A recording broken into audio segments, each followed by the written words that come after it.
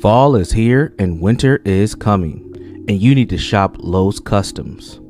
For the ladies, there's stunning designs and colors. For the men, Lowe can make something manly to keep your insecurities in check. But wait, there's more. For you simps, there's a special simp edition, where Lowe will roll around in it, blow smoke from the finest Southern Eastern American marijuana. She'll even rub her pretty feet all over it just for you. So what are you waiting for? Shop Lowe's Customs now, exclusively on the John Galt Urban Landlord channel.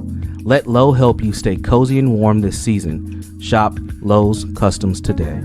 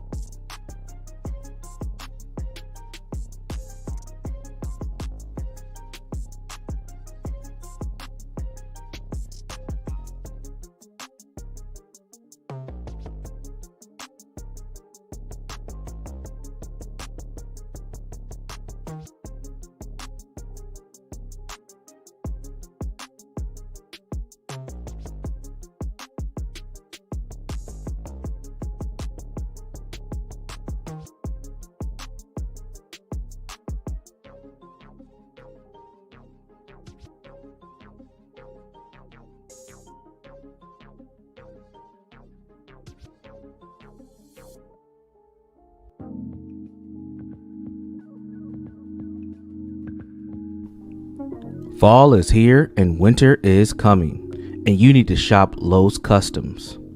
For the ladies, there's stunning designs and colors. For the men, Lowe can make something manly to keep your insecurities in check. But wait, there's more. For you simps, there's a special simp edition, where Lowe will roll around in it, blow smoke from the finest Southern Eastern American marijuana. She'll even rub her pretty feet all over it just for you. So what are you waiting for? Shop Lowe's Customs now, exclusively on the John Galt Urban Landlord channel. Let Lowe help you stay cozy and warm this season. Shop Lowe's Customs today.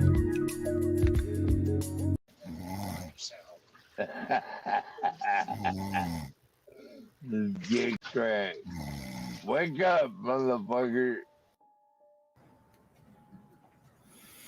Hey, what's up?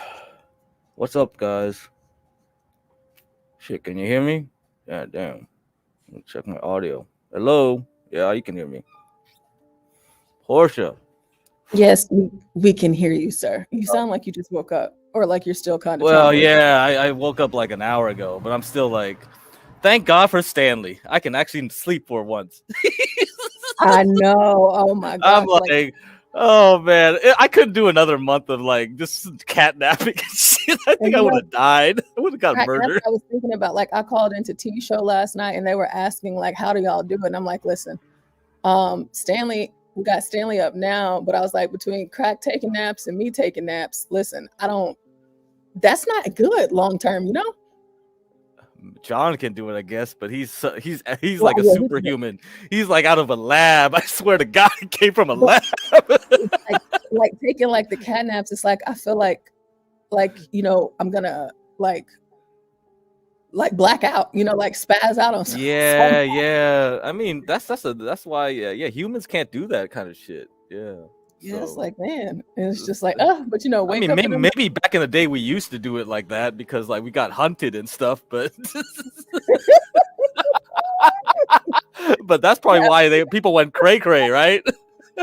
Yeah, because it's just like because I sleep with my MacBook right next to me, and then I have my AirPod in my ear. Oh my lord! Like, whenever I would take a nap and I wake up, it's because Snake Like is screaming. Dennison did yesterday. Did you hear Dennison? Like he started talking again, but it He sounded did like he was talking to a woman.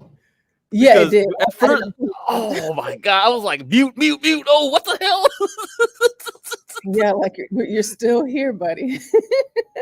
It's just like I'll just hear screaming, and then like it'll wake me up, and I'm like, oh shoot, what is going on? Like the other day, I think it was, I heard "Be Brave" screaming, and I thought I was dreaming. Oh yeah, Be Brave. You can't sleep with Be Brave talking. And Like he's an anti-Clue Channel. Oh my god! Like that woke me all the way up because I was knocked out, and I was like, I really thought I was dreaming. And I'm like, man, I need to stop falling asleep with this stuff in my ear. It's gonna give me crazy thoughts. Yeah. Jesus. John Malkovich. What was that? John Malkovich's head, or what was that movie called? Inside Be Brave's brain. Like we would all be insane. I tell you what. Good morning, Virgo. Happy birthday, Mom. Hey, yeah, the whole month. People. Why are you still awake? Thank You were up yesterday. Go back. No, I did fall asleep. I did fall asleep. Okay, cool. Because I was checking in last night from time to time. I had to bring you on with the Wale, and you were like, "Who brought us on?" I was like, "Dude, nobody's controlling this thing right now. What's going on here?" Right, I know. I was talking with oh, that was a great conversation with Duale. Oh, that's good. No, not too much. Because Ava had her like debate practice yesterday or something. Okay. Crack. With that being said, are you going to? Because tomorrow is karaoke night. So. Oh, cool. We're doing. Is it tomorrow? Hold up. Are we hitting Friday already? Yeah. We went through a week. See how fast it goes. Oh my goodness. So, Crack. I wanted to ask you. I know that we're doing like politics. I mean, there's so much stuff to talk about, and I have a few things to bring to you guys today also. However, I am invested, okay, and I want to know what's going on. So are you going to give us an update on the whole Ava situation? Oh yeah, so apparently there's something behind the scenes, I swear to God, because they're pumping her up. They're like, oh, you can debate Andrew Wilson, you can debate, because like she already has she's gonna go back to whatever, and she's gonna go to Andrew too at the same time on the Crucible. So someone's trying to pump her up, because like once she got over 1,000 subs, she's getting hella more subs right now. Yeah. It's going crazy. Maybe because OPC I've seen Don, it too. right? It's huge. You see OPC Don, right? Like he was the ex pay pig of Grace, and man, he keeps saying like, oh, once I'm done, I'm out. Once I drop her DMs, I'm out. This and that. He's still hanging around. He's going to their Discords. He's trying to do anything to pump anybody up to go against Grace or something, or piss her off. I don't know what's going on. This is insanity. I remember. I think he was over here earlier a couple of streams ago. Really? She was probably like over here like last week, telling us to like do subscriber only mode and this and that. That's why I was telling you that, Portia. Because he did that. He did it. He did it that's what she's doing, and like it's working for her for now because she got over 1,000. Yeah, we probably should implement that once we hit critical mass.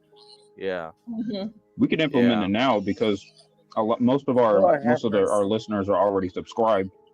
Well, Rosgirl wasn't subscribed, so a lot of people are lazy. Actually, he's right. Yeah, no, I said most. Yeah, most. Yeah. But a lot of people, some people, they just come in and check it out. But like, we had a lot of people from the debate, and then we got more again. Yeah, last night it was amazing.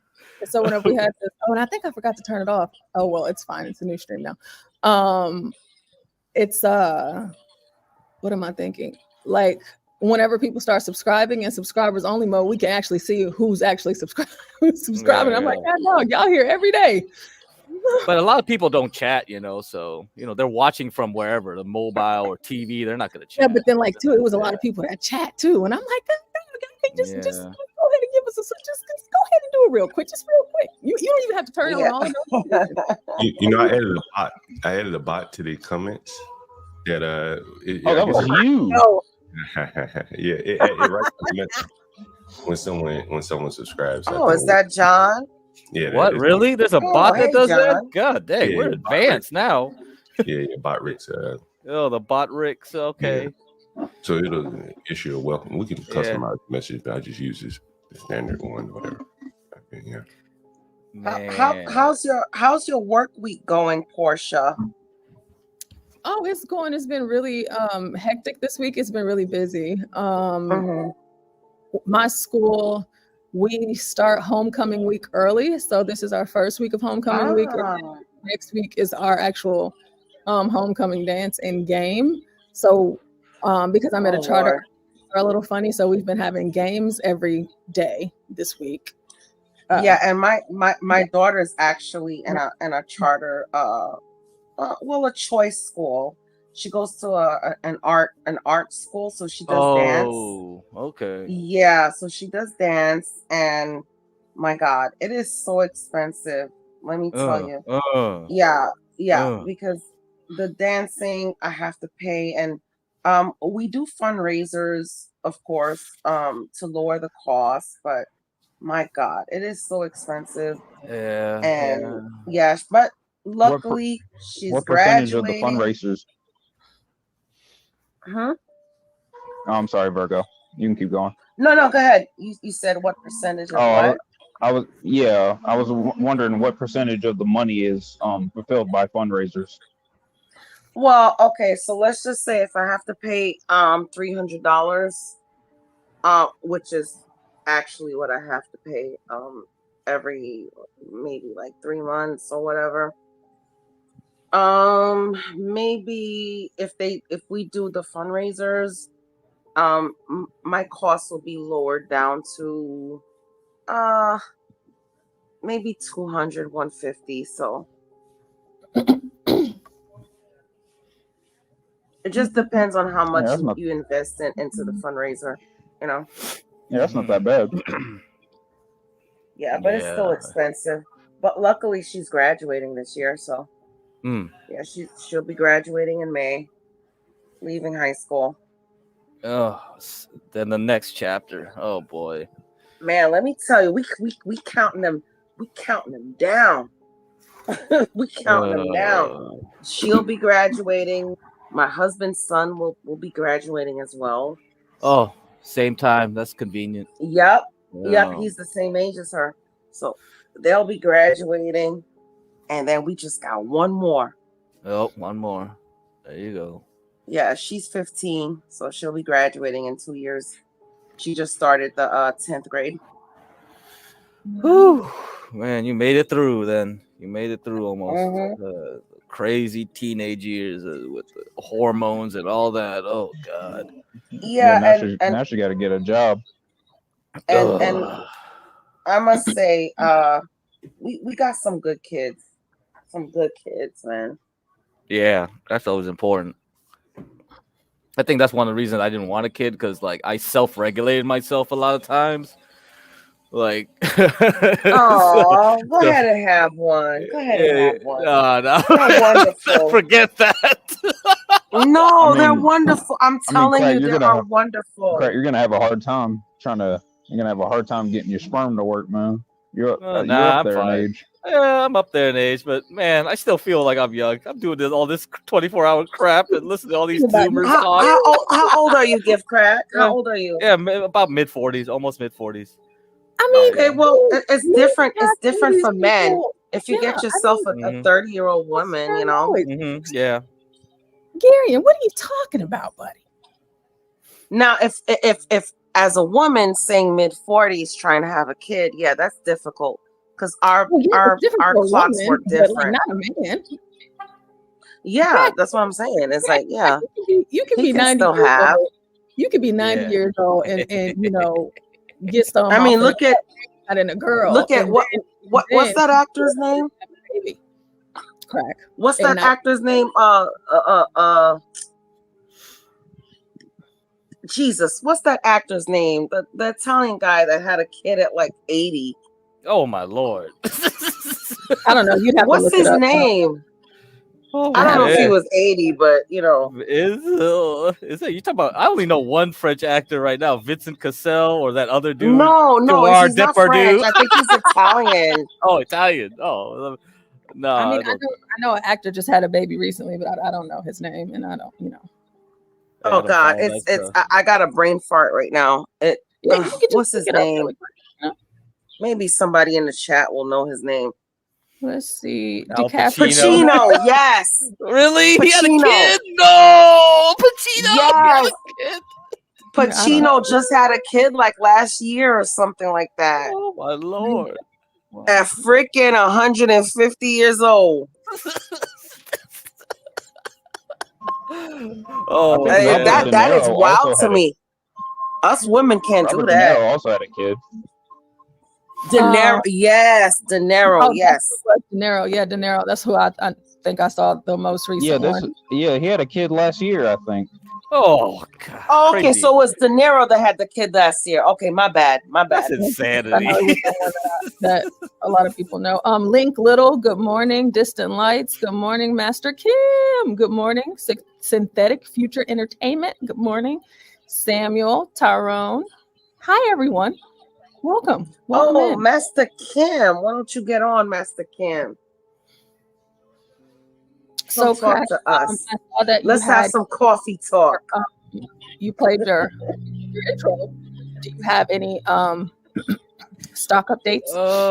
Yeah, people were talking about the inflation numbers yesterday. Let me go over some of that stuff. Yeah, let me see. I heard some goofy shit about interest rates going up again. You know what? I don't know if that's true or not. Yeah, it kind of did. But the stock market didn't care. It went back up, so I made my money. By the time you finish, Crack, I'm gonna have something pulled up that I actually wanted you to see. Okay. Cool. We're talking about the stock rates and how it's really hurting the economy. Just based off of the results from the or the reactions. I don't know the language. You know, you and HB and you others, y'all know the right words, but how whatever happened with the market after the debate. So I'll show that after. Oh, okay, cool. Yeah. Yeah, you reminded me something too. Let me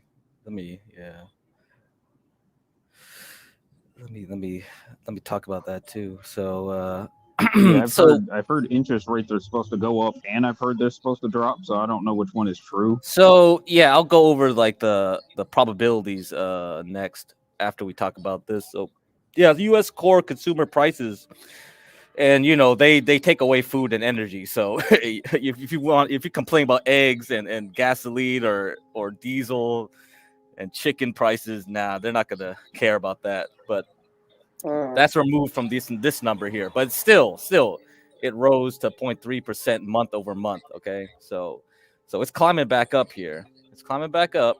We see that from the previous in August, slightly above the 0.2 they expected. And let's see, a lot of it is from transportation services, 0.9% versus 0.4%. So maybe your Uber is going up.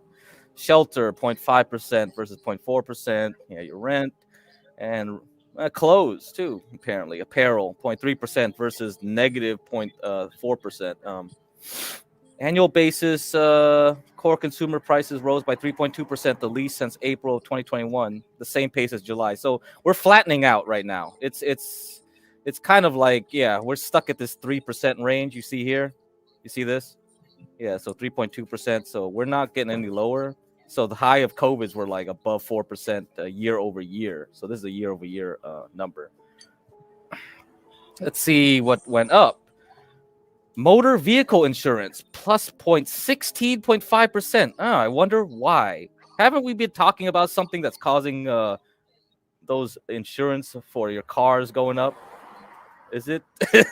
Like, I think we've been covering that quite a bit. I think you guys can figure out what's going on. Shelter index rose 5.2%. Well, that's not good. Medical care 3%, recreation 1.6%, education 3.1%. So there's a lot of things that are not going down. Okay, and raising interest rates or keeping them high probably won't do much damage for some of these things. that was kind of my contention. Now the other thing is oil. Now the summer's over. People are not doing much vacationing anymore, right? So right now we're seeing oil not being consumed as much. So that's why yesterday crude WTI crude went to like about $66 a barrel. So Ryan, if you were shorting oil, you said you were expecting $66 a barrel. You won, Ryan. We got hit those prices yesterday. Well, it's vacation time all year round in Florida, to be honest with you. Yeah, you guys always got vacation. Oh man, you guys got the Disney World. You got everything. Yeah, it is vacation time all year round here.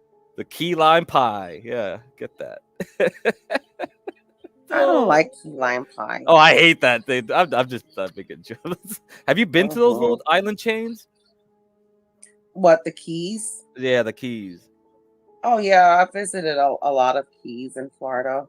Is it worth not just Key West, but there's other Keys. It's beautiful. But the most beautiful place that I've ever visited in Florida was St. Augustine. Okay. Yeah, it's actually one of the oldest towns. It is, right? It has more history Florida, than yeah. The oldest towns, and it is actually also a ghost town. Oh, nobody's there? Yeah. Or there's real ghosts. Spooky. Yeah. Okay. It is a ghost town. So, but anyway, back to what you were saying. Yeah, let me put up another one. Let's look at what the market thinks interest rates will be. So, Gary, this answers your question. So, the next meeting is on Wednesday, all right? Next week, September 18th. We have an 85% chance of a 24.5% cut now.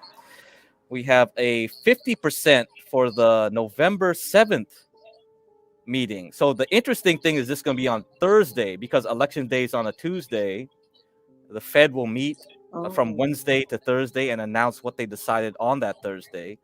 And we have a 50% chance of a 0.5% cut. Because you see here, it's like about 47%, 0.5% and a 45.6% you see here. Yeah, so I'm just going to say it's about 50-50, We get a 2.25% cuts.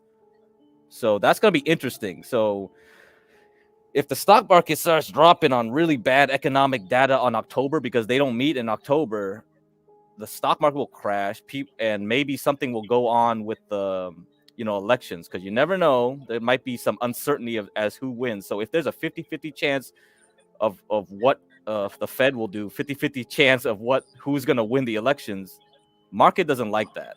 Market wants certainty. They don't really care who wins. At least they know who's going to win, right? So if they don't know who's going to win, people are just going to buy and sell things because they don't know what's going to happen. So that's going to be something interesting to see. And same thing with the Fed, right? If the data comes in kind of like mixed and people don't know what they're going to actually do, yeah, you're going to see volatility.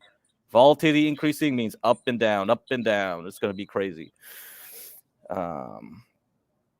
Anyway, let's see what else.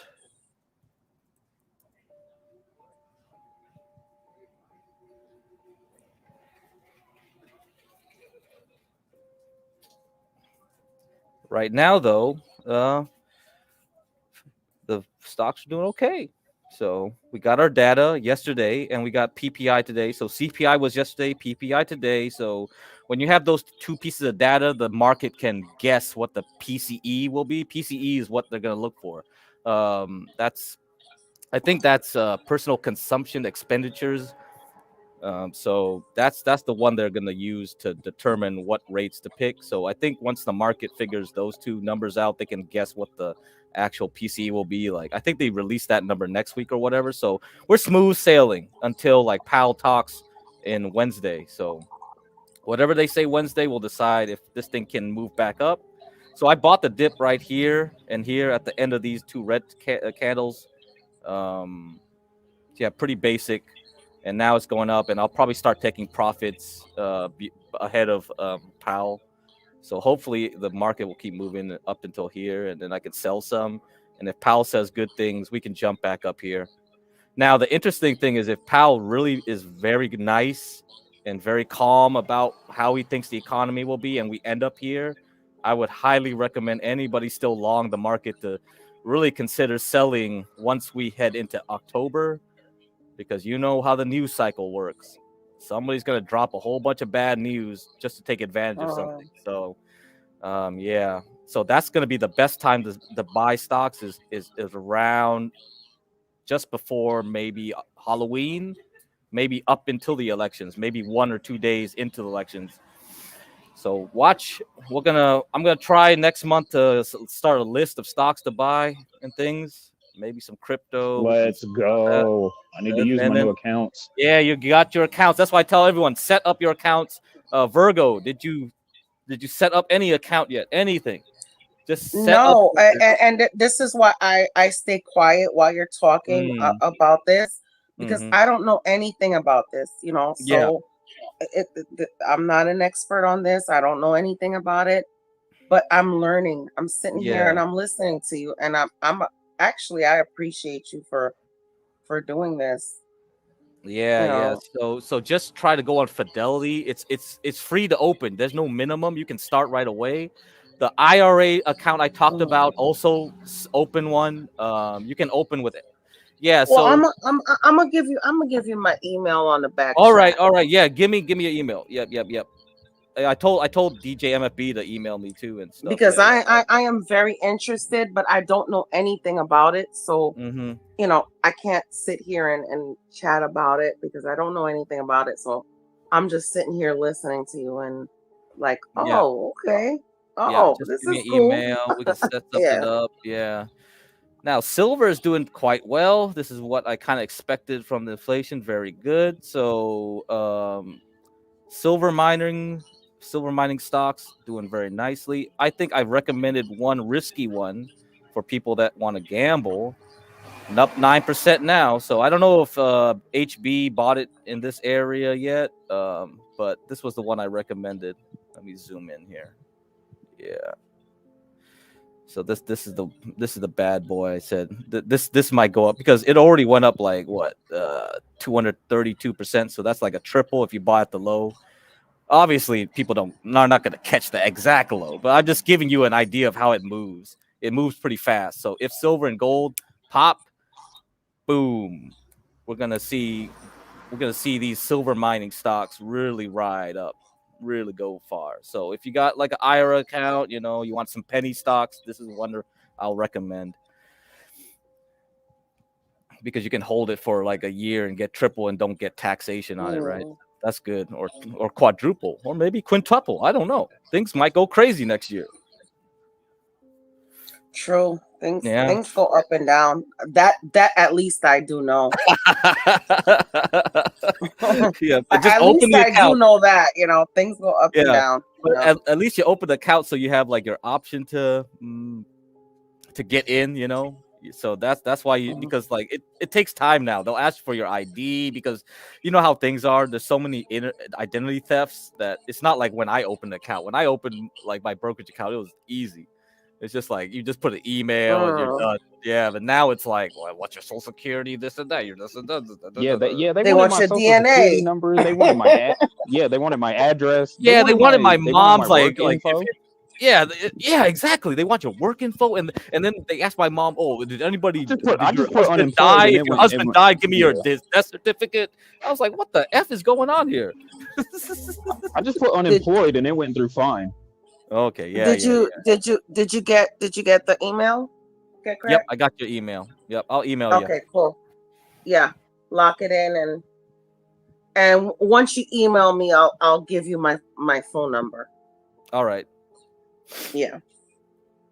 Because even my husband was saying the same thing. He was like, you know, we're interested in. Yeah, it's good to start early, you know, as early as possible. I wish I didn't know so many people didn't know, like Lindy Lou opened her account. Like, oh man, this, like, they don't teach this in school. And I keep complaining to my mom. I'm like, you know, like basic stuff should be taught in school like this. Just very my basic. husband says the same thing. he says the Ryan same was thing. saying It's like, people don't understand how loans work anymore, and this is why people charge up their credit card. They don't really or basic finance, basic economics. They don't teach that in school. I'm so glad I took an extra course on this crap, man. Oh, they had They did have this stuff in college. Yeah, they had this stuff they had finance 101 in college. Yeah, but that's in college. That's in college. I'm talking about like high school. I'm talking about like middle school. I'm talking, like stuff like that. You should teach. I was going to say, Virgo, they're never going to put that stuff in. They're never. Ryan and I were thinking like, it's done on purpose. It's like they want to keep you dumb. It's like, how would they make money? The closest thing they want to keep you retarded. The closest thing we had to money management was that it was like a fake bank experiment where you had like fake currency for a specific class, and you gained more money based on your grade, and you could buy stuff like toys and crap. This was in middle school. Oh yeah. We had this thing in New York called Summer Youth Program, which was a program where Bobcat Bills. Bobcat Bill. It was the name of our program where you can work. And I was working since I was 14, and I learned how to, save my money to like, I had to buy tokens to take the train and the bus to work, and I had to budget. I had to learn, hey, maybe I can't buy lunch every day or whatever, stuff like that. And then when school came around, since I was working, my parents made me say, say, hey, you were working. You can buy some of your school clothes. We'll buy you some things, but you can buy some of your school clothes. So maybe at 14, I didn't understand it and I wasted my money on junk. But after that, I got to learn, and I think those kind of things are great for kids, Yeah. Budgeting. Yeah, that's something. Yeah. Man, even like hard. Stuff. People used to have home ec and woodworking and things like that. Those things are gone. Oh too, yeah. Oh yeah. I learned how to sew in school. We did cooking classes. They had home ec. Yeah, home education. Yeah, you're too young for Yeah, that now. I never had that in my school. I remember making a toolbox out of wood. And home ec. Yeah. Very useful. Hey, sewing is so useful. Like this guy came out of prison and he was just started talking to me, and it was like, I was the only one that knew how to sew. And then he was like suturing things for people, and I was like, oh shit. It's like, damn. You can make good money. I remember sewing my Barbies clothes. I made clothes for my Barbies. Yeah. I mean, guys, for my Barbies. Hey guys, because of home ec, you guys gotta learn how to sew, guys. Maybe we should have a sewing class. Yeah, we should have a sewing session. No, we got Ava. Ava knows how to knit. Maybe she can sew. We could have sewing with Ava. Yes. Like 1 hour of sewing with Ava. I was going to say I can call my grandma. She's real good at sewing. She used to make clothes for us as a kid. Cool. And me and Stanley could do a cooking show. Okay, Portia, you got something for us to discuss. Let's do it. Before the bell rings. Your bell rings. Never mind. There she go. Oh, actually, I was. Let me see. I think the bell is actually getting ready to ring. Let me see. It is. Yeah, I see 7:30 coming up. I'm like, is the bell gonna ring? Yeah, I know. And sometimes because we work on a schedule that's A through D, so we have A week, B week, C week, D week, and then we have different block schedules. And it's very hard to keep up with complicated. Yeah. Yeah, it's because that's how my daughter's school is too. Yeah. At my school, we are we have elementary, but I'm in the secondary building. So between 6th grade all the way up to 12th grade, we have different days that we do different classes. So some people might ask questions like, well, Portia, you say that you teach all of these different subjects. How? Well, that's how, because we have blocks, so they don't go to the same class every day, sort of thing. But yeah, the bell is not, I have enough time to play this before the bell does ring though. So this is on CNBC. And I didn't have enough time to find the actual cut. So this is from Black Conservative Perspective, fair use. We're using this for educational purposes. However, they're talking about the value and all of these other numbers that I know that you know more than I do. And this guy that's a host on this show completely loses it. So let's see. The problem. That's what the moderators, they never drill down. Young people, I feel so sorry for you. Really, I do. There's an economic dishonesty going on here. Let me just ask then, since we're on the topic, Rick, how you feel about tariffs? You know how I feel about tariffs? It's a bargaining chip. And many of the tariffs with China are still on. Once again, the moderators don't drill down on the two aspects of tariffs, but they do drill down on other areas that make no economic sense whatsoever. But you don't think the tariffs raise prices? Just as a mathematical economic... Listen, prices are going up no matter what, Andrew. Whether you do it on the tax side, whether you do it on the tariff side, our policies are silly. We can't be Santa Claus. But all those programs aren't policies, they're promises that never get by Congress, and each one of them has a cost we can't afford because we've done this before. When you prepay and you make policies that don't make economic sense, you may think you're getting a benefit. Look at what we learned yesterday. Finally, wages reach 2019, but it doesn't reflect how much they've gone up since 2019. If you're out there and you're a young person, study up. Study up. All these superstars that made recommendations in such a timely fashion yesterday, maybe they don't feel the pain of what's going on, but I feel bad that they can't buy houses and insurance. You think these prices of insurance are going to go down, Andrew? You think people in Florida that could barely hold on to their homes could afford 300% increases in their insurance? Amen. There is no question about that. It's a very true statement. Right. So why don't we talk about it? Why don't we talk about it? He's angry. Well, then there's other issues around climate issues and other things that are affecting things in Florida. What issues did you learn last night? It's a longer conversation, Rick. The vice president's smart and she could memorize that Trump takes the bait, but the ABC people were like a turkey shoot.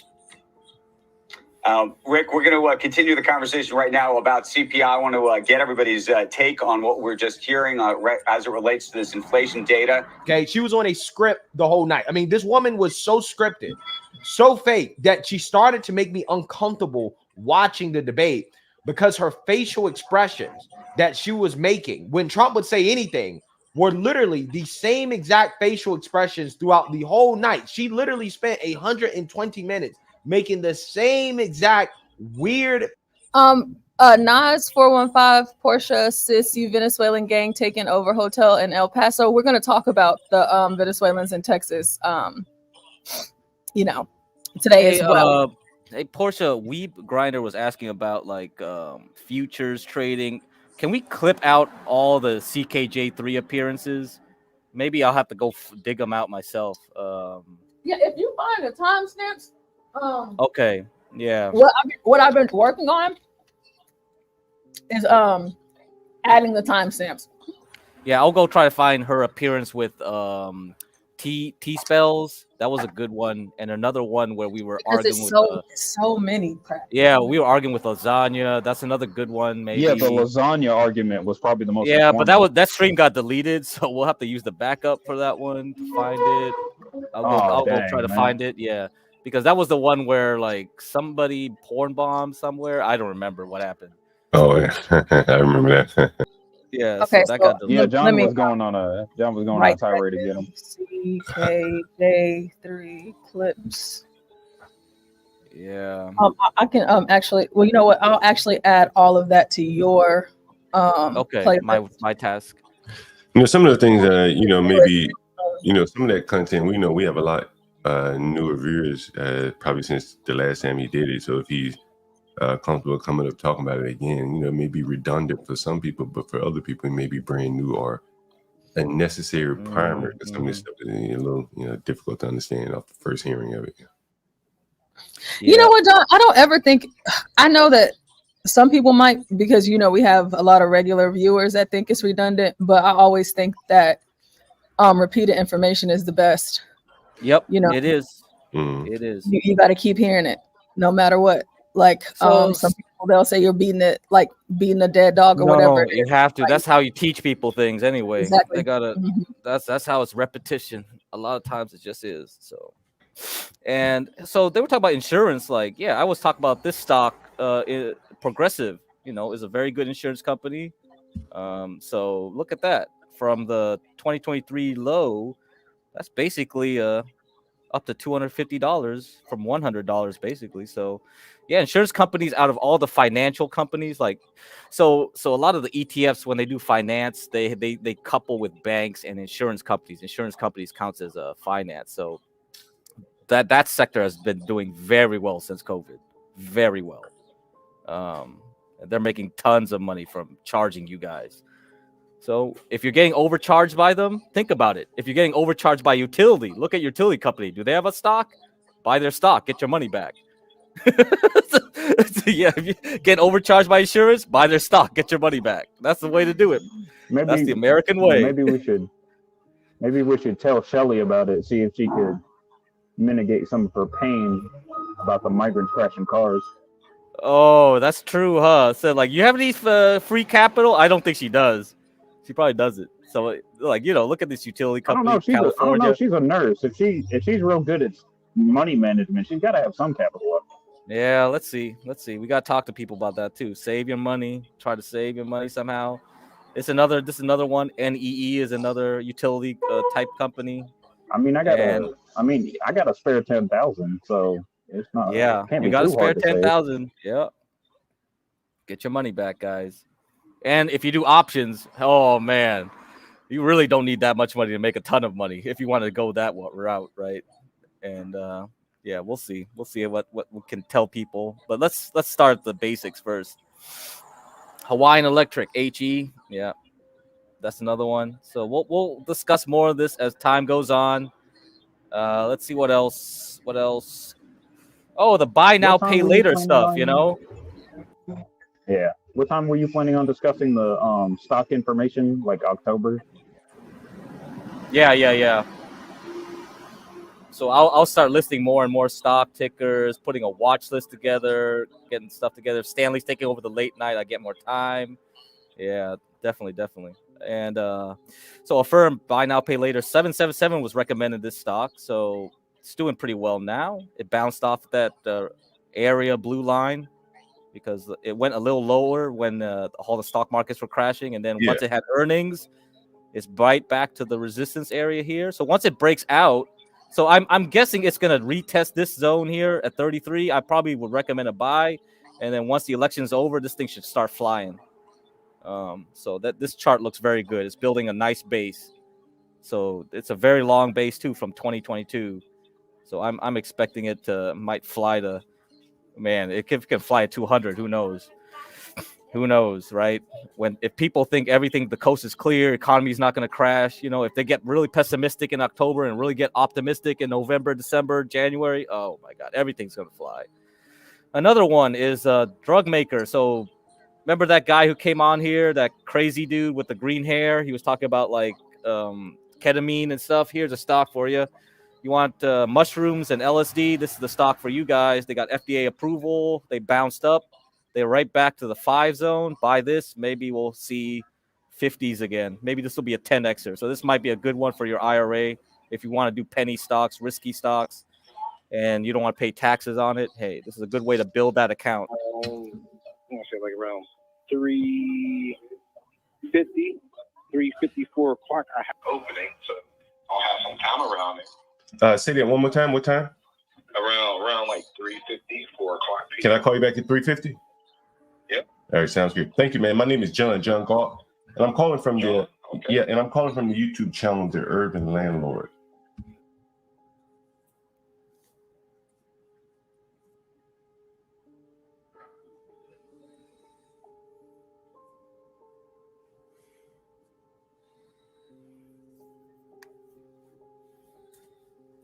Clue Channel, I don't know who you're talking about. Snot-nosed kid who called you mama. I don't know who that was. Sorry about that. I should have been on mute, guys. Sorry about that. Oh, so yeah. Talking about A student that walked into my class once. Oh, all right. While I was up here. Mama? She called you mama? All right. Yeah, you have some of those. You have some of those. Good Lord. Yep. And it's just like, hey, what can you do? Some of their moms aren't the best. So wow. Scary. Yeah. That's kind of scary, actually. Yeah, you learn a lot. You learn a lot about parents and the way that they parent. So, John, you're going to be calling people in this place. Is it Charleroi? I don't know. Charleroi. It's like Charleroi or something. I just got off the phone with the guy. He said 4:00 is a better time for him. But he definitely wanted to come in about the Haitians coming into his town, another small town in Pennsylvania this time. I think it's right outside of Pittsburgh, maybe. I'm not sure. But anyway, they're having the same old thing, car crashes and, migrants doing their Haitian migrants doing their Haitian migrant thing. So here's a guy that is seemingly open to talk. So we're going to talk to him about 4:00. Awesome. Any other interviews, John? You got anything else put on the... Yeah, I was going to say, are you still planning on calling businesses as well? Just like last time? Well, this is one guy I just called, and so he's open to it. Maybe we call some more because they're thinking about putting up Creole signs, their stop signs and things like that. Wow. you got everything. I knew it. You're going to have Creole billboards by the end of the daggone month. Yeah, we should advertise the urban landlord in Creole. Yeah, we're gonna have the Haitian driving equivalent of "Don't Poo in the Loo," man. Mm-hmm. But they are having pee in the loo. Yeah, y'all are just evil. Y'all are just evil. Yeah, I know. Sorry, Virgo. We're all evil here.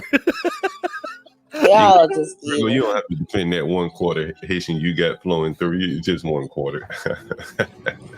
I know it is, but it's still strong. Let me tell you. Yeah, I was going to say black genes be dominant, man. You don't even know.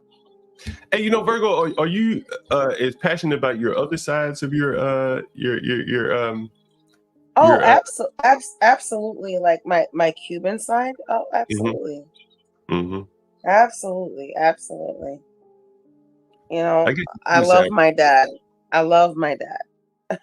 The Cuban side probably isn't as maligned as the Haitian side, though.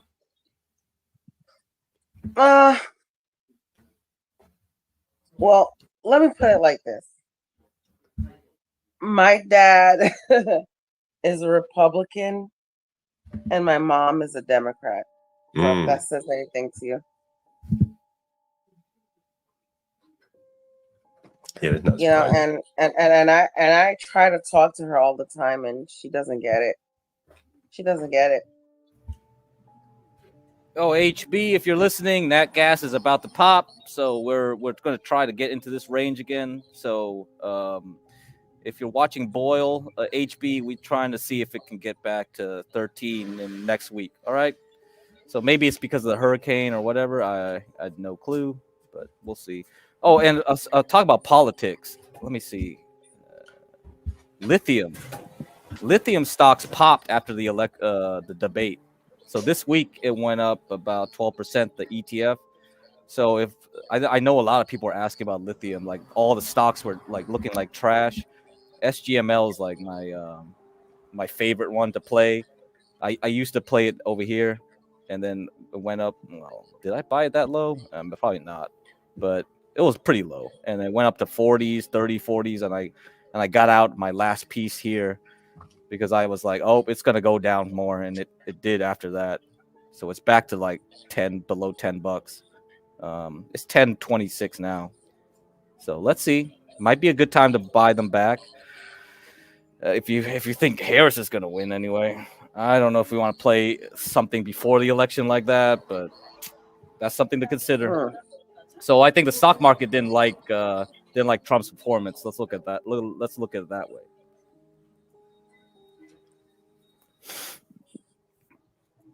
I think weed stocks were another thing too. see. That's People why we talking gotta about get out there and vote. We gotta get out there and vote. yeah, it's tough. I think it was better like he didn't do a debate. Yeah, probably. Everybody knows where everyone stands. It's just like, yeah, now it's. Yeah, going 470. Did y'all see where she's her campaign has requested a second debate now? Really? Oh, yep, really? Lord. Yeah, I've heard. Yeah, Portia, I've heard about that. Has anything actually been confirmed? A second debate for what? Get that. It's confirmed that they've made the request, but Trump said he'll think about it. I don't think he should do it. And if he did do it, it should be like Elon Musk or News Nation. It can't be another lefty biased debate like it was this week. I don't think she should do it. I mean, she got everything she needed out of that debate. Why risk it with another one? Right? Why let him point out? She's requested. Yeah, I don't understand it. I don't understand it. Yeah. My biggest fear is her winning. To be honest with you, that is my biggest fear right there. I mean, the interview yesterday made it sound like she thought like the whole Springfield was going to vote against. But, based on the phone calls we got, like people are like, oh, I don't know what's going on. This and that. Are they lying or what? It's like that's why it's hard to know even if it's not true, it's still funny as hell, right? Yeah, I'm so confused. It's like I think we're still kind of like, is this over exaggerated? Is everything like I think it is hyperbolic, but here's the thing. Haitians practice voodoo. Some of those videos, that's the thing. Mm-hmm. They practice voodoo, and I think a lot of these cats and dogs and pets are being used as sacrifices. Which it doesn't make it any better. I'm not saying that it makes it better, but I think that's what it is. Mm-hmm. Do you think it would be better if they were eating the dogs and cats and geese or whatever, or sacrificing them? Which would be probably it would be better that if they were eating them because they were hungry than to sacrifice them. Yeah. Yeah, I think that would be easier to swallow. No pun intended.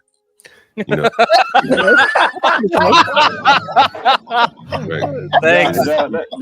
Thanks, John. He completely meant John. He meant that. If they just said we're hungry, man, we out here willing to work. Yeah, we're hungry. We didn't know the we're rules. destitute. We need some food.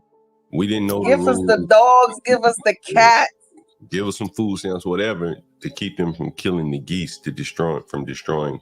Exactly, and that's what I'm saying. It's like, why would people come here to kill dogs and cats? So, John, you think food stamps is a return when they're giving them so much money and food stamps? Well, the thing is, doesn't make any sense. I tell you guys all the time, people call me, see me on the street, whatever, and they offer me food stamps. And so I think that, there's so much free food in America.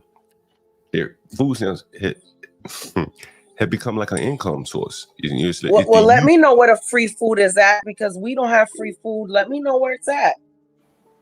Please, let me know where it's at. Maybe Florida doesn't have it. Yeah, because we do. Yeah, San Francisco, definitely. LA has it. Yeah, I guarantee you, Florida has it. There are enough. Most liberal places, Cubans and Venezuelans down there, that they're giving out free food.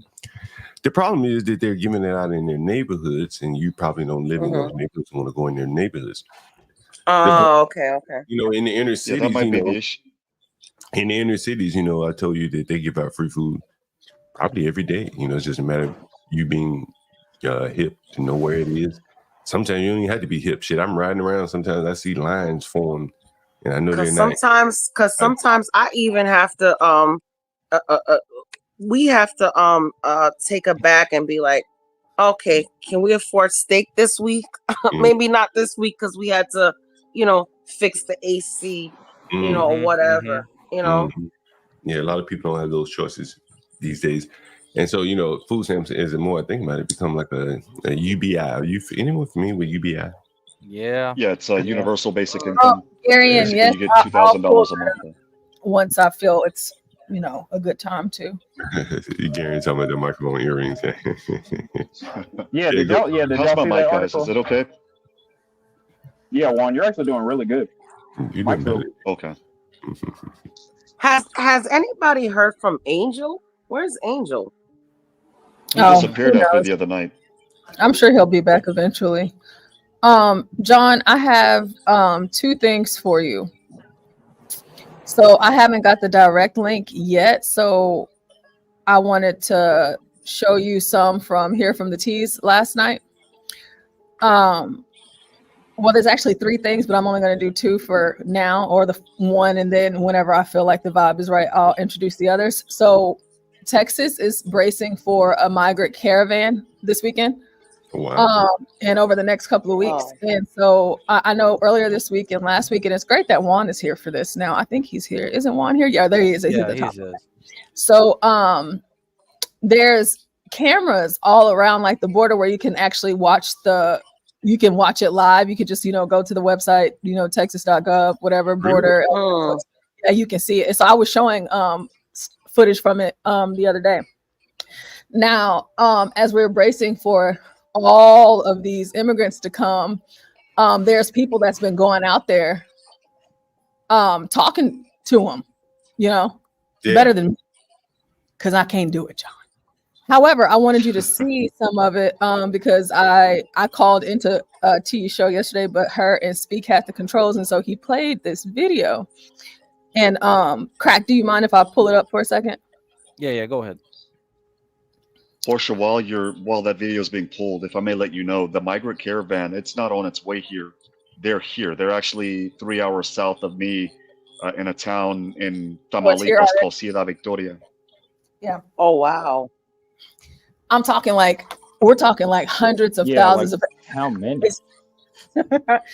It's so many, right? And so it's crazy because I made this comment yesterday, I believe. Oh, I didn't say it over here. I said it on T's. I was saying I'm glad that the rest of America is Texas, or is becoming Texas, because this the border thing and the illegal immigrants, that's a Texas issue. Why can't Texas just deal with it? Why can't they just tolerate it? Why can't Texas?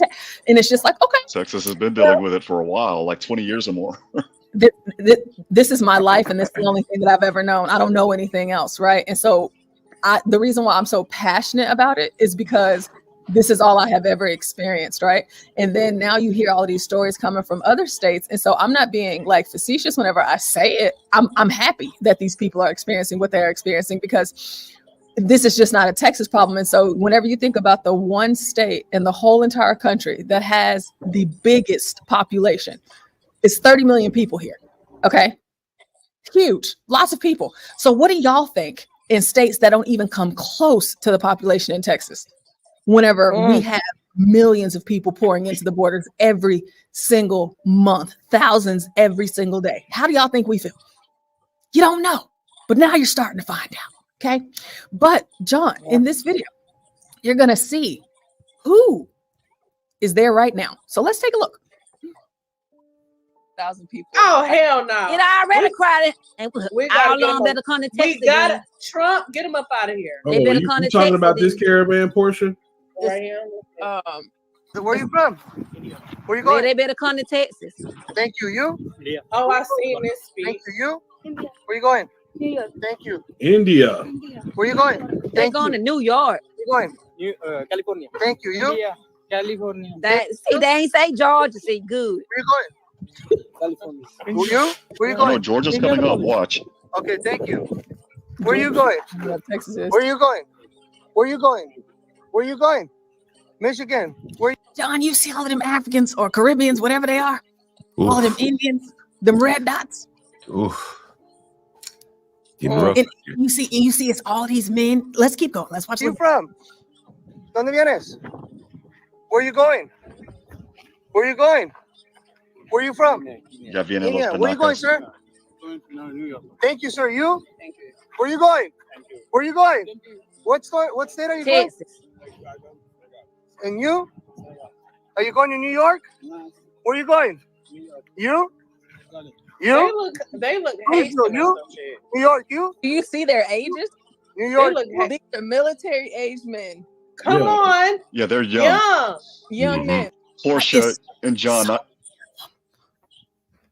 not to interrupt you guys, but like I keep telling you guys, they are built different, and these people are seeing what I saw every month. I kept saying it. I know that I'm saying it till I blew in the face, and people are like, "Okay, Pacheco, this shit's getting old," but they're built different. You guys are seeing that they're built different, and again, they're going to scrap against us, and they're already starting to in certain areas. I think in Ohio, near a certain channel's hometown, they already started yesterday, according to news reports.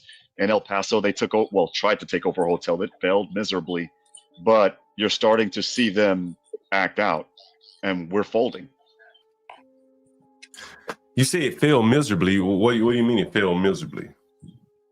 Well, the El Paso County Sheriff went in there and shut it down.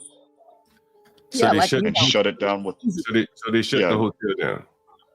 No, they shut down that attempted takeover. But is the hotel still open? Yeah, the hotel is still open. They have, John, here's the thing. We have a saying in Texas, don't mess with Texas, and we have that saying for a reason. Mm-hmm. Well, it looks like they mess with it. And, there's something. And that's the thing, John. They'll try. It's, you F around and then you find out swiftly. Mm-hmm. I even read that they were messing around with the gas lines down there, that the oil companies have had to issue alerts. Well, to be fair, they've been doing that ever since 2010. The cartels, the Gulf cartel where I'm at, and the Northeastern cartel, which is about 4.5 hours west of me, they've all been doing that. What they'll do is they'll tap into the gas line, steal the gas, and then resell it back to you. Yeah, that's pretty slick. That's pretty slick. I told the story over here a few times about whenever I was in South Carolina for the summer last year, and how they stole my water, not just mine, but everybody's. And they're connecting their hoses to our water spics, and my water bill was like $1,000, and I wasn't even there. There are so many things. I mean, countless, endless things. So many stories that Texans could tell you just right off the top, and people will look at you like you're crazy or like you're lying. And it's just like, no, I'm serious. Have you ever been in a hit and run before? Anybody on the panel? Have you ever been in a hit and run? Yeah, I've heard of people. I have not, Portia, but I can tell you that when I was with my daughter's mother, the insurance premiums that we had to pay for full coverage is about 40% more than what you would have to pay, because almost 30% of the people in the Rio Grande Valley have no insurance because they're not here with the proper documents to have a license. So imagine being involved in a hit and run in a state like Texas, right? Where you have a lot of people that aren't supposed to be here. Well, typically the way that you guys understand a hit and run is a car that hits you, okay? And then they drive off in that car. Well, in Texas, it's very literal. They'll hit you and then they'll get out of the car and they'll run on foot. And they'll actually get away. That's the funny part. They'll actually get away. They will hit your car, and I'm not lying to y'all. They will hit you and tear your stuff up. This happened to me earlier last year, and this is not the first time. However, they'll hit your car and they'll get out and run on foot, and God knows where they go. They move so fast, they don't get caught. We don't know. They just take off running, and they leave the car. And then here you are just left with a car that's running, and some illegals that just took off running. And you can't say, well, just run their plates and you'll find them with the plates. No, because the plates 9 times out of 10 are either stolen or dealer plates. Yeah. So, you're not catching them in that sense. But here's how bad it is down here, John. And Portia, I think you would be able to agree with me. It's so bad that the undocumented Mexican citizens that are on either deferred action or that are even here illegally, that are just, working, they're even like, you know what? I'm convincing my spouse to vote for Trump, or I'm convincing my kids to vote for Trump. This shit's got to stop. That's how bad it is. So that down here. So the illegals for Trump meme is real? Daggone? Literally came to reality. Absolutely.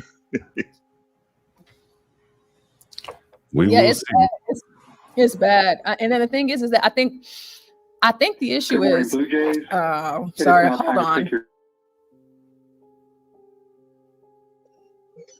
Okay, sorry. Overcome. Okay, so basically, I feel like, and Juan, you may be able to agree or disagree. I feel like in Texas, they don't talk about it as much because it's the norm for us.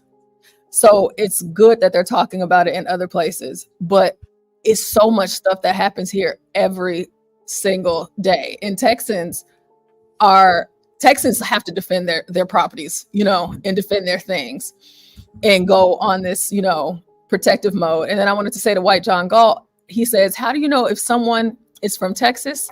They will tell you constantly. And that is the great thing about being a Texan, because we're very proud people. We will always make sure that, you know, hold the state, hold the nation. However, I'm glad that, John, you've been really looking into this stuff and bringing it to our attention and making these phone calls and doing this sort of thing, because a state our size who has been crying out, essentially, it's almost like we go unheard. But now it's starting to get some traction just because of what's happening in other states.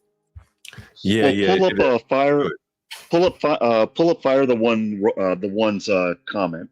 He said, and what he says is literally indicative of what we're seeing here in Texas as well. He says, "I'm Mexican in Arizona. Mexicans have been humble. Yes, ain't that the truth? And they're some of the hardest working people that I have ever met. The Venezuelans are mad aggressive. We saw that here in Texas, and rude. Saw that in Houston.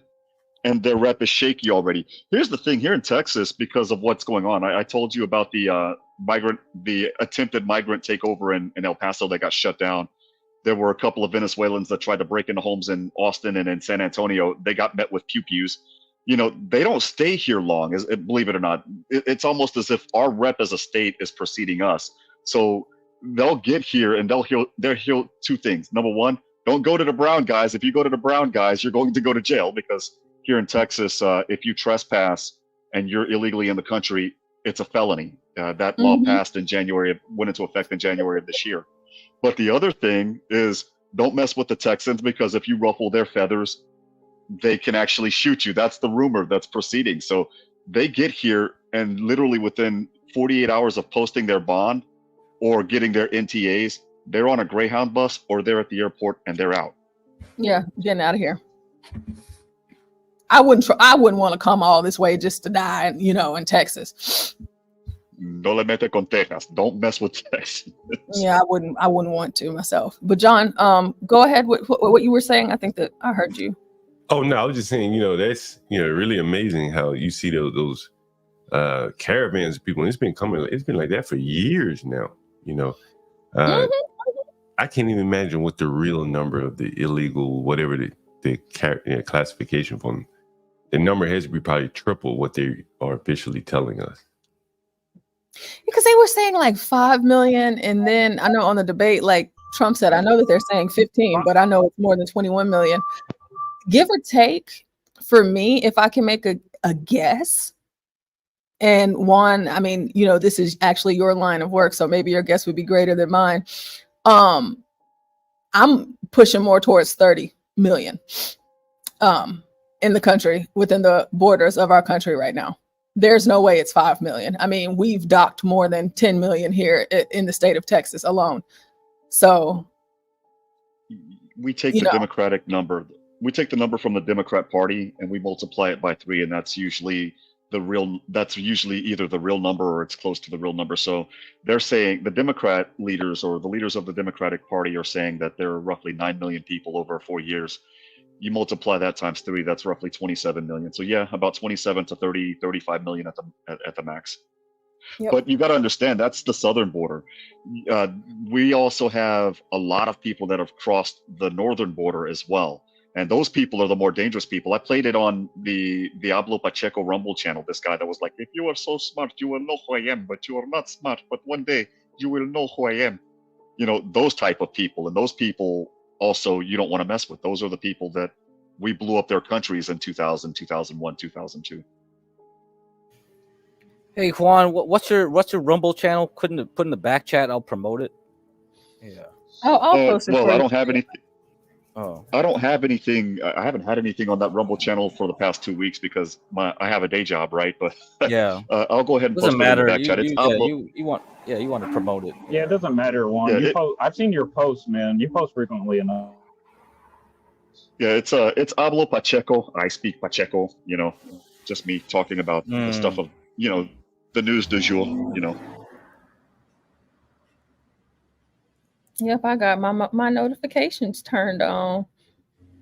Whenever one goes live, let's see. Share. So on the screen, you guys are looking at what happened in Texas. Please follow Juan. Okay, so county denies Trinidad gang takeover at El Paso hotel. Residents must evacuate. So, here's some photos. Can y'all see this? Okay. Yeah, I can see it. Yeah, I can see it. The people in the chat, can you see it? I hope so. All right, so photos from a lawsuit filed by the El Paso County Attorney's Office allegedly showing criminal activity at the Gateway Hotel in downtown El Paso. The alleged crimes include gang activities by the Can you say that for me, Juan? Tren del Agua. You can just say Aragua train. El Tren del Agua. Tren del Agua. Yeah, no, I ain't got it. Tren del Agua. Yeah. Just say the Aragua train is what it's translated to. El Tren del Agua. So look, you see here, let me see if I can get closer on that. I don't see, in this instance, you don't know if this is a good thing or a bad thing. Okay, looks like he's dancing. Doesn't this look like a nice dance, maybe? Who knows? He didn't like dancing with the woman. That's why he chose that dude. I mean. It didn't kick me. This is why I try not to zoom in whenever I'm doing this. Let's see. Okay. And then we have just different images of, this hotel and these people in this hotel. Look, it's a kid riding a bike in the hallway, inside, indoors. Looks filthy. Just looks filthy. Oh, these people. Okay, let me go back to the article. Uh-oh. Let me refresh here. Okay. I need to get what the ad block thing. Yeah. All right. So El Paso's Gateway Hotel was temporarily shut down by a state judge after the hotel owner was accused by the El Paso County's Attorney's Office of illegally operating the hotel and allowing criminal activity, including housing members of the Trinidad gang.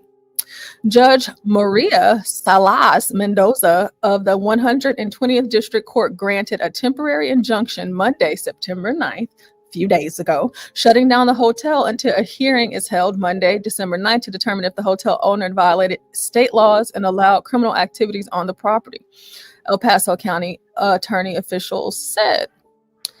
The attorney's office filed a lawsuit August 27th alleging that the owner of the Gateway Hotel was operating without a valid certificate of occupancy since 2018. The police department has received 693 police calls for service related to criminal activities, including assaults, gang involvement, and suspected prostitution, the lawsuit states, which explains that picture of that guy having that girl bent over in the hall like that, because he wanted that. And maybe he paid for it, or maybe he didn't. Maybe he took it. We don't know.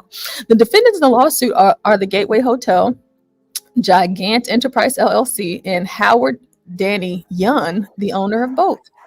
Asian, maybe? I don't know. Yun could not be immediately reached for comment. Despite restoration efforts by Yun, the hotel has failed multiple fire inspections and has become a hot spot for criminal activity. The lawsuit seeks a permanent injunction to halt the hotel's operation until long-term remedies are made to address the persistent issues at the property. Porsche, can I pause you real quick? Yes. You notice how you said that they're seeking quote-unquote long-term remedies. You know what that means, right? Go ahead and tell us. means that by December 9th, when they have a hearing to lift this temporary restraining order, these guys are going to get indicted. Again, you don't play here in Texas. They're seeking long-term remedies. That's code word for they're looking for an indictment. Right. Let's see. It's important to clarify that this lawsuit was not prompted by criminal activities attributed to any specific group or gang, Sanchez said. Sure, it's not. The lawsuits are strategic tools aimed at swiftly and effectively addressing public safety concerns, enforcing legal standards, and safeguarding the community from persistent or escalating issues. I want to be clear that at no time did we allege our lawsuit was taken over by any gang or group of individuals. Sure. Now, one, because I couldn't find it. The most recent article that came out from this hotel and how they are throwing the hammer at these Venezuelans. If you find that before I do, post in the back chat for me. The hotel residents. I will, or if I'm, I was going to say I will, or if I'm offline, I'll text it to you. By the way, I got to apologize. I think I bombarded your phone with a whole bunch of memes yesterday. Oh, no. I tried to upload some of them, but I couldn't. But I'll try again today on a different computer. I'm deeply concerned for the well-beings of families, senior citizens, veterans, and children residing at the hotel who will need to evacuate. Several community organizations will be stationed outside the hotel on the sidewalk to register residents interested in relocation assistance. So the allegations made in this hotel, inoperative elevator, unstable stairwells, fire exits blocked by trash. Despite these issues, management claimed that the people behind the front desk who were not in uniform were employees. The officers claim hotel management has not attempted to control illegal activity, allowing drug use, gang activity, and illegal dumping to persist. The affidavit states the officers warn that the establishment poses a significant threat to public safety if these conditions continue. Now, they tried to pull the same thing in Colorado. Well, not tried. They actually did pull it, and that woman lost her hotel in Aurora. She was forced. Yeah, but she was forced to sell that hotel. I think that what happened in Colorado, which is different from here in Texas, was your mafiosi style protection rackets. You know, we'll pay you for protection. Just give us your business. Oh, will it be a shame if something were to happen to it? And then all of a sudden the criminal activity happens. I think that's what happened over there. Mm-hmm. And in Texas, it's just not going the same way. Whenever you for all the issues that this hotel had, and they have been cited since 2018, but now y'all want to do something about it, but y'all knew about it, that kind of looks like a failure on your end to not make sure that the hotel was upholding their proper protocols or licensure that they need to operate. But this is something totally different. So yeah, that's Texas. And then John with the you see a similar pattern though. I guarantee you that the person who owned that hotel, whatever, they weren't calling the police. You know, we had 700 calls out here to the hotel building. There were things that were neglected. They were still able to operate, and the cities overlooked it, or it wasn't that big of a deal. Primarily because I would imagine the hotel owner didn't do this damage. And it's probably happened after his inspection. They broke something else. I've had it happen to me. You have an inspection, everything looks good, you pass the inspection. Then a week later, somebody knocked the window out. Well, you're not getting an inspection for another year, it's 12 months or whatever. So you get around to it when you can. And now they are bringing all these allegations up like they did in Aurora to point the finger at the landlord. But they never say, well, who is knocking all the windows out? We let the crime, the gangs come in here. And it's just Texas's way, all these city governments are absolving themselves of their responsibility to at least keep it safe. If I call the police, go ahead, Juan. I was going to say, but the big difference, John, is this. Here in Texas, we have a Republican governor, and this governor, Greg Abbott, he's hands-on. I think, Portia, you would agree with me that he's hands-on when it comes to these things. 100%, yeah. And in El Paso County, they don't want him to get involved, because the moment the governor comes down and he gets involved, congratulations. Now, Ken Paxton, the attorney general, he's going to start investigating. And I'm sorry, but when you're on Ken Paxton's shit list here in Texas, run. Man, because he that's comes a with long you. He's like the U.S. attorney. He's got nothing but time and he's got nothing but money. So if he comes after you, he's going to flatten you. And they don't want that. The El Paso County Sheriffs and the El Paso City Police Department, and even the city attorney for the county of El Paso, they want to get involved and they want to go ahead and take care of this issue before Greg Abbott does something. Because when he does something, watch out. It's going to be a lot worse on the city, on the county, the city as well. Well, the hotel, the owner's going to be looking at least a decade in the Texas Department of Criminal Justice. Whereas other states, they're not really doing that. Other states are running around like Chicken Little. Oh my God, the sky's falling. What do we do? What do we do? Yeah, no. You actually sound exactly like that. Yeah, that's a good one. That was excellent. Yeah, that was too good actually. In Texas, it's crazy because I know for, different states, it's like a different country, but our state attorney, Kim Paxton, this dude is insane. Like when I'm saying, people say throw the book, he's throwing the library at you. Okay. You're not going to make He's it throwing far. libraries. He's Yes. throwing libraries, plural. He does not care. He is ruthless. And it's just like, that's the last person you want to have to deal with in Texas. Like in Houston with like the election fraud and the election integrity task force. Listen, don't let Kim Paxton get to you. He gonna shut it all down. But that's the one thing I love about my state. So, which is really great. But unfortunately for these other states, can't really say the same. Now I'm curious because we're seeing all of these stories out of like the Midwest and up north. And I know that John, you talked about Alabama yesterday a bit. Oh, but like yeah. I'm looking for like Mississippi and Arkansas, Oklahoma, Tennessee, like Florida, what type of time are they going to be on whenever it hits them like this?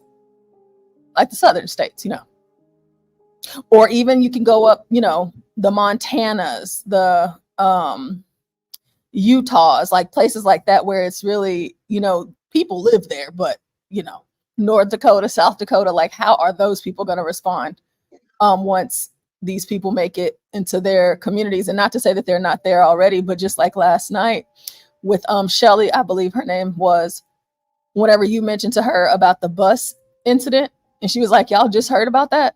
It's like, yeah, we sure did. And she was like, Yeah. that happened a long time ago. So we might start to hear news about things that have been going on, but it happened a long time ago, but it just made it to us, Yeah. Yeah, I think they were able to drag it out to where, they made Donald Trump look crazy for what he said. But then we had a lady on last night. There's clearly a problem there. And they'll focus on the dogs, and to ridicule Trump and overlook all the issues that the people are having there. Hey John, I found something interesting about that.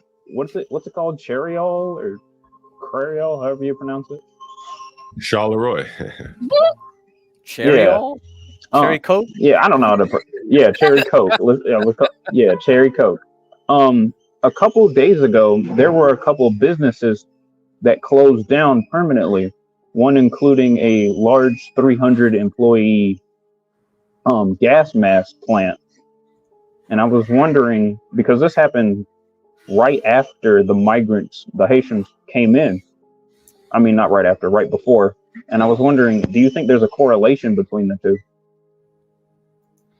I mentioned that on the stream. I did a little short stream about these small towns being invaded.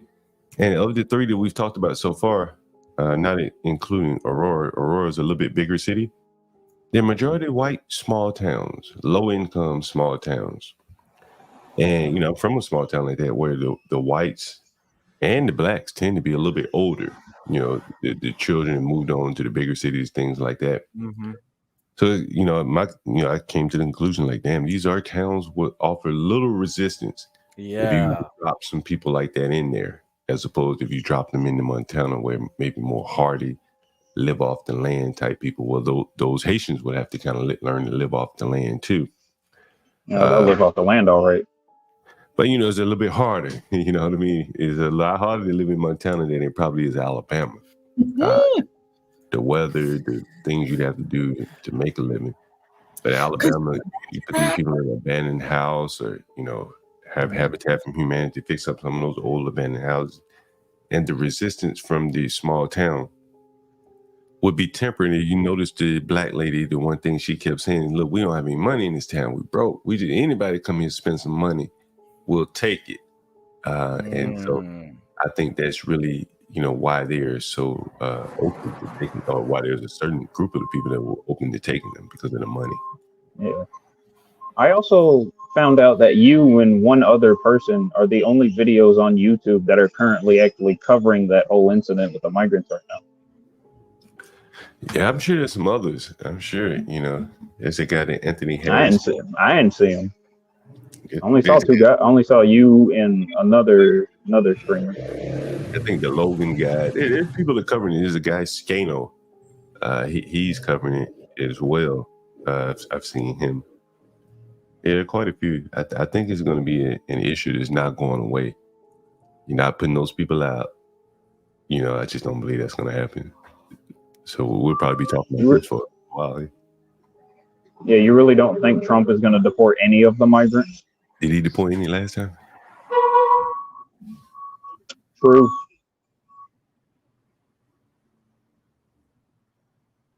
If he would have tried, go ahead. With those migrants, man, like there's so much money. We've talked about all the organizations, all the people feeding, housing those people.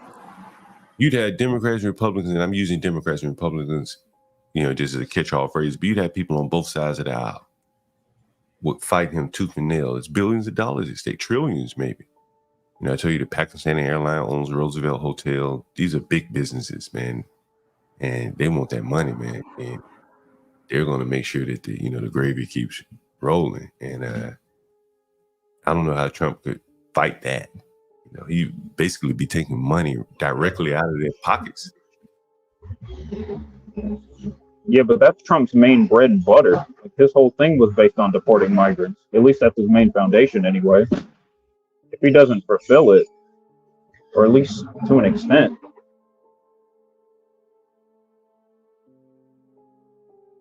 It's impossible. It just can't be done. You know what I'm saying? Like, you got to go town by town, city by city. Some of these people have children, so the children are now citizens. It's just impossible. You know, I don't even know how you would come up with a plan to do it without killing a lot of people, because there would be resistance, and those people likely faced with deportation. You think about it, you try to send a Haitian back, man. He's gonna be so desperate, he don't want to go back. He might burn a whole block down just out of defiance. And I don't think you want to see that. You know, it'd probably be better to just try to figure out how best to live with them, you know? I don't think that's, no, they have to go. And I honestly, at this point, because I think that the biggest issue right now that America has, like, you know how they say on the left, it's white supremacy. The biggest threat to America right now is the illegal immigration, which is why I think it is so important. And I want us to continue to cover this stuff and talk about this stuff, because that is literally the fall of your nation. You don't have one. And the way that things are going right now, I feel like the only thing that Trump can do is something. He has to. Now, how is he going to go about it? I don't know. But as far as,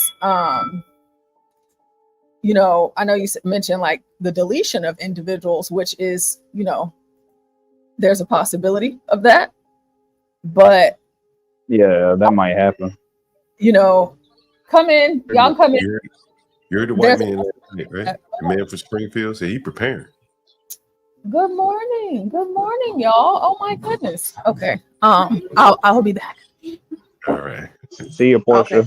Okay. You heard the guy from Springfield last night say, you know, someone asked him, maybe Rashu or someone. He said, "Man, I'm preparing." You know, he didn't say what. We didn't ask him, but you know, John, you know what he meant when he said I'm prepared.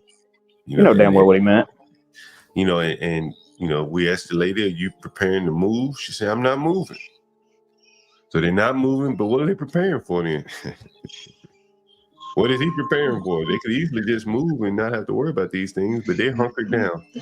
And I think a lot of people white flight turning into white fight now. Yeah, they're going to be hunkered. Some of these people can't move. As she said, what did she say? The property values are down. Nobody wants to live there. So what do? You're going to have to fight it out, tough it out. And that's what that woman said she's willing to do. And other people, I imagine, are going to be faced with the same situation. They're going to have to tough it out the best way they can.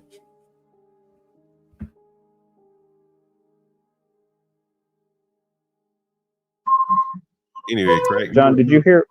Mm-hmm. Oh, never mind. Screw it. It's fine. Did I hear what? No, I was going to ask you, did you hear about the Kamala Harris earring fiasco? I saw that. What do you think about that? They did show a model of the earring right side by side with her own earring of the microphone earring, the model. And the only difference was those 2 extra rings that she had on the lobe of her ear. She didn't really even change the model to make it look different other than those 2 rings. So I think that was pretty funny. I mean, the government has enough money to alter the earrings a little bit to make it look different. Just kind of throw you. Yeah, that's what I'm saying. They did. She barely altered it. They barely made any changes.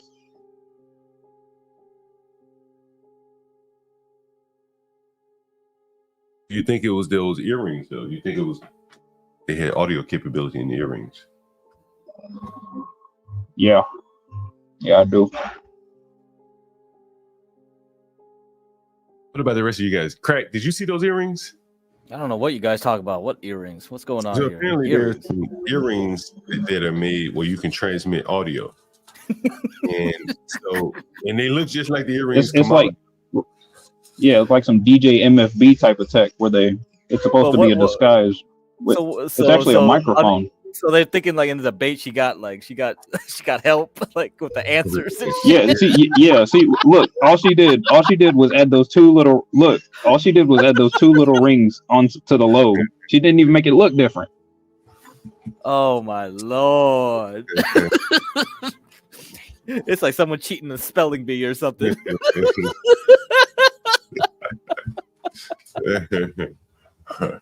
Oh man, this is insanity. I think what you're seeing with white John Galt's comment is correct. Man, when Trump gets in the office, you're gonna see how handcuffed he is to not be able to do anything. These people have had 4 years to prepare for him to every kind of process and procedure around him to slow him down. Yep.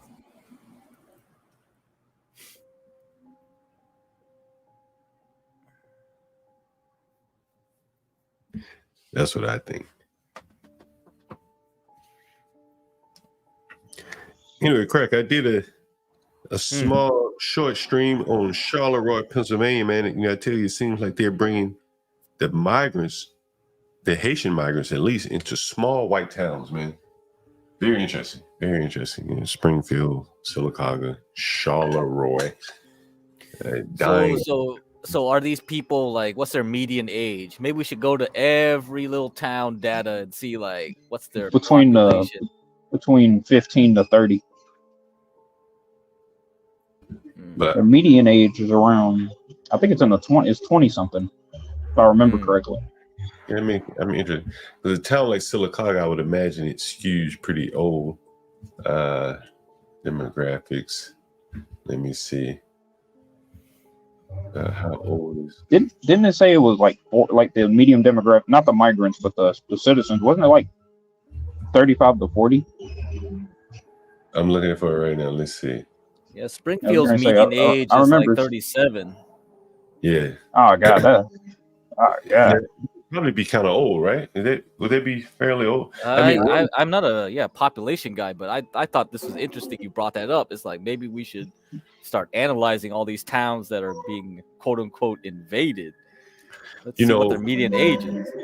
Also, is it like specifically Haitians that are invading? Is it any other type of migrants? Well, and that led me to my thought is that if you put, I don't know, if you put some Guatemalans in Sylacauga, they may integrate very well. relative to some Haitians. The Guatemalans will come up here. They have construction skills. They would take some of those abandoned houses and make the best out of them. I know I'm speaking almost specifically about my hometown. But if you bring in migrants from, say, Haiti, who really don't have the foundation to build anything, right? Don't have the construction skills, say, of the Guatemalan. Can someone highlight Naz's comment right quick? Because this is what I was kind of thinking as well. Yeah. This was my observation. Yeah, because you think about the resistance, the white towns are not going to be able to resist those Haitians. They're going to be too old. And from what we're hearing, the black towns are going to they're going to at least try to clap back. Right? I don't think so. I think they bow down. You know what I'm saying? They bow down. We heard the black man on the phone. You really don't think they'll try to fight at all? Nah. Man, one of the first streams I did was about, where the dope boys at. And the Hispanics are taking the dope market, man. That shit. The blacks would be better off trying to sidle up with them and get them to connect on the dope than fighting with them. I don't think they can put up much resistance.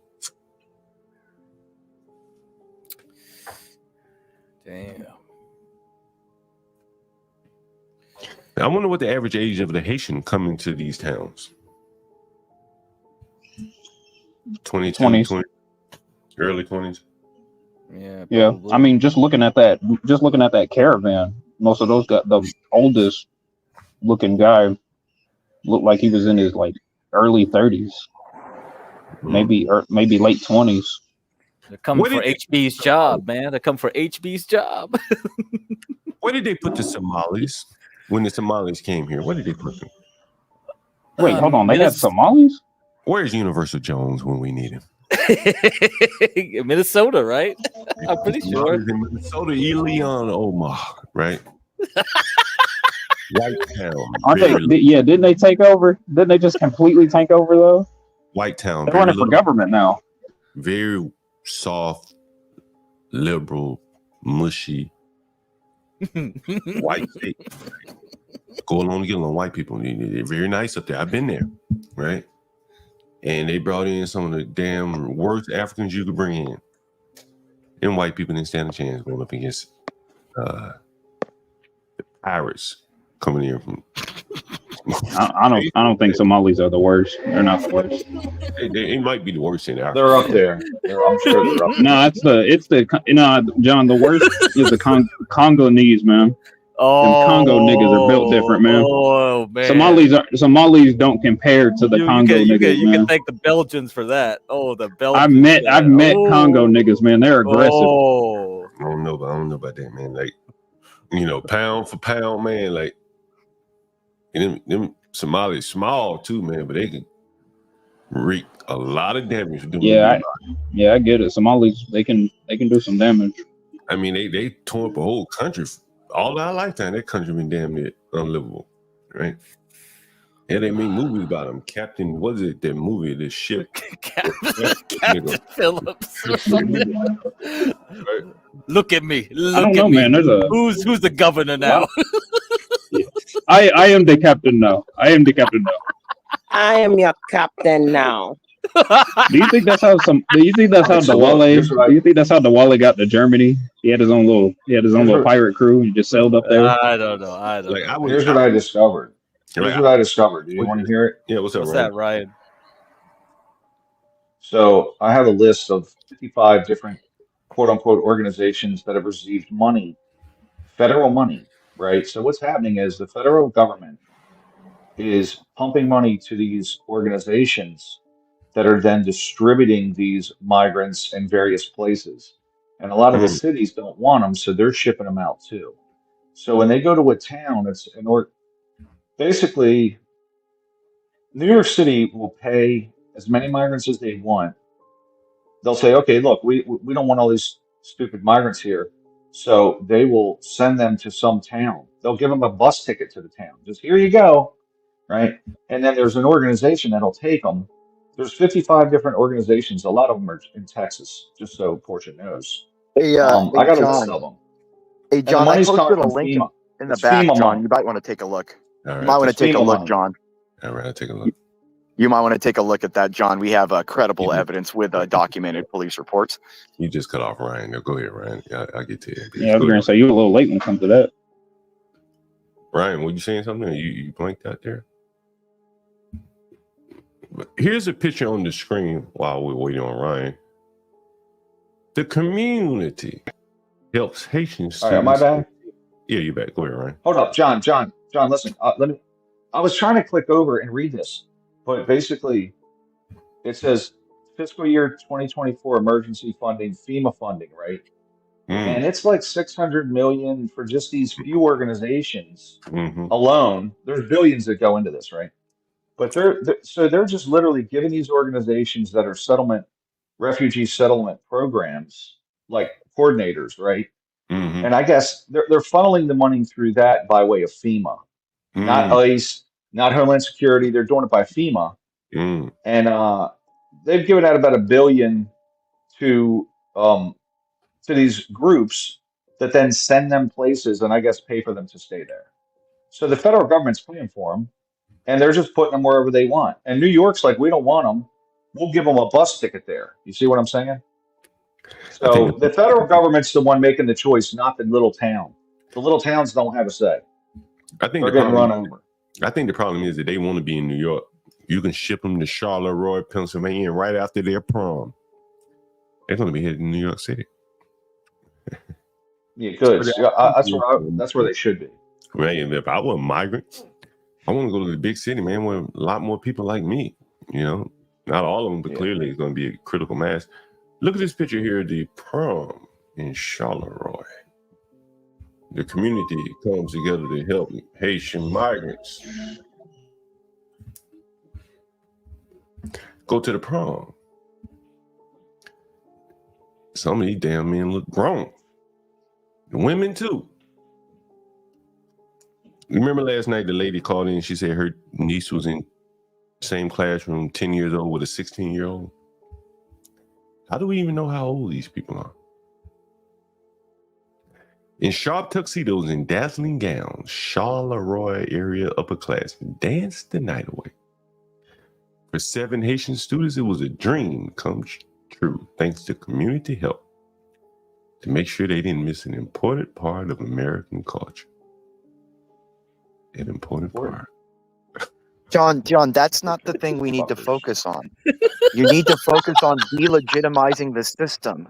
You don't focus on the Haitians going to prom. Focus on that they're lying directly to your face, John, and let the people figure it out themselves. No, as you just heard with the lady the other night, she does not want to put 2 and 2 together that her government has now considered her the enemy.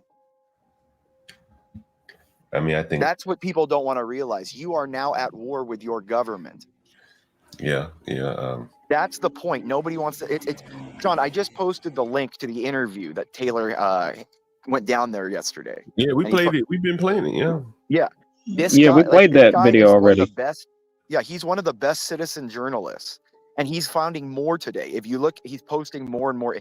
John, all you have to do, don't talk about the Haitians and the money, because then that gives into the white people's, I don't want to be mean. I don't want to be racist. You focus on the government lying to them so they don't believe their own government anymore. Yeah, that's no, how you undermine an effective approach. Again, I don't think the guy, when we asked him that, he had considered that, and the woman definitely hadn't considered that. So you definitely may be right. I am right, John, because I'm a student of history. Like this happens in every democracy, because democracy is a failure because you have people like Taylor Swift. I just think you come in a little hot. I agree with that. I'm starting to believe you. You have literally you have a barren woman who has the body of a 12-year-old boy that is the most influential person in America. That is the result of democracy. Yeah, I agree with that. No, I am agreeing with you. Like Taylor Swift will shift some people or give some people some passion to go vote for Kamala. That's probably true. But it's not even passion. It's I'm popular. I'm liked. I'm a good person. Like I said, John, it all reverts down to you just got to convince people they're a good person because they have no morals, they have no God, but they have the God gene. So they need to be convinced that they're still good people. There's one argument in periods. Sometimes people have to see the shit for themselves. The people that went down there to that Sylacauga, that's the point. That's what I'm saying. The people that went down there to that Sylacauga meeting was shouted down by that sassy ass woman. At least one of those people got the point that damn, there are no solutions locally. Just going to meetings, lashing out at these people is not going to work. So ultimately you're gonna have to come up with a different solution to your problem. Be it move to governments that are around people that are more like you. As the lady said, her friends vote like her. She don't talk to them. Her friends vote like her. The biggest problem. We need to play the accelerationist game, John. That's what I'm trying. The entire town, what they should do is say, we're not paying taxes anymore. Come arrest the entire town. Yeah, I wouldn't pay him. Fuck them. Don't pay him.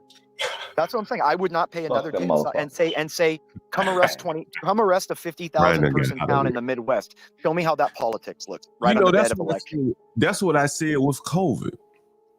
I said, man, if 100 people show up in the grocery store with no mask on, what the grocery store gonna do? We did it all the time down here. Nobody did anything, John. Well, okay, maybe in your jurisdiction, but where they were very firm about the COVID rules. The people just went along with it. They put their mask on. They took it off as soon as they got out of the store. Yeah, it's a test, John. It's a test of your submission. Yes, of course it's a test. It's a test, John, because the thing is the two most important things to Americans is fitting in and feeling they're a good person. Yeah. That's all that, John. If you notice, the entire debate argument of Kamala was, look, I'm a good person. I love you. I love people. I'm good. John, that's what you got to look at the big picture. There's no argument. It's not about money. It's not about like the lady that called the other day. All right. Ryan seems to be warming up a little bit here. Oh yeah, he's looking ready to go. He kept saying, "I don't want to be wind him up." He kept saying that the entire. I don't want to be seen as racist. I don't want to be seen as racist. When you come on in, Pierce, we're gonna start giving you a monologue, right? Because people need to hear it. No one's talking about what needs to be identified. We're gonna let you give it to them every time you come on, man, like a monologue. Yeah, people need to be directed like a professor teaching them what is reality. That shit without me interrupting you, anyone interrupt you, just come on, and we just go like hit the we. You know what I mean? Shit, we shoot the track. Launch button. Yeah, you go. If you, we lift your ass off the chain, right? Yeah, Portia, stop coming at me all hard. You're a woman. Stop. And we let your ass go. But let's get to Ryan, man, because Ryan seems to be having a change of. He's getting a little bit more strident over here. What's up, Ryan? He's siding with me. He's gonna be a monarchist before you know it. And I think that's honestly, I said the other day. That woman or whoever, there was someone speaking at their city council or someone, and maybe it was a man or something that was speaking about this migration in Springfield. And I said, man, Trump is not going to be right enough for him, to the right enough for him. They're going to want someone a little bit more extreme than Trump. Because if Trump comes in 4 years and he doesn't solve these problems, they're going to be looking for something a whole hell of a lot more extreme than Trump. And so I think it's going to play out in time, in Pierce. Everything is proceeding as I have foreseen. Yeah, and I think it's accelerating, Pierce, without even us having to lay a finger on things. And that whoever would have thought they'd drop migrants down in a town like Springfield, Ohio, knowing, Haitian migrants, no less, knowing the conflict that would arise. In that sense, they're accelerating themselves, accelerating the situation for us.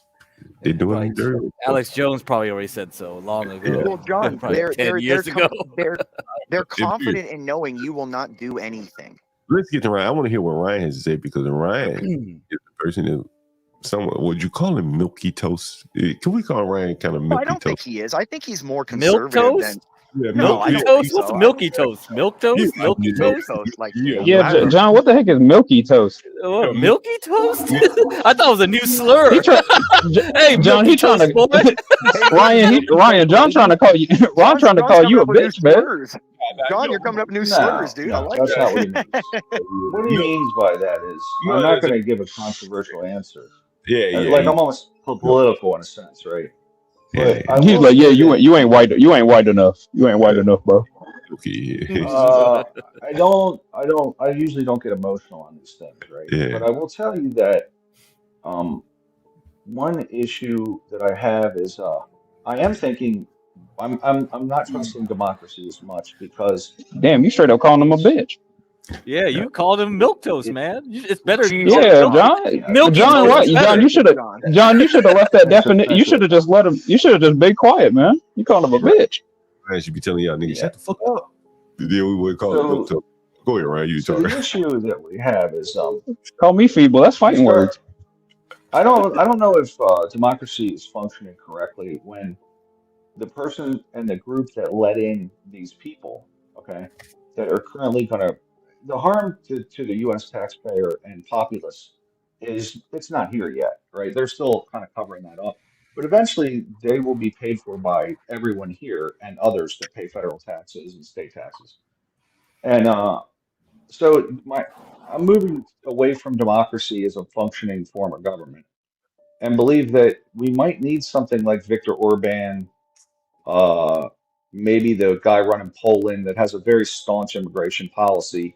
And if you go through his barbed wire fence, like the Belarusians are trying to push people into his country, Belarus went to a lot of these, they went to Afghanistan, rounded up people, put them up, and brought them up to the Belarusian border to flood Poland. And Poland's like, nope, we're not doing it. They built barbed wire, and when one of them crosses, they get shot. I'm moving to that because the people in this country are too dumb to know what's good for them, essentially. Because these migrants are going to cost us a lot of money, a lot of pain, a lot of heartache. And that's where I'm at. I don't really trust democracy. The people are too stupid, obviously. I mean, people are going to vote based on who Taylor Swift votes for. That's insanity. So I'm getting to where Imperius is. Like, I don't really trust the idiots in this country. And by the way, no one understands that their taxes go up. They don't even see they don't see that math. They just think we print all the money. We do, but your taxes still go up. You still have to pay for it. And when they print money, your current money is worth less money, right? So it's even more. Ryan, what you're dealing with now is people don't even know what money is now. Look at the whole check fake cashing thing. It's just everything's just imaginary, made up. There is no reality. I mean, look, Imperius, we do like we're they're currently collecting taxes from me, a substantial amount of money, and you, and all the people working, and then they do whatever they want with it, right? Like pay for migrants and give it to other countries and all kinds of stuff. They're adding on future taxes. That's all they're doing. Like, I think Ryan, have you ever been to South America? Ryan, have you? Yes, of course. I just say this as a first. I've been to many countries. Okay. Well, I used to build. I went down, about 6 years in a row to Mexico to build homes down in, central Mexico, past the border, past Michoacan and all that. And the problem, what we're dealing with, is the elites in this country have found their new model of societal structure. They look at Carlos Slim in Mexico, where you have literal private communities where the rich have their own armies, their own water treatment centers, their own farms, their own cattle, their own milk. So it's just two classes, not it's three, two countries within a country. And if anybody in those small places come to the elite areas, the military will shoot you from a helicopter. Yeah, this is what I thought would happen. They have found they have found their new model. They see, this is what you guys don't realize. Me being in that class, maybe I can give you a little hint of what they think of you. They hate you. They don't want you alive. And if they can, and the reason why they hate you is because you've allowed them and you haven't pushed back on them for hundreds of years. So they're like, look, they're dogs. They want us to treat them like dogs. We'll treat them like dogs. Yeah, I think Imperius hit on the nail. That's what I told my parents too, back in the day, and they said oh, this ain't gonna be like South American. I didn't explain it well to Stanley when he was up here. When I said it's Brazilification, it's kind of like that's what I meant. Yeah, we're gonna be the next Brazil, man. Why don't you? But that's what they want. Because remember, hold on, Imperius. Why don't you guys compare it to South Africa? Yeah, I don't know. South Africa is kind of nah, John. Nah, it's not the. Yeah, it's not the South same. Africa's not. It's not the. Yeah, John. It's not the same. Why not? John, the reason why they're importing Latin Americans is because people in South America are very submissive to their government.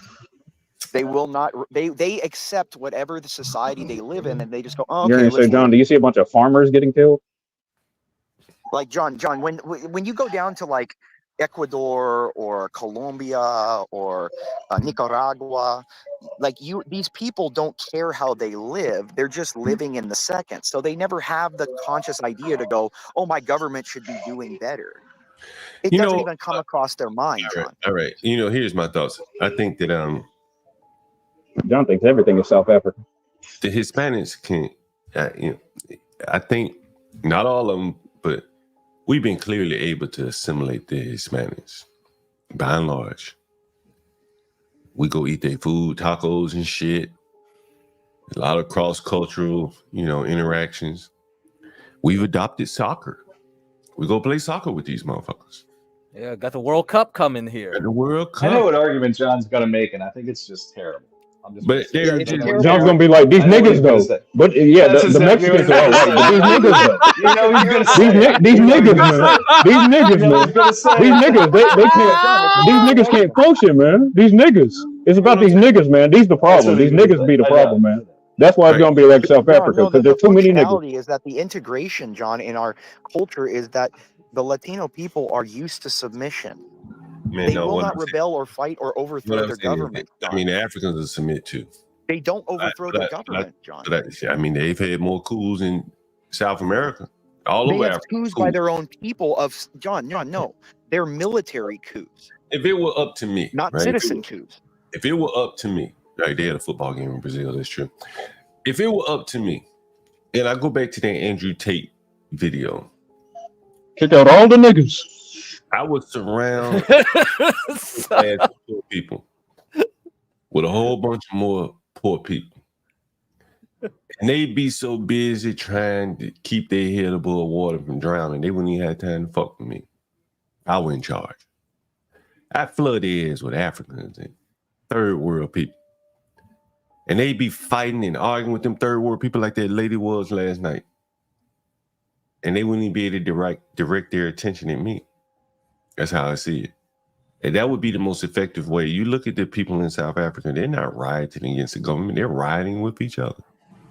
The black migrants in South Africa are rioting. I see, John, I think it's going to go different. And Imperius, I think it's going to go different. If we take a look at St. George's, they seceded from Baton Rouge and said, listen, you've now integrated these schools. You got our kids, which the normal people have kids. And then there's the section of town which is terrible and it's unruly, right? And so ultimately, what's funny about this, nobody says this, right? But the new St. George's that broke away from Baton Rouge, they're saying it's on racial lines. Guess what? The new St. George's is like 25% black. So those black people are not unhappy that they're getting away from Baton Rouge. I think you're going to see breakaway towns, breakaway cities, breakaway everything. All the good people that are not of the criminal element. I don't think it's racial. I think it's of if you either want to be a good citizen or you don't. And if you don't, you can go over to that part of town. And if you want to be a good citizen, like they played it on racial lines, that was nonsense. Because St. George's is now 25% black, and they're like, come on, we want these people. They're good people.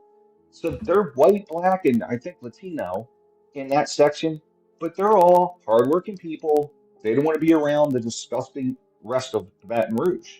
I think that's what's going to happen. You're going to see secession, okay, amongst cities, amongst towns, and I'm all for that. I don't think so, though. All races, I don't think if they're good people.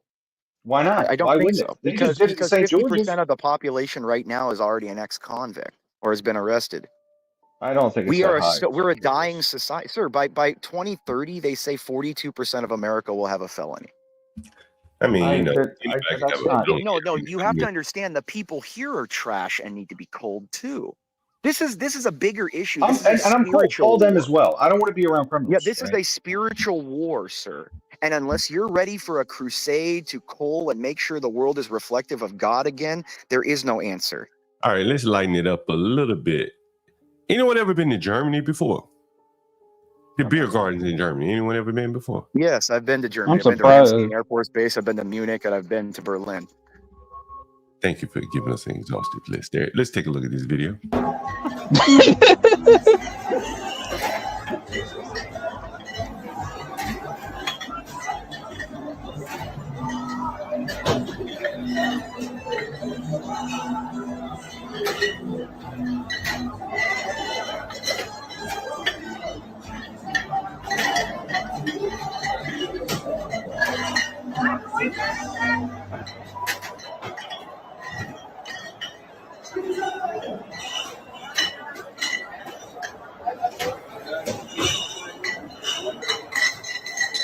The beer garden is usually where bad things historically happen.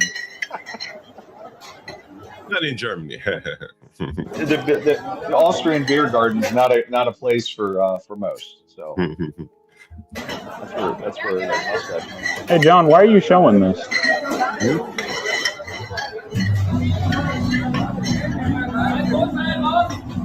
That woman carried all them damn beers. You see that? Wow. All them damn beers, man. That was a flex. With a smile on her face. With a smile on her face the whole way.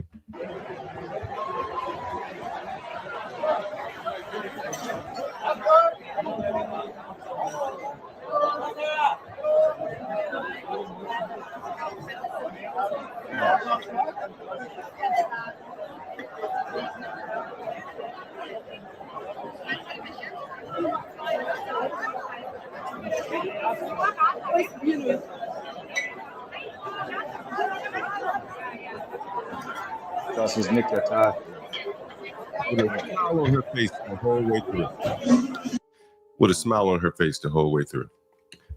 You know, I've been over there, man. You see some things like this, and you say, "Damn!" Like one person in America, there'd be three people's jobs to do all that shit, to carry all them beers, or you get your beer 15, 20 minutes later. But Can you get that anywhere in America? Yeah, but John, you've been there, right? Yeah. You've been. Okay, can I just say something?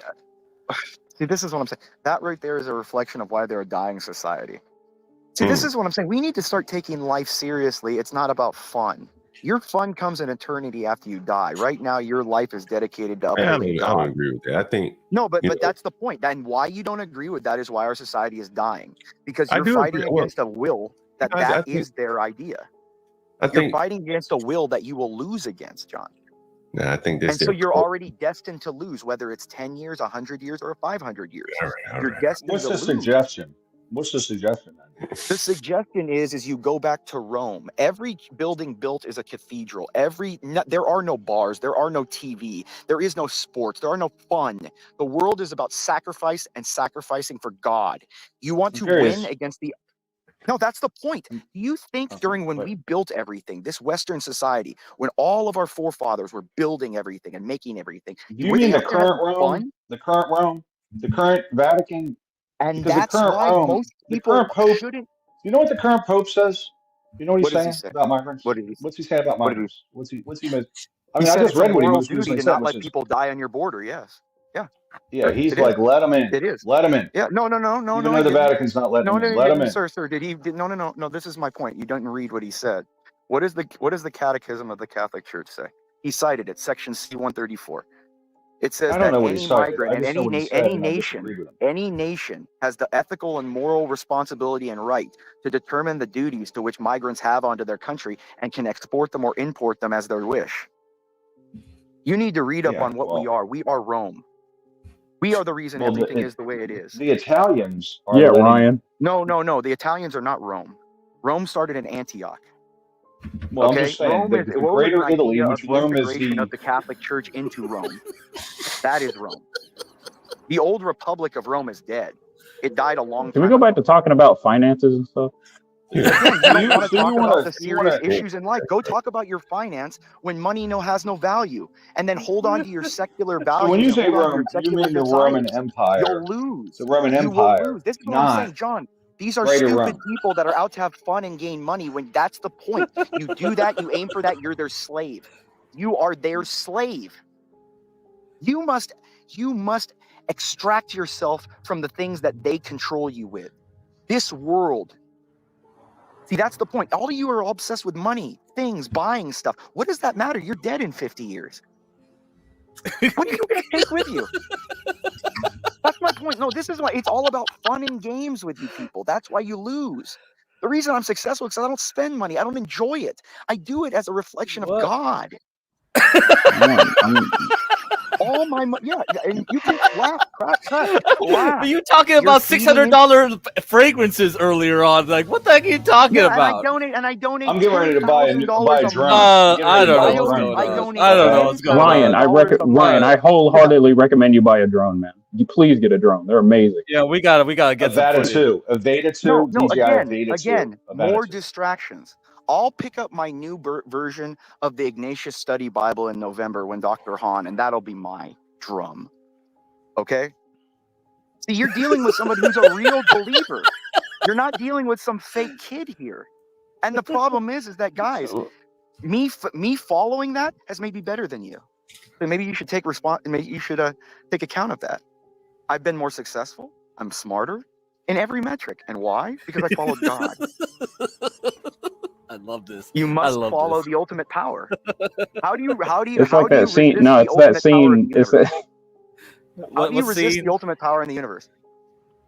How do you fight against? It's from The Boys, where Homelander was talking about how good he was. No, this isn't about me. I'm a spectator. I just want to clarify. No, the difference is, sir. I'm smarter. I'm stronger. I'm better. No, I'm better. Yeah, exactly. And you can mock it, and I'll quote Paul. I'll quote Paul. To the weak, I am the weak. To the lawless, I am the lawless. I will be everything to all people so that I may save some. I will live in reflection of the gospel so that I may enjoy its graces. Kiss my ass. You guys can live for now. I'm living for forever. And you know what the difference is? Pascal's wager. You guys sit there in the middle of the night when you're on your deathbed, and you sit there and go, I count for all the things you've done, and you put it up there and think, what if there's a God? We got a phone call here. Oh, dang. We're going to call the barbershop in Charleroi. All right, here we go. Yeah, the ability to get a woman. I want my bread and circuses, John. I don't care about God right now. Yeah, man. I want some soup on the side too. Ryan, for drone models, I recommend you get a Black Falcon. They're fairly cheap and they're good quality. Hello? Oh, it's a brand of drone. It's a brand of drone. I want the first-person viewer drone. Thank you. Hello? The mailbox is full and cannot Man, accept any don't messages answer at the this phone. time. Goodbye. I'm really amazed. Like barbershops, just do not answer the phone. Do they? Hey, you guys can't talk over the phone. Probably booked up with Haitians. They're probably booked up. You think that's what it is? Yeah, you think? Yeah, John. Do you think the Haitians are getting some fresh fades? Yeah, I don't. Haitian ladies getting some fresh weave. Hold on, guys. When you hear the phone ring, make sure you see. Like this is Vicky's salon here.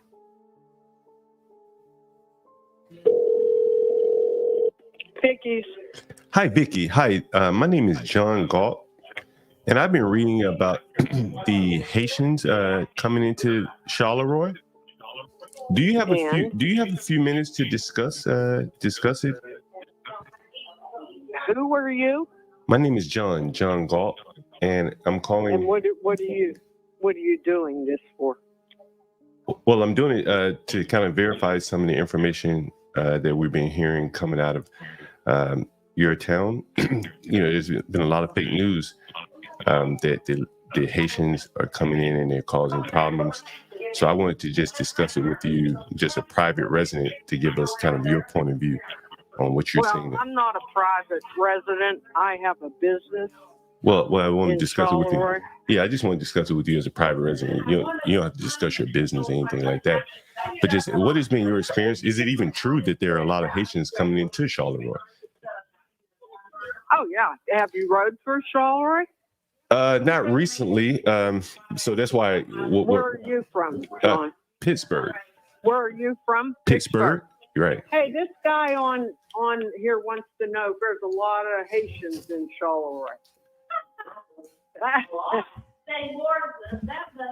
More them than us. More than them. And so when you say, so how has it affected your living there in Charleroi? I don't live in Charleroi, so it don't affect my living. I have a business in Charleroi. Well, how would you say it has affected the people that do live in Charleroi? Well, they don't live like we live. They do not, have the American culture. So it's a lot different. Can you give us like some examples of what's a lot different? Like, what have you experienced? And man, that's kind of different than what we have. What you normally expect.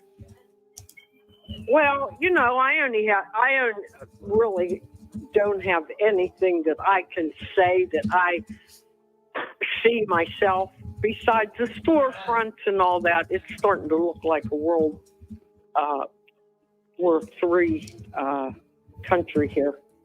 I don't know. He's asking me questions about the Haitians here. Do you have someone else seemingly that wants to talk? Because we really are interested in this. You're on with John Galt. I am the urban landlord. We provide housing, and so this is a topic that really piques our interest here. When you put you on speaker. Sure. Go ahead. Sure. So when you say it's affecting the people that live in Charleroi, can you give us some examples? We've heard that they cut up. Donald Trump mentioned the other night about some town that they were killing dogs and cats or geese or something like that. And we've had residents from other cities with Haitians call in. Have you seen any of those things like that? Carrying dead chickens down the sidewalk. They got chickens with their heads cut off. They're carrying them upside down the sidewalk. Really? Did she say that? She said they were carrying upside down dead chickens up on the sidewalk. Wow. Are they eating these chickens or are they? I need to tell you, Charleroi smells like crap, and I don't know. I don't know if it's the sewage, can't handle the 17 people in. You doing an article? I don't know. You doing an article? Well, this is a YouTube channel, so we broadcast to people to kind of clear up some of the myths or disinformation that you hear one thing, then the news tells you another thing, but typically the residents will tell you the straight. So that's why Are you, John? I'm sorry? Are you Haitian? No, I'm not Haitian. I'm Black American, by the way. Yeah. Okay. All right. We have about 50 people in the audience. We do have a Haitian on the panel, or part Haitian, I should say.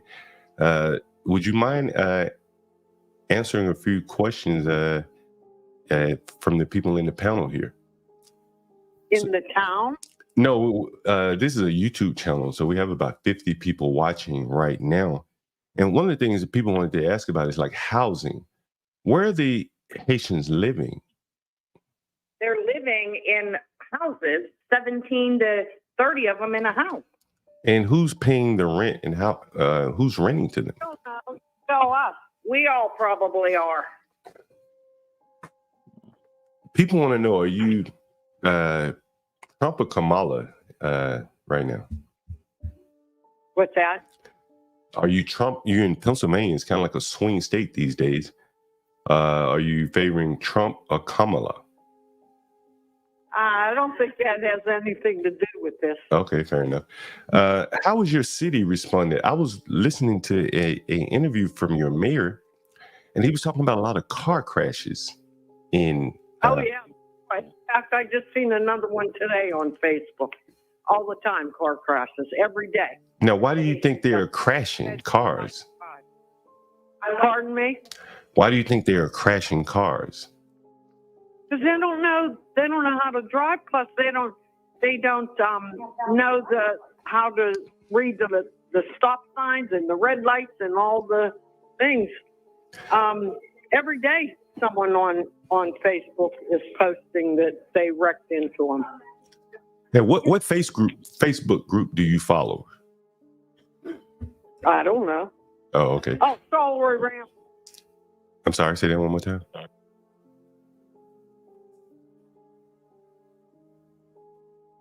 Hey, ma'am, are you still there? Yeah. Okay. And do they have driver's licenses, or are they just getting cars and driving? What's that? Do they have driver's licenses, or are they just driving without a license? License or not. I don't know how they got them here. This lady wants to speak to you. Sure. Okay. So, per my understanding from somebody who spoke with representatives at the DMV, all the Haitians had to do was walk in and say, I can drive, and they are issued a license. They are not given any sort of test that we have to typically take. They're not given any, driving test or written test or anything like that to actually verify that they follow the rules that we're supposed to be doing. They're just given a license if they say, I can drive.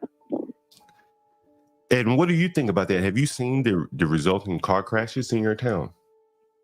I have. Actually, I almost got sideswiped last week because somebody was in a left turn lane and went straight when I was going straight through the town. And there's a lot of one-way streets here that are only for one car at a time.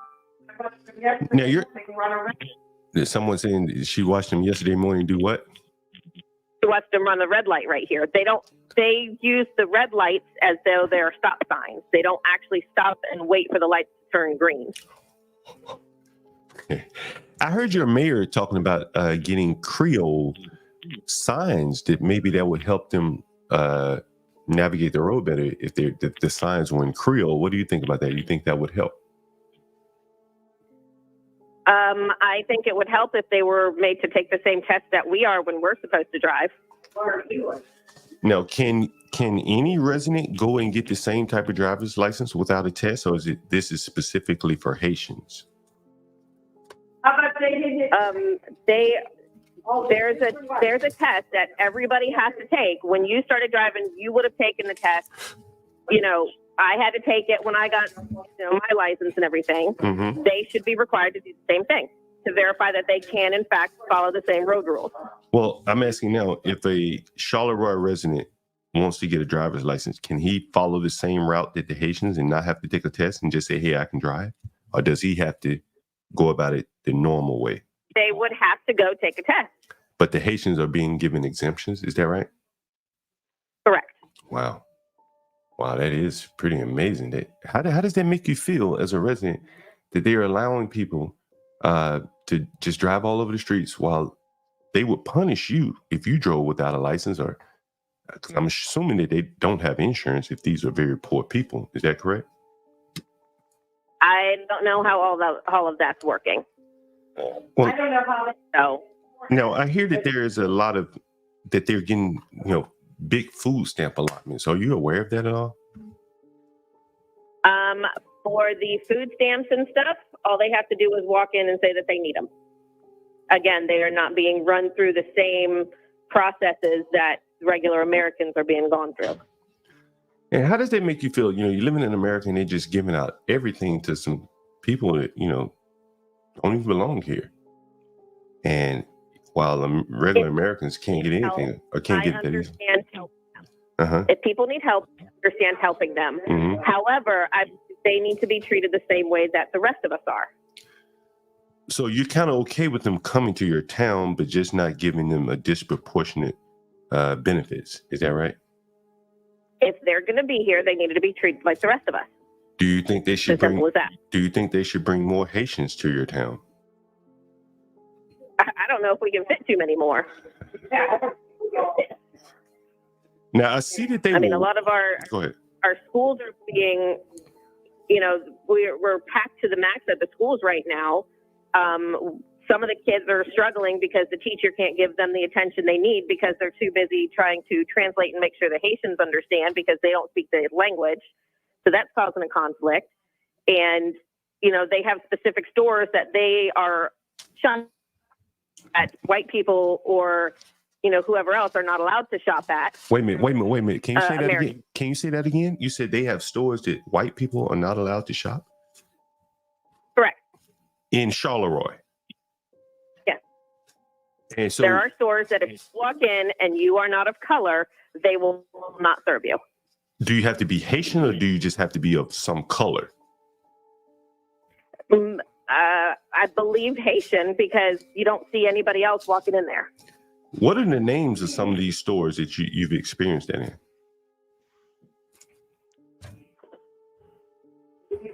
He wants to know the name of some of the stores. I don't even know, honestly. So it's kind of like a reverse segregation in a way. Or Jim That's Crow. what it seems like on. You know, I am a landlord, and I often wonder, like, how would I rent to a group of people that don't even speak a common language? And so it makes me wonder, who in the hell is renting to someone that doesn't speak English? I don't know because unfortunately, most of the houses that they're renting are crappy. They're not being taken care of properly. Interesting. Very interesting. Do you have children that are school age or nephews? I do.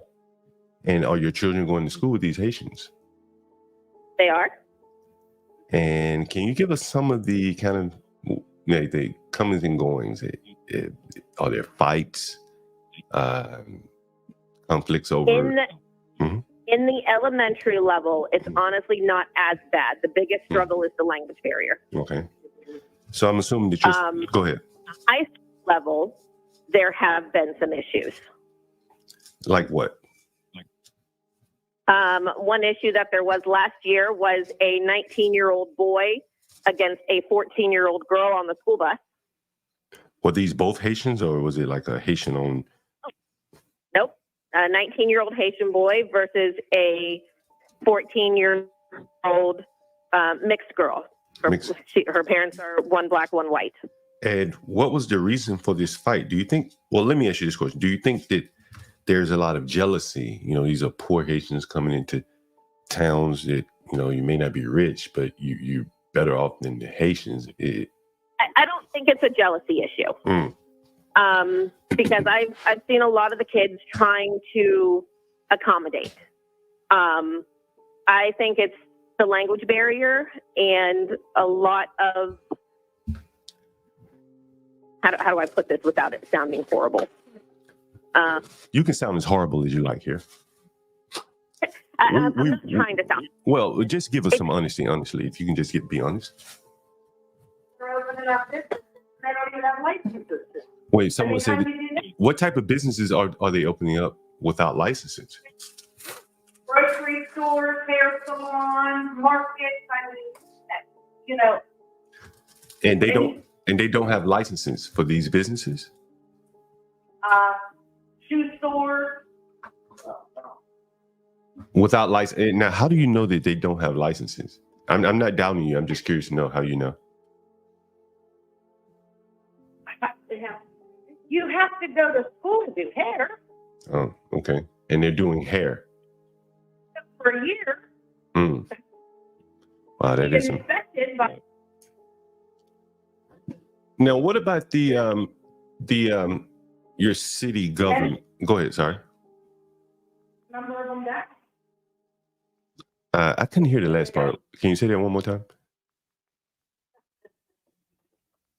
He didn't hear that last thing you said. Oh, I just said that they've closed down their salons. Our state has come in and closed them down, and they've just popped back up in another location. What about the criminal activity? This is a small town. You live in 4,000. Is that right? About 4,000 people? I don't think there's been a ton of criminal activity. No. Okay. The biggest thing I think is the driving is the biggest issue. But yeah, there hasn't been much criminal activity that I'm aware of. Now, why did they have a 19-year-old in a school? It seems like a grown man. Why was he in school with a 14-year-old on a bus? From what I understand, anything under a certain age, they have to permit them in. And I think he was only in 10th grade. He was 19 in the 10th grade? Yeah. You know, last night we talked to a lady from Springfield, Ohio. They're facing their own immigrant crisis there from Haitians. And her niece was in a class with a 16-year-old Haitian. 10 years old, 16-year-old Haitian. 10, and the Haitian was 16. Yeah. Our editor here says, So I think for the schooling, they probably test them to see what level they're at, and they place them accordingly. Okay. But yes, it does make it hard when it's someone so much older and with smaller children. What do you think they should do about the school situation where they're having 19-year-old fifth graders, sixth graders? I think something like that they need to put the GED program into place. Someone says Because that he is technically an adult and should not be with children. someone is saying that there are 19-year-olds being enrolled as freshmen in Charleroi. Does that sound unusual? Being enrolled in what? There are 19-year-old kids or adults in this case being enrolled in the Charleroi schools as early as freshmen. Freshmen in high school. So they're 19 and they're freshmen. I'm not sure if you're able to hear me there. Yeah, like I said, it's hard to hear. Okay, sorry. We got a lot going on with hair dryers and stuff. You know, as the election gets closer, do you mind if we check back in with you guys? Just see the status of what's going on in Charleroi. We'll give you a shout out online as well. This is Vicky's hair salon, right?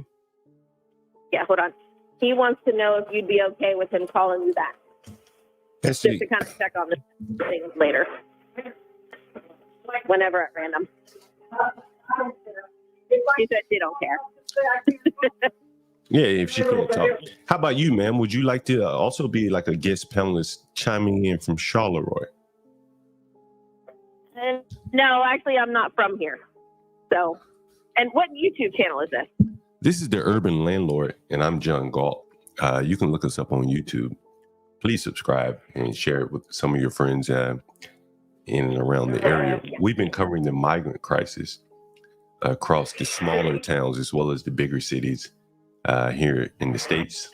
And so I saw some articles about Charleroi, and I wanted to reach out to some residents to see if we could get the truth of the matter as opposed to the distilled version from the mainstream media. Well, I think you've been a gracious guest to answer all of our questions, and we'll definitely keep your number. And we'll send you the link as well. So if you want to call back, so you'll have it. You want to subscribe, or you can call in as well. We're usually streaming 24 hours a day, so you can always catch us live here.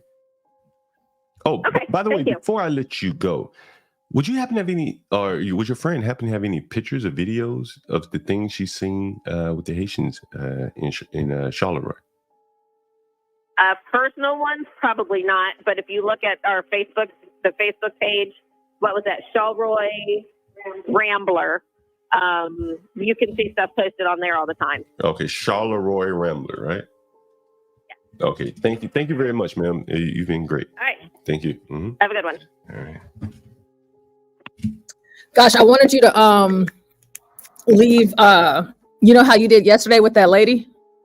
So once you get someone to start talking, give them our call-in number so they can call in. You know, I'm gonna text her everything so she can call in next time. Yeah. Oh, that was her personal phone number?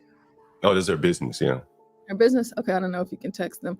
I know I'm about to pull up this Facebook group. And another thing, I feel like it's a small town, but like I know we're calling these businesses, but probably for the safety of them, maybe not. You know, they might say the name of the business, but we don't want to keep saying it because, you know, you got crazy people out here and they might try and find them, you know. So craziest part from that interview, what did you think? I mean, they were pretty outspoken. Again, it was women. You know, the women are really going to probably lead this effort because, again, they have children in these schools. That was a woman, a child beat up by a 19-year-old man. Serves them right. Serves them right. Women vote liberal. Let's get an imperious mode going, Ryan. I want to hear some rants from a white man. Women vote liberal. Ever since I saw that video of that one white woman all the way in that Eastern European country, have that seminar about immigrants, man. I had a feeling that the white women would be the spearheads of this operation. Yeah, they want to hug them to safety. It's the Karens, Yeah, man. The Karens. Yeah, the Karens are the last bastion of white You gotta civilization. utilize them because, like, American Man and I were talking about that, like maybe 2 weeks ago now. Like we were thinking, like, you know, in the old neighborhood, you had the Karen looking over everyone. You know, he had the old grandma or something, and yeah, I knew this old white lady in my friend's like neighborhood. She was the one chasing crackheads away from all the kids. You know, I wonder if those white women. And by the way, I just read up on Charleroi, Pennsylvania. So it's a lot of the immigrants are also just regular. They're Venezuelans. It's been happening for several years. They're Latin American. John don't care about them daggum Hispanics. We talk about niggas, Ryan. Niggas. Yeah, I know, John. But the truth is, it seems like it's various countries are just descending. I want to know where they're coming. Is Pittsburgh sending them? Is New York sending them? Like, what's the source? What I think it is. Where's it coming? What I just, and Nas 415 said it just the same. I think they're sending the migrant, the worst migrants, like the Haitians, the ones that you just can't build shit with. You just ain't gonna be nothing you can do with them. They're sending them to these old ones where there's very little resistance. There's 568 available housing units as of last year. So 568 housing units at 30 in a house, they can hold at least 150,000, 15,000 of them. So hold on, let's see what he's calling. Oh, they hung up. We need to get the name of some of them Haitian-only stores, man. It's imperious. He's calling it the Haitian-only stores. What do you think they're selling in these Haitian-only stores? Probably basic stuff. Maybe they're probably selling like animals in the back. They gotta be, right? Gotta be catching some of these animals in coolers and selling them in the back for some prices. Voodoo shit. Voodoo paraphernalia. Yeah, they probably got some voodoo charms or whatever. Mm-hmm. And there is one business in Charleroi, and it is Black-owned, Black women, and they actually have a YouTube channel. You said they do what? They have a YouTube channel. I'm about to share my screen. And show. They hate them probably. They probably hate them. Get out of here. I doubt it. Hey, John, what were you gonna say about white women? You were about to say some point about white women. Oh, the white women, man. You know, we saw at the city council meetings in Sylacauga, Springfield. They're the ruin of the nation, white women. The woman that got online last night, the women today, because it was probably 2 or 3 women at least, they were the most outspoken. The girl got her ass whooped by that big old Haitian. Her dad is gonna want blood, but that mama is too, right? And she gonna demand that the father do something, get us up out the neighborhood, or make sure this shit don't happen anymore. And I think those women, you know, those tiger, they're gonna beat up one tiger mom or mom that really cares about her child, or the school just gonna shift too far catering to the migrants. And I think the women really, you know, may be the impetus to all of this, you know. And I think they're the ones that are targeted the most, right? That's what propaganda is. That's what public relations is. Women. You know. Well, the View's steady pumping the information, right? The View is telling these dummies, these dumb suburban women that you know Donald Trump is blah blah blah misogynist. Right. That's right. But meanwhile, so it's all I can't like suburban white women. I can't. You know, do you see they're huge voting. Yeah, we see it. Okay, so this is the boutique right here, and they have a YouTube channel called Mean Business Ladies, and it looks like from the first thing that you search on Google that they're permanently closed. But their YouTube channel, Mean Business Ladies. I wonder if they would want to call themselves that. Go ahead. Oh, hold up, there's a pet there, T. Call and see if they're missing any. This is Haitian owned? It's not. They're not. They're Haitian. Yeah. Yeah, but I'm wondering why they're Haitian though. They should be getting all types of business. They probably just closed down legally and just doing it illegally, like the lady said. Why pay all the government fees and fines and registration? Yeah, that's happening. Yeah, but do they still have the building? They can at least use the building. They might be using the building.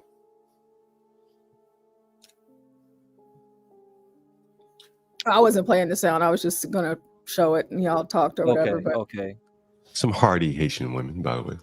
Very hardy. John, call the John, call the. They're not milk toast. Call the Charlotte. Yeah, they're not. Call the Charleroi ASPCA and see if they've had a lot of animals missing lately. You know they're not gonna tell you that. It's all that duck meat. But you know, look, if I worked at the ASPCA and there were a lot of Haitians coming in to adopt, I'd be like, I don't know. Yeah, we had to call them and ask them. Anyone brought a goat in there? It's like, why did you bring in forks and knives? What are you doing? Well, look at Stanley. This government regulation of business is BS. Boy, we have made a believe out of Stanley. Whoever would have thought Stanley would be all these people considering government? There's another hardy woman there. I mean, Stanley does come up here quite often, and this is a very conservative channel. He'd have to take some of our points eventually, John. I think Stanley. Stanley's actually reasonable on a lot of stuff. That man got a son. Nah, John thinks Stanley dunce in the head, man. Nah, I think Stanley playing around a little bit, man. That man got man in college. Yeah, he's a moderate. He's not crazy leftist. These migrants, these Haitians coming in here, he know that ain't no damn good thing because it's just a matter of time. Hey, I can see. Don't worry, John. If you lose Stanley as a sparring partner, we got Linwood. He knows where we are now. No, please don't. I can see, God. Like these little small towns like where Stanley lives. You know, people say flee the big cities. Man, they're bringing the worst of the worst to the big cities. I mean, to the small towns. Like you bring 2,000 Haitians to a town of 4,000, you just destroyed it. Yep. Like there's no coming back from that, man. Like they'll be on the city council before you know it. You have a little baby Minneapolis on your hand. Like you have you'll be on Umar coming up out of. They'll be announcing prayer 5 times a day like Minneapolis. And then that little migrant's gonna get assassinated, and then everything's gonna fucking break loose again. So, John, in this video, you're seeing these women that own this salon, right? Mm-hmm. And as we can see in the background, it doesn't look like anything I would ever want to purchase. Looks like hand-me-downs, and it just looks a hot mess. However, it's interesting because the women that we just spoke to at the salon, they were talking about how mean they were and how racist they were and how you're not allowed to come into their store. And what's funny about it is the fact that their channel is called Mean Business Ladies. It's just like, what are we, like, because she said it, we're just taking what she says with a grain of salt, and she's just telling us. But here you have, it just looks like a place I would never walk into. But y'all, they're saying that y'all mean, I bet it's stinking there. They saying that y'all mean, and then go back that's to what that. you call yourselves. And then if you're not a person of color, you can't come in. So if we wanted to just use this as a metric of approval, there ain't no white people, but we just saw some other brown people that weren't black. Yeah, he was a Latino. Yeah. Town's got them all. Now I looked at the census from 22.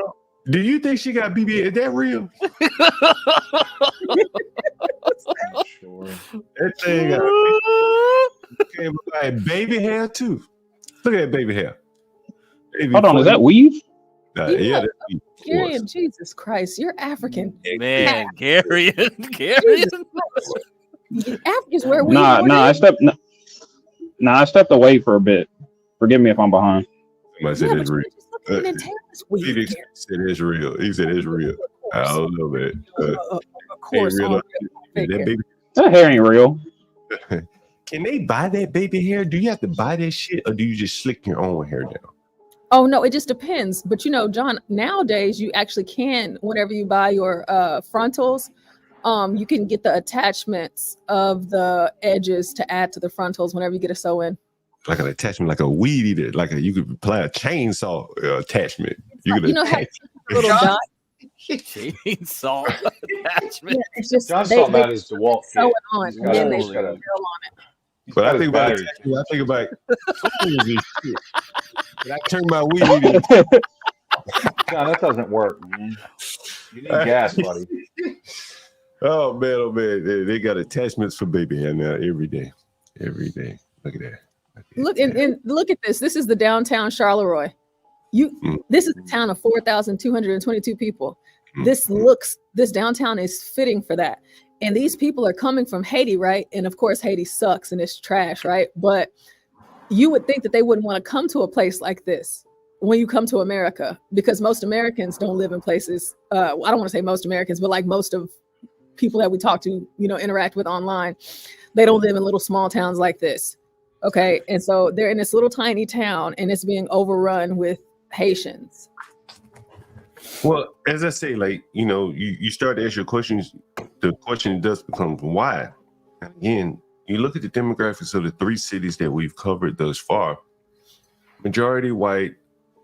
The next one other thing is they're poor white. They're poor white, John. So this town, the average income of this town's like 40 grand. Okay. Well, I don't know if they're poor white people.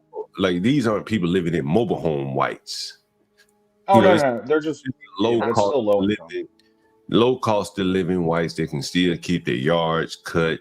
These are probably not drug-addled whites like we saw in the video. We didn't see anybody look like they were drug-addled. They wouldn't be at the city council meetings. There wasn't much talk. You don't see any homeless people laying out on the street, no drug addicts. Is it just, regular people? Not poor, not rich. That city council needs to lock down the zoning laws immediately so that they can blow the rentals out, right? All the rental property, house to house, they've got to tighten that up. There's so an that you American can't flag just up rent. there. Well, that's nice. Look at the town is fairly clean. This isn't a poor, trashy, mobile home, drug-addled. That might be. Yeah, it's not. John, that might be one. Queens Market. Does that sound like a name of a business in a place like Charleroi? Yep, that's a Haitian store. We got it. I'm gonna look that up and send it to you. Queens Market. That Haitian. Look at that. She Haitian. She better go behind the register, ain't she? Yep, that's a Haitian store right there. Ooh. In Charleroi. Oh yeah. It is. Look, there's barbecue in the back. Damn, 4,000 people. These people got stores. I mean, God bless them for being, entrepreneurial. I mean, these are probably the best. This store is clean. You got to give them that. Master Kim, you're looking at this store. It still looks nice and clean, doesn't it? And there's some other like brown Latinos looking. A lot. I was just about to say that you'll see that these people often shop together. A lot of the Caribbean, they'll have food that you won't normally see in grocery store. Like there's probably goat meat right there. I have to rewind that just to make sure for the people that are able to look at the screen right now, this is how their meat is being sold. Yeah. At the store. Like goat, chicken, shit like that. That's all USDA approved right there. Yeah. You can just jump right in. Yeah, you just grab what you need. There's stores in New York like that, Hill in Brooklyn, just like that. I can't do it. In the open air. You're supposed to leave meat out for 1 hour. That's max. That's it. 1 hour. I thought the was Haitian only. Well, it may be fresh, yeah. Or they may have just went to the butcher and he chopped it up for them like that. Yeah, golden chicken, yeah.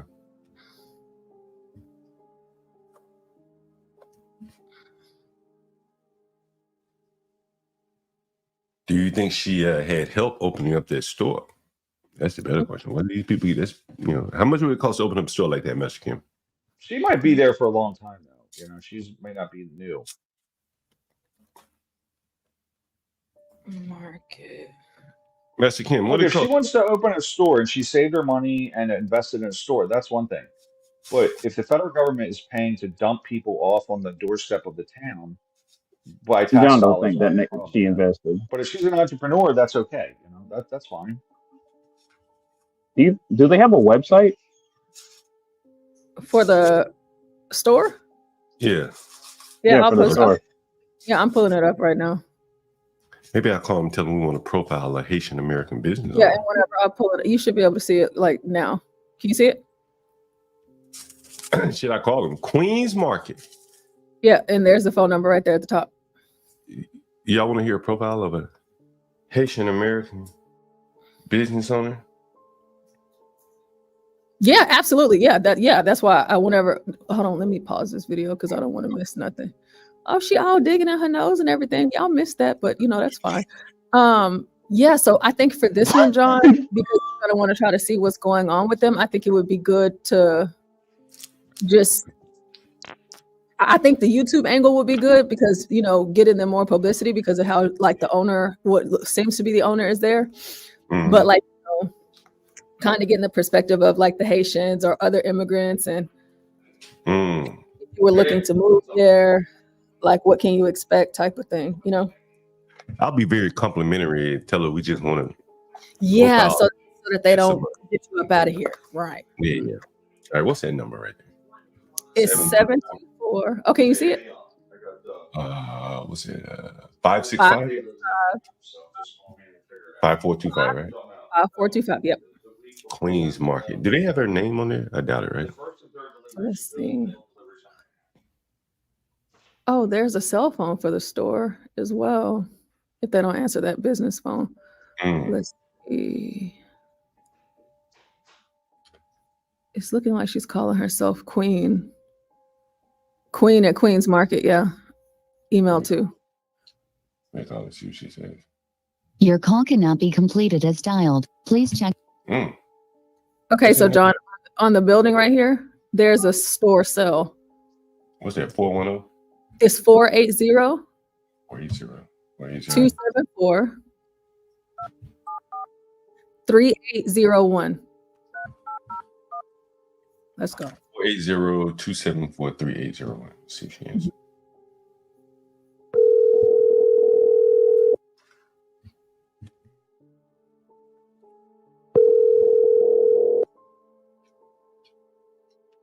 Hello.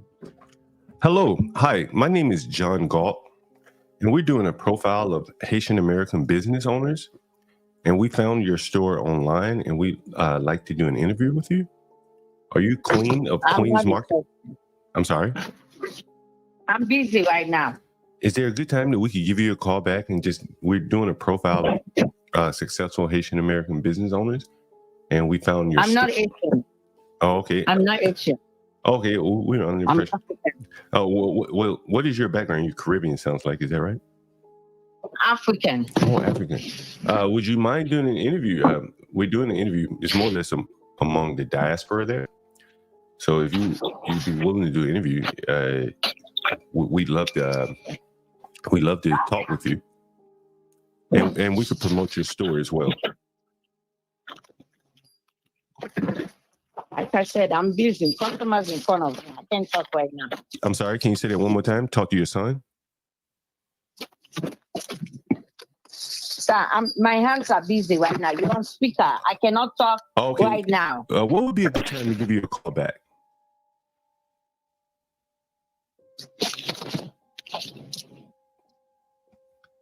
Is there a good time to give you a call back?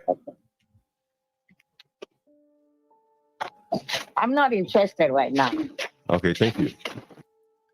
She's African, not even Haitian. And guarantee it reminds him of his aunt. Those, you see, since they've been talking about feelings and everything, with the whole debate and how, it made them feel good. Kamala, oh my gosh, Is that who you want to deal with every day? You want to deal with those kinds of people? She was These Haitians. But she was African, so to be clear. Yeah, no, she was very African. Yeah, for sure. I mean, if that's the lady from the video. Oh yeah, yeah. She was definitely African by the age. She was African for sure. Yeah. My hands are busy.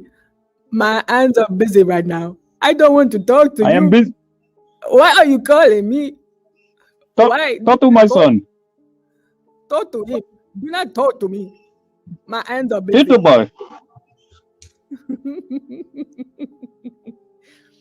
Let's see. What a disaster. Oh, and I'm waiting to be lit into this Facebook group, by the way, as well. Which one? The Charleroi Rambler. Yeah, that's that. I'm waiting on approval for that because as soon as I get in that thing, we are set for motion. Okay. Let me call this church here.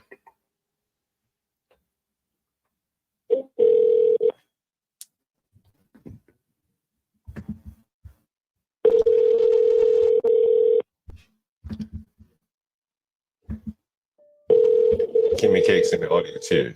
Hey, Kimmy Cakes. This is a church that helps the migrants find housing and things like that. So I'm going to see if I can be of any assistance to them. You've reached the Presbyterian Church of Charleroi. The office hours here are Monday. Oh, they're not open here. There you go. All right, anyway. None of these nonprofits seem to answer the phone. You notice that? Only people in business typically answer the phone. Nonprofits, I don't know how they pull it off. Oh, the PPP loans. I told you about that yesterday. John, I want to make sure because I wasn't looking at my screen. Is this the church that you just called? I'm about to pull it up. The Charleroi Church? Yeah, that's it. Mm-hmm. Okay.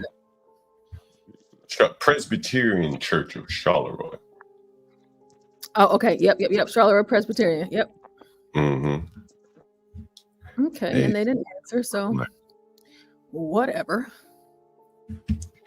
Kimmy Case, you missed it yesterday. We had a Springfield, Ohio resident call in to kind of debunk some of the things that were talked about in the debate. She had firsthand experience dealing with the migrants in her town, and she's very pro-Trump. Last night, very interesting call. We have time sense on it. We'll probably put it out at some point. Kimmy Case said you never had fufu. I didn't like fufu. It was kind of sour, doughy to me. So I didn't really like it, but some people may like it. Anyone ever had fufu up here? No, I guess just a no. So they're overwhelmed with clients. Yeah, this is an interesting couple calls. Let's see who's joining here. Kimmy Case, what's up?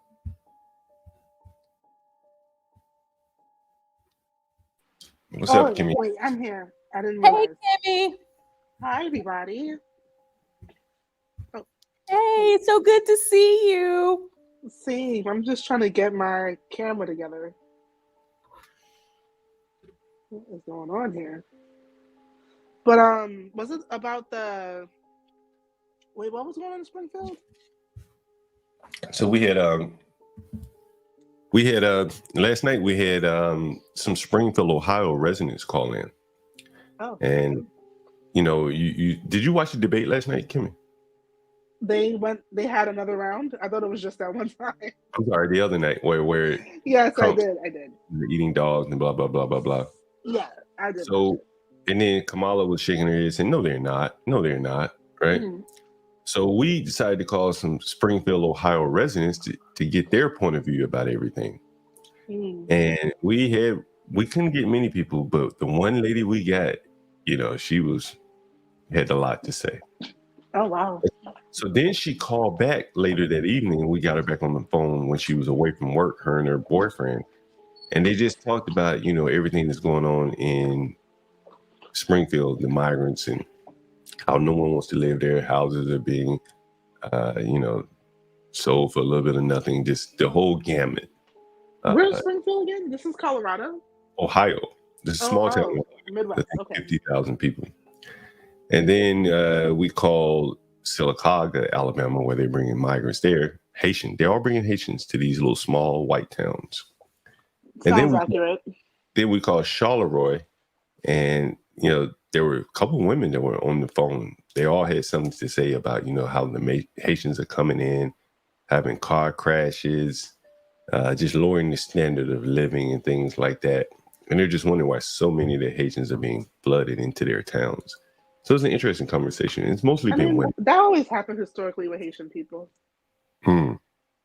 They usually, I remember when they went to Quebec, Montreal, Boston, certain parts of Florida. I mean, it's kind of the norm.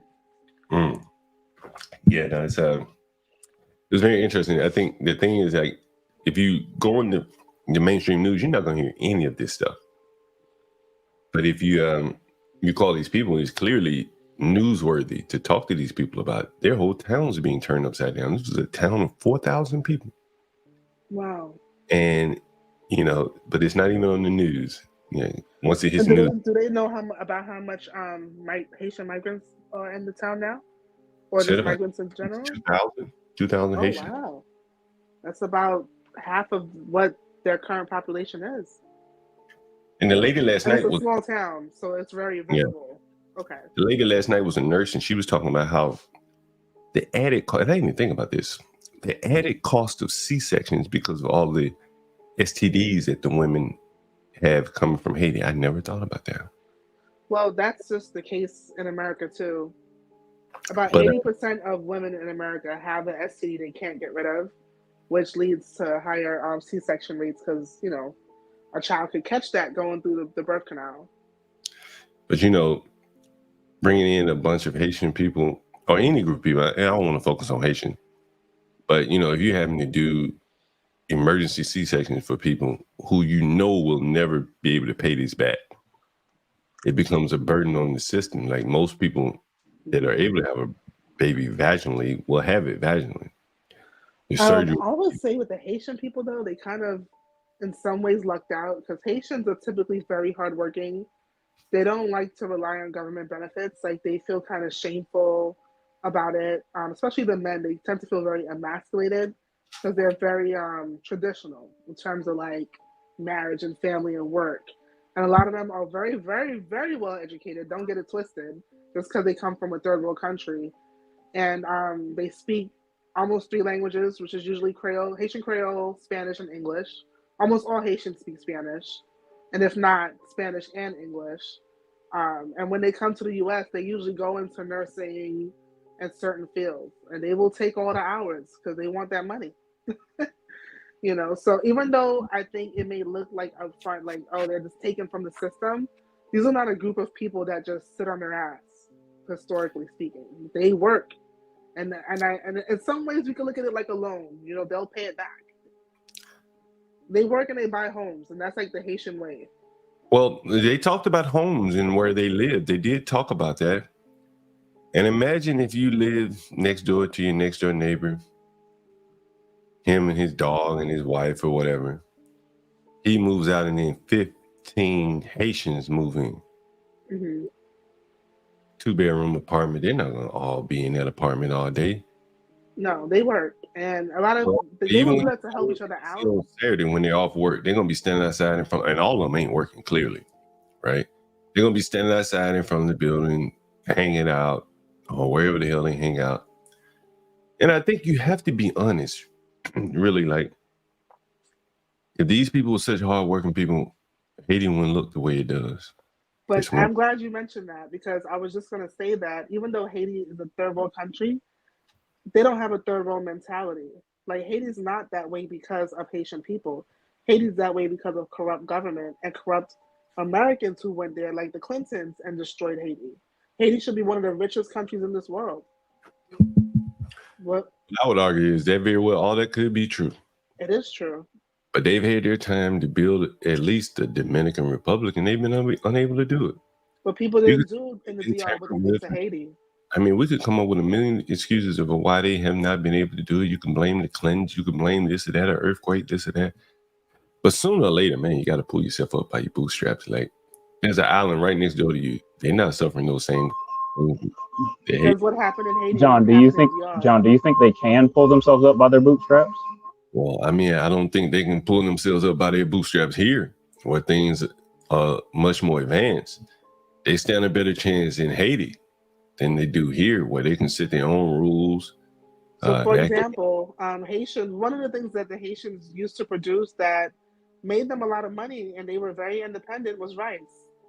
But Bill Clinton bought that out, turned it into his own personal Arkansas company, and he personally owns all of the rice production in Haiti and give those people no money.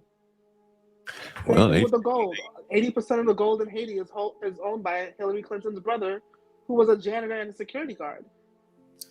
I mean, all those things are very unfortunate, very unfortunate. Hell, they know how to form a revolution. They've done it before. If that's what it would take. Why do you think they ain't got no president? Just gonna leave it at that. Well, you know, again, like they probably are pretty good at killing. But at some point you got to build something, and that I think is really where they are limited. You look at all the other groups coming here. Venezuela probably has some type of buildings and things. You say, that looks all right. Guatemala, they probably Venezuela was very wealthy once upon a okay, time. well, all right. Guatemala, they probably got something that they built with their own hands. Mexico, well, it's they're damn near like first world. Without Haitians, we wouldn't even have anesthesia, to be honest. No. But they should be one of the richest, but too trusting, thinking that, I don't want to refer to anyone as colonizers, but thinking that people that came into their land had their interest in mind, and just corruption after non-stop corruption. And the people really can't fight the system. They had something called the Tom Tom Makut. One of the former presidents, his name was Papa Doc. And he literally would hire the Haitian gangsters to go around and threaten people and kill them for speaking out against the government. Well, why do you think the Dominicans don't want the Haitians? They round their ass up, put them on. Well, I think a lot of that has to do with I think in the 50s they had their own version of Hitler. His name was General Trujillo, and he was he didn't like any dark-skinned people. He only wanted blonde-haired, blue-eyed Dominican people in his country, which is hard to find because Dominican is not a European. Puerto Ricans, you can find blonde-haired, blue-eyed Puerto Ricans, but in the Dominican Republic, it's a very Afro-Latina or Latin country. So damn near impossible, but he tried his best to do that. So a lot of the people who adored him, his leadership, also joined the bandwagon and wanted to make the Dominican Republic a non-black country. But even now, they wouldn't be putting the Haitians out in the way they are doing it. If the Haitians would come over there being, great people, law-abiding, A lot of Dominicans are Haitian. They just deny their Haitian ancestry. They put out. Clearly, they make a distinction. They say these people need to get the hell out of our country. That's what they say, right? You can't deny that.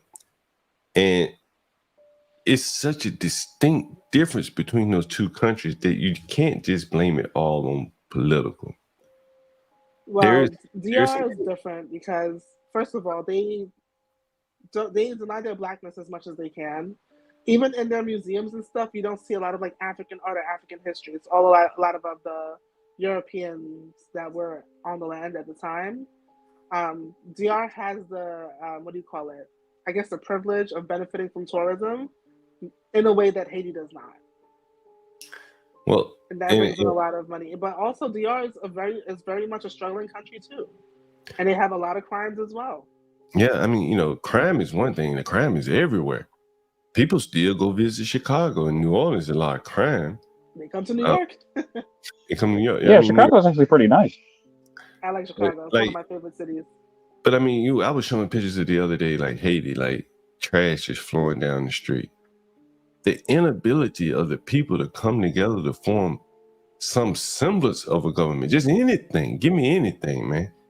Put Wycliffe. Oh, they got something, John. They're fighting Kenya right now. What happens in Haiti, places like Africa, look at what happened in Libya when Gaddafi fell. You have all these. I mean, Libya looked better than Haiti, though. 100%.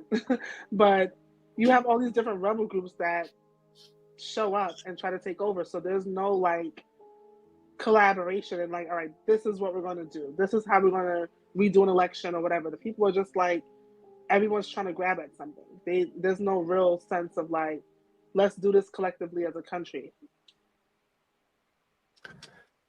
I just think, the ability to work together is a kind of a sign of intelligence, to put aside your egos and shit like that. It's true. And I don't think that they have the ability to do it at a level that will translate very well over here. They had a whole country to themselves to do whatever with it they wanted to do. And you could say it's trash strong, littered, lawless.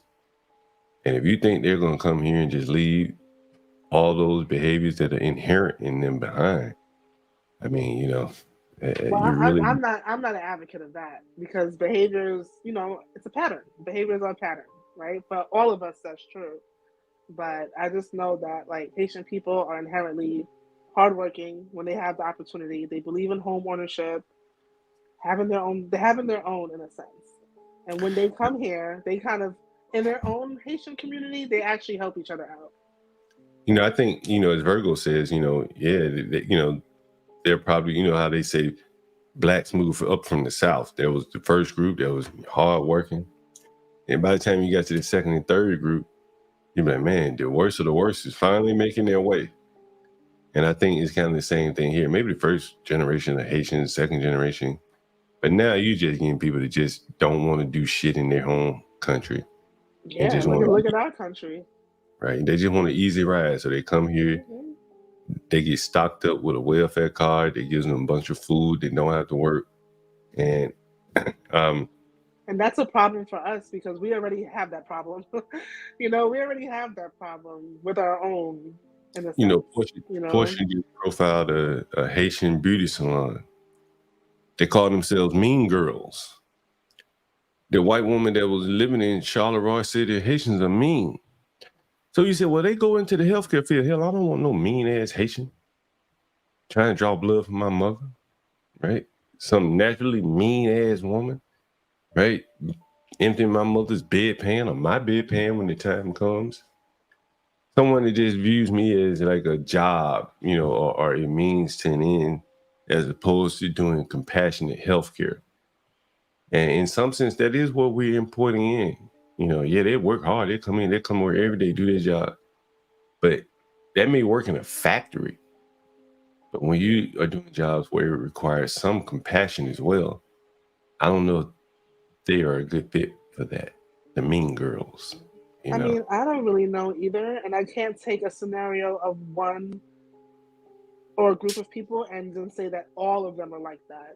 That's stereotyping. And look, Black people conduct themselves in ways that sometimes is appalling to me, but I don't act like that. And I would hate for someone to say that, well, the groups that I have seen behave that way, so they all act like that.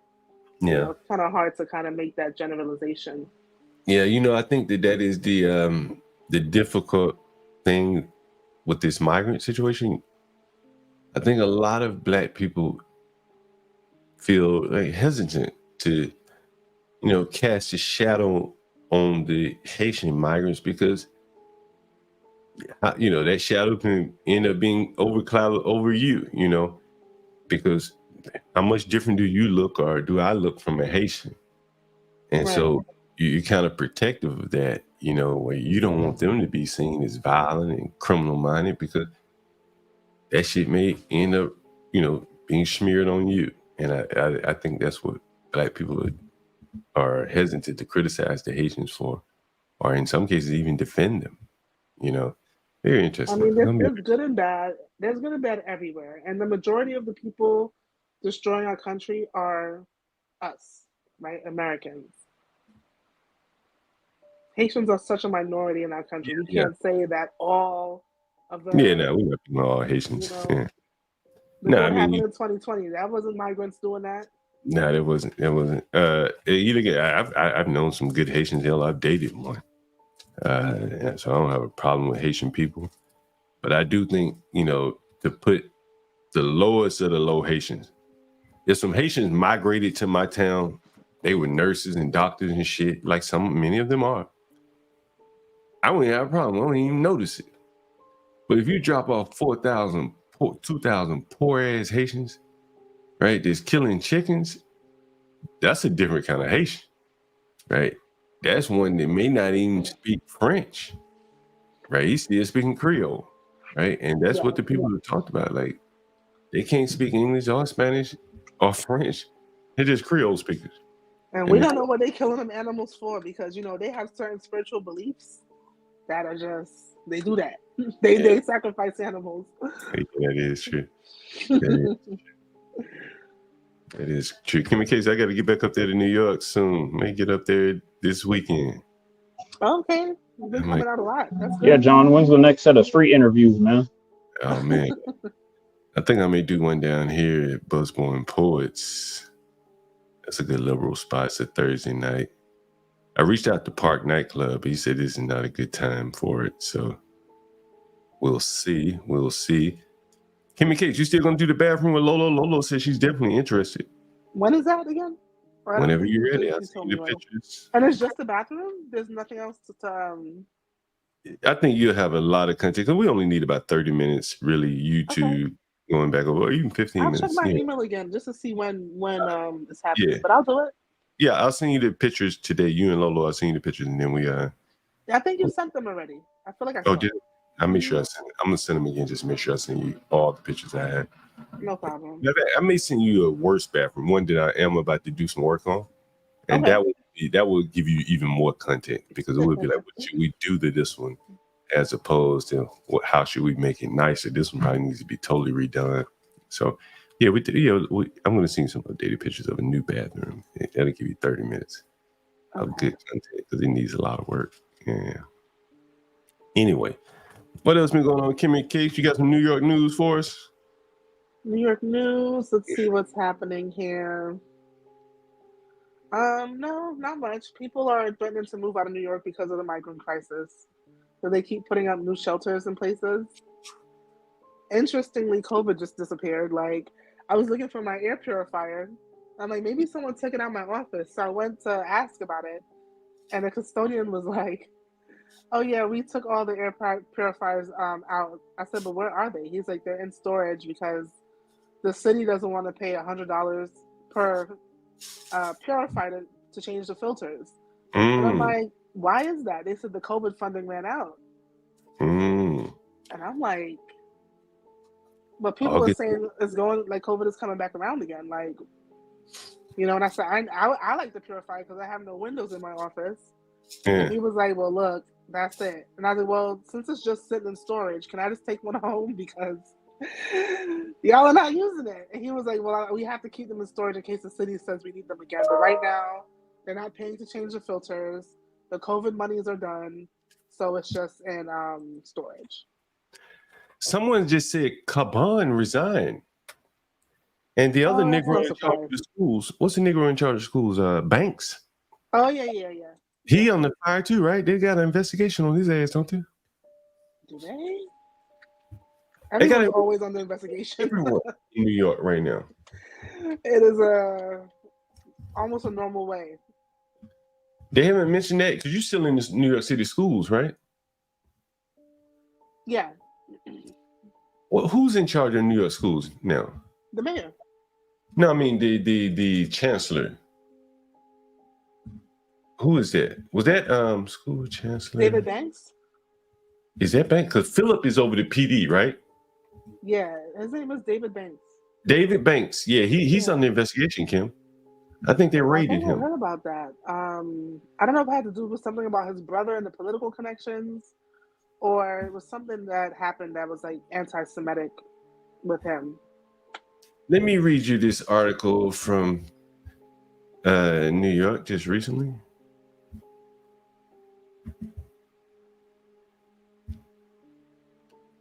New York education chief calls migrant influx a godsend to the city's public schools. You see that? That's David. Yeah, that's his brother, David. Do you know them Negroes are all living together, Kim? Who? I think David, Philip, and the head of the deputy mayor of public safety or something. They're all living together. Huh? Well, that tells me something. If that's true, it tells me that they probably might not be New York City residents or New York residents at all. Well, they had a brownstone. I think one of the brothers was dating Eric Adams' deputy mayor. So either this one or the other one. That's David. David is dating the deputy mayor. That's his girlfriend. And his brother lived there with him. So that means that they both were living there with the woman. So these are like three high-level people under Eric Adams all living together. How fucking weird is that? Right? Yeah. And so when the FBI raised them, they both basically raid all three of them at the same time, you know? That is interesting. Someone says it could all just be fake news. Why don't they have any of these migrants committing these acts on camera? You know what I would say to you? They probably do. But they just won't release them.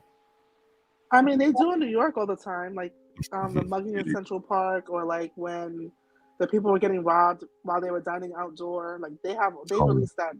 Yeah, they do.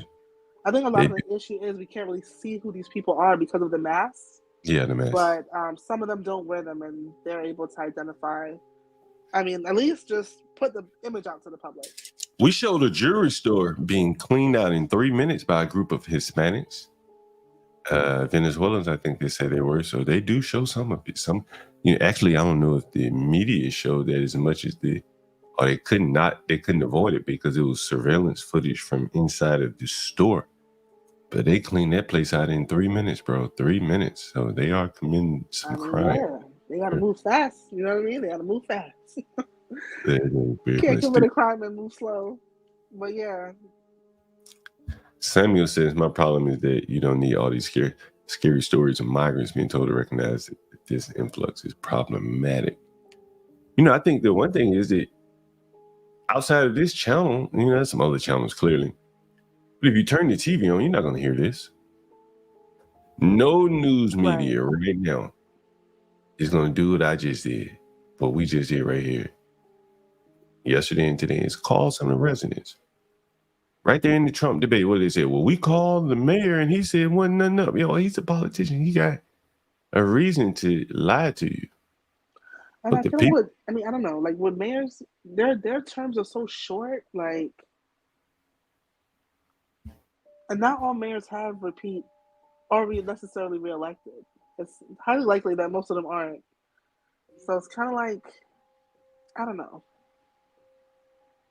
They can kind of float on by and not really have to be accountable in some ways.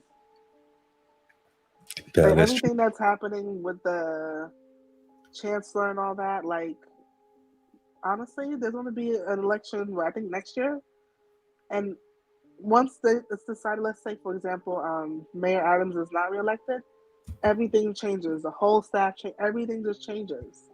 So. At least for me, where I sit, it's like, okay, we have another one now. It's been like that for years. We have another one now. Here's an article that I mentioned a couple of days back where New York was planning to give out $4,000 to migrants for them to find their own housing and move out of the shelter. Looks like there has been some success on that end now. And let me play the video. I think I'll play the video instead. Sometimes I like to read the article. Sometimes I like to play the video.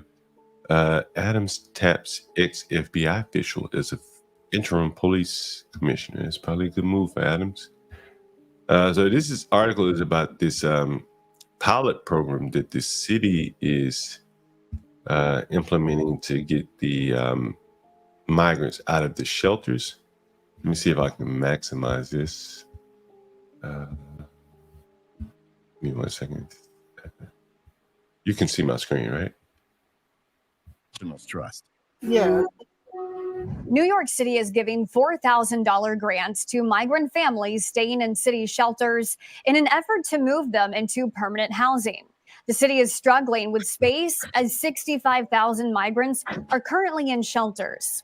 The city has spent more than $5 billion in the past 2 years on migrant care costs and spends $388 per day per migrant household. This program is meant to alleviate some of those costs by incentivizing migrants to move. Looking for solutions to a growing migrant crisis now in the Big Apple, the city launched a program called Asylee Move Out Assistance. The grant, worth up to $4,000, aims to cover moving expenses, security deposits, first and last month's rent, and essential household items. The money comes from what the city says is unused funds from their homeless budget. And if a migrant returns to a shelter, they won't be eligible for the grant a second time. To qualify, migrants would need to first secure their own housing outside of the shelter and provide documentation like a lease or rental agreement. So far, 150 families have benefited from the grant program.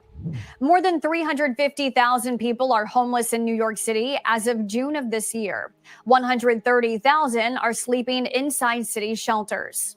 In the past 2 years, the city has seen more than 200,000 migrants arrive. Last year, New York City Mayor Eric Adams said the city would end up spending more on migrants than it does its fire, parks, and sanitation departments combined. Thanks for watching our news update. More than the fire, sanitation, and what else? Schools? Was it? Park, sanitation, and Police? I forgot the third one. Amazing. But I think this is crazy because it's like a catch-22. These people are never going to be able to get that $4,000. She said to qualify, they had to find their own housing and bring a lease. Okay. Someone pull up a lease off the internet for me. How hard is that?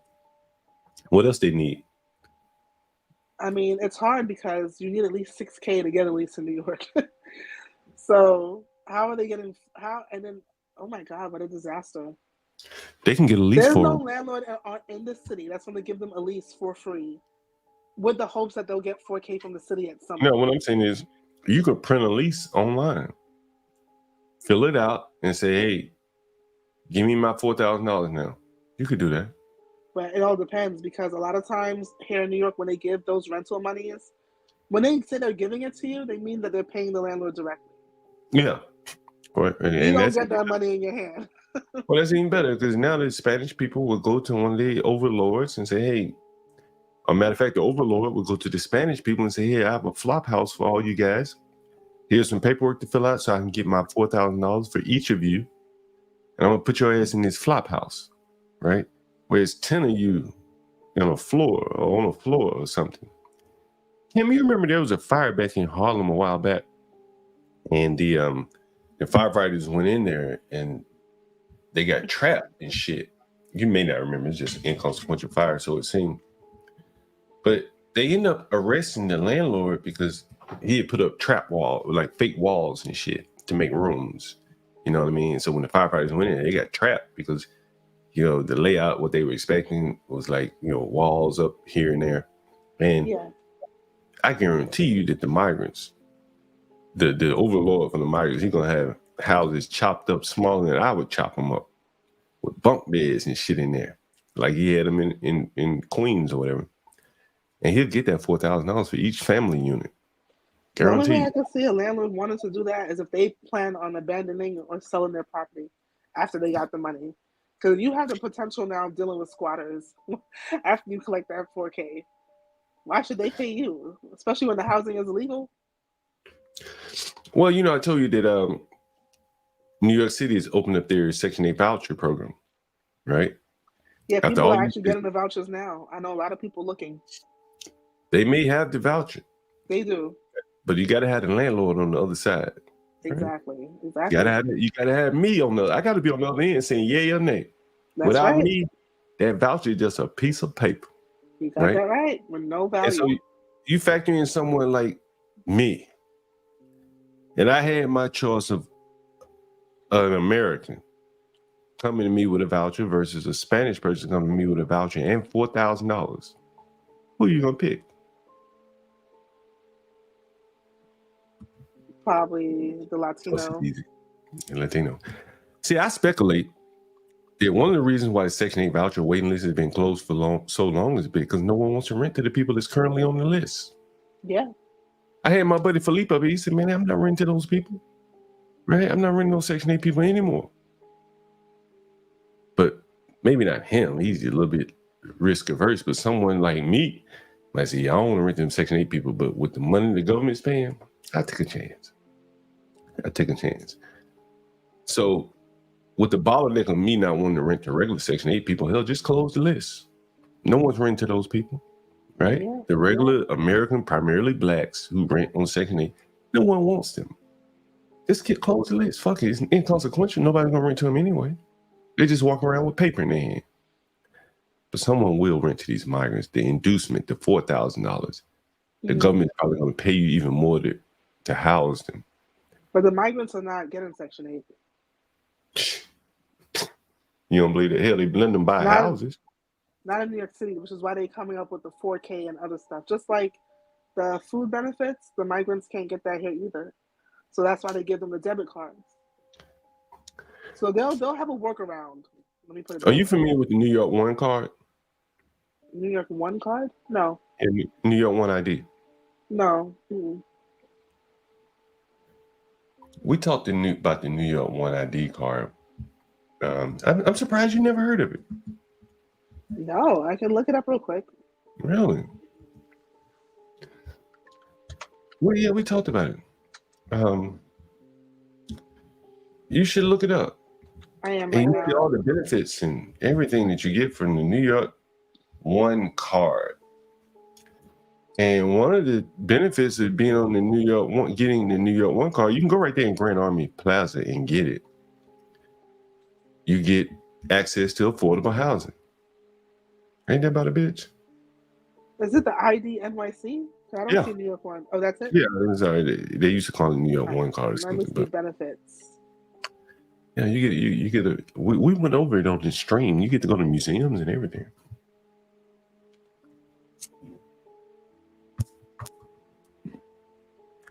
And you get They get certain like discounts at health and fitness clubs, water parks, the YMCA, the libraries. They said You they get a could lot. apply for SNAP. Here's the catch-22. They said they could apply for SNAP cash, which is the food benefits, cash assistance in Section 8, but you can't apply for any of those without a Social Security number. Oh, yes, you can. The system won't let. That's why they have the workarounds and Oh, the yes. food debit card and Yeah. the When you 4K go for apply housing. for food, when you go apply for food stamps, my mother used to work there. I know the ins and outs, really. I'm talking about New York City. Shit, new food stamps is a Like federal benefit. Food stamps. the first page is your name, date of birth, and social. And if you don't have that, you can't even access the system to move into the application, which is why they gave them the workaround, the debit cards. I guarantee you that without ID or anything, you can get food stamps. Homeless people can get food stamps with no fuck. Maybe Homeless people have Social Security numbers. even They without get one. Social Security payments too. See, when my mother used to work there, she used to tell me that they could just come in or whatever if they like. There's a checkbox somewhere on the application. Like if you don't have a Social Security card or something, you can check that box and then, like move on through the application. Something I know that's there. And then my mother was telling me something about how they let them come in and fill out the application, something like that, if they don't have the IDs and all that kind of shit. So they're all workarounds, right? They're all workarounds. Yeah, trust me. They wouldn't have had that New York One card. They will get something. I mean, I don't know about in other states, but in New York, they'll get something, but it won't be SNAP. But they'll get something. I guarantee you they're eating. Kim, They definitely are eating. You know what Penn Station is, right? Yeah. That's on what, 7th Ave? Yeah, between 7th and 8th, right? I was walking up 7th Ave, headed to the bus station. The buses all around there. And the Stewart Hotel is now a migrant shelter. Can you believe that? I am kind of lost on that. I thought that Mayor Adams was suing the bus companies. Well, I'm talking about the buses for like interstate, like Megabus and all that. Oh, okay. Right across from Penn Station is a big migrant hotel. It must be fairly new. Yeah, and they're putting up a new one in Riverside. I saw it today. Damn.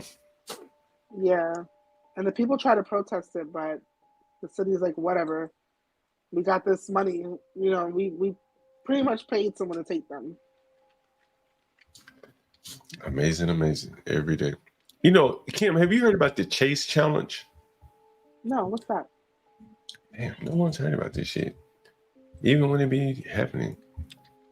People were basically going writing bad checks. And I guess they were allowed to immediately withdraw the money before the bad checks became bad. And so people... they've been doing that for years. I heard about that when I was in undergrad in college. Well, maybe it's a new one, a new way of going about it. But here's a young woman that was arrested.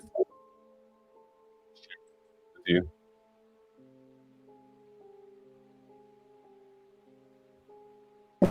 you want to change that at all? I mean, right now you're looking at 4 felony charges.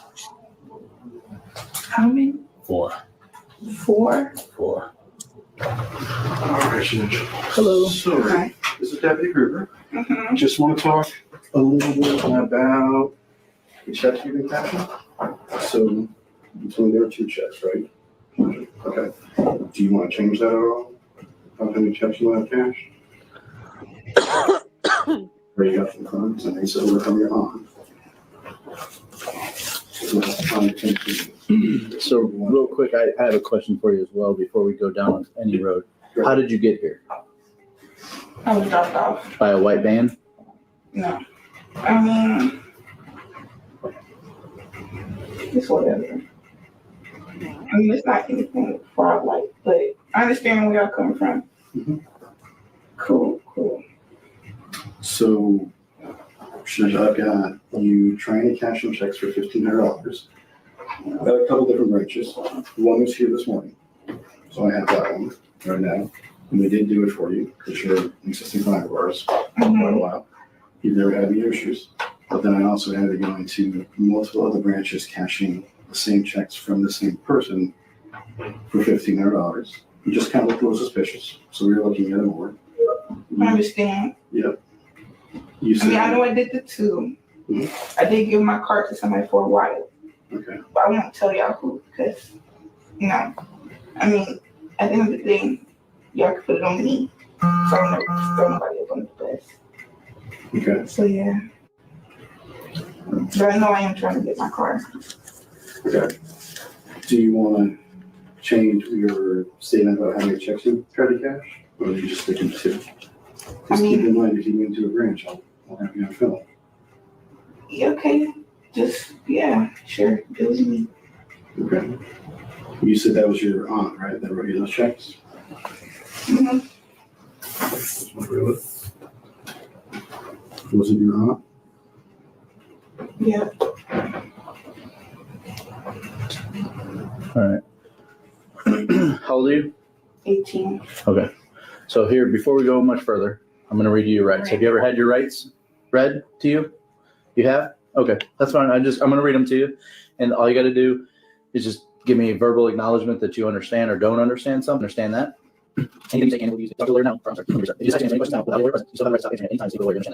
So after having your rights read to you, do you wish to speak to me? You don't want to speak to me? Okay. All right. So can you stand up for me? Can I put my hand up on your real quick? Yep, that's fine. And actually, real quick, since you're being compliant, I'm going to definitely need you to take your cell phone out of your pocket. Is there anything else in your shorts at all? Mm-mm. Okay. All right. Can you turn around for me? All right. Can you turn it kind of back? People were talking earlier today about things they don't teach in school. And committing bank fraud like that, that's just shit. You might as well just turn yourself in. And here's a young woman already been arrested once, 18 years old. I ain't gonna say she threw her life away, but just pure out and out ignorance of how things work. And they get these people in these kind of situations. This is very interesting. Here's something out of New York, Kim, and I probably shouldn't show it all, and I'm not gonna show it all because these people. You can't show their behavior because if you do, they'll get mad at you, right? And find some way to strike you, all that.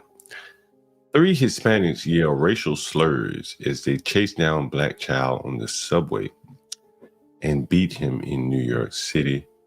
We'll take a look at a little bit of this and we won't put any volume on.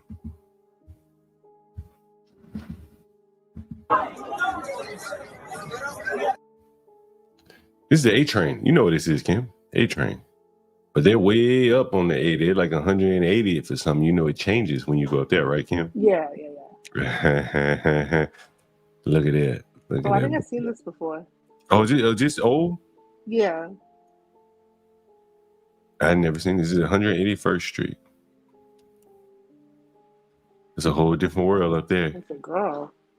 Yeah. It turns out the boy that they're assaulting has autism. Oh, really? Wow. Yeah. Yeah, it's a whole different world up there. You know what I mean? A whole different world up there. Once you get past like 145th, you're in like Domo land, right? Is that Dominican land up there?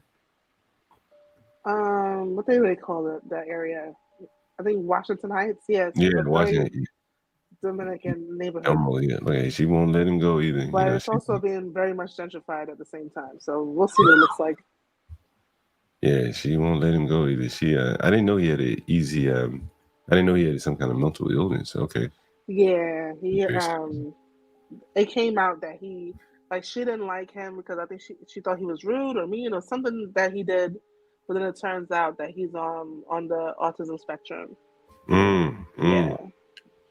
You know, we're gonna find out like a lot of these people don't have the same sympathy for people on autism, you know, as say the average everyday American. Kim, did you see Trump put that hat on? Biden put that Trump hat on? I did. I thought it was fake at first. What do you think made him do that? That was the day I after think two the things. I think when let's be honest, President Trump called it out. Like, is he even finishing his last term? Do we still have a president? No one actually knows. And but he also said the second thing, which was Biden does not like Kamala, which I knew that for years. And I think he felt like he had a friend. I mean, those two could honestly be frenemies in like a nursing home sitcom. It's interesting. Yeah, there's something going on there. I don't think he's that crazy to put that hat on. I don't think he's that demented. You know what I mean? He put the hat on. I don't think it was him being demented. I think it was him feeling almost validated. Like, yeah, they did fire me, and I can't say nothing. I gotta act like I'm still working for the next couple months. And yeah, I never liked that woman anyway. And yeah, how did they out me when I had 15 million votes and she had none? Kim, can you see what's on the screen right here? Oh, now I can. What is that? Oh, those are the ducks or the goose? I don't know where this is, but he's definitely chopping it. He's butchering his next meal. It looks like on the street right there. I mean, he's really getting at it. Dude, fly around the video. You got a hatchet. How somebody videotape this now? I mean, what can you do? This is all you can do these days. He's cooking now. Non ho cosa, non vuol dire, qui non siamo, dove vai tu? Dove vai tu? Ora ti mando io in galera, te ne vai in galera, te ne vai, vergogna, guarda che stai a fare, vergogna. That motherfucker about to eat that shit. He gonna make him overcook. That Karen gonna make him overcook his food. She gonna make him overcook the food, Ken. Oh man, oh man, oh man. That is truly amazing. It looked like some part of the UK there. Somewhere. Oh, I was wondering, I'm like, where is that? Get cracked, says Mama Mia. Interesting. Portia, Craig, do you guys have time to take over for me? I have time to finish this beer off, and then I need to go, what do they call it? Wrangle the herd. I'm not going anywhere anytime soon. Give me about 30 minutes, Kim. I got to go wrangle the herd. What is this? The 12th of the month? Anybody owe anything? Yes, it is 12th. Everybody's all I'm paid going to be up. watching, but I'm going to step down. All right. Bye, Everybody. Kimmy. Bye, See you, Kimmy. Hey, we have to get together when I get back to New York, probably this weekend or something like that. Yeah, we'll do that. What is wrong with my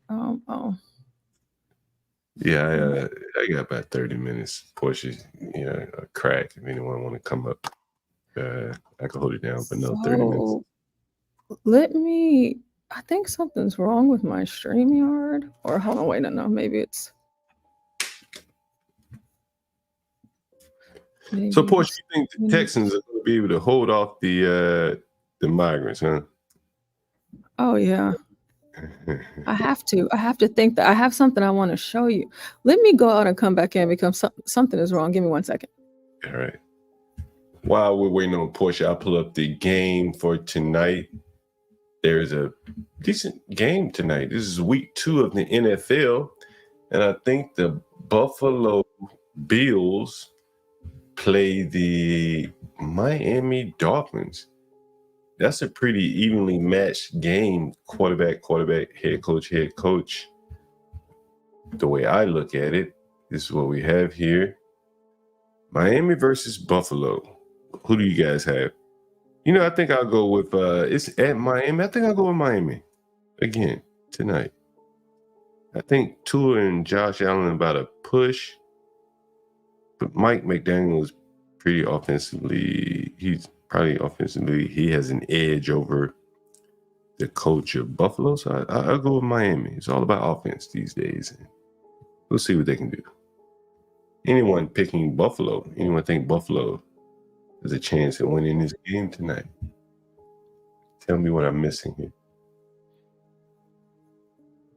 Portia, you made it back. Someone, Richard, let's go. Fans. Okay, we're gonna see. Yes, I am here. Right, feel free to take over. Okay, so I don't know if you've heard about this. There's a few things, a few stories that I wanted to get your opinion on before you go.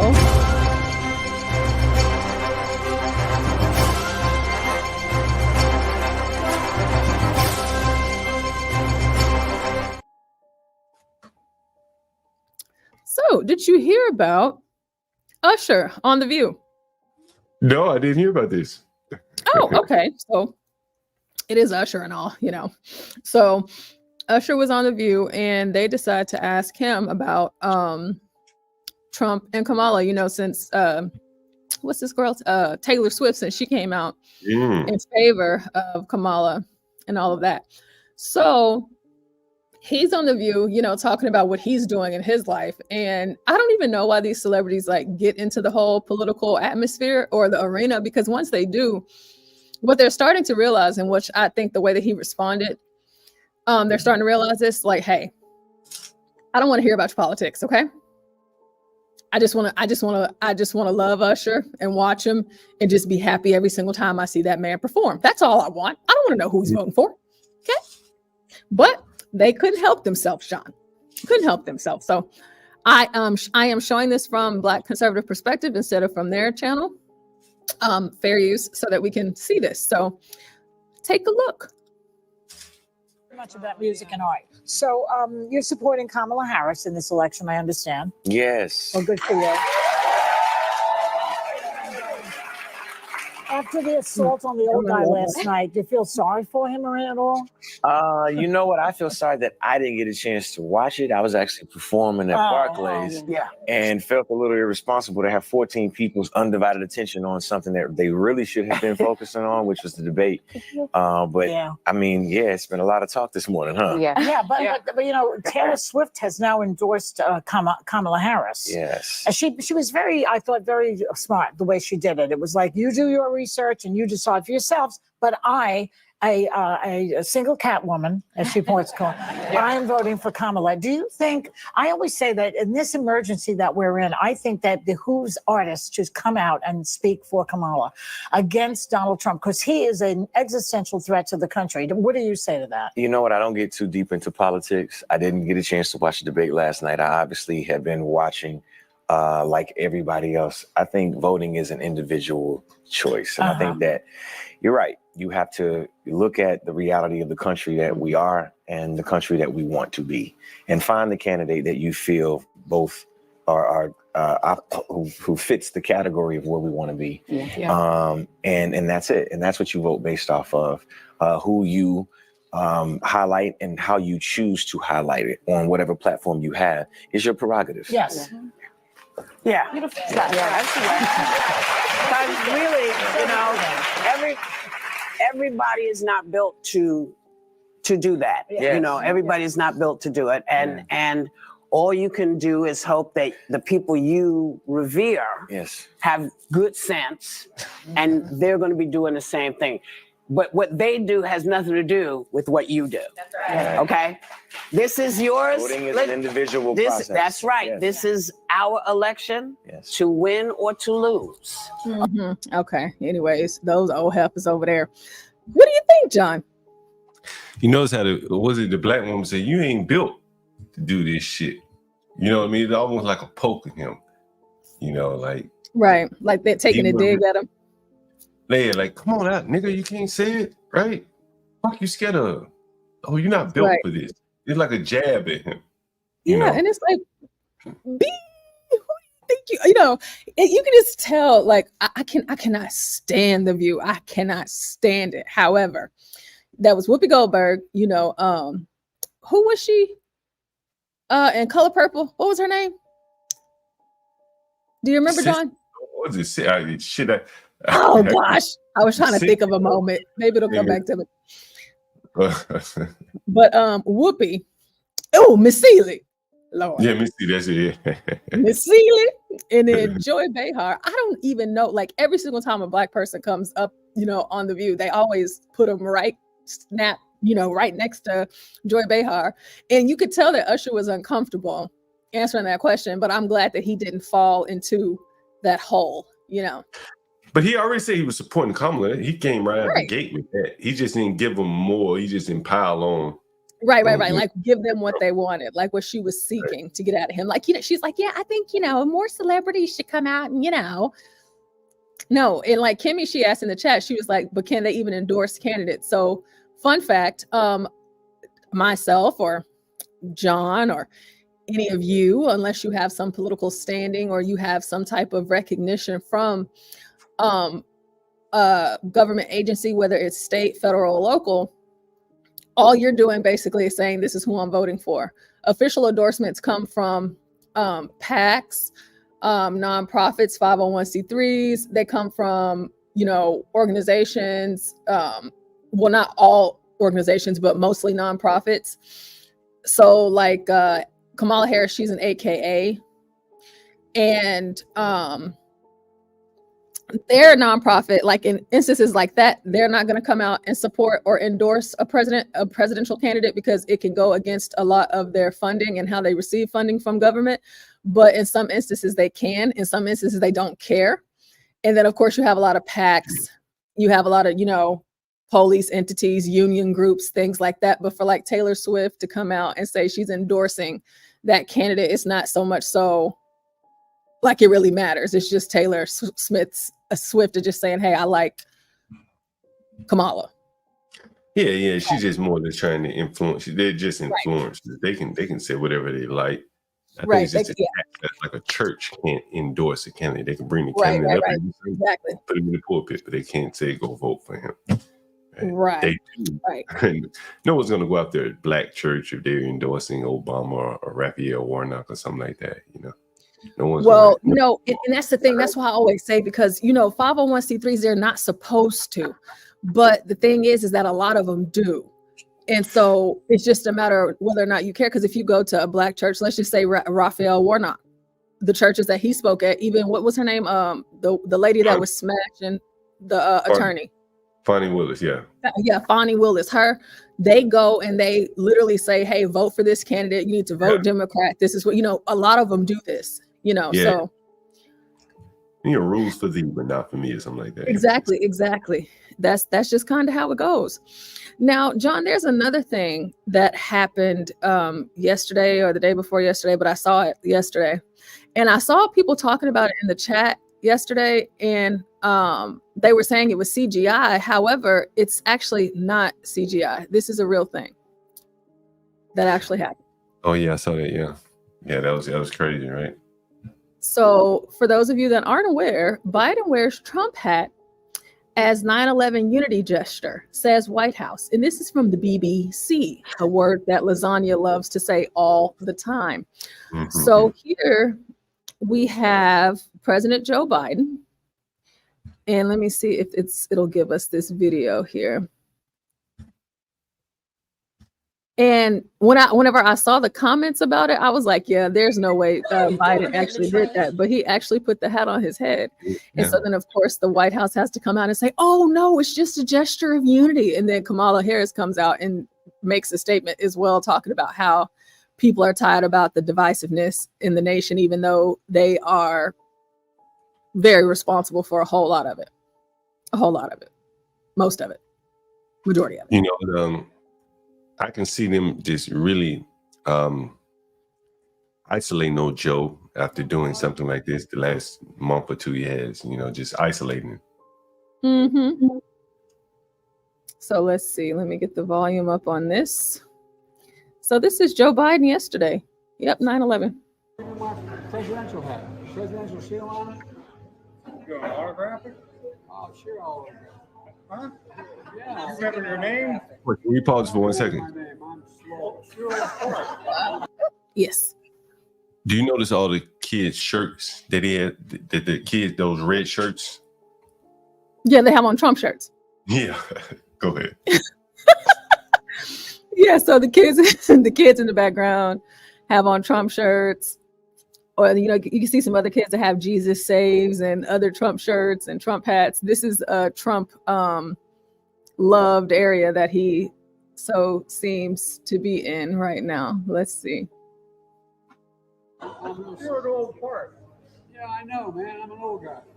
And you're an old person. I know you would know about that. What?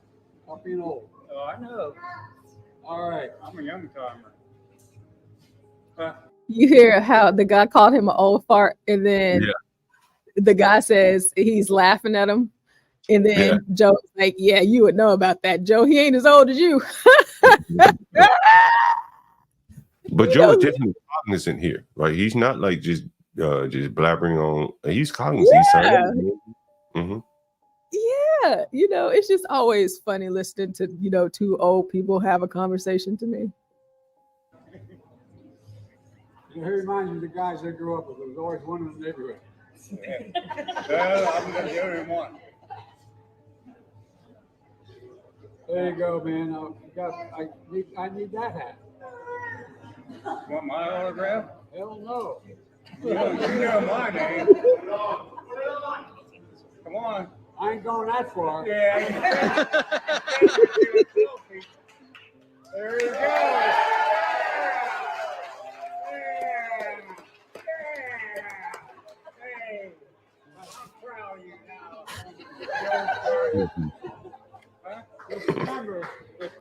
Do you think he did that on purpose? Because yeah, I think he did. Okay. All right, everybody in the chat, do y'all think that he did it on purpose or what? Because, you know, Trump was kind of, you know, giving him his flowers on the debate stage.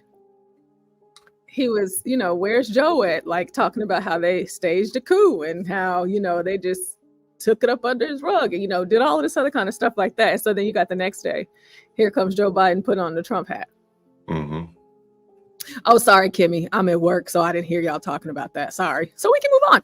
You know, we can go deeper into it. Like, we just briefly touched on it.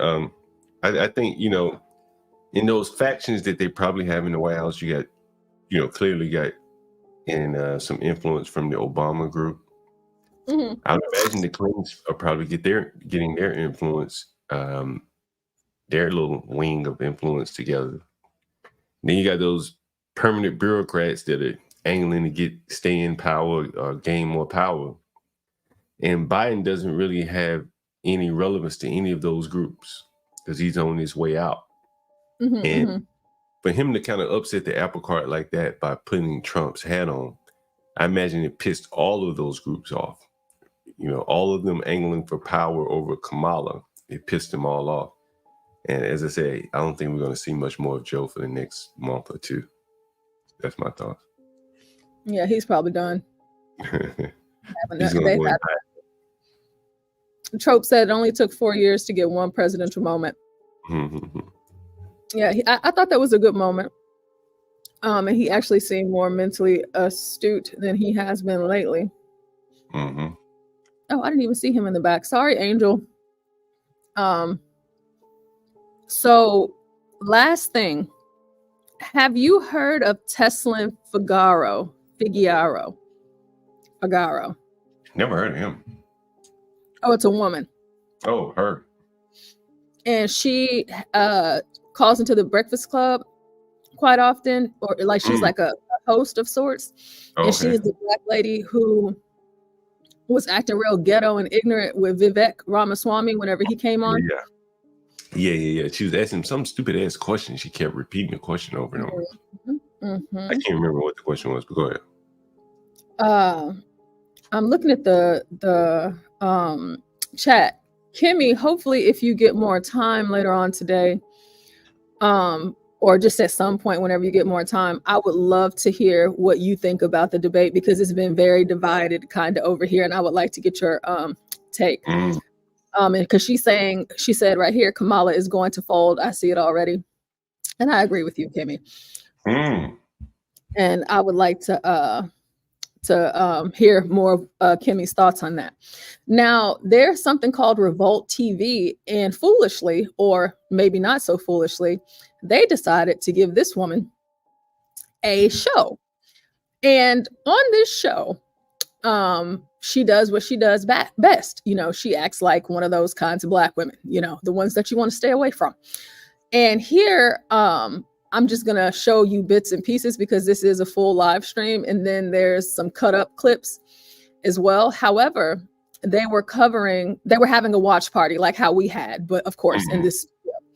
Now, there's a Black woman that Donald Trump met many months ago whenever he was in Atlanta, and I wish I could think of her name right now. I'm pretty sure they'll say it, but she worked at the Chick-fil-A, and now she actually works for Donald Trump. So she's was it that actually young Black girl? Yes, her, the young Black girl. I can't think of her name. Maybe somebody knows it. Is that the one that hugged him? Yes. Yeah, you know, Trump, like, she works for him now in his campaign. Like, she's getting paid. Yes, she's getting paid now.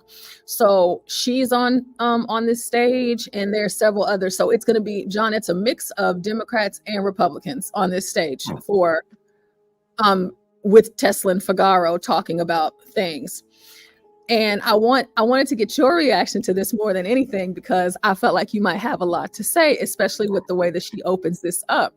So just to kind of lay this out for you guys, we're going to be watching a bit of, and I know John has to go, so I still want to keep watching some of it with you guys, even after John has to leave. But it gets really, you know what? Let's just take a look. This is our pre-show, and then we're going to watch the actual debate. We'll be talking during the discussion, the commercial break, and then we'll have a post-show, just so you guys make sure you stay right there. But let's talk about the gender gap. Black voters in this 2024 election. According to Pew Research Center, there are more Black men in favor of President Trump than Black women. There are more Black women in favor of Vice President Harris than Black men. So we're going to get into it. Let's take a look. In a million years, you would never get me to vote for Kamala Harris.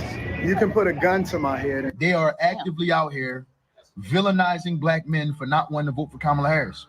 And I said it before, and I will say it again. They think they own us. The women that are telling Black men that they have to vote for Kamala Harris, it is going to remind Black men of every bitter baby mama. I don't think Kamala should be in the. I just, for those of you that are aware, I understand he is a homosexual. However, he's still a Black man. Okay. In the position as Biden. I think he needs to find someone else.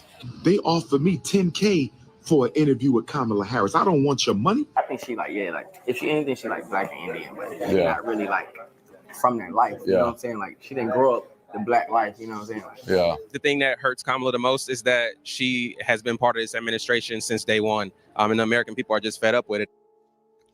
What's the disconnect with Black men? It's easy, man. It's really, really easy. Black men are working through the world logically. At the end of the day, they associate the Democrat Party today's masculine heterosexual. You see that big old Black dude in the back, John? Mm-hmm. Yeah, he got on, I guess he meant for it to be red, or maybe he meant for it to be pink. He got on that pink linen suit with the open the gold chain and that Trump hat. About 50 years old. I wonder if he got on some sandals, like them slides. You know, like the ones you wear on Labor Day. Let's go. Black male. Make a long story short, associates the Democrat Party with having separated them from their families over the course of the last 60 years. And that's a very sensitive topic to discuss, but an uncomfortable truth that we need to deal with. At the end of the day, for the first time, Black males have an opportunity to vote against a prosecutor. I believe the young lady was a prosecutor, right? They have the people who have really been harmed the most have an opportunity to sort of cast a vote in a different way, and they're standing on that.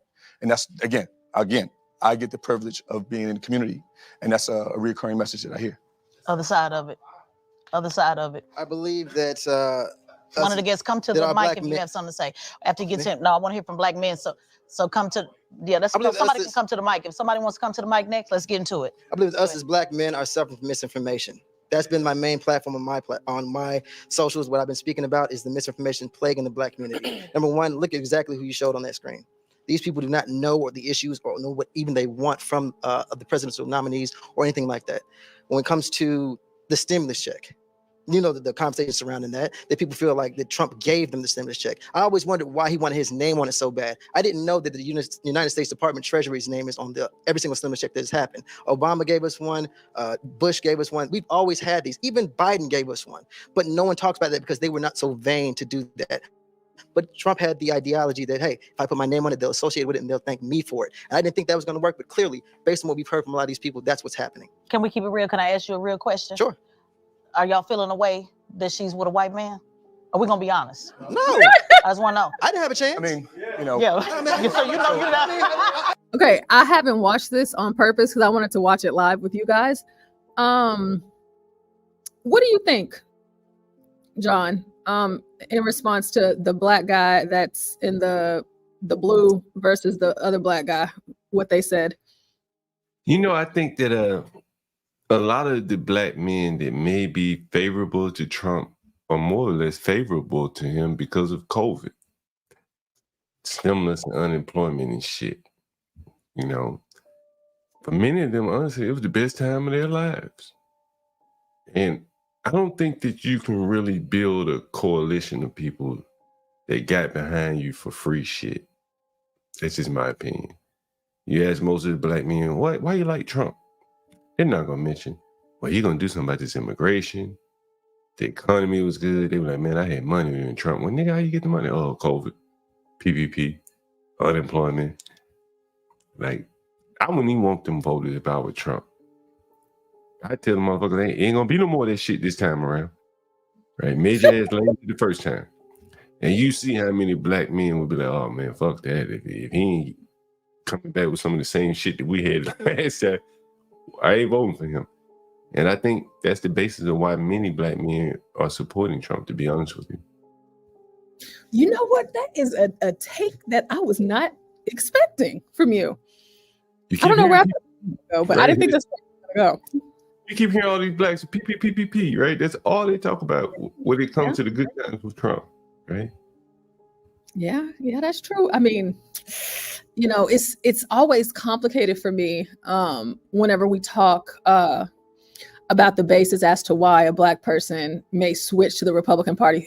For me personally and specifically, because I've never voted Democrat. I've only ever voted Republican. So I don't even have anything to compare it to.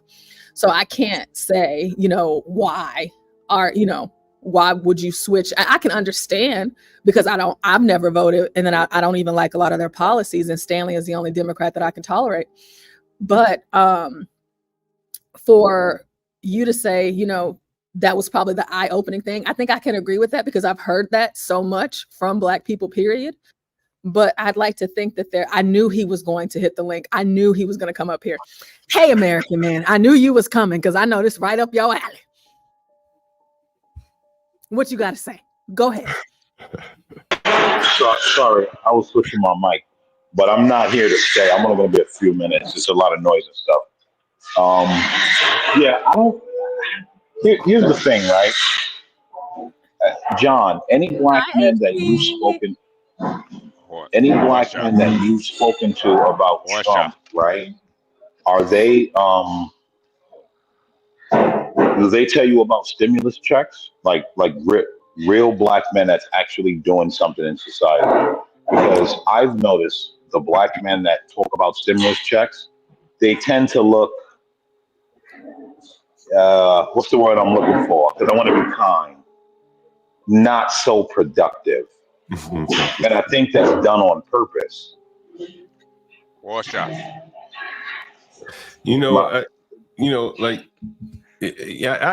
can kind of go along with, I'll say it like this, kind of going along with what you're saying.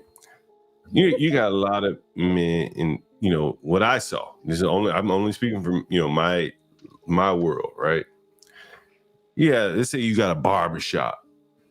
You go out there and get that PPP money. And you say, man, I'm balling now. You might attribute that wrongly to, man, when during Trump, man, these people look at the world very simplistically. Man, during Trump, man, I was balling. It don't matter if it was PPP or people just were working and had a lot of money and were able to get haircuts and leave tips. They just, the correlation and the causation, I think it gets all mixed up with them. And So a lot of them look at their time, in my opinion, a lot of them look at their time, the barbers, the little half-ass businessmen, they were able to go out and get PPP loans, and some of them haven't been caught yet, you know. And if nothing else, the supersized unemployment, man, they were giving people $600 a week in New York. A week. Most people that were getting it, and that shit was extended for a very long period of time. Those people live better than they ever lived because they may have went out and hustled a little bit, drove Uber. That shit didn't stop their unemployment. It was a good time for them. They attributed. So you're making the point for me. Yeah. You're actually making the point for me. Yeah. Is that these are non-productive people that make $400 a week, and then, well, I'm not going to call someone that makes $400 non-productive. But these are non-productive people Marginal. chicken coop, man. Yeah, let's say marginally productive, right? And okay, marginally productive, right? Yeah. And so that's what they see. But same thing like the news, right? You ever notice the news always finds the crackhead to talk to? They never find a productive black person to ask questions to. You ever notice that? American man, what you over there forging steel over there? Yeah. God damn, it sound like a medieval dungeon over there, man. What the hell's going on? No. These guys just screwing steel down. Well, aluminum. He's trying to get out. Yeah, all right, guys. I'm gonna jump out. I just wanted to say that, it's non-productive men that they put up to say, oh yeah, Trump and the stimulus checks, right? Because if they interviewed any one of us, we would not say that. And so, I can get into no. American man work at Jurassic Park, man. God damn. You see the headlines here? Like, look at all these headlines: stimulus in blacks. Black mother-daughter credit Biden stimulus package, creating path to home ownership. Like, these people are attaching a lot of their voting to like stimulus. Yeah. Federal stimulus payments kept more than 2 million Latino and black children out of poverty. Man, that'll make you vote. Stimulus checks November 2023. Go ahead, HB. Hey, John, I think a lot of it too is the whole manosphere, red pill. I think that a lot of it is because of that. I think a lot of men, especially black men, they've become jaded. And it's not necessarily what Kamala and her policies, it's kind of what she represents. You know, you see it all the time. We just being a gentleman to a woman. Simp, you goddamn simp. Yeah. Why are you holding that woman's door open, simp? So I think a lot of it is that too, man. It's just like with a lot of black men, they just tired of being simps. They not about to vote for Kamala. I ain't simping. Oh, I think there's a lot of them simping. You know what I mean? Oh yeah. No. The black man, I always say this, the black man is the biggest simp in the world, and there's no close second. There's not even a close second. I've seen black men simp to galactic levels, man. You know, I mean, it's not even funny. Yeah, that is very interesting. Go ahead, Portia, play some more of the video. I'm interested to see. I wonder if the stimulus is going to come up again. I'm so excited because I was hoping that y'all would like this story and that y'all would have some stuff to say. Because it only gets crazier. Yeah, this is going here. But is that an issue? Like, I want to really. That's a great question. Like, you know what? Here's what it boils down to. So hold on, let me just put this out here. Wait a minute. I'm feeling some resentment in the building. I just want to put the conversation out there, and we're gonna do more of these shows because I want to bring it back and have a conversation on relationship and all of that. But I just want to put it out. Black women, we feel away. I'm just gonna keep it real. Black women gonna keep it real. We feel away when we see if Obama had a white wife, we would feel away. Raise the hand. When we feel just like a little bit of a way, we're gonna be honest about it. Let's be real about it. What sister's gonna be real about it? I'll be real about it. They don't want to tell y'all. They would feel away. So I just want to know. So we're looking at all of the black congressmen with their white wives, but I want to just keep it all the way a buck. I just want to keep, and all Republicans, by the way. I just want to keep it all just a buck. I mean, I just want to say that is because I talk to black men all the time. See, I got you. This the type of shit black men are getting tired of. You're not about to keep shaming us for dating our white women. Like this is like a war right now for the black man's vote, but it's really the war for the black man's like his mental almost. It's like how long y'all gonna keep bashing us over the head about dating white women or being with who we want to be or being happy, voting how we want to vote? This is like it's deeper than just politics. This is like we drawing a line in the sand right now. I mean, we got a trucking channel HB, and we get on sometimes. We be talking about automated trucks and shit like that.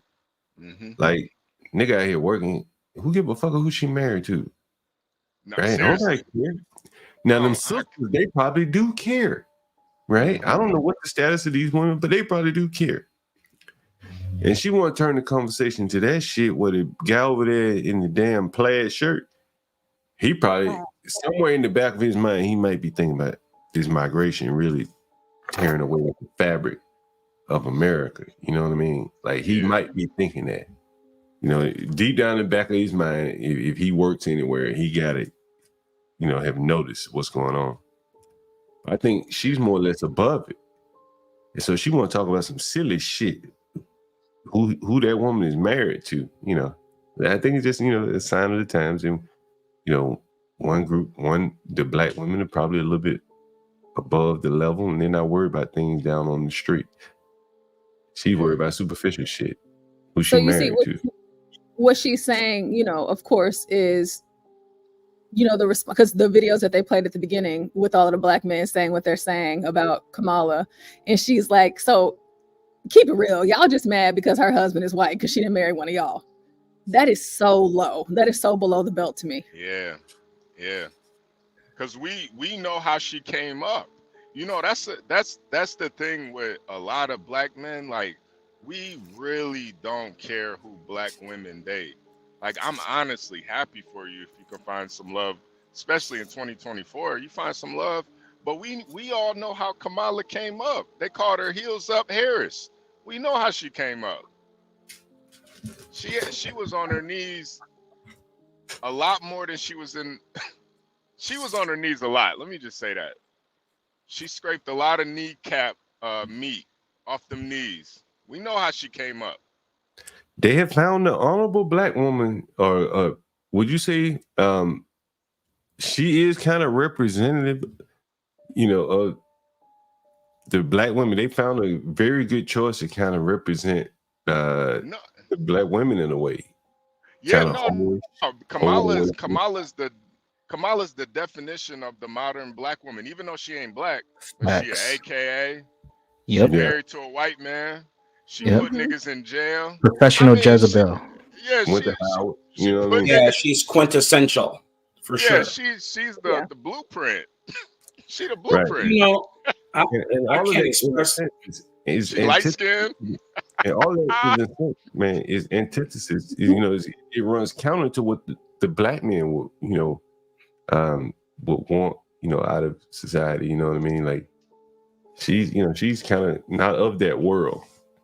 But, all these black men and women, are going to probably more or less line up to support her. It's just interesting. Very interesting. John, I can't express to you how I despise that woman who was just on that screen. I mean, she is everything every man would want to stay away from.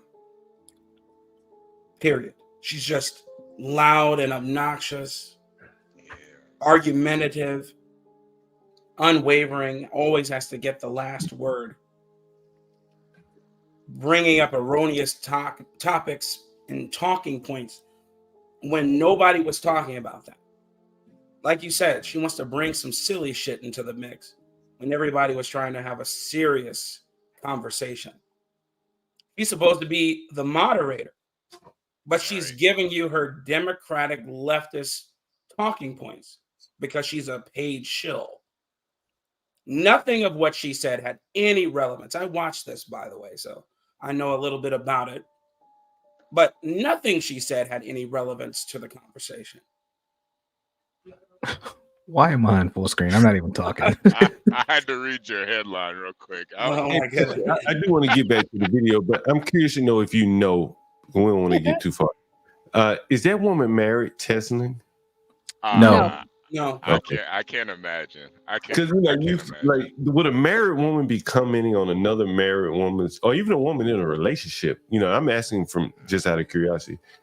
You know, if you got you a man, are you mad that another woman didn't marry a black man? If you got you a black man, you know what I mean? Or any man, would you really give a shit about somebody else got a man? When you just say, "Hey, I'm cool, he got a man." No, you know, nobody would care. That's what I'm saying. Like, for her to be pointing that out, you know, I think that's a fight that I think the black women are fighting that the black men aren't really fighting. Like HB said, I don't give a shit who you date, but the black women do. No, we So, black men don't anymore, especially with the whole, you know, red pill manosphere. Like, man, whenever I see a black man with a white woman, man, I sometimes I want to salute him. Like, man, you broke out of the Thanks for matrix. taking that problem off our hands. Right. I'm not. He left. Listen, man. It doesn't matter. Man. You know, when I see a bunch of Mod children rolling around here from a union between a black woman and a white man, I don't care. You know, it's cool. Good. Have more children. That's what we need anyway. I don't know. I guess, you know, and it's almost universal, guys. You'll see a black woman say, you know, I can do it. I can date outside of my race, but if I see a black man doing it, you know, they're upset, and they will viscerally show you this. I mean, physically attack you, you know, verbally attack you.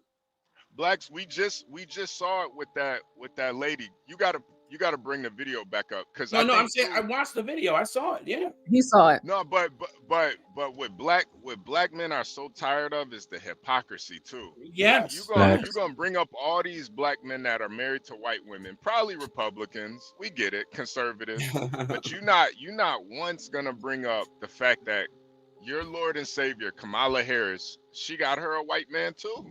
Lord and Savior. she got a white man. So I don't see. He's a schmata. He's a schmata. He sure is schmata. He's a yid. He's a goddamn scale. He said a yid. It's a goddamn. You know, we know what's going on. I like that one. He's a yid. Oh shit. Shmata, a yid. That's funny. Shmata. Shmata. American man said Justice Ketanji Brown has a white husband too. Yeah, they all do. Everyone. That's Go ahead. I can talk about all of them. I'm happy for them too, man, because you know I know how they had to come up. They came up on their knees. They had to, you know, slob a lot of knobs to get where they got. So if they got a white man that loves them and cares for them and empowers them and respects them, I'm happy for them. I just don't know why they can't be happy for us. Why you can't be happy for us? We all in this together. We all black people. Said it poignantly, sir. Hold on, wait. So Stanley says, so divestors attack black men for dating outside their race. That is a novel conspiracy theory for sure. Oh, no conspiracy about it, sir. Yeah, that's not a conspiracy. It's not a conspiracy. It happens all the time. That's the whole divest movement. And the crazy thing, Universal, we see it far more than not in all of our media, social media, movies, music. You know, I see it in visual person. in person. And so if you just didn't believe anecdotal experience, you could just turn to any black conscripted channel, BET, VH1, and not even that, regular television shows, you could see it where they besmirch your name for not wanting to deal with the hypocrisy of a black woman if you date outside of your race. Absolutely. I think it's a prototype, though. I think professional black women, especially, the goal is to get a white man. Like Portia brought up Oha, and she was married to, I think, a Somali dude, and she ended up getting with the white dude. He was on her campaign. She cheated on her husband, and ended up getting with him. Yeah. Sounds like the He Somali. left that man for a white man. I mean, just imagine it. Sounds The like audacity. what's her name? What's her name? Yeah. Ilhan Omar. Related to him? Yeah, Was she related to him too? Yeah, there was some suspicion that they might be related, which Well, no, may be there's true. there's I don't two know. different stories though. So for Yeah. the whole Ilhan Omar situation, whenever her brother got here, they did marry for his citizenship, but the man that she was actually married to and had children with, that is not her brother. Oh, okay, So- okay. Now that He was is an older man. highly illegal. Listen, I'm not saying that she was doing anything nefarious, incestuous with her brother, but what I am saying is beyond anything else, that's highly illegal, and those are things that would get any one of us thrown in prison. Right. Okay, that's treasonous, and it skirts your immigration laws and Department of Homeland Security. So she should have her ass in jail.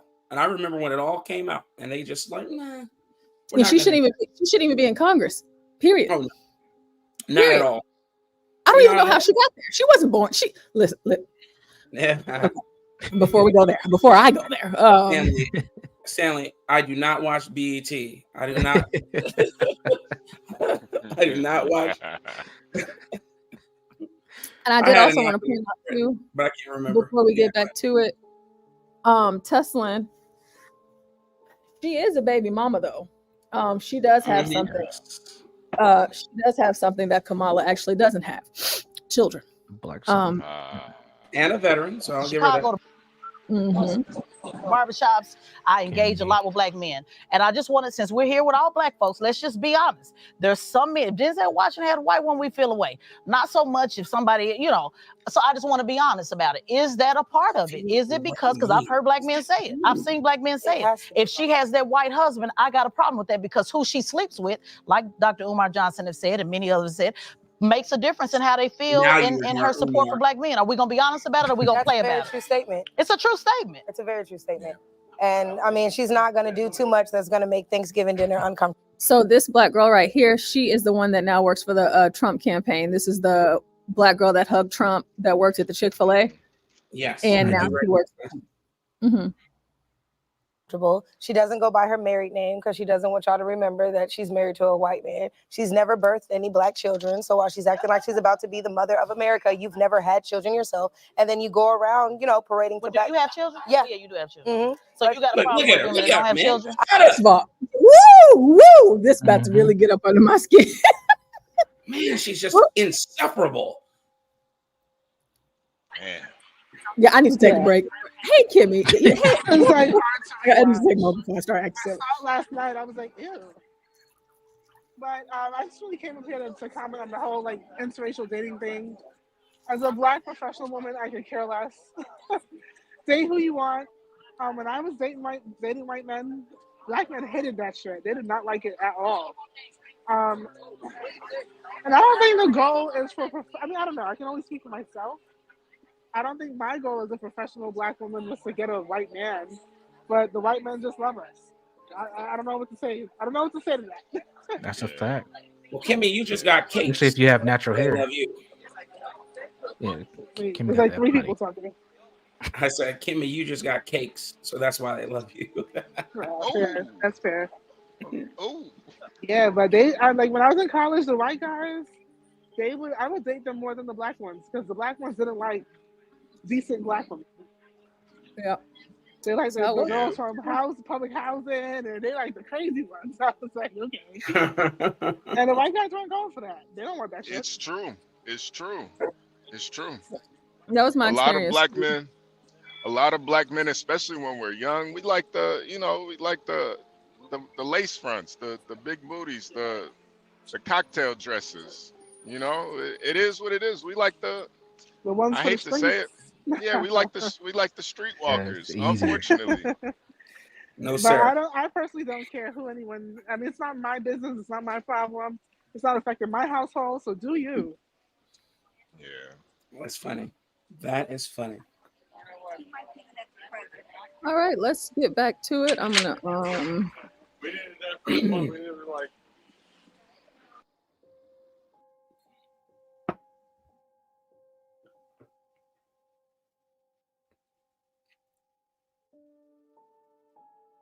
What happened? I don't know what happened. Well, welcome to the John Galt Show, episode 39. Hey, you know what? Universal Jones. So I have What's up?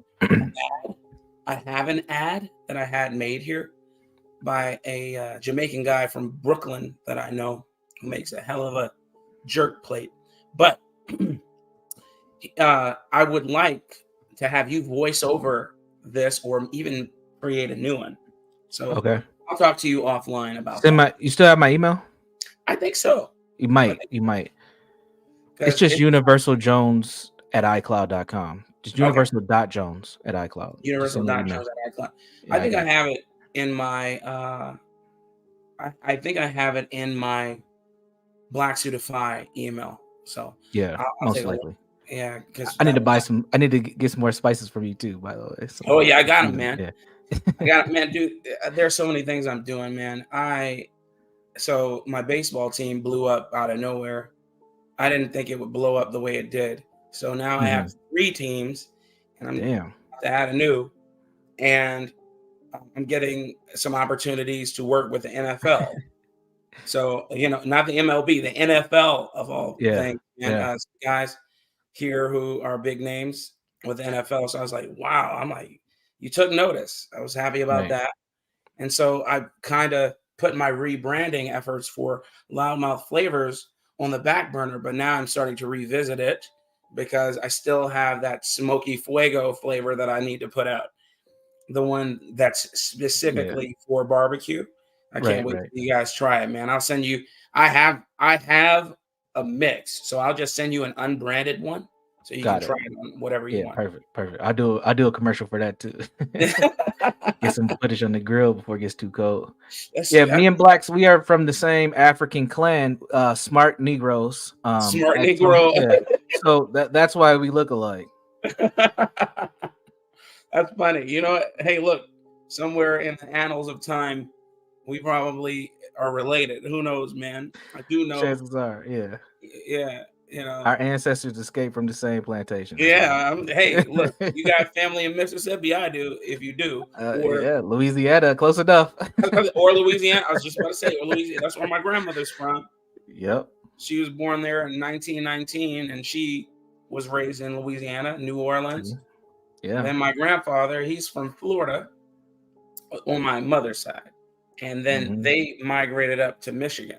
So they live in all that side of the family lives outside of Detroit, Michigan. I can't even remember the name of the suburb. And they ended up working in government. And then they moved to Chicago. So yeah, man, it's crazy. My folks are from Louisiana, Mississippi, and Oklahoma. Then they went to Danville, Illinois, and then from there came up to the Twin Cities. I know where Danville, Illinois is. Yeah, that place looks it's like a time warp if you go there now. Yeah, just the way they left it in the 70s is just how it looks today. It's kind of scary. Right. I like Danville. It's near. Is that northern? Yeah. we used to go out there all the time because my uncle lived in Carpentersville. On my father's side, man, look, there's so much family. But Illinois, man, Illinois is a great state, but it's too liberal, man. So I had to get up out of there. Way too liberal. And I didn't think Minnesota would get so damn liberal, man. God, it's just the metro area. Like I was earlier this week, I went up to a conference up north. It was about 2.5 hours out of the Twin Cities, and it's all Trump land. They got big ass signs, hats. They ready to go out there, but the Twin Cities is super liberal, man. Super liberal. Yeah, man, look, dude, that's crazy because my when I was growing up, I was raised Lutheran. Yeah. So a lot of my pastor at the time, he came from Minnesota, like deep in Minnesota, the farm fields. And sometimes we would go out there. We had a sister church out there, nothing but white people, man. Yeah. I'm talking about one diner for 50 miles. Yeah. and Minnesota. Yo, but that diner made the best fire burger. food though, huh? Oh my God, man. We're low key known for our burgers. We got good burgers up here. They do. Can y'all hear me? No, now we can. Oh, okay. Lord Jesus, StreamYard got me We hear all you the now. way Yeah, out of here. StreamYard sucks right now. Yeah, they got me out of here. They got me out of here. That's for when you're now. here, Time man. Okay. Yeah, but Minnesota's great. When you're great not state. in liberal cities like Yeah, Minneapolis. yeah. and even Minneapolis has its pockets, so you know. Yeah. I do like that Mall of America. It's really nice. Yeah, see, when you're from here, we don't even rock with the Mall of America like that. That's definitely a tourist attraction. No, yeah, exactly. It's kind of weird. It's like reverse, yeah. You go to Chicago. I went to the Sears Tower one time in my life, and that was kindergarten. Yeah, exactly. You know what I mean? Nobody goes there. You know? That's funny. What's up, Portia? You can play the video. What you got for us? Oh yeah. I was trying to make sure StreamYard wasn't trying to do me bad still. Because who she sleeps with, like Dr. We're gonna be. She's not going to do too much that's going to make Thanksgiving dinner uncomfortable. She doesn't go by her married name because she doesn't want y'all to remember that she's married to a white man. She's never birthed any black children. So while she's acting like she's about to be the mother of America, you've never had children yourself. And then you go around, parading. But do you have children? Yeah. Yeah, you do have children. So you got a problem with women that don't have children? I don't have a problem with women who don't have children. I have a problem with people making it seem like children are going to be are the end of everything. I don't like people discouraging women from having children. Where does she do? I'm just curious. When does she discourage? Well, whenever she comes to the AUC, the main topic of discussion is abortion. Okay. Unfortunately, she fits the narrative. Unfortunately, reproductive rights in terms of abortion. They don't talk about allocating any money to fibroid research or endometriosis research or PCOS research. I agree with it. All things that disproportionately affect black women and their hold on. Wait a minute. Let's just now. I That's give reproductive health. I will. She's a black woman. Let's be clear. And I heard her Reproductive speak on health. Well, let's hold on. Wait a minute. She can't even get her off. I'm not your sis. Okay. I'm not your sis. Can I ask? I think when she's saying it, it's kind of a slight. I think she's kind. No, I know think that's she's what she's not. saying. Yeah. But Go ahead, Portia, Black. Can I ask you a question? Why do adult women and adult black women and adult black men refuse to have a mastery over the English vernacular? Because that's being white. Why do this woman's about 40 years old, if not older? What? She's older than that. Why is she saying feel a type of way? Well, she's on Revolt. That's part of the reason. Okay, why did I don't understand. What does that mean? I know what it means, but why? Why would you use that? I'm sure, man. I'm sure she has a more apropos word. Or come on, dude.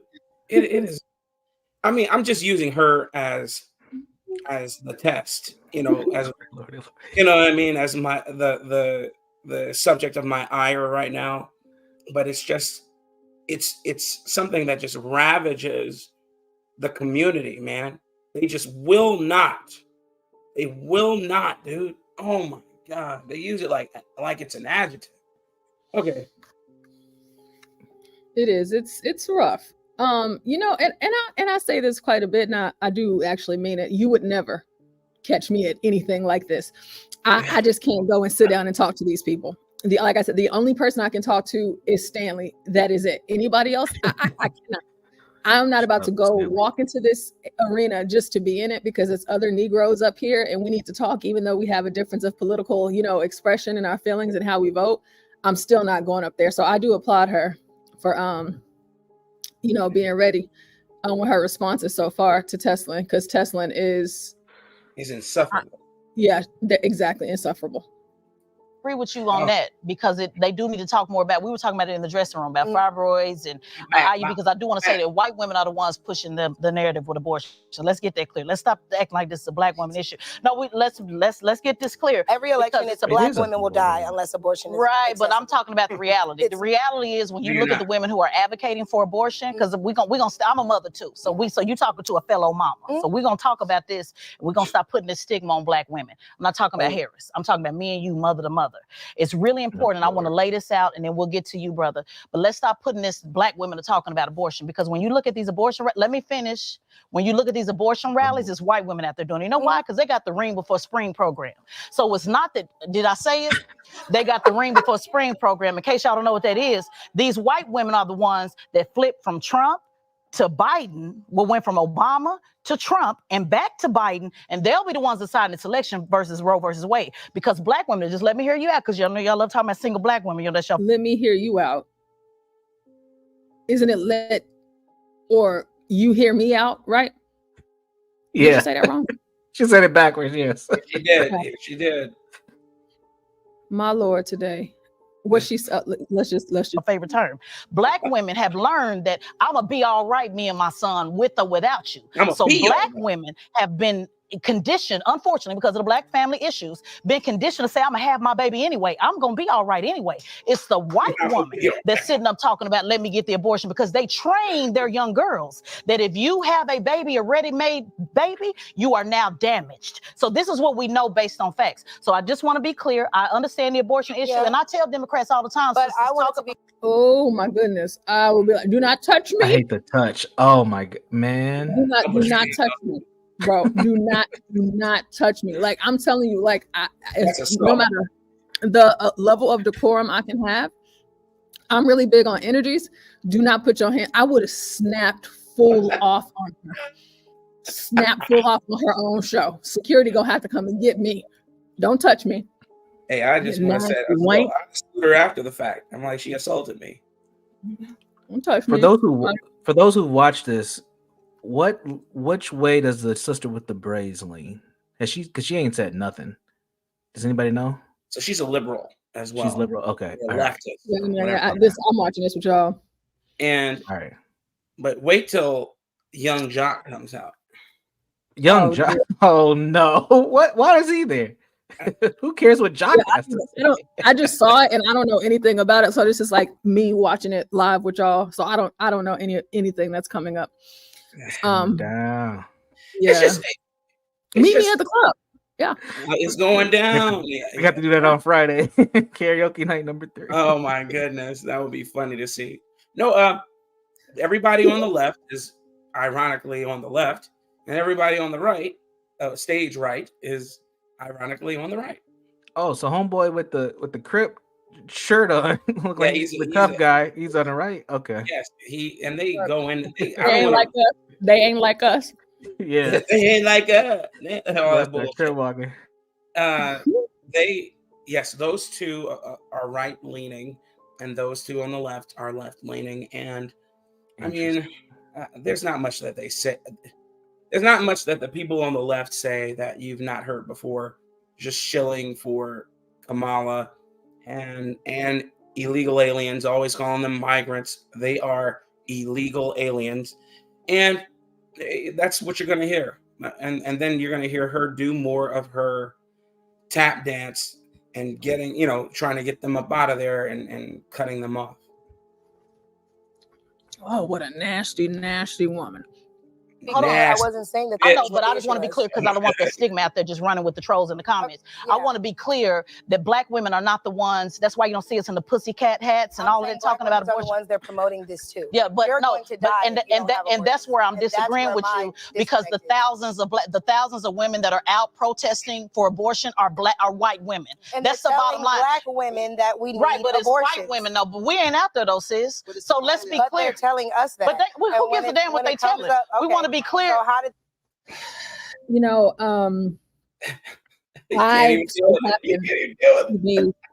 I so happen to be a Negro woman, a black woman, and I don't know, Jesus, I don't know what she's talking about, Black women ain't there. They're not. Since when?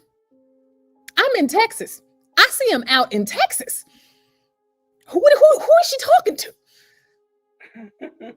If you go to the, I mean, you can't do it in Texas no more. But before, just like if you're the type of person like me who just be wanting to know stuff, so I just kind of like to go and see and find out for myself. Going to the abortion clinics, full of Black women. Always. Full lines out the door. All in Dallas and in Houston. All just nothing but Black women. For the numerous times I went for different things that we were doing with the organizations that I work with, never saw a white woman. Never. Portia, have you ever worked in a school with a school-based clinic? Dang. Oh yeah. Well, what do you mean? Yeah. What do you So mean? some schools, maybe they don't have them in Texas, but here in Minnesota, we have middle schools and high schools with school-based clinics. They'll have either sometimes a nurse practitioner or a physician assistant, a sexual health or educator, and sometimes a nutritionist and a therapist. But there's these clinics that give like free contraception, like all type of care, and a lot of times a lot of Black girls go there. Yeah, and you can do it without a parent's consent if you're 14. So you telling me they got the abortionists on campus? Yes, so you can get your birth control and all that stuff like before you go to third period, pretty much. Oh. I didn't know that was. I thought that was a thing across the country. Maybe that's just a Minnesota thing. No, Black is making those faces on purpose because he like what? Because we sure ain't got nothing like that down here in Texas. I mean, the best you gonna get is a little RN that just graduated from TCC, and she can put a band on it, reminds you to take medicine and send you on your way. Leave her technical college long. Yeah. Well, what I've noticed is that's been like the step to Planned Parenthood is first they'll get you at the clinic, and that's like your introduction or your pathway. So if you do get pregnant, they'll send you straight to the abortion clinic during school day at that. That. They had a daycare at my high school. This is when teen pregnancy was real big back in the day. Yeah, we had one of those. And Planned Parenthood used to come in and like do volunteers type stuff there. I thought that was crazy. Yeah, they It's did so that. insane listening to y'all say these things because I'm telling y'all, it's just that's again, every single state is like a different country, and what y'all are saying right now is so absurd to me that we had a few girls that were pregnant in high school, but the white girls, if they got pregnant, they went off to boarding school. Now, if it was like the Black or the Hispanic girls, they had their kids and finished school or whatever, but it wasn't no daycare at school. When girls. So we had a rash of girls who got pregnant in my freshman year of high school. Was that 2000, 99, 2000? And they ended up disappearing. We didn't know where they went. We didn't know they were pregnant. They came back 2 years later. They're like, damn, where did you go? Of course, the administration knew where they were.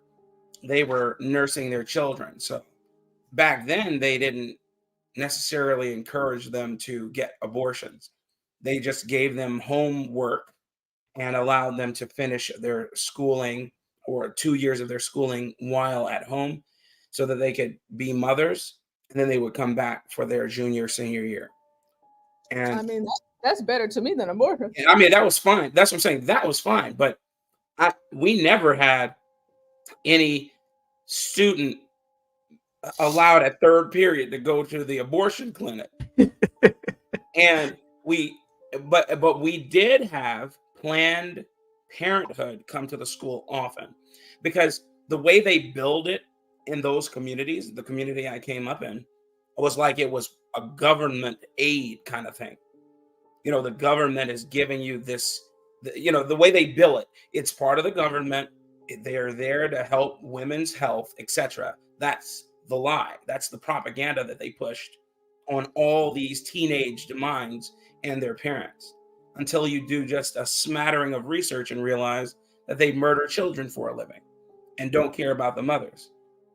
But again, that's the cognitive dissonance. Nobody knew. I know I didn't know at first until I did some research. I said, what is this? How come you can get an abortion at Planned Parenthood? How do you plan for parenthood if you're killing somebody? And so I did some research. But yeah.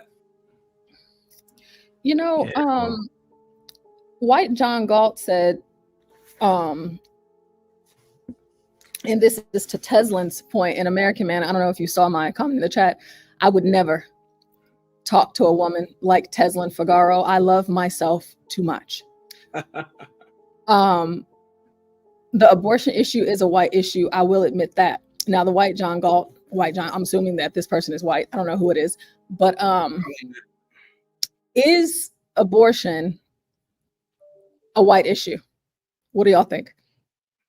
It is as well. And the reason why I say that is because inadvertently it is. They're killing their children ad nauseum too. You'll find a ton of white girls before they get married having had 5-6 abortions. But they don't go to the hood clinics, of course. No. They'll go to their provider. Yeah, And I would some- agree. Go ahead, Yeah. go ahead, Blacks. I was just going to say, and some may go to Planned Parenthood, but yeah. Yeah, I agree as well. I think it's due to sheer numbers. Since there's more white women, more white women, more white people. Obviously, you'll have more white abortions, but it's an American issue at the end of the day, from my standpoint. Agreed. Okay. But not enough to. Well, you know, that I'd be lying. It does affect their numbers because they're not having any children either.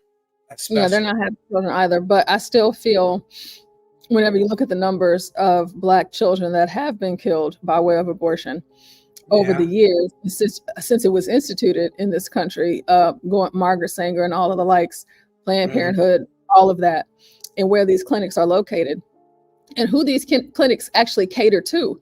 What this young lady is saying, whenever they are so we can go with what she's saying, and we can also go with what Teslyn is saying, because she was like, well, the white women are the ones in the streets, you know, marching, talking about abortion. You don't see the Black women out there. Okay, we could take your argument, but who are they telling to get abortions? Who are they saying need them the most? They're not saying that they do. They're saying that we do. And that's what the one who's in the glasses, that's what she's saying. She's saying, well, they're promoting this to us. And I guess you would make the argument, you know, in a way, like with rap music, what are they promoting and encouraging and asking us to do? Or, you know, what is it that we are taking into our mental space every day whenever these people are talking to us, whenever we're listening to the rhetoric from the left? What is it that they're saying? But she's saying that, no, this is a white issue. Yeah, And squarely, yes. And this They're has saying- nothing to Yeah, they're saying squarely that this is only a white issue, and we know that's a lie. disingenuous. That is so disingenuous. And then for her, whenever she snapped back at her, which I'll rewind it, whenever she snapped back at her, she said, I don't care what they saying. Okay, what do you mean you don't care what they saying? You should. White women. And That's the they're bottom telling line. Black women that we need Right, but it's abortions. white women though. But we ain't out there though, sis. So let's be But clear. they're telling us that. But who And when gives a it- damn what when they it comes telling? up- We okay, want to be clear. So how did this become to the Yeah, but that's not moving. Who gives a damn what they telling? Really? She knows. knows. And she knows. She Right. knows it affects the psyches of all these young men and women out here, that they pray at the altar of social media. They know this. That's why she's trying to distance her position from that and try and insert fluff. She knows what it is, and yet incessantly she'll just try and deflect. But to the white John Galt, you're right.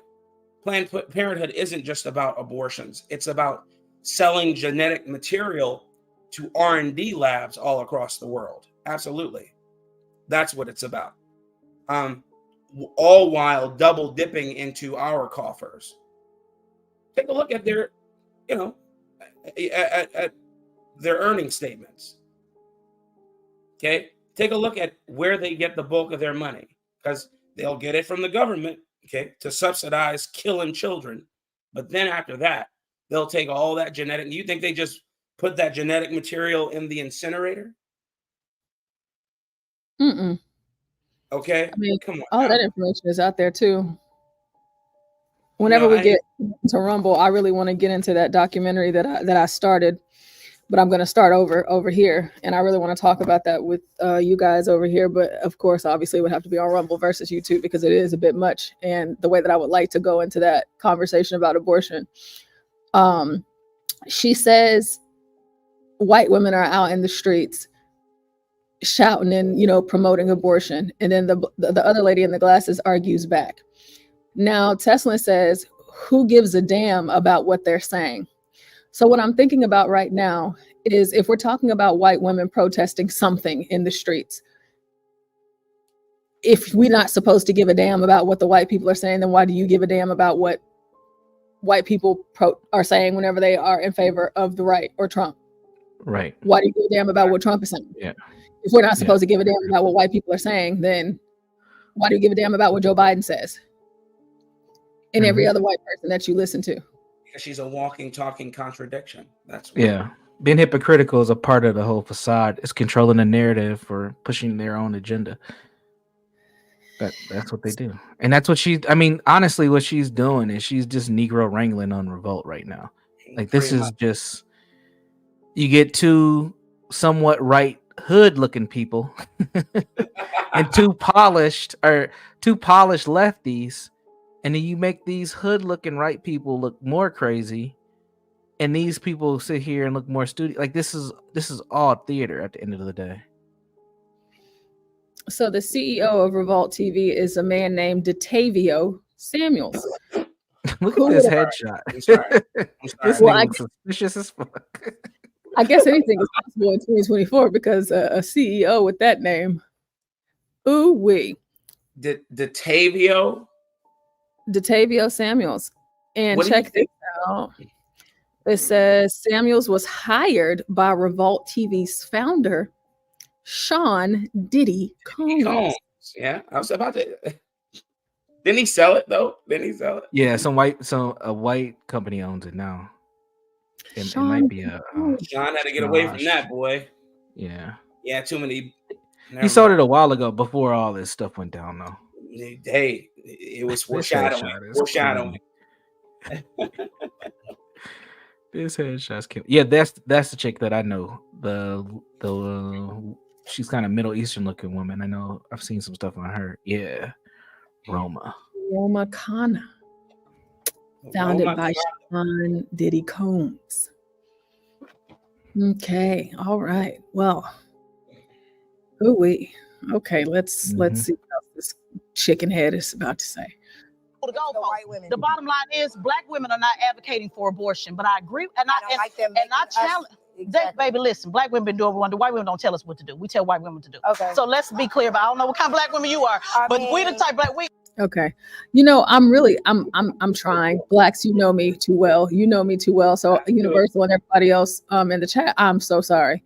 Blacks understands. Listen, I can't, and I'm trying. We don't tell white women. Okay, white women don't tell black women what to do. Black women tell white women what to do. I don't know what type of black women. Sign them. Do black women tell white women what to do? Not according. No, but what exactly. That's what I think. Where we are in this current wave of feminism, the sassy black woman thinks that she has some level of like authority or influence over white women because white women allow this bullshit in many different spaces. So they feel like it's a false set of like influence and power. Agreed. You know what? I see this shit all the time. I see this. It drives me nuts. I see it in real life, not on the internet. So when I come to the internet, it's just validating the shit that I see in real life. But her type of behavior is very common in the social service, nonprofit, and education spaces. You have professional black women who act actually worse than her on a daily basis. I'm going to a meeting at 2:00. I guarantee you there's going to be a sister in there acting just like this in this meeting I'm about to go to. No lie. Man, Universal Jones, bro. I'm telling you right now, I have an aversion. I can't deal with it anymore. I have to say it's hard, man. I'm telling you, I've grown in every leadership role I've ever had, or every job I've ever had, even to include the military, bro. Every black female leadership personnel that I've had to suffer through has just been the worst.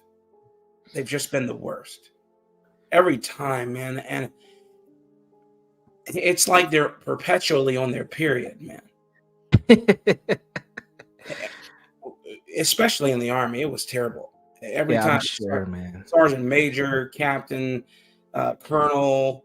I had a Sergeant Major who man, I won't talk about that, but she ended up, after she did what she did to me, she ended up reaching out to my wife via Facebook, crawling back, talking about how sorry she was and how she was going through something at the time with her then husband, who was a master sergeant and was, diddling with all the, junior enlisted. And she found it was a whole bunch of shit, but it had nothing to do with me.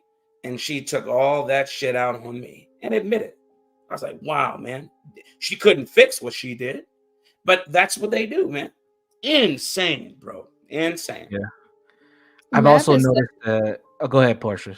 Mavis says it's so stupid because it pushes whites to be racist when they hear that. And then Randy, which is really hilarious when I saw it, Randy says, I'm going to do the black thing and say, bless her heart and pray for her. Pray for her. That's all you can do, That's all you can do, baby. I ain't gonna say bless her. She don't need none. Not coming from me.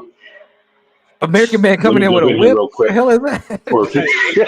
hey, American Man is known to Negro wrangle, okay? Yes, that's a fact. See, now Universal just alluded to what I was telling John earlier about the type of blacks that they pick. What did he say about the two conservative blacks on stage? Look kind of hoodish, that no one's gonna take serious. I'm telling you, it's done on purpose. Yes. It's done on purpose. Anytime you see the news, they're always talking to a crackhead. They're never talking to someone that looks astute. Never. Like it's done on purpose every time. And what else was I gonna say? There was something else I came up for. God damn it! Too busy beating. Go ahead. Yeah. He's got American Man over there forging horseshoes. Kentucky Derby. Hey, listen, that guy probably gets paid real well, to be honest. I mean, shoot. Somebody got to do it. It's hard work. Yeah, those horseshoers. What are they called? There's a name for them, but yeah, those guys, they do get paid a lot of money to work with a horse's toenails. But yeah, but you're right. I didn't think about that, and that's a very great observation. Because I'm just watching and listening, but it's really interesting that they have for the two people that they have as a representative of the Republican Party. They have this one over here. She's kind of ghetto. She's ghetto. She's ratchet. She's from Atlanta. You know what I mean? So she got thanks, Clarice. Even down to the way they dress, Portia. Look at that. Look at how they dress. Yeah, and then and then this black guy, he looks like a crip at any moment. Yeah, he's gonna run up. Bang. Connect gang. Connect gang. Yeah. What up, gang? What up, gang? Man, I don't even. Yeah, he looks what up? Yeah. He looks like a tough guy's cousin. That's what I'm trying to tell you. This is a tough guy. Here's the last thing I wanted to say, guys, and I'm gonna jump out. I said this before, and I said it again. You see that nonsense Tesla just Jesus Christ. You see that nonsense Tesla just said? This is why come November, white women will be tired of black women and they will vote for Trump because of that nonsense Tesla said. She would have never said that if Kamala Harris wasn't running. Yeah. It's getting to their heads, and white women will be tired of it come November. I agree. I have definitely seen an inflated ego since Kamala's been put in position. Y'all know the Zetas, right? Y'all know the Zetas. I do know they're always the ugly, fat, ugly women. Yeah, the Mhm. Zetas are, yeah. I was in the Zeta space recently in Indiana, and I'm sorry. Kamala was there. Yeah, I wasn't. I got paid well. It was a great check for myself, but Kamala was there, and when they announced that Kamala was gonna run, dude, them Zetas, they just took over Indianapolis. It was like they were running shit. Like it was dysfunctional, but they were just acting like they were running stuff. And I'm like, man, it's already going in their heads. And it wasn't even a week of announcement there. And I've been noticing like these black women are super confident and boosted and ready to go. Let me ask you, Universal Jones, if you could categorize their psyches in the DSM-5 or DSM-4, where I got a couple diagnoses. Where would I land it? Well, in general, I would say most black women have generalized anxiety disorder. They're always worried about something. Yeah. And I think that they overcompensate with their personalities and their job and their titles to deal with that anxiety. That's one thing that I definitely noticed. But when we're talking about women like Teslyn, like she can get real manic. So for me, I'm looking at like what used to be called Axis 2 diagnosis, like personality type shit. So like borderline is the type of shit that I would say a lot of these type of black women, they're borderline. When they're good, they can be decent. But when they're bad, good luck, man. You better duck because they coming with hell and brimstone. And then all of us up here come up with women and men just like that in the neighborhood where they can be manic. Yeah, like you absolutely. said, they're good when they're okay, but that switch can be flipped. And it doesn't take much. Yeah. It doesn't take On much. a moment's notice. And you're like, Lord have mercy, what happened? Nobody, we didn't even do anything to you. And they the scariest part, Black, is it can flip right back. So they can cause some hell on you and then be like, I didn't really mean that, baby, or whatever. It's like, man, you fucked up my whole life. I went to high school with a girl named Lakeisha Irons. Boy, she was just like that. She used to be like, if she liked you, she was the nicest person, man. But sometimes, even if she liked you, she could really be vicious. I mean, vicious. That's apropos. She was vicious because it wasn't just anger, man. It manifested physically too. This lady, I mean, man, she was a force to be reckoned with. And there were several like that, but she was the worst. The worst. Yeah, a lot of it's internalized stuff, though. It's like they haven't processed through things or some childhood trauma. I agree with that. Something of that nature. So a lot of it is just internalized pain that just gets expressed outwardly on other people. Agreed. I do agree with that. Yes. But what do you think Teslyn's problem is? Because her problem, she can't keep a man and she wants to be in charge. That's really what her problem is. She's an attractive woman. I ain't gonna lie. Kimmy got on me in the chat earlier because I said when I first seen her, I started following her on Instagram because I thought she was bad. And then I heard her go live once and I was like, what the is this lady talking about? No, thank you. And then I seen her on the Breakfast Club and I was like, whoa, like this lady's out there, bro. There's nothing demure about her whatsoever. Very not demure. I can hear Crack laughing right now. Ask it, is it at his job? The white guy said therapists are crooks, and then he says don't psychoanalyze people you don't know. And Crack is like, but isn't that his job? It is. Shout out to White Ganja. Go.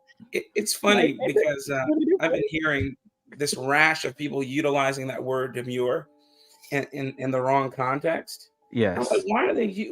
Since when? It's. I just got put on. People keep saying demure. I said that's not even what that means.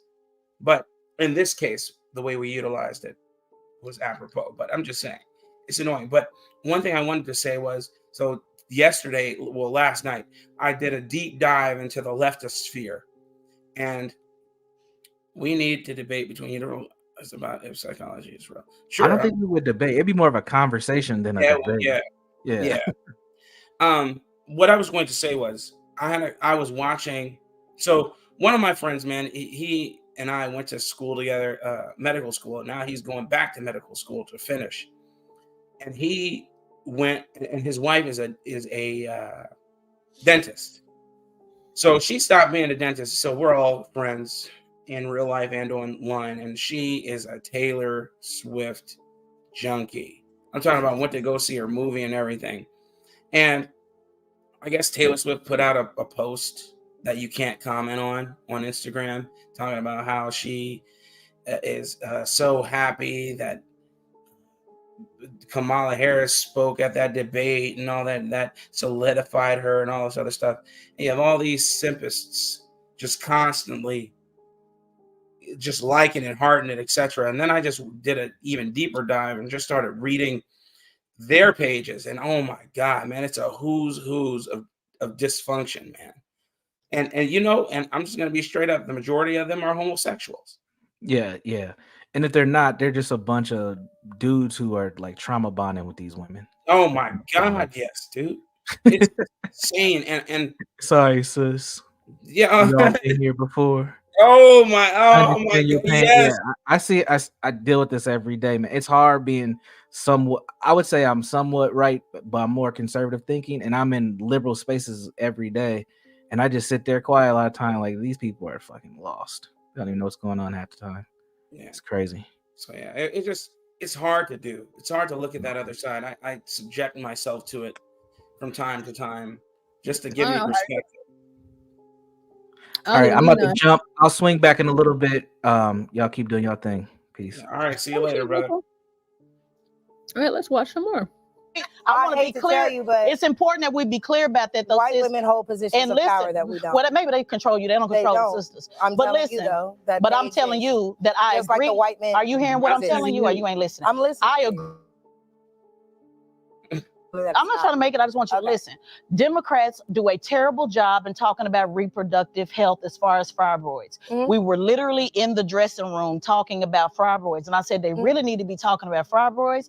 They really need to be talking. I was in real time on the phone with my daughter and her doctor while I was getting my makeup done. So I am agreeing with you that they do not talk about the reproductive health. They do not talk about IVF. They do not talk about birth control helping us with our very painful menstruation. I am telling you that Democrats fail in that area. Where I am gently correcting you is that white women are talking about abortion, not the sisters. Correcting you. Sure. I don't advocate for abortion, but have you noticed like all the men don't want Camilla, a woman running the country, but when they do jury selection, or in the clips you showed, she looks racially ambiguous, but we know she looks white. Man, I saw the. You know, she does look white, and you know that they're going to probably. Oh, black! Since you're here, excoriate her for whatever it is she's got to say. Go ahead, Latino. Can you guys hear me? Yes, I hear you. Yes. Right, cool. No, I saw the most, I don't know how to say it, but it made me feel some type of joy deep down inside. So I was at the supermarket and overhearing two ladies speak.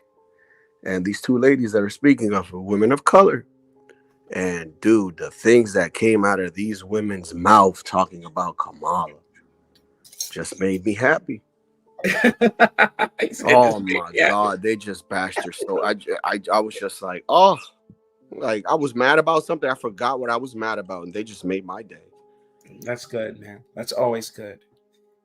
Yeah, Kamala, the Ugandan nightmare, is one for the ages. But yeah, let her play. I can tell she got some black in her.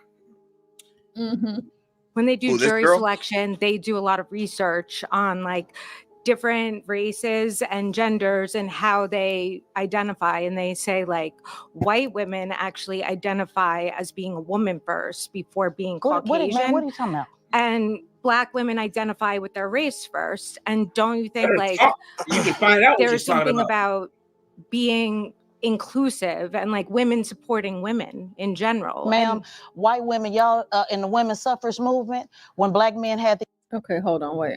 I need to That's a whole bunch of malarkey. I'm gonna rewind this and I'm gonna just play it straight without stopping it because I think I got a little.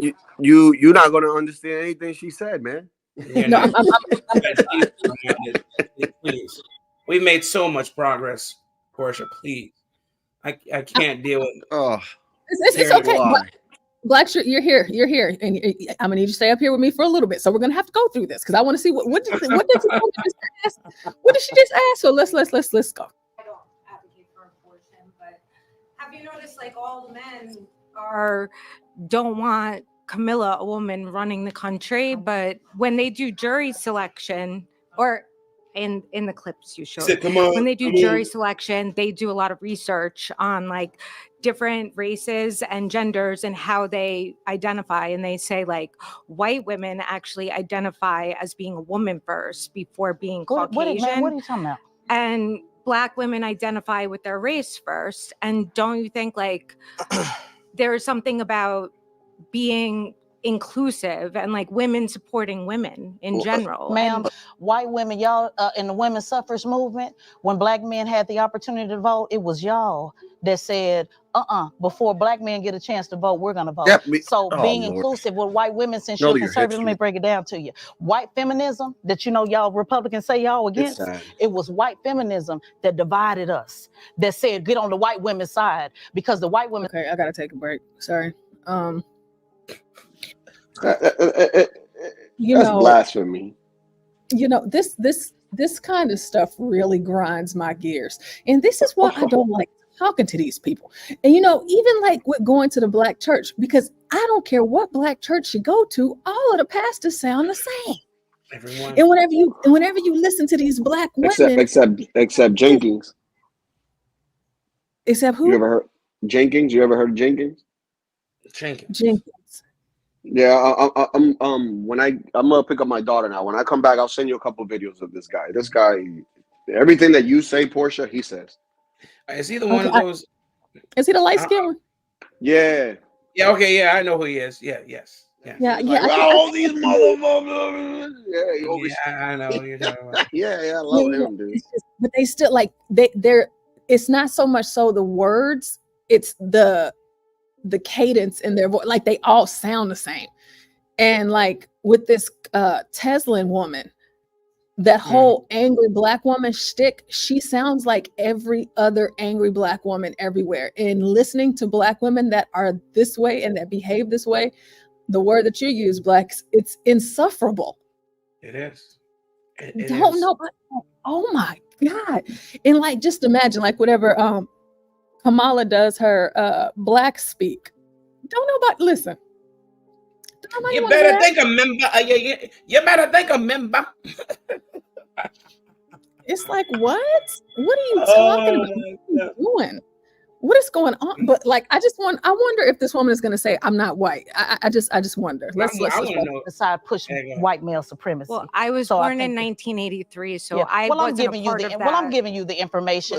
It was white women. Just a little history. It was white women that divided up, saying women first, because what women first meant in white women's world meant white men first, not Black men.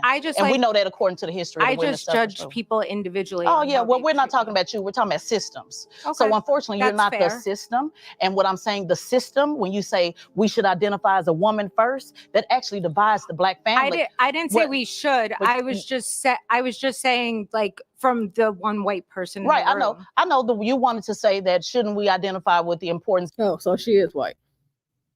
Yeah.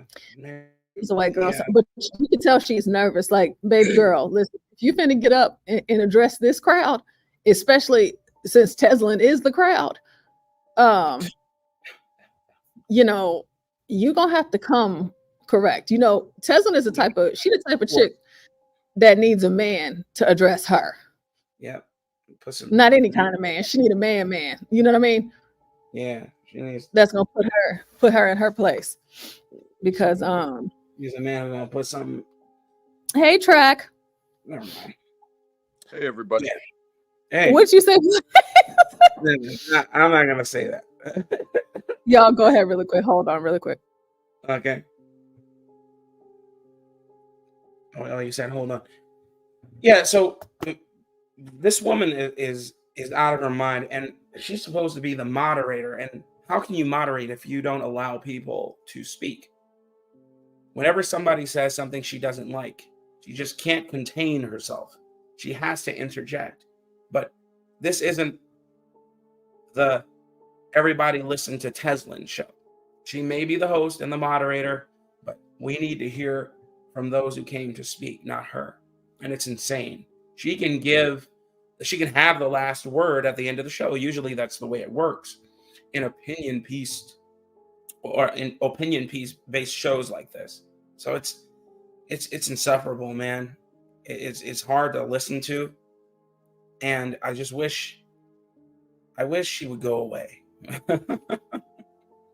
You know, it makes sense what you said. Whether it's a debate, you know, between candidates, or even like the news shows where you've got like a Don Lemon or a Tucker Carlson or whoever, they bring people on to share their insight based off of the questions being asked, but the either the moderator in a debate or a journalist asking for these people that are guests to give them their opinions or their experience-based answers, they wind up getting cut off before anything can actually come through as a full thought. And they get one, it's almost like having a third debater, or, hey, I'm going to interview you, but I'm going to talk over you half the time. And yes, it is insufferable. Yes. And it is. I don't know. I just think if you really want to get a full scope of somebody's thoughts and you want to one-up them, let them dig their own grave. Give them the cowboy rope, you know, give them as much rope as they want so that they can hang themselves if you believe that what they're saying is erroneous. And then, like I said, at the very end, you can address the talking points, because I'm sure she has an earpiece in her ear under all that horse hair or Indian hair or whatever she has on atop her head. And she has producers who will take notes for her and remind her that some people said a couple of things that she should be indignant about. And then she can go on to attempt to excoriate them and see how that works. But a lot of what she's saying has no facts in reality. American Man says, Portia, what is a man? A manly man, a masculine man. Think of yourself, someone like Black, someone like HB, someone like John Galt. And who will put what? Blacks. Yeah, who will just close our mouth. Let's say that. Yeah, because that's whatever I think. That's just like not like she needs the type of man to talk to her that's not finna go for that. Yeah. And some Black women, especially Black women like this, because a lot of us, you don't have to do all of that because we already know better. Okay. But women like her, she needs one of those hardcore ones that's going to be like, hey, you know, might have to not call her name.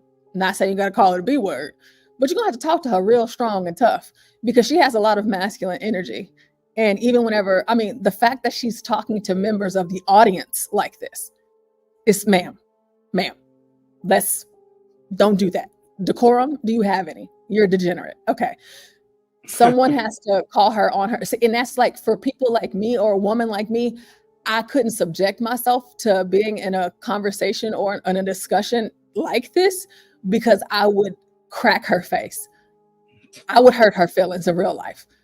And it's just, you know, it's just not for me because I sometimes I may seem like I'm nice, but a lot of times I'm really not, guys.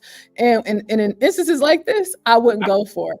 I'm just not going for it. And she needs a man that's going to check her. And beyond all other women, because I know women, we are women, but Black women need to be checked, especially Black women like this. Man, I couldn't agree more. I could not agree more, Portia. Needs to be checked, blacks. I mean, my God. Man, I'm And gonna you know, say she's somebody married needs to put a dick in her mouth. I mean, really. Just close her Yeah. mouth up. Yeah, and that's what needs to stop it. Yeah, that would probably Put it work. right She in her mouth. And actually she'll like and she'll cease and desist. Because this woman's masculine traits are I think they come from, like you said, a lack of masculine energy. Masculine men who have been in her life who just will not go for the bull. You know, who will say, sit your ass down and hush. Yeah. Teslyn, shut up. Let somebody else talk. And you know, as people are talking, you know what she does? She elevates her voice. She gets louder and louder and louder and louder. And a man just has to open up his mouth once. For those. Hey. Oh, okay. Okay. My bad. You know, but you should you should have a certain level in reverence for men, period. In my opinion. Now, of course, if you've had some sort of interactions, you know, with disrespectful men or whatever, but going into a space, I just think that you should be respectful, period. So if it's a man or a woman, but in a space like that, like the way that she opened the show, I don't know any of these black men in this room.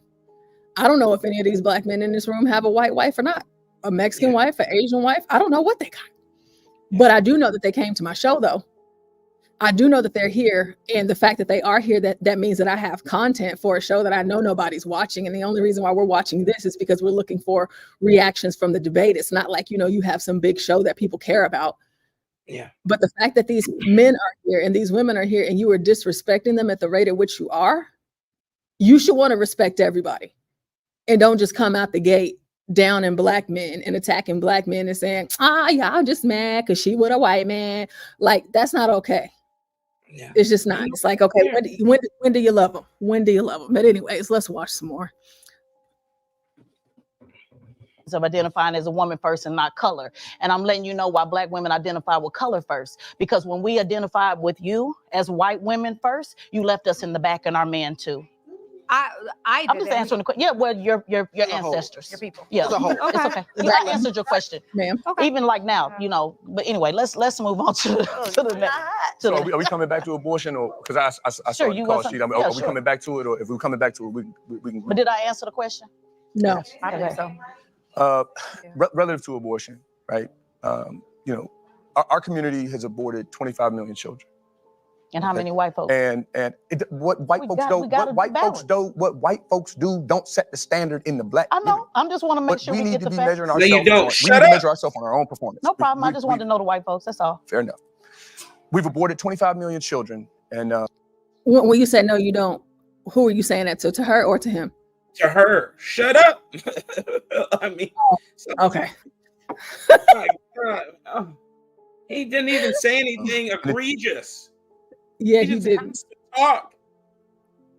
He's saying something good. He's saying that we are affected disproportionately. She should agree with that because that's what's happening. I don't have to say that juxtaposed to a white community. I'm saying the black community is suffering. We agree, right? We agree that the black community is disenfranchised. We agree that we're run amok, bamboozled, hoodwinked. To quote Malcolm X. I'm just saying, man, why did that beckon a response from her when he said that black children are being murdered ad nauseum by things like Planned Parenthood? Why, you know, I don't understand her reason for wanting to interject. It didn't require that. He didn't even finish his thought. He hadn't even said nothing yet. And even he was framing his thoughts, and she interjected. She didn't even let him get it out, did it? You know, one thing that I do not like is how black folks, how they always comparing themselves to white folks. But what about the white man? What about what they did? What about what they did? That's not who I'm talking about. Thank you. That's not who I'm talking about. So Can I mention something on that? oh yeah, go ahead. And it's that I think some of the people that get noticed the most, regardless of the demographic, is exploiting stereotypes. You know, how they live their lives is how they live their lives. But when they do the shows like this, and they won't, like, that's a black woman not letting a black man talk because she asked the question and he wanted to get a full thought out. And that's what we were mentioning earlier about the moderator or the host, stifling the thought process that comes when you're speaking. Yeah. But the response thing is like, by not letting him get his thought all the way through to fruition so he could make a point at the end, she lived up to that. She's exploiting a stereotype and basically telling him that he's wrong for have a dissenting opinion than hers before he can even get into what he's trying to explain. You know what I mean? Yes. And I think all stereotypical people, especially the ones that exploit it, the ones, the squeaky wheel, they're trying to tell other black people through their through their format, through their outreach, how to continue to live stereotypically rather than think for yourself and get your thoughts out in whole without being interrupted. You know what I mean? Exactly, because I've coined this in previous conversations. Being black isn't just a ethnicity or what have you. It's a state of being. They want you to represent the most reprehensible parts of society. If you don't, then you are, quote, being too white, unquote. You want to be white.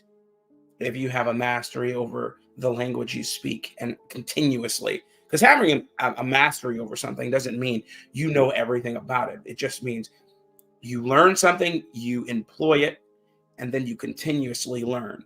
You unlearn other things once you realize they may have been wrong or you may have been doing it erroneously, and then you get back to it. That's a mastery of something. And these people, they don't want you to have a mastery on anything but debauchery. They want you to use stupid terminology and phraseology. They want you to avail yourself of stupidity. Know what's going on in Meg the Stallion's life. Know what's going on in the streets. You don't know what it's like to really be black because you ain't never stood in those cheese line, etc. They want you to do that. They want you to go down to the lowest common denominator. That's what she represents. And guess what? It works to an extent because look where she is. Regardless of the platform Revolt, nobody watches Revolt TV, but she's being paid to be here, unfortunately. And the fact that she's being paid to do this lets you know the message that whomever is trying to proliferate it wants to be out. They want you to be that. An insufferable black woman, an insufferable black man, a disgusting bane on society, instead of being a credit to society. It's insane. I agree with you. It's not a good look, and it doesn't point individuals that actually are suffering in a good direction for because like you mentioned, mastery. In my opinion, it doesn't encompass all of it, but being a master of something means deep down at some point failure is an option, and you try to be prophylactic in in your motions and your movements and your spending and your words to protect yourself around every corner. Because if you're a master, you know failure is an option, and you may never see it coming. But if you protect yourself in many different types of ways, you stand a better chance at coming out even when things do, hit the fan. I appreciate your statement. It was awesome.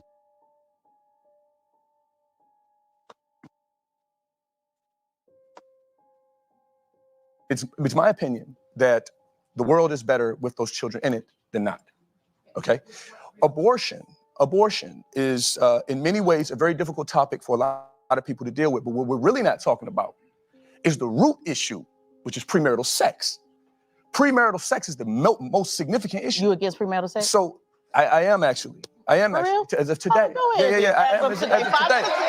So as of today, yeah. So dig, right? So no, wait, because we got a whole bunch of people in the crowd who gonna claim that they from the community, and I ain't perfect. So hold on, We all from the community. You do that all the time. Let me for the cameras. Are you married? For the cameras, Are you for the married? cameras in the view, I can lay my resume. I can lay my family resume. Are you married? I'm running for you. No, just a yes or no. Before you move forward, I'm running for you. I'm a grown heterosexual black male. Hold on, no, stop.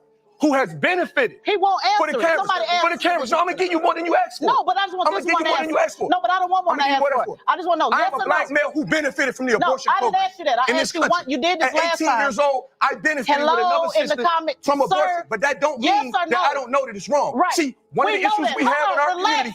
Relax, soldier. Relax. Remember on the airport. Hold on, tone it down. Relax. Come on, you foaming at the mouth. Relax, baby. It's cool. Relax. You foaming.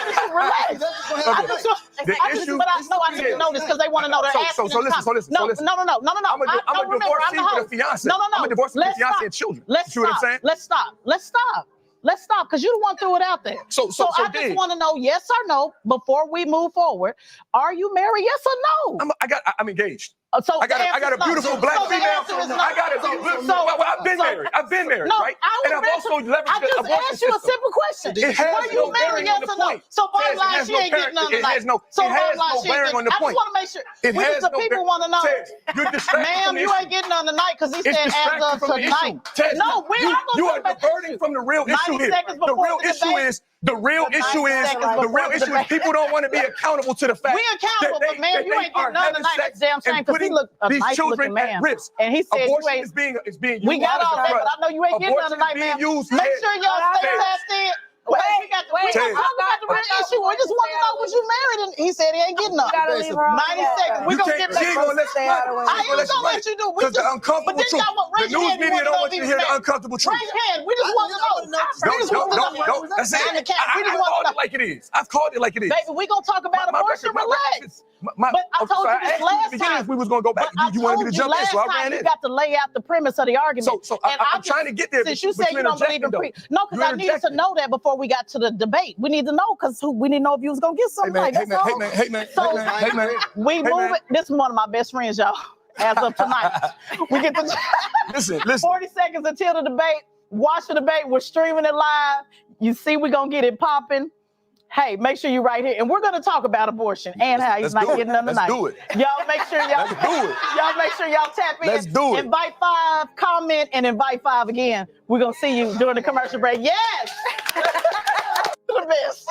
So our post-game show as soon as it's over. We are going to toss it right now. Take show first face-to-face meeting in this.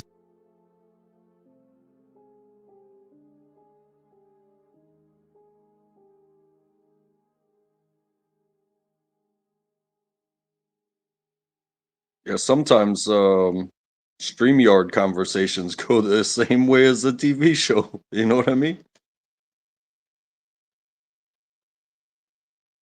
Yeah, it does. It really does. The video is choppy. Okay, give me 1 second. Give me 1 second. I'm going to restart so that the video isn't choppy. Give me 1 second.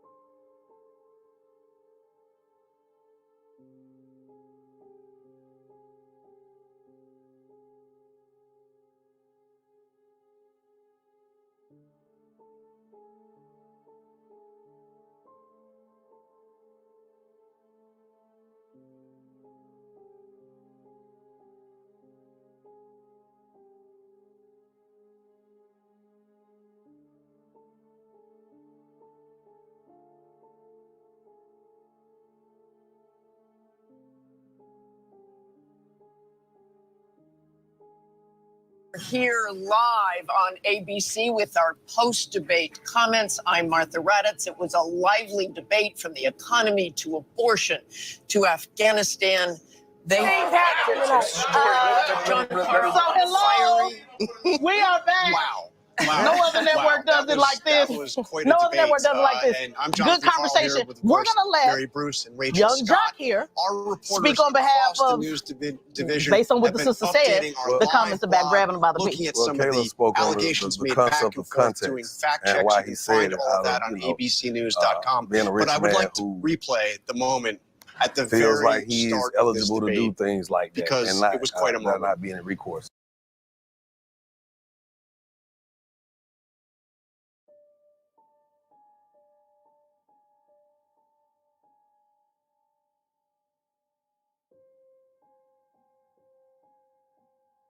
No, so I understood what she was saying. But at the end of the day, and if I didn't want to be put into that, right? And probably had a plan. Network does it like this. No other network does it like this.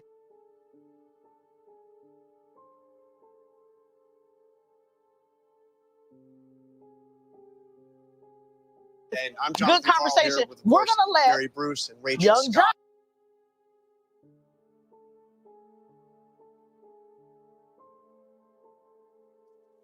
I don't have anything else open, so I don't know why it's like a double audio. It sounds like, or it seems like it's coming from her end of it.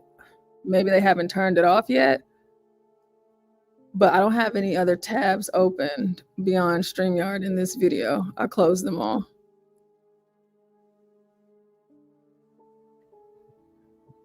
It almost sounds like it's a recorded commentary over the video. You know what I mean? Yeah, and I'm trying to figure it out. Give me 1 second, y'all. Y'all know we live, so stuff gonna happen. Hold on.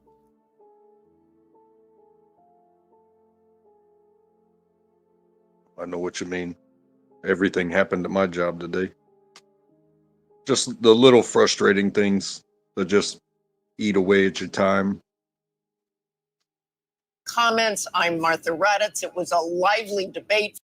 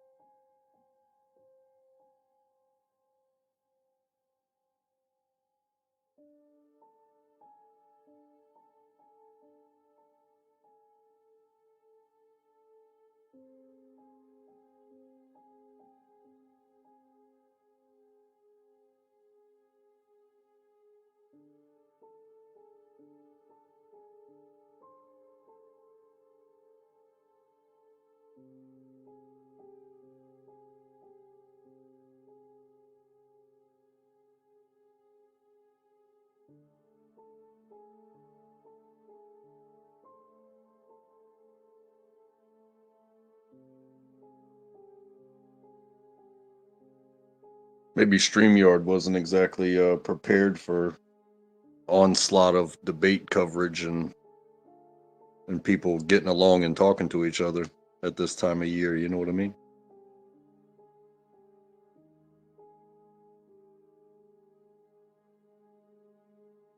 You know what I'm saying? You look up, you may be the guy that could do this and that, but you end up with A charge. a charge. Right. And as your man got a couple charges, you know what I'm saying? Trump, that is. So, and I'm not, look, I'm here because I wanted to be here right now in this room, in the city that I live in. I've never, you know, seen a moment where somebody said, hey, we're gonna go watch the debate, and everybody at my age bracket is excited. Right. And I'm like, damn, this the new club. I'm like, let's go.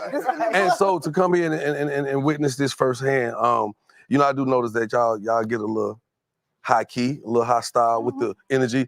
And I wish y'all could kind of just keep it a little, just well, it's nothing wrong, but it makes it hard to communicate. No, we'll get through. Yeah, we will. This is what family do. Let me speak to this. True indeed. True indeed. Let me speak to this. If people can argue about who's the best rapper, if people can argue about who peed on who, if people can argue about who dated who, we can absolutely. And I want family to understand this. I want to be clear about this. We can. This is family. I literally asked Revolt, let's make sure we bring black Republicans, not just Republicans, but Trumpers, all the way on the left, all the way on the right, all the way on the left. We have got to be okay with chaos. And we let me just say this, brother. We have got to be okay with having a difference of opinion. We're gonna turn it all the way up and turn it down and turn it up, just like we hug, we chill, we cool. This is good. It is good. Look how they do in Britain. They yell, holler, scream, throw chairs. It is good for us to sort this out because organized chaos and having this conversation is actually how we solve problems. We just like playing dominoes and talking loud. No, I would just like to add that if we could find just a more streamlined way to actually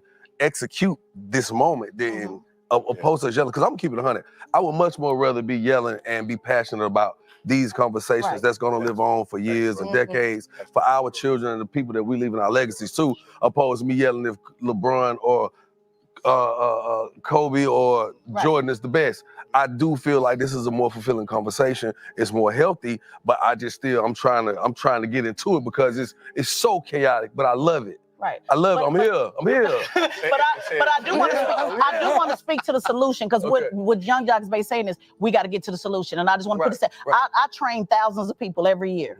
Thousands of people every year to be organizers, to be candidates, to be operatives. This brother running for office. You have to be on the ground in order to do it. This brother's in the community. Are you not? You talk about it in the community all the time. This is in the community. Everybody in this room is an activist, an organizer, at some level in the community. So we are working towards a solution just because of the time and because we're responding to, in real time what they're saying. We have to deal it in pockets, just like a track. We just doing just a track and feature every now and then. But make no mistake about it, that Revolt, and hopefully we continue to have these conversations, which is why we're here. We can continue to flesh out these solutions. So it's not that we're not getting towards solution. We're just having a good old fashioned rap battle. That's all. And ain't nothing wrong with it. And hip hop, literally hip hop. Somebody asked in the comments, why is Young Jock here? And I just checked somebody in the comments and said, you got every right to be here. First of all, Revolt is a hip hop network. Let's get that straight. So if anything, we in your house. So because I want to let you know how I defended you. Why is Young Jock? Well, first of all, you a human like anybody else. So let's first get that straight. Nobody get to decide who should be here and who should not be here. Rappers, literally, you've been telling the story from the beginning of time. It's like a jungle sometime, made me wonder how I keep from going under. Rap literally tells our story. Can I tell them something? Yes, you can. I'm socially activated at this point in my life. Just 2 weekends ago, I teamed up with my brother, Tory 100, Mr. Ray Daniels, P from QC, Luda, Jermaine Dupri, and we just gave out 1,000 laptops to our inner city youth on the South Side, for Southside Day at the Lake. So, and I'm not doing that for clout. I'm just saying this is my footing in the game. It's a receipt. It's a footprint. And I appreciate when people ask those types of questions because it creates a friction, it creates a conflict, and that's the only way we're gonna do something. They say iron sharpen iron. You got to ask those tough questions, even if it ain't a tough question. Why he there? Because I'm activated. I have a nationally syndicated morning show. I don't want to just regurgitate what I heard. It's just like I said at the DNC with my nice little suit on, speaking to Revolt. Hey, I want to be in the room. I want to smell what's happening in the room, and I want the room to smell me. That's right. And the only way for that to happen is I have to actively be present. And here I am. That's right. We appreciate you being here. Straight up. And also, it's even if you wasn't activated. See, my job being the hood was to go get people who's not activated. Talk to me. So nobody, since we got Christian folk, if you're not a Christian, then don't worry about it. But it's about walking among people that are not activated. So when I was in the streets yesterday in the land, I'm talking to the brothers literally homeless who are under the bridge. We got to get them in the fold. Anybody can talk to their own choir, but who can go bring people to go follow them up the hill? So we want to be clear that this space is for those who are activated and non-activated, because that's Trump's beyond. Here's where I'll give Trump campaign some credit. They follow the what do they call it? The lost man or the unspoken man. What do they call it on your side? The forgotten man, where they literally go and say, let me strategically peel off 1-2%. Let me go and get Ice Square Vizzo in Detroit to peel off 1 or 2%. You have people online saying, oh, why they got Ice Square? He got clout in Detroit. So while you ignoring that rapper in Detroit and saying, oh, he don't know what he's talking about, that 1 and 2%, the Trump campaign has been very strategic, whether y'all like it or not. They've been very strategic talking to those brothers that are not getting talked to. So we want to be clear that the non-activated people are important, and we want them here too, and we're glad to have you. 3.6 million people listen to me every morning. from 6 to 10 on Yeah. on my platform. So Yeah. I'm happy to be here, man. We appreciate it, brother. First off, I want to say, Jock, I want to give you the props for those laptops, because I know it's going to make the difference for those kids that you did that to. So people who are online, please just watch who you give, who you're trying to knock, and who you give respect to, because those are resources that you didn't have to do, but you did it because you've always been a real one. And so we, as a community, we appreciate you, and you should be, if anything, one of the first people to speak, because when people aren't looking, you're still working for us. Mhm. And I do want to say this, and this is, I mean, Tez, I know you said one thing. You said, "Hey, you know, you sit next to a big dog. You sit next to a big dog." But out of that whole stage right there, if Trump wins, only one of y'all going to the White House, and that's Michaela right there. And So guess we what? got to be honest on Oh, we got to know. Hold up. We have to know. Hold No, on. what I'm And- saying is, hold on. Hold on. Out of the whole crowd, only one person. Hold on, let me just. Let's hear. Go ahead, brother. And this is why the No, black just people, finish. and Don't start with the when it black comes people. down to Finish your comment, when baby. it comes Stay down to a focused. divide, Focus on when it what comes you down said. to a divide in our community, this is why, because we're talking about everybody being so politically correct instead of in 4 years, what are we going to get? You mentioned chaos. Black people have been in chaos way before this debate ever started. We're in chaos in the homeless shelters. We're in chaos when it comes to the Department of Labor. We're in chaos. The fact that Jock has to bring out laptops for the kids because there's not enough resources in our community. Right. And so when we have a sister with a different opinion than ours, it's about giving that respect. And the fact So that hold on, wait a minute. I gotta Can I- wait. No, you're not. No, I'm gonna stop you because you're going on and on. This sister here is the one that invited this sister. So if I did not respect this sister, she wouldn't be sitting here. You're gonna put some respect on that. We're not gonna sit up here. No, you can get frustrated and look down at all of that. Relax. But we gotta make sure we're very clear. This platform was designed to bring this sister here. So if there was no respect for this sister, she wouldn't be here. So let's make sure we're using the right context, brother. I don't mind you making the point about one sister going. This is the only sister on this stage that wanna go. So let's also make that clear. Because I don't work in no White House. So I wanna be clear about that. Everybody ain't trying to get a job in the White House. You can continue, but let's not act like she's not respected, because she is. We just have a difference of opinion. when people are yelling about who's a big dog, I am a big dog. and what I'm saying is, I'm a big dog. out of this whole stage, only one person was standing on the stage with a presidential And only candidate. one person on this stage flipped Michigan. And only one person on this stage Okay. organized over 2,000 people every year. Only one person was.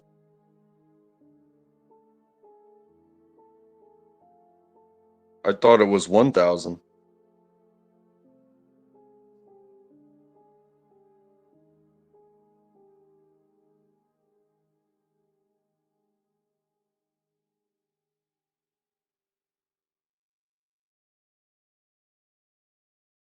The racial justice director for Bernie Sanders. Only one, because remember, you don't want to do resumes because the sister already said she don't have no resume. So you might want to back that. Yeah, you did. You said you don't have like a resume.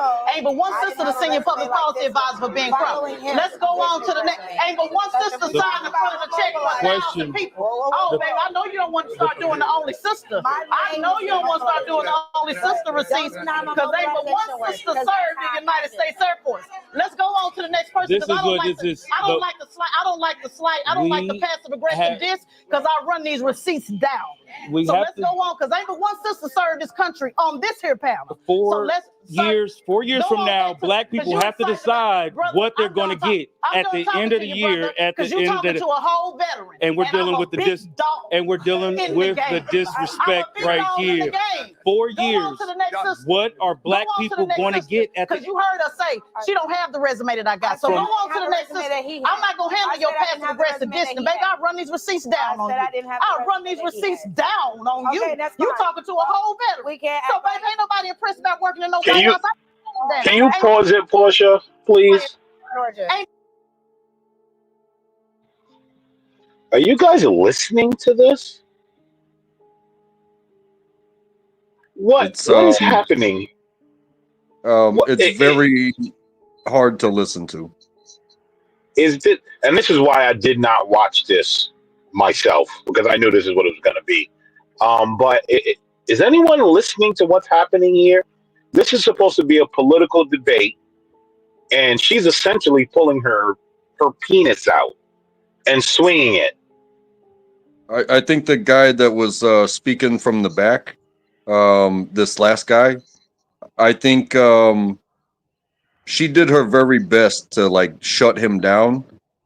But I think he spoke well into the microphone about his points, and he ended his statement with an actual question, which I think is sometimes the point of why people speak. It's like, hey, I'm gonna say this, this, and this about what I think about this, but I'm actually going to end my statement with a question, so that way it can go back to the panel, to answer it.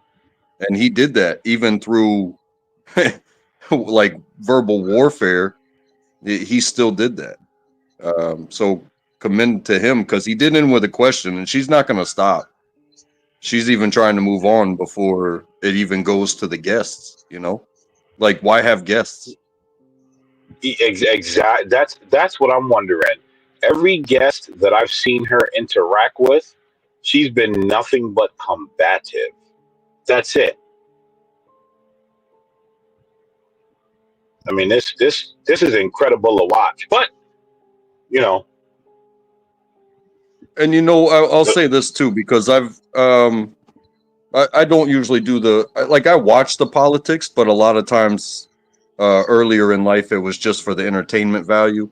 You watch a presidential debate or something like that, and nobody's really talking about anything. They're just trying to put each other down, and it can be entertaining. But when you're actually trying to hear the message, and you yourself as a listener, you got to fight through that static of the people arguing and hold your own points that you actually want to pay attention to. And it can be very tough, especially in a situation like this. I'm with Portia, right? I wouldn't put myself in a situation because this is futile. She's not there to actually talk about politics, right? She's now into a penis swinging contest, right? I first off, you can't swing, like, males don't swing penises with women, and that's one. And second, most of the time when you get to a certain age, you don't even swing penises with men. So I'm not like this. I'm not sure what's happening here. This is something really weird. But all hail a black queen. If you look at it also, that like apparently this is on a network show. I don't know if it's a streaming. So sorry about that. Can y'all hear me? Yes. Okay, great. Go ahead. Oh shoot. Oops. Yeah. So this show is on a network that has advertisers and funding, and it's a slot time. You know what I mean? So like a show like a panel that we're on right now, they do a great job at keeping it 24/7 as much as they can, leaping and people get to come and find this and be part of these panels on their own time.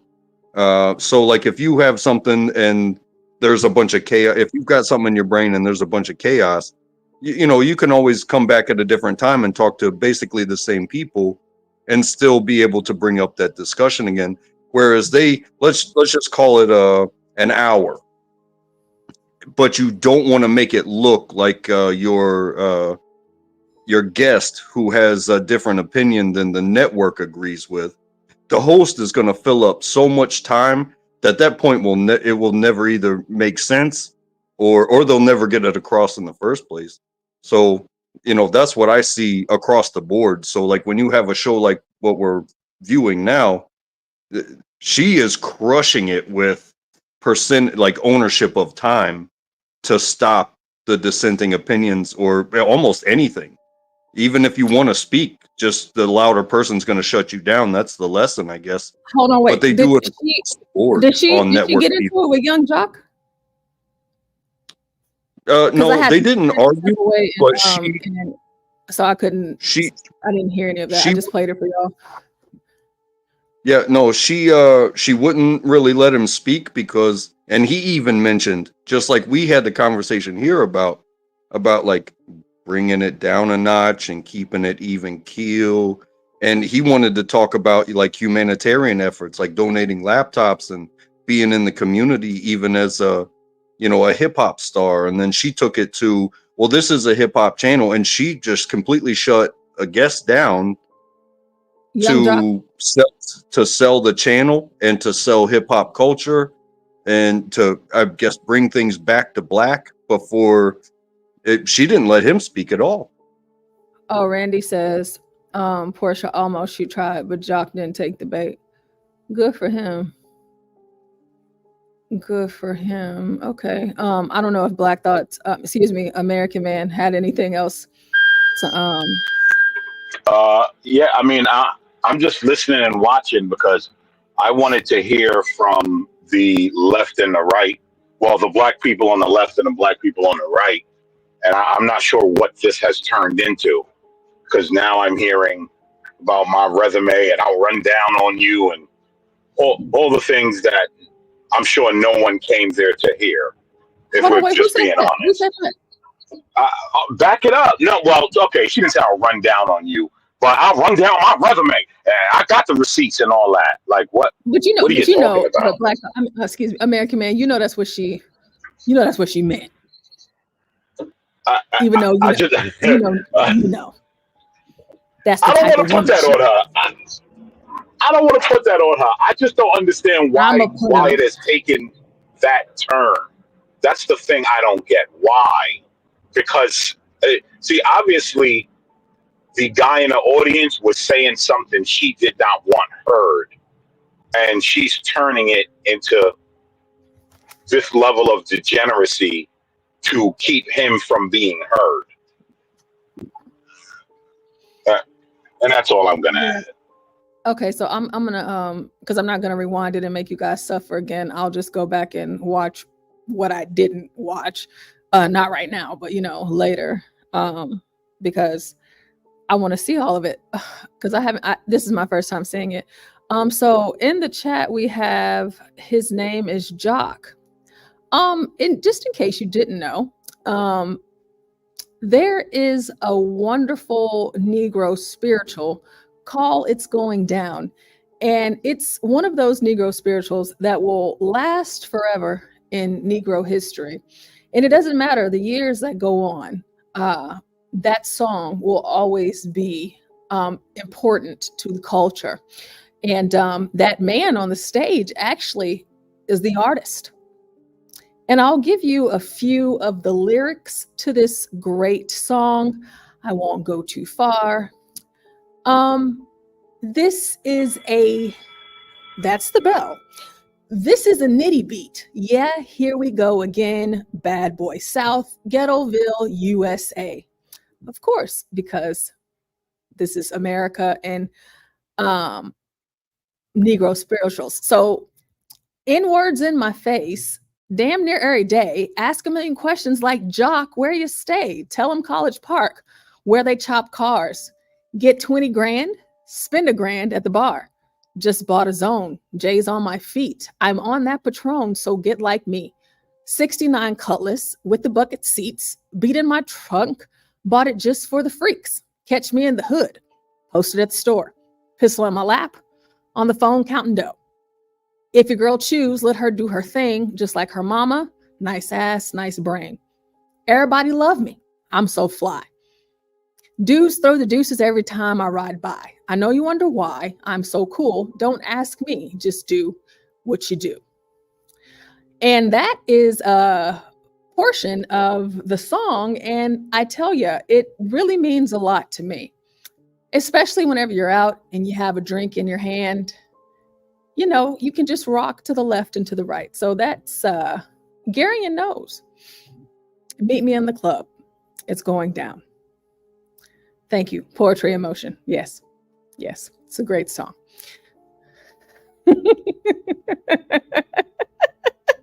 I'm so cool. Yes. Yes. That's what it says. So let's eloquently done, Portia. Thank you. Huh? Thank you. What did you say? Oh, I didn't hear you, American Man. I said so eloquently done. Thank you. Oh, thank you. Thank you. Thank you so much. Sometimes for the white people out there, we have to let them know about these things. I think it's very important that we want to make sure that we bring everyone together. because that's what's necessary, because we welcome all and we want you guys to know some Negro spirituals. I might have to do that again in the future. So let's hear more of this. Hello, Roz girl. Hello. But one that do 100 hits on Fox News, they don't call this sister, they call me. They call me. How many you do a year? How many do you do a year? I've literally done 30 in Baby, I do 100 every year. I said what I do did in the last 2 months. Okay, do y'all see young Jock's face? The dude over here in this, whatever he got on, and the other dude, they just looking like, oh my gosh, this is insufferable. She sounds like her voice got deeper. What happened? Oh, Jesus, okay. I do 100 per year. And I So, just yeah, came on the I'm scene. a big so dog. By the end So of the year, I love my maybe I'll be sister. there. I love my sister, but you're not gonna But you divide. can't deny Move on both to of The real thing is going to be, No, he we don't. need to You see how she snatched her hand real quick? Oh my gosh, why is she touching her? Is she gay? Is she a lesbian? They should have started playing Young Jock in the background. Would have been absolutely perfect. You know what? You know what? If they did started playing Young Jock, that would have been a totally different room.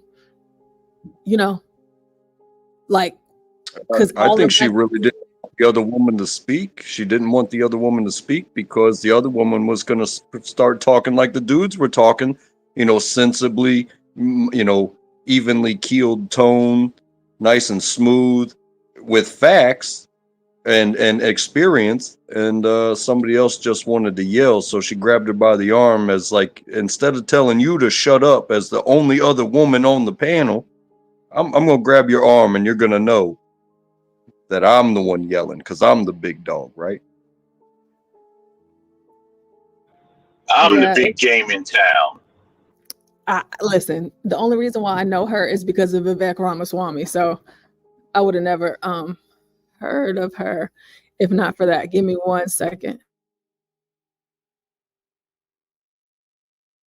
Yeah, I think I remember her from that interview. And her big thing was that she was a veteran, and she used that as a bargaining chip.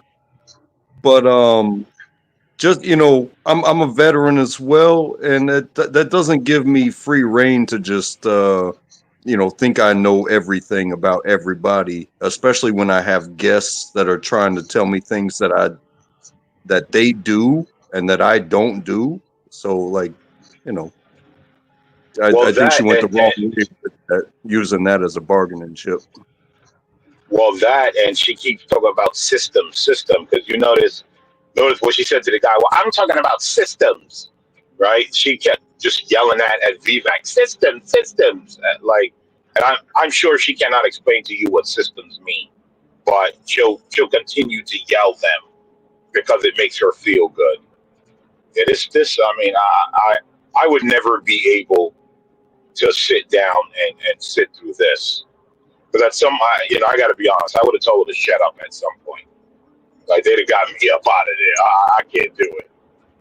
Yeah, and that's what I was saying earlier. Someone needs to, tell her that. But like her voice, I'm not that I'm shocked or anything, but like before I had to step away, she was still like, she had like the same tone, which is very aggressive and angry, but it's like now she's sounding like a man, like she's like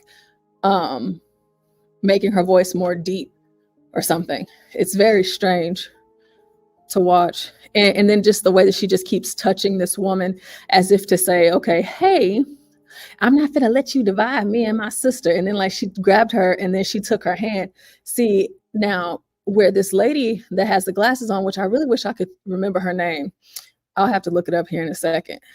But what has to happen in situations like that, whenever someone invades your space like this, you have to check it at the door, okay? So whenever we first started this, in her arm, because we all saw her extend that arm out before she reached out and touched her, I would have cut her so quick. We ain't like that. Don't touch me. We already on two different sides.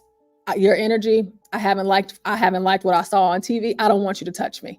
Matter of fact, if we can, sir, can you switch seats with me? I don't even want to be this close to her. I don't want none of this to jump off on me. you're a very disrespectful person, and I understand that's how you operate, but I'm respectfully asking you, do not touch me. And out of respect for your show, let me tell you, if I gotta sit right here, I'll sit right here, but you bet not touch me, period. The moment that you touch me, we're gonna have some problems. That's what she should have did. She should have just shut it down, because now what she just did is she just grabbed this woman's arm out from under, because she's sitting on her hands, because you can tell she's uncomfortable. That's why she's sitting on her hands.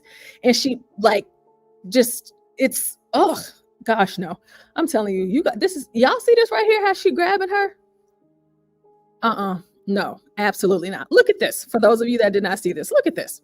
Okay. And I just came on the scene. I'm a big dog. By the end of the I year, love my I'll be sister. there. I love my sister, but you're not going to divide. You can't deny both of The real thing is going to be, we need to really talk about. You see what I mean? How, like someone said earlier, how cringe. Do not, heifer, don't touch me. Don't touch me. Sometimes you got to say that. You know, you got to let people know what time it is. And whenever you let people disrespect you like this once, and you know, a lot of people are watching. I'm sure that this is, let me actually look and see how many views this has. All these people watching. I ain't gonna let you punk me up here. 83,000 views. I mean, that's enough. It's plenty. And that's just on YouTube. Don't touch me. Girl, don't touch me. But you know, I'm surprised that this girl, being from where she's from, you would have thought that she would have been on that type of time. But you know, sometimes Republicans, they worry too much about their image in the face of people. And they want to be, you know, on the up and up. They want to be the ones that are viewed as, you know, not stooping, you know, below the belt or stooping to their levels. That's what they like to say. Don't do it with me. Okay? I'll stoop. I'll stoop. I will act like it with you. I will. Well, Portia, I think it is kind of important for her in this moment not to, because it's showing who your Democrat is. That as soon as you get a little pushback, you resort straight to violence. Than me, American man, and I'm okay with that. Yeah, like Randy said, if Portia was there, it would have went from YouTube to a world star moment. You are absolutely correct. And sometimes you have to do that. And I feel like as someone who has voted Republican my whole life, Black woman, whenever you're dealing with a lot of these Black conservatives, they kind of hold back. I'm not holding nothing back. All right. A lot of stuff that we say here on this panel, believe you me, I say it all in person. Listen, I do not care. And in that instance, no. Sometimes you need to let them know, because a lot of times they think that they can punk us. And that's what I don't like, because they already play us, because they always do this whole thing. Well, y'all ain't Black. Y'all done sold out. Y'all some coons, some Uncle Toms, y'all this, y'all that. And so they try to punk you. You ain't finna punk me. You ain't punking me. I've actually read The Art of War. I have read it, right? White John Galt. But you know what, White John Galt? I'm still a Negro. Let's go. Black people in 4 years. What are we going to get in 4 years? Let's not talk about the criminal. Let's not talk about the charges. 4 years. What are we going to? What is Harris promising Black people in 4 years? That was a valid question. Reading Rainbow. I understand what you're What a terrible, bitchy woman. That with me. You'll get your friend embarrassed. Play with your little friends. Get your friend embarrassed. Yeah, I just want to speak to the people in the Christian community. As a Christian, I'm actually very disappointed in some of their point of views, including the abortion rights. Tell people, I've heard a couple of conversations, people saying that a man can't tell me what I need to do with my body. But as a Christian, I just feel like, how can you agree with something or someone who says, when the Lord had already said, do not murder? So how can you agree with somebody who said, yeah, let's go ahead and abort, even when they have came out the womb? You know what I'm saying? And then the lady back there who said, Kara, was that your name? Who said, how can we agree with someone who said, grab people by the vagina? Well, as a Christian, I'm agreeing with Trump, and I don't identify with necessarily either party, but this year I am Team Trump because of his policies. Most of the ones, when I go by line, they agree with Jesus' principles that's laid out in the Bible. You know what I'm saying? So I can't be mad at someone who half of his principles is aligned with the Bible. I can't disagree with someone who is against the LGBTQIA plus agendas with men, including men, playing in women's sports. I can't agree with someone who's going to, do the abortion ban. I can't not do the abortion ban. I cannot agree with someone who's going to go ahead and take away our gun reform when in the Bible, Jesus is actually for us protecting ourselves. Somewhere in Luke, he definitely said, here's 2 swords. Okay. That is enough. So let's let because she was talking. Okay, so now that Blacks is back, and American Man, since I have both of you up here right now, shout out to you guys. We got 2 intelligent Negroes on the panel. Black said something earlier, and he said he just wishes that Black people would clean up their speech, and I'm paraphrasing. Now, I'm not disagreeing with what this woman just said. However, could she have said that better? One of y'all? She absolutely could have been more concise. That's obvious. She came up there like most people do when they deal with emotional, irate women. This woman here in the black. See what Stanley said. They're trying to hurry up. It's hilarious. They try and hurry and posit their position because they know they're going to be ramrodded with rhetoric. She's not going to hear what they have to say.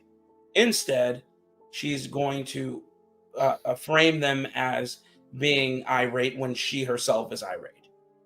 And then they lose their train of thought. So yes, she definitely could have been more concise and could have said what her thoughts were just a little bit better. But with her, it's nearly impossible. Yeah, you saw the man came up there and tried to be concise, but then she dismissed him. Shut up. Next man, next person, blah, blah, blah, yakety smackety. He's asking real, appropriate questions. What is Harris going to do? Why do you think that we should champion her? In a nutshell, he said more, I'm sure, because I came in at the latter portion of what he was saying. But yeah, I do.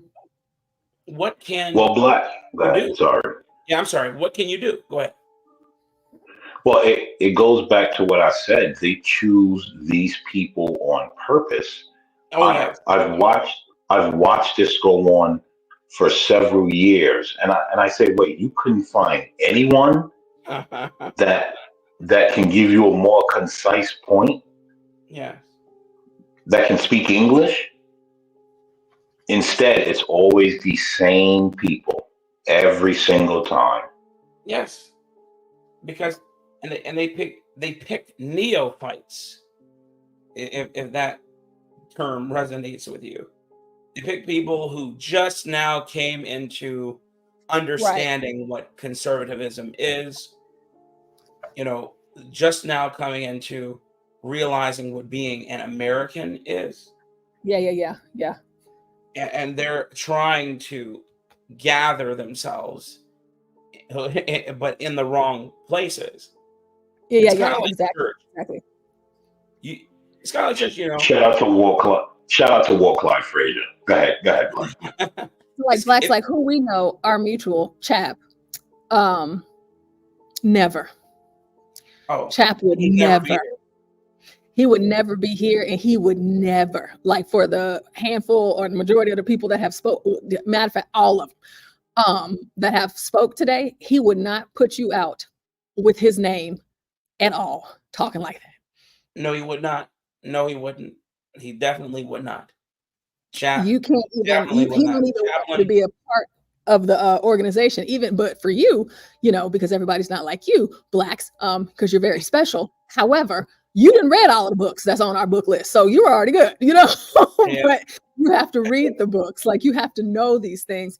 You can't, he's not going to put you in a position or put you around people, or you go around, whatever it is.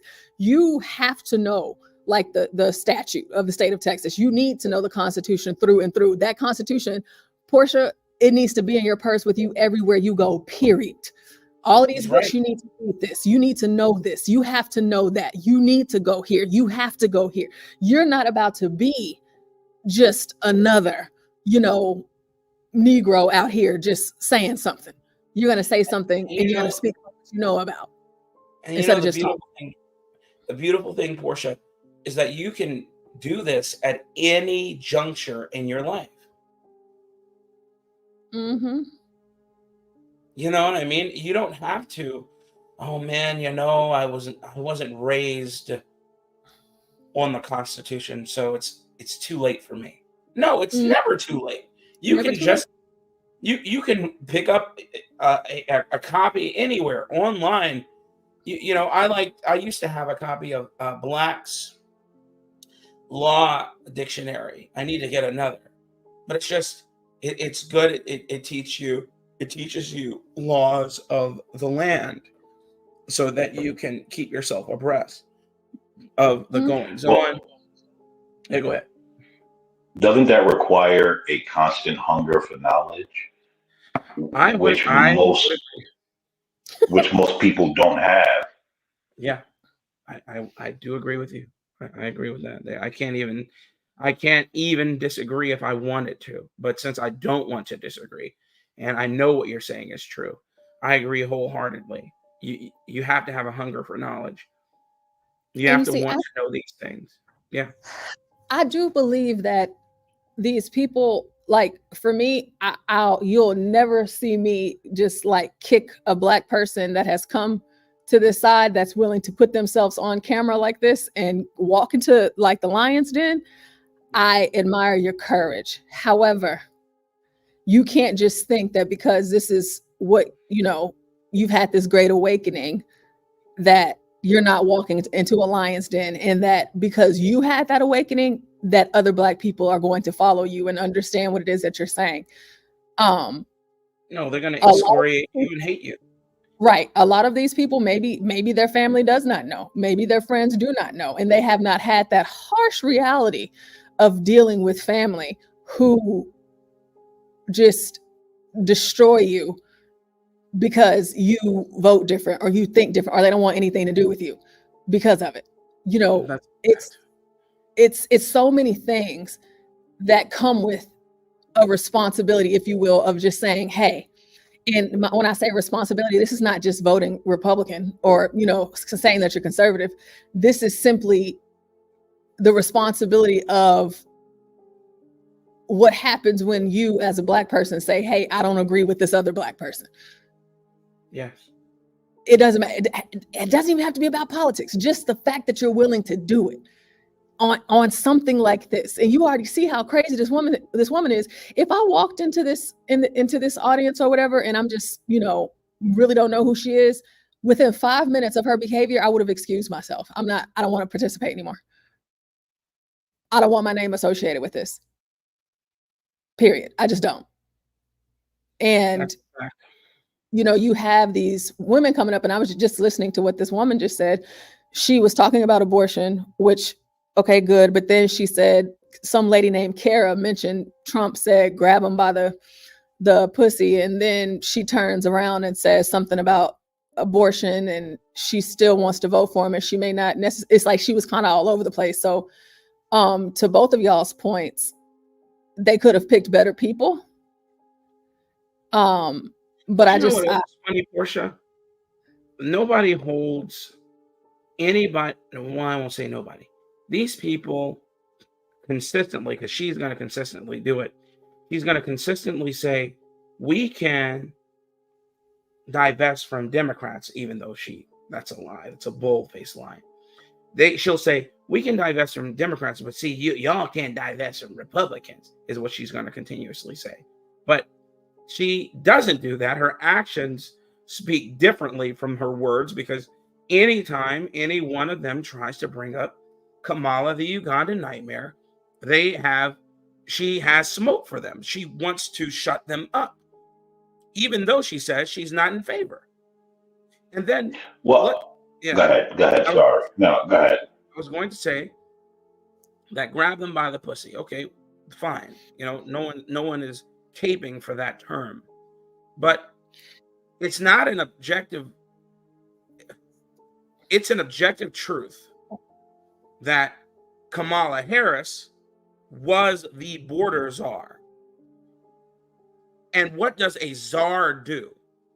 Okay, if you are given the czar position in the United States of America, what does that mean you are?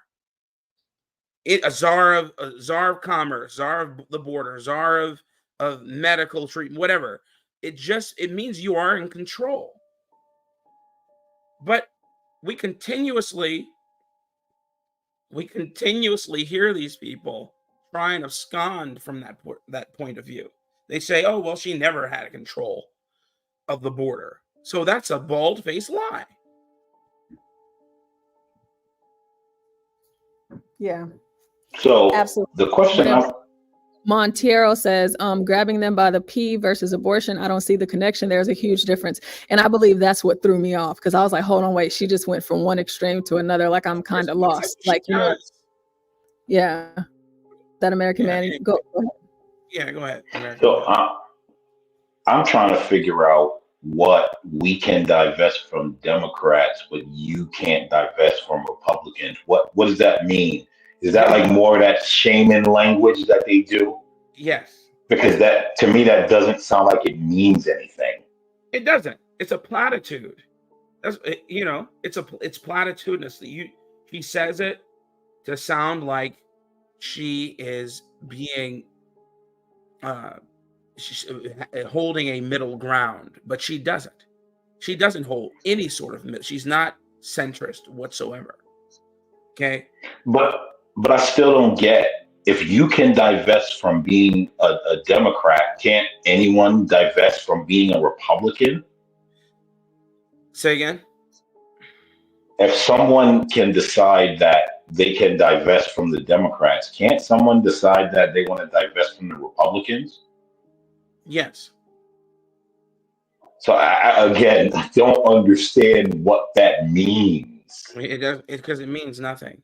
And Stanley, czar is not a made-up position, because Buck Obama had plenty of czars, to include a commerce czar.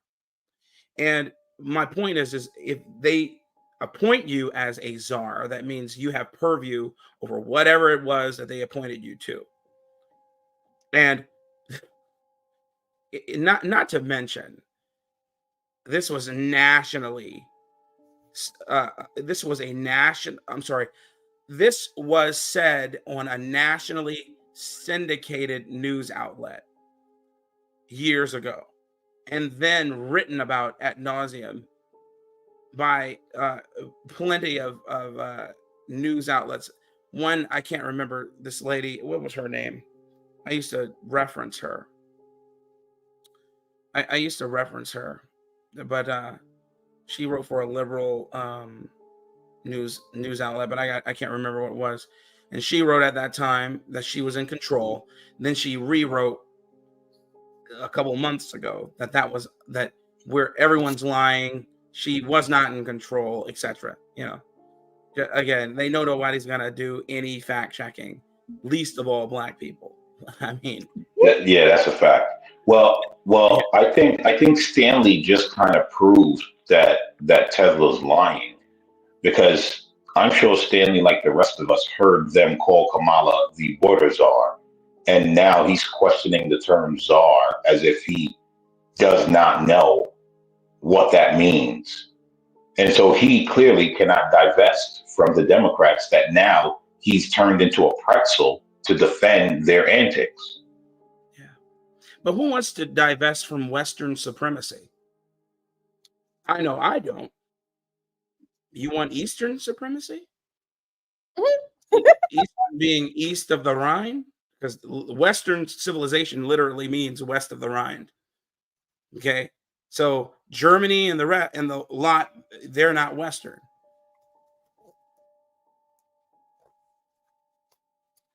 Let's see. Her in the Eastern pink, so she philosophies wanted is to what comment. got us to where we are now. But anyway, continue. Come on, sister, we're running out of time. Okay. The first thing God called us to do is love. Correct. And I think a lot of our speech, yes, 100% has been inflammatory, but He's called us to love and not judge. Correct. Second thing God gave us is free will. Mhm. It's not up to us to decide the cost of somebody's sins and how we're going to act out this person's punishment. So when you sit there and say that Trump's policies align with Jesus Christ, do you hear his speech? Do you hear his speech He though? can work on his heart. But God says in the Bible, judge a man by his fruits. His fruits. Hold on. Please don't talk over me. His fruits are inflammatory. His fruits are rotten. So please don't disrespect my Jesus Christ like that. Inflammatory has Okay, my nothing to family do was with it. and let me also go back just a little bit more. My family was very instrumental. And let me also say, my family was very instrumental. Is this mic on? Can people hear me? I feel like it was Okay. either. But go ahead. We can't hear you. Yeah. And I'm also saying this as a person whose family was instrumental in founding the AME church. I don't know where that mean? Your relationship with God went wrong. Are you and AME I'll royalty? retract that because I can't judge where you're. But I think you need to go back to the Bible a little bit more and have some one-on-one time with Him to really think about whether the person that you're calling to represent this country actually represents Jesus Christ, or whether He's actually thwarting Jesus. Do y'all see how she just called herself? Yep. Because she just checked this woman on disrespecting God, or basically she just checked her on disrespecting other people, like across the room, even though she's on the side with the right. But then she turns around and says, I don't know what your relationship with God is like. So you're telling her not to tell people who Jesus is. And then you're trying to turn around and tell her who He is. And then you telling her not to insult these people because that's not your role, but you turn around and do it to her, and then you catch yourself. Did y'all catch that? Yes. God gave us free will. We are not allowed to judge. What the hell? I'm not going to judge. Judge not, lest ye be Exactly. judged. I'm not going to judge, but you're doing wrong. Exactly. And then she says, her Jesus Christ. I'm done. Okay. So I guess, and that's another thing too. Whenever you go to like these, okay, I'll just reference a church here in Texas, in Dallas. It's called Friendship West Baptist Church under the direction of Frederick Douglass Haynes, Freddie Haynes. Whenever you go to a church like that, you would be led to believe that God only loves Black people. That's it. If you're not Black, God don't love you. You're not one of His children. And whenever you speak like that, my Jesus Christ. And I know, you go to church, you have the choir, our God, we love our God, but like this whole my, me, and then you're putting Jesus in the same context as race. It just doesn't, I just don't believe that that's what it means or it's supposed to work like that. But yeah. To me, being a Democrat and calling yourself a Christian is highly suspect. Can you say that again one more time? I said, to me, being a Democrat and calling yourself a Christian is highly suspect. And I noticed that there's a lot of Black people that play these mental games. And what they do is they try to ignore all the satanic aspects of the Democrat Party. And then when you call them out, well, I didn't vote for that. I didn't vote for that. But you're voting for the person that told you that these things that are demonic are the things that they want to implement. So you truly cannot be a Christian. And I don't even call myself a Christian, but I know better. Like being a Democrat and a Christian does not work together. Yeah, I agree. Crazy. Exactly. And I agree with you wholeheartedly. And the crazy thing is, this lady, I still can't get over the fact that she says my family was instrumental in starting the AME church, as if this makes her some sort of princess of the faith or something. You know what I mean? Well, She's well, blacks, they have the trying to, monopoly on God and Christianity, and obviously, so and so she knows who's Christian and who isn't. Come on, catch up, bro. Catch up. she has a little pocket crystal ball where she can tell you who is and who isn't a Christian. And they love doing that, man. They love it. They love sitting there. I'm like, woman, it's tantamount to somebody said, my pastor said, instead of reading the word for themselves. It's hilarious. You told me that because your family was instrumental in starting the AME church, that now you're some authority on the subject. Okay, apostate. Thanks. It's insane, man. And we have to, man. I'm saying I thought that was like a good thing to point out, because, you know, whenever you start talking about religion, especially amongst blacks, and I know for all of you white folks out there, our white listeners, we thank you for being here, and our non-white, if you're not black, whatever you are, those listeners, thank you for being here. In Black America, this religion thing can become very touchy, and especially in terms of politics. Even to what Stanley said to American Man. So Dems can't be Christians? No. Oh man, brother.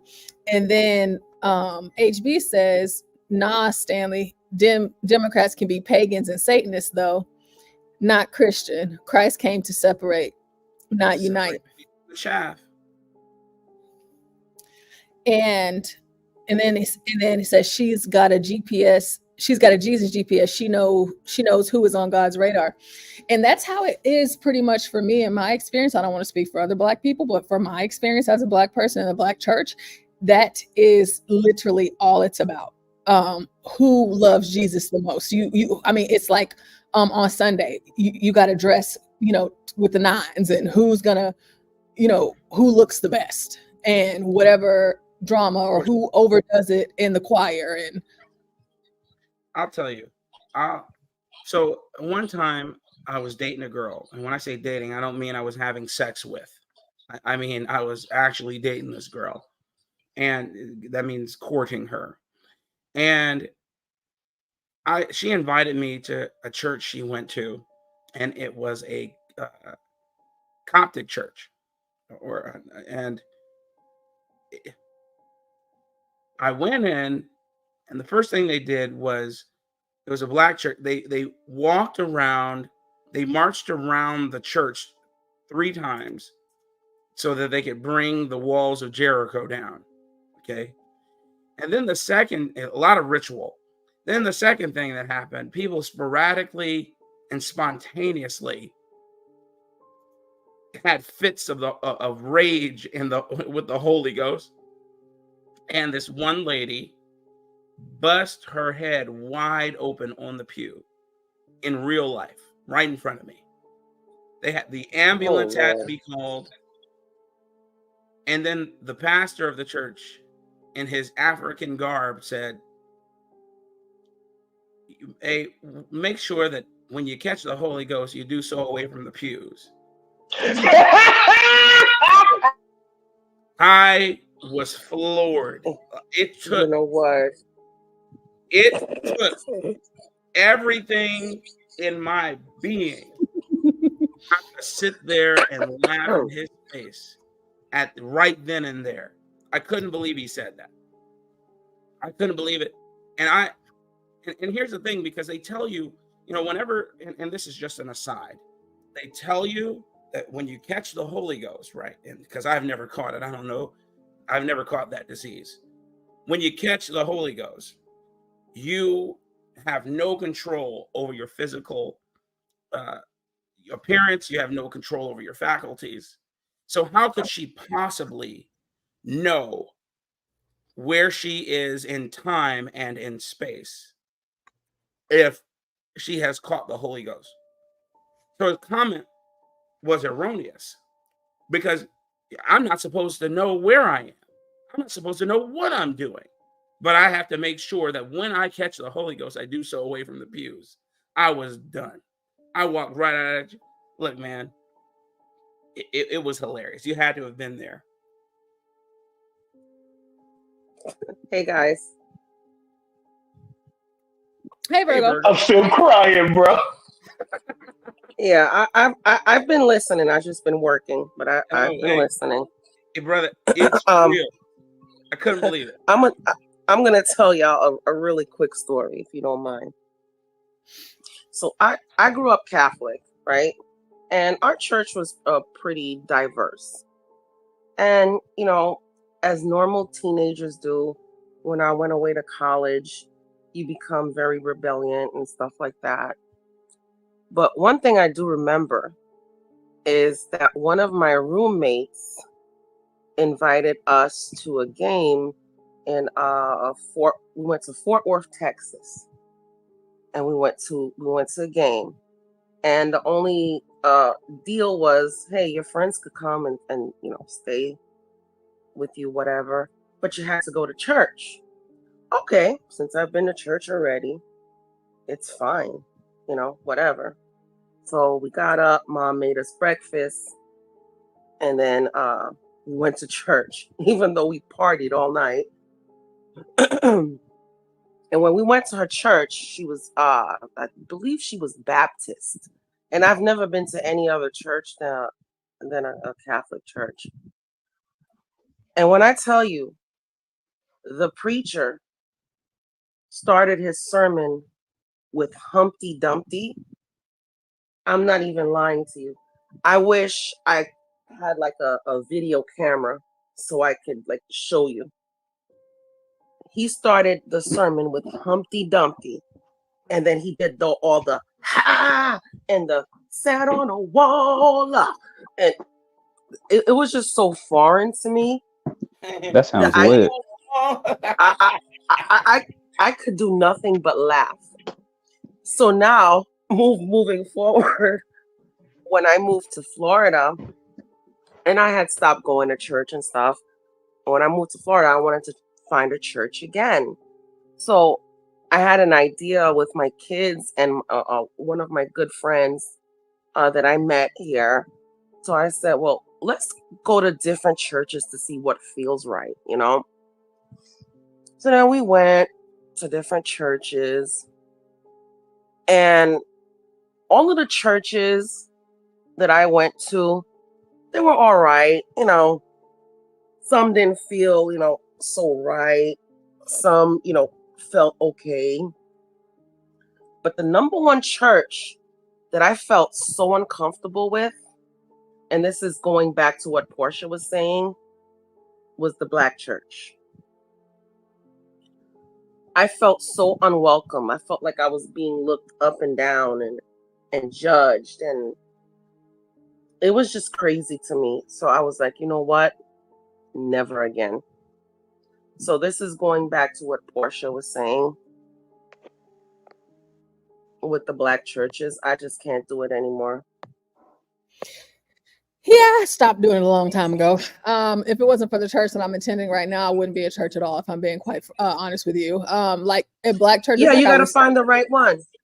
Yeah, like at Black churches, as I was saying, like watching these two ladies right now, even though they're both on the same side, right? So let's say the same side, they're both Christians, but they're both arguing about who is the better Christian.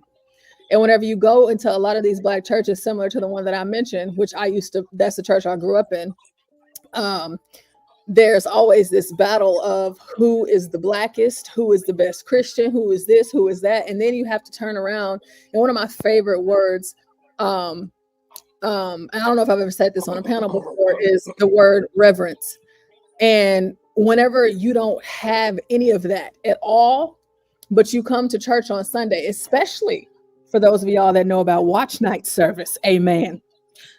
You go to watch night, and they usually have, well, at my church, they had 3 different services. You got your 3 p.m., your 7 p.m., and your 10 p.m. But your heathens want to make sure that they get to the 3 or the 5 p.m. You know, you want to bring in the new year with the Lord before the new year.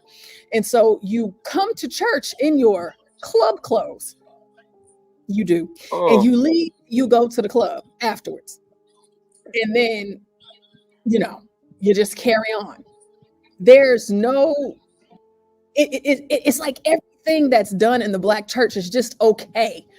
And then you want to argue with someone else about your Jesus, your God, and who God don't judge, and I ain't like this, and whatever. And it's just like, none of it makes sense. It just seems like it's a competition.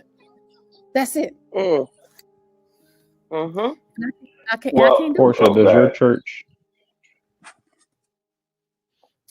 Oh, Black okay. Portia, does your church still also cycle the same 5 verses?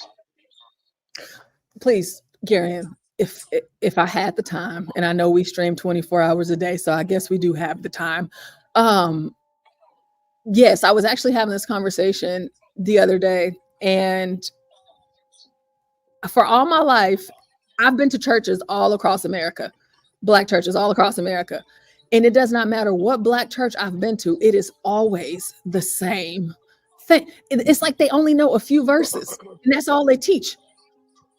And then for me, I'm not going to sit here and say, hey, yeah, I just read the Bible. You know, like it was just something that I did. Where I'm at now, I'm in a different position to be more interested in reading it, but that's just all that they do. It's just, listen, talking about the Black church just really sets me off. And I just wish that a lot of the Black churches did better and they raised up their people, because a lot of Black folks that go to these churches, they look up to their pastors as they are God. Not to say they don't do it in white churches. I'm speaking about Black people because that's my biggest experience. You get what you see here between these two women. And, you know, it's not good. Randy says, what if these two women go to the same church? It might be a problem next Sunday. Well, don't think that Black churches are above fighting in the church, because they're not. They're not. So let's watch a little. The Black churches are notorious for mistresses coming in and confronting the pastor. Come on, what do you see that as? Where do you It's see like that? it's like a political drama in a Black church, man. Let me just jump in here. I grew up in a Seventh-day Adventist church, and none of that drama of outside women, all that ever happened. So I don't know. Maybe you guys need to rethink the churches. But that's not what I wanted to point out. It's funny. Portia said she's been to churches all around America, and they all preach the same thing. Doesn't that kind of, the same few things within a narrow box? Doesn't that kind of show you that there's more of a brainwashing going on than anything else? And also, if you notice, the one thing that they lean on is the judgment thing and not judging. And do you know why they lean so heavily on that? Because I want to be able to sin without anyone holding me to account. And if you hold me to account, I am going to say, the Bible tells you not to judge me. And that's not what the Bible says at all. They don't. No, it doesn't. They don't know the Bible. But here's the thing, right? That's for their own. That's to cover their own sins. Yes. To make what they're doing okay. Also, to Portia's point and yours, when you so elegantly pointed out that there's a brainwashing in the Black church, and that goes to people, such luminaries as James Cone with his Liberation, a Black Theology of Liberation.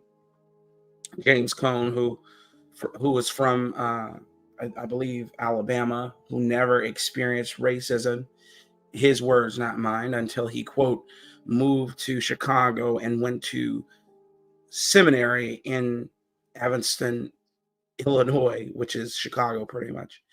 And experienced his first bout with racism when he was going to get his haircut at a white barber shop. And he says that in his book, Liberation. And James Cone, who is now dead,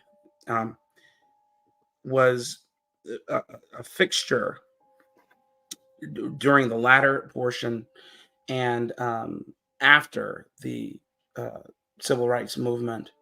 And a lot of the pastors in Black churches today may realize, and usually do not realize, that they are Conesian in thought, because James Cone does not believe in the conception of Jesus Christ. He doesn't believe in, he's not a Christian. He doesn't believe in Christ at all. What he believes is that God exclusively is for the downtrodden, disenfranchised slave, in so many words. And through revolution is how you achieve your, I guess, your rightness with God. And so it's very much so might makes right. And a lot, and that's why you see all these churches, Black churches especially, believing that they have some sort of authority over Christ and nobody else has an authority over being godly. They can just, like this woman, she can just read her mind and know that she's a Christian or not. And because remember, she's of aristocracy, AME. Read that book one of these days if you guys dare. Liberation by James H. Cone. He has other books, but that one right there is the one I'm referring to. Yeah. Didn't we watch Shadow talk about this? Sure did. Yeah. Is this just the Southern Baptists? Is this like a sect you're talking about here, Class? Yeah, well, they're not Southern Baptists. They did try and usurp the Southern Baptists, but then started, of course, once Martin Luther King was ousted, they started their own little movement. Okay. This is the AME though, right? Yeah. Separate. Yeah. Okay. So let's watch some more of this exchange. Jesus' word. You said that I'm disrespecting Jesus Christ, but what is disrespectful when he is the one who creates life? I think anybody who's a Christian can say he is the end all be all. He is the Alpha and Omega. He is the only one responsible for life. So what is disrespectful to the Lord Jesus Christ is him giving you a baby and giving you life and you dropping it at his feet saying, I don't want it, because you don't want to control who you having sex with. If you do not want to have a baby with somebody that you don't want a baby with, you don't need to be having sex with that person. Maybe you need to close your legs. Maybe that's what you need to do, because you just don't want to be responsible with your body count. You want to use I don't want a man telling me what to do with my body as an output and as an excuse. But that is not. You telling me I'm disrespectful and I need to revisit. Maybe you need to revisit. Okay, so when you relax. I know they ain't telling nobody to relax. We want nobody. We got relevant conversation. How is it irrelevant if we're talking about policies? Sis, hold on. It's irrelevant because there's this such thing called separation between church and state. Your religious beliefs. So he's gay, right? If you will just let me finish. Gay. Your religion. Yes, that's a homosexual. And if you look closely, okay. right there, you see that? That's a that homosexual. that nigga very gay. Ooh. Yes. Oh Lord. Okay, let's see what the homosexual has to say. Religious beliefs do not supersede my right as an American to not subscribe to that if I so choose. The government does not allow, the government is not inside my bedroom. The government shouldn't be inside your bedroom. What you I know he not. Excuse me. God ain't in your bedroom, sir, but the government is. Okay. They all up in your bed. You in the White House. They in the schools. Everything is gay now. At this point, I might be gay. I don't know. It's everywhere. It's Where everywhere. you stopped it. Where you Or just stopped make it. it makes it 10 times funnier. Where you stopped it is nasty work. Look at this man's face, screaming, "I'm a rich." He look like he getting some head right now. Oh, he doesn't get it. He gives it. Let's go. Do between you and God, you'll sort it out when you go seek salvation later. But for the government to try and sort that out through law makes no sense, because this is not, everyone in this country is not Christian. Well, one thing about it, no, because when I first came up here, I said, as a Christian, I'm disappointed in the Christian's point of view. Please don't, So please don't say I'm don't, speaking to please anybody else. don't, please don't disrespect me or yourself. Okay?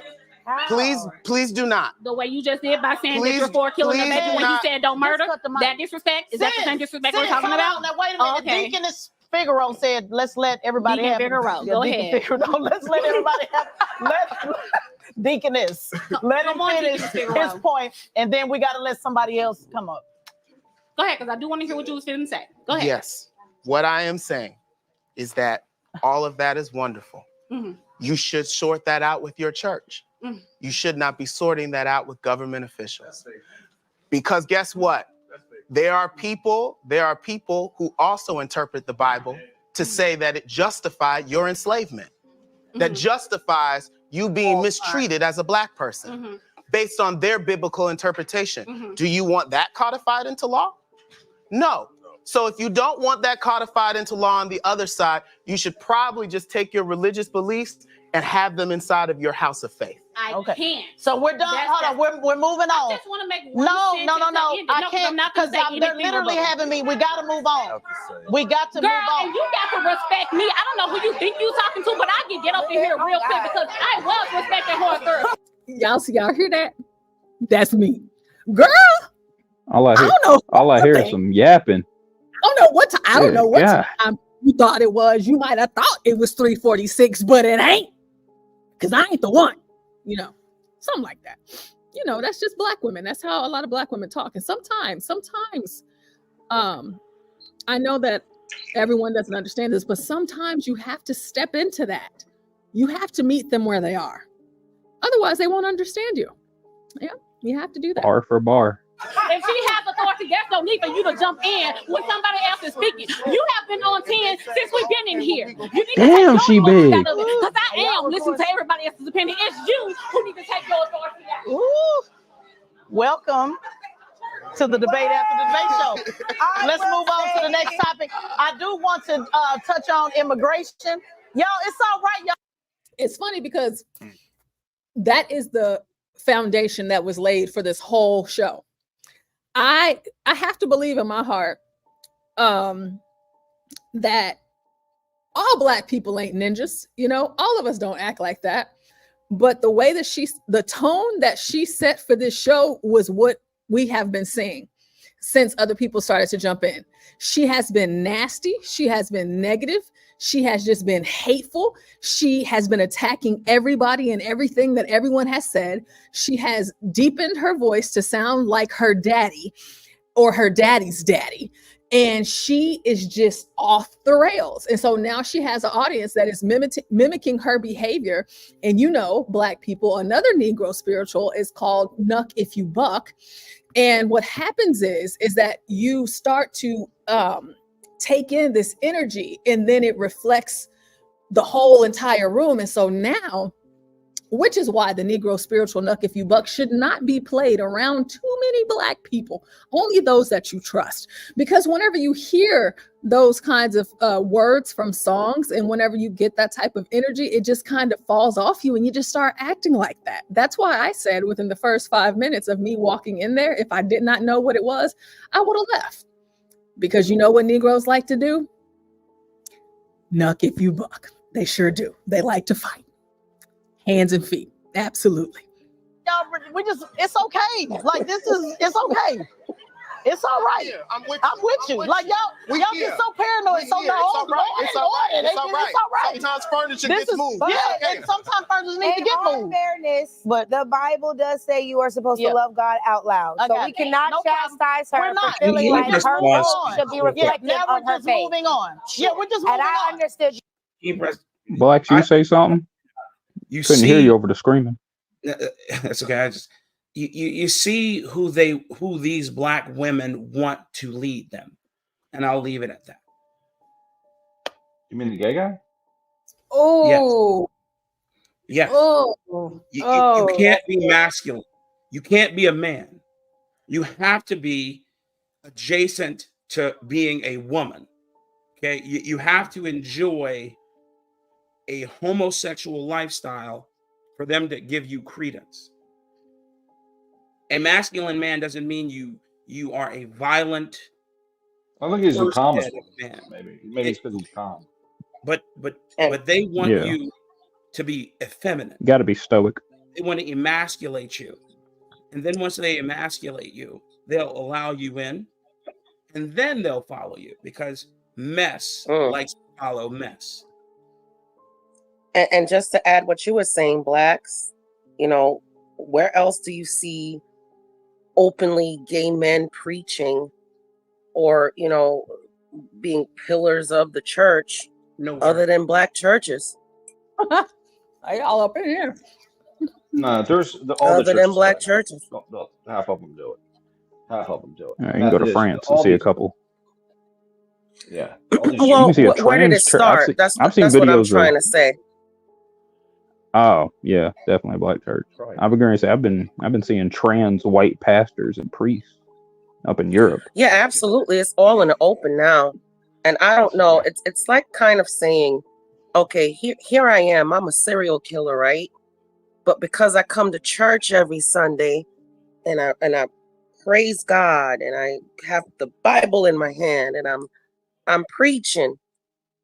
Oh, it's okay because God loves everybody, right?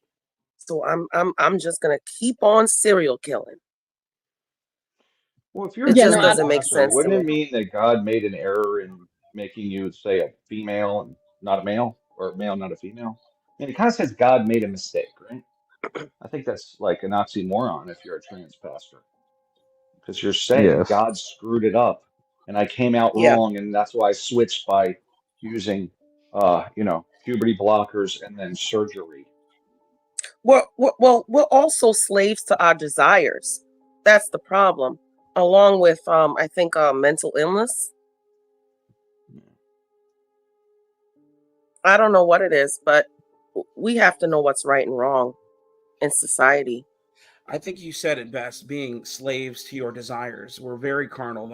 I keep saying Jeremiah 17:9, the heart of man is deceitful above all things and desperately wicked. To be obedient is to love the Lord, okay? Obedience is what people might say, oh, well, you're a legalist if you say that. You say to obey God's commandments. But Jesus himself says, if you love me, you'll keep my commandments. It's not, you can't say that you love Jesus Christ. And okay, you can't say that you love Jesus Christ and then go about consistently skirting the rules after he told you exactly what that means. Okay, you can't just do what you want. There are consequences and repercussions for everything, especially living carnally.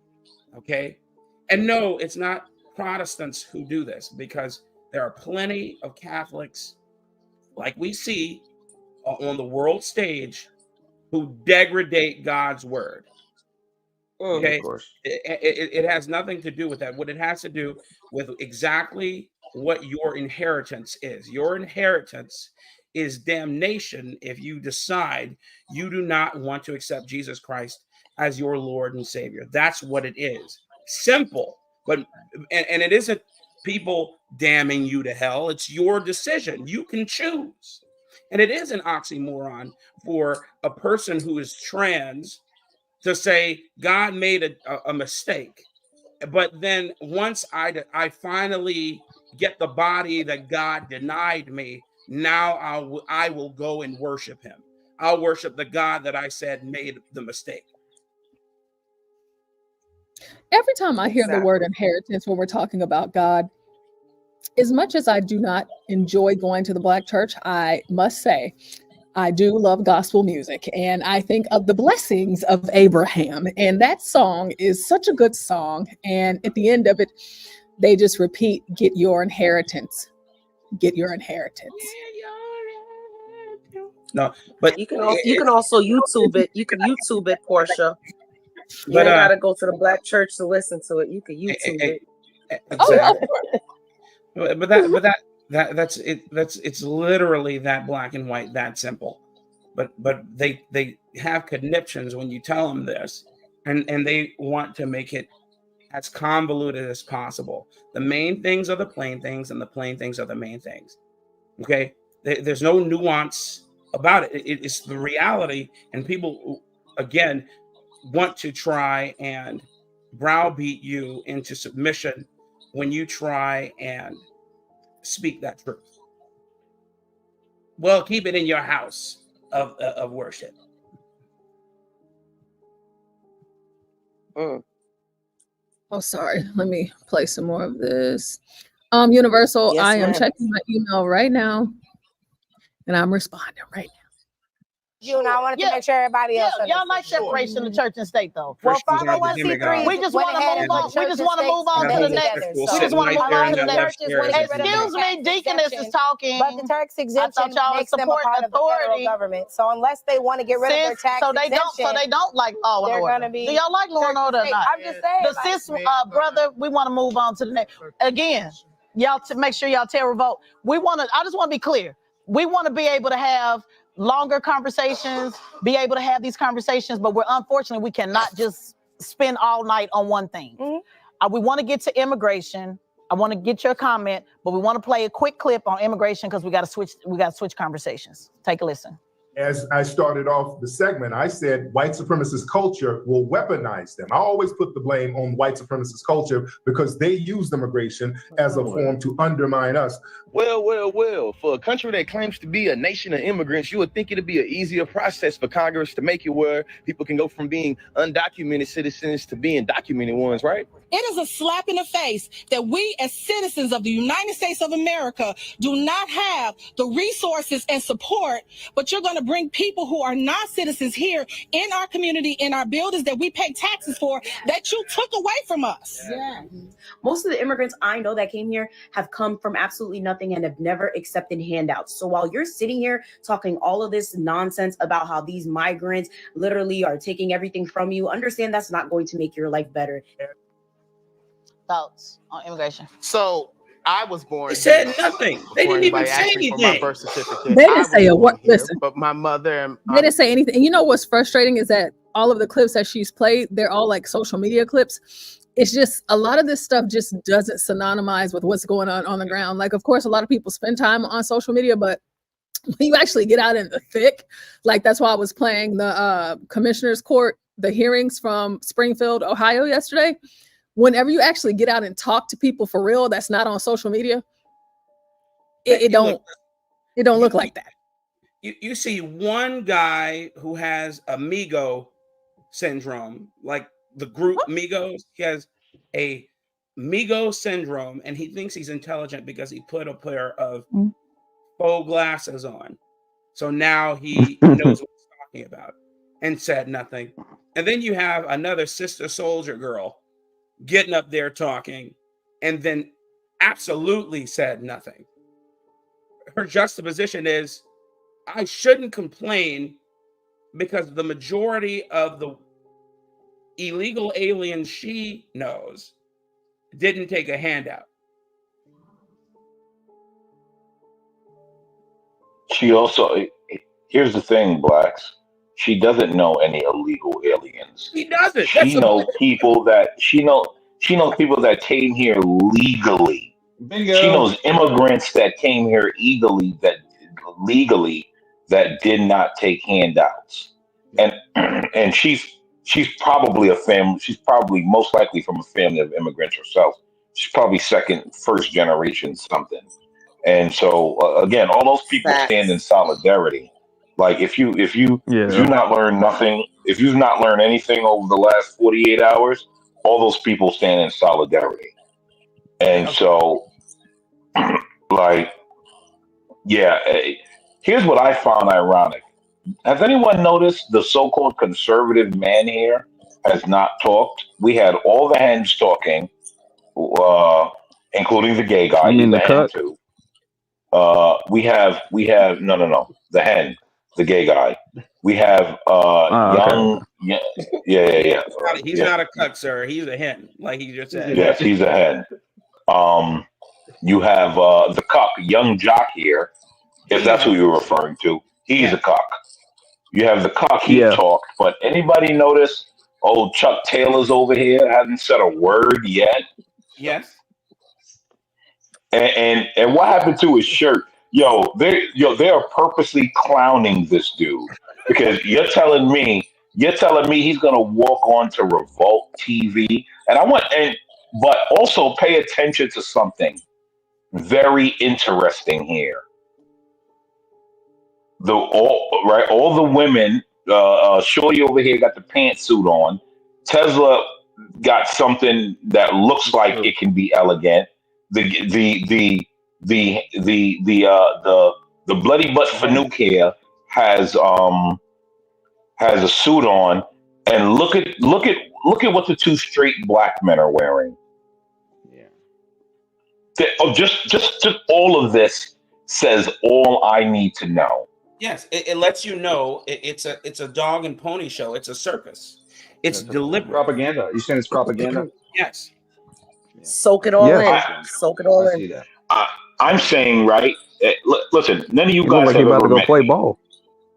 None of you guys have ever met me. Do any of you guys think I would show up to this event dressed like any of these guys? Just from hearing me on the internet. Just from hearing me on the Heck, internet. I don't even think you go.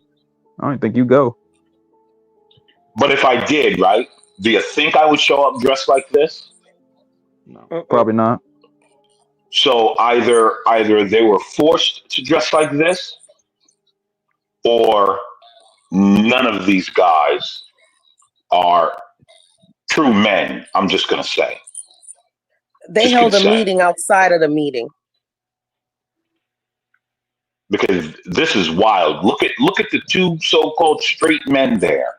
Look at how they're dressed like children. And what is it that the Democrats call them constantly? Boys. But I digress. My mic is muted. Let's see. Give crack. I Eduardo- was just thinking that, but I was just thinking. Dwale, hi Habibi. Crack says, Portia, I'm guessing Imperious thumping is less grating to Stanley Cross, which is very interesting. I can listen to anything. But whenever Imperious starts going on, he sounds just like Teslyn. They sound like the same person. Because it's just like whenever you're talking to someone who's like, I know everything, I'm never wrong, I'm the smartest person in the room, I'm the loudest person in the room, I have to cut Kind of everybody sound like off. a black woman sometimes. Yeah, that's what that actually reminds me of. But Look hey, at Ryan's face. He's like, "Whew, that's not good." Imagine Imperious rolling his neck and snapping his fingers when he talks. I mean, you just don't. I'm sure he does. Oh, like, they're always like, golden. Like he says good things, he makes good points, but then like whatever, sometimes it's just like, oh my god. And that's how this Teslyn woman is as well. But let's watch more. Father are from the Caribbean, so they are immigrants in this country. They didn't take, first of all, they're black immigrants. So the idea that Donald Trump is questioning VP Harris's race, Jamaicans are some of the blackest people I know. Look how they mix So words. let's start. Look how they mix words. Look at the cognitive dissonance. It has nothing to Jamaicans are some of the blackest people that I know. So if your parents are Jamaican, sir, please, sir, Oh take my God. your homosexuality to Jamaica, sir. Take it. Oh, I've heard stories about what Jamaicans actually do to their gays, man. Take that Ooh. homosexuality to Jamaica, sir. And then if you make he ain't gonna survive 2 days. you make it back to America, sir, tell us how it went. Have your parents brought you home to Jamaica? They can smell gay from a country away. Have they brought you home, sir? Hmm. Okay. Well, no, he's a Start with that. Bati boy. Also, Yeah. Birthday boy. Yeah. Mm-hmm. Wait, I think it's important that when we're talking about immigration, I am going there's to several die. things that's wrong with immigration in this country. No, One, man, it the was me. Republican Party, because they have no ideas, they like to pit people against one another. And so they use people coming here from other countries that they have intentionally destabilized, right? Why are these people coming to America? And it's Democrats too. Under Democratic administrations, U.S. foreign policy causes people from Central and South America to come here because we have destabilized their countries intentionally. Go all the way back to Ronald Reagan, okay? This is nothing new. So the idea that we are saying, oh, they're bringing all these people here. Well, if America minded its own business and wouldn't go stirring up shit in other people's countries, those people would probably stay where they were at. Immigration. Yeah. So as it relates to immigration, I think it's a really, really, I think it's a really, really funny subject, right?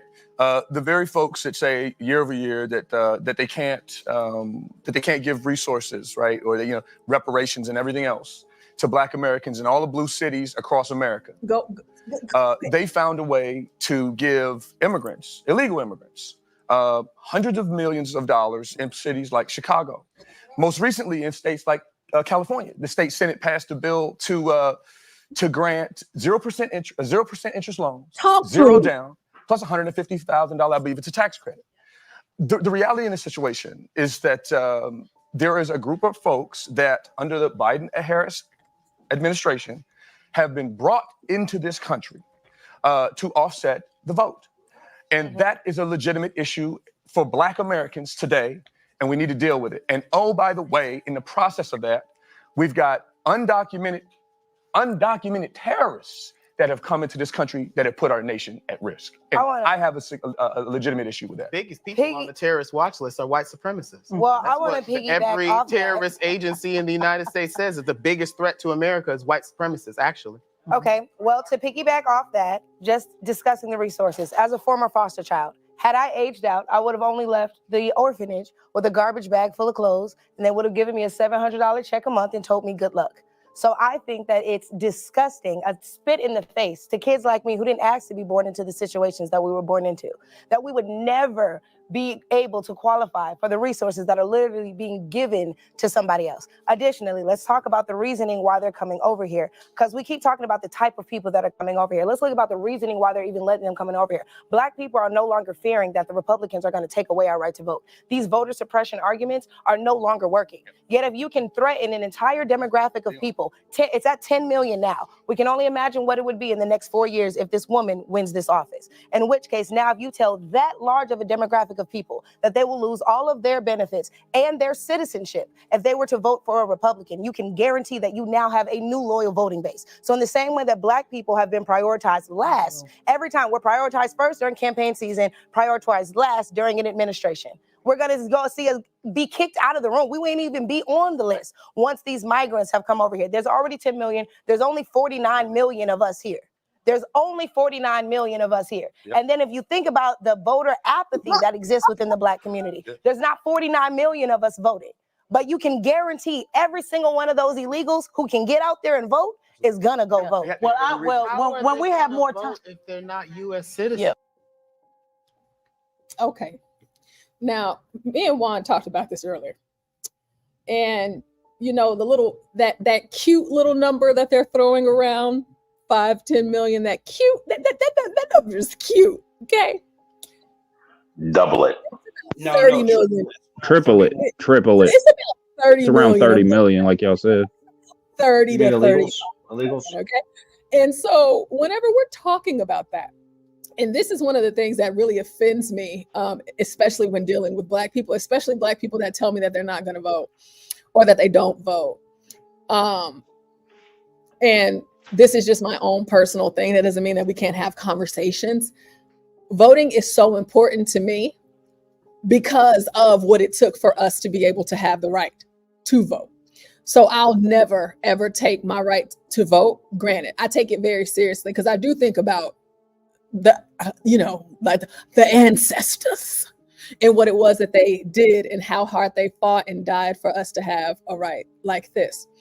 Now, when you talk about these people and you mention how many Black people there are in America, with those numbers, there are more able voting people here that aren't Americans now than there are Black people here in the country.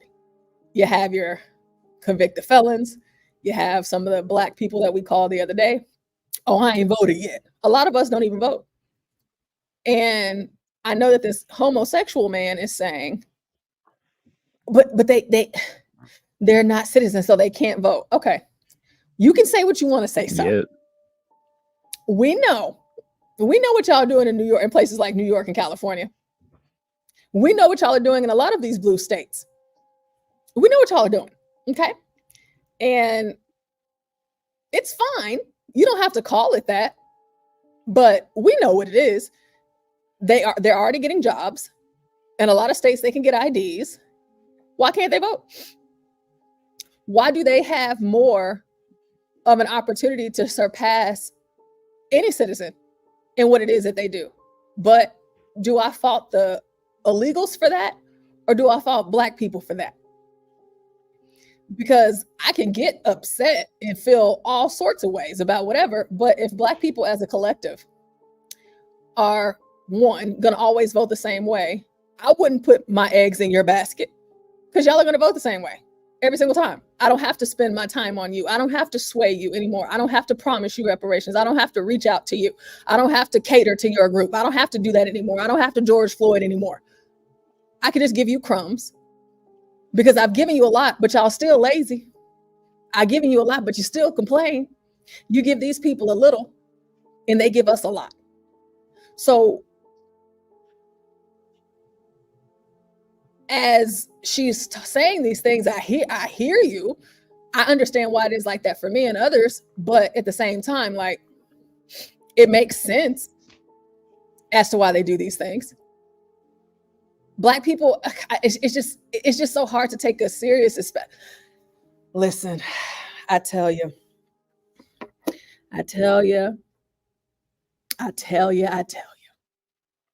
I personally believe that these people are going, not me.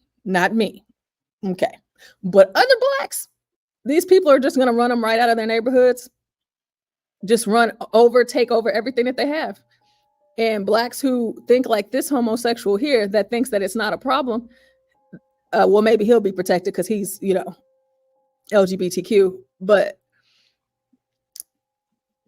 thinking that these people coming into our country is not a threat against you because you're so caught up in how Black you are that you've lost the fact that you're American, that's why they're going to be in your neighborhoods, at your schools, living in your homes, and you're going to be fretting, trying to find somewhere to go.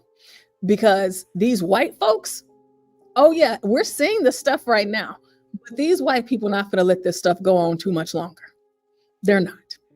All of these towns, like the one that we talked about earlier, the Charleroi, Pennsylvania, these white folks, y'all gonna piss them off, and y'all don't want to see white people mad. I mean, I would love to, just for once in my lifetime, just to see it, and just don't direct it towards me.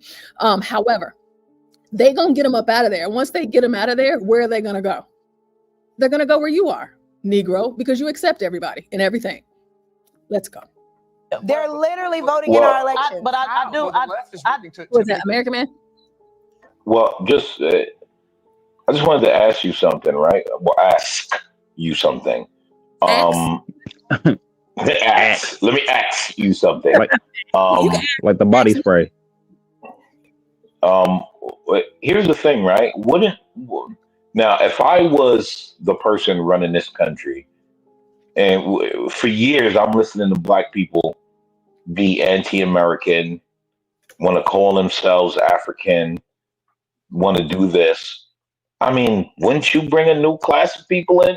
I mean, Black folks don't consider themselves American, so technically, should they really be complaining that a new class of people that want to be American, either by force by hook or by crook, I guess. If they gonna be American, I mean, could you really blame them for for coming in and taking your spot and being American? Because black people don't want it. They're fine giving up their birthright. And also, Portia, let me ask you this question: how many black people do you think believe that these people are their allies, and also believe that it's going to be just fine because ultimately they believe that white daddy's going to take care of them? Because let's keep it real, all these race hustlers, they worship white people. They do.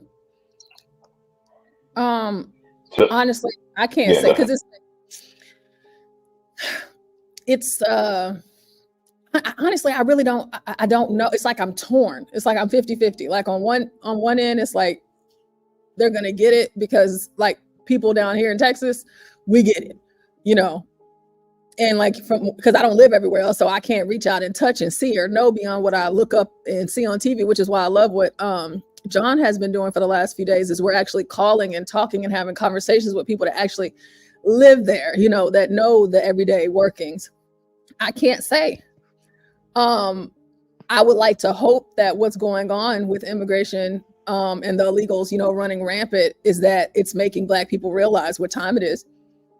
But whenever you watch stuff like this, whenever you think that they're not a threat to you, and whenever you think that you're so special, you know, like a lot of Black people, like Teslyn thinks she is the one who just said, I don't tell white women don't tell me what to do. I tell them what to do. What I want to know is, who do you think you are? Who do you think you are, ma'am? You know, as much as they run around with this whole racist trope, you know, towards the old white man, the white man got me down, this, that, and the third. It's like one thing that my parents always taught us growing up is to never forget who you are and whose you are. And that had to do with God, and the other had to do with race. A lot of these Black Democrats actually act like they're not Black to me. And whenever you operate that way, you start to sound like they do, because then you forget who you are. And you start making these big old braggadocio statements like, white women don't tell me what to do. I tell white women what to do. Oh, you've lost your damn mind. Really? Is that really? Or you think so? You think that you have some sort of power or authority over white women? Okay. If that's what you think, there's too many Black people that think like her. So on one end, I like to hope, and then I have to go with the people that I know. But on the other end, it's too many Black people that think just like her. And you know what, American man? They think that they ain't got to do nothing else but wake up every day and be Black. That's it. That's it. And that's enough. So, like you said, and like what I was saying earlier, of course, I would replace every one of these Negroes. I get it. What use are you beyond entertainment? Great music, sports. I get rid of you. You complain about everything, every day, all the time. So much so that people like us in this space, we found each other online because we didn't find enough of us in person. And we're all in different places. That doesn't mean that we don't want to be around our people. We don't love our people, but it's so hard to find a large, vast number of Black people that think like us, or that you can have a conversation with. Even someone like Stanley. I can talk to Stanley all day. He's the only one, believe you me. But it's too much dissension between us to be able to say confidently what I believe they believe. So yeah, that there, you know, this stuff gets me worked up when we talk about the illegals. Y'all know it just takes me somewhere else. So Portia, can I ask you something? All the talking points I've heard so far aren't from, they're literally from another place. And you know who that is. It's white liberals. Because white liberals run the media. White liberals create a lot of this stuff, right? And they're the root of the problem here. I feel that a lot of these folks are reacting to what they're told by white liberals and white liberal media. That's the root of the problem. They're the Marxists, ultimately. That's how I see it. I mean, Well, But well, if when you we, say that, what, Ryan, when you so, say that, I want you to think. What I'm saying is, see, those of us here, we know it's the white liberal women. And I don't know if you caught it earlier whenever she was saying it's the white women that's out in the streets marching and protesting for abortion. She's saying all of these things, but then she turns around and she says, white women don't tell me what to do. I tell white women what to do. And what you just said, they don't even process the fact that you think that you have some sort of authority and superiority over these white people when they telling you what to do. And yeah, you're I doing it. think the white, and they use things like white supremacy is a major threat. They use that kind of stuff to get people mobilized, to get people excited, like the George Floyd thing. CNN and the liberal CNN, they played that video on loop for like 2 weeks. I think it was to take Trump down personally. But they just showed it over and over and over and over. Now, there's another, I mean, I think police kill 1,000 people a year, like, and overall, right? So why did this one get this reaction? And by the way, white liberals were the ones that were the predominant force in the. Most of the videos I saw were white liberals. They weren't even black folks, right? So I think white liberals are the root of everything. They're the ones that create the division. They're the ones that want the division in the country because they're Marxists. That's who I blame for all of it. well, They're almost just following orders in a sense. you The way I know, see it. Ryan, I agree with you, right? White liberal are the problem. But I'm actually beyond that because all I hear is we're the most educated, we're so woke, we're this and that from all these blackity blacks.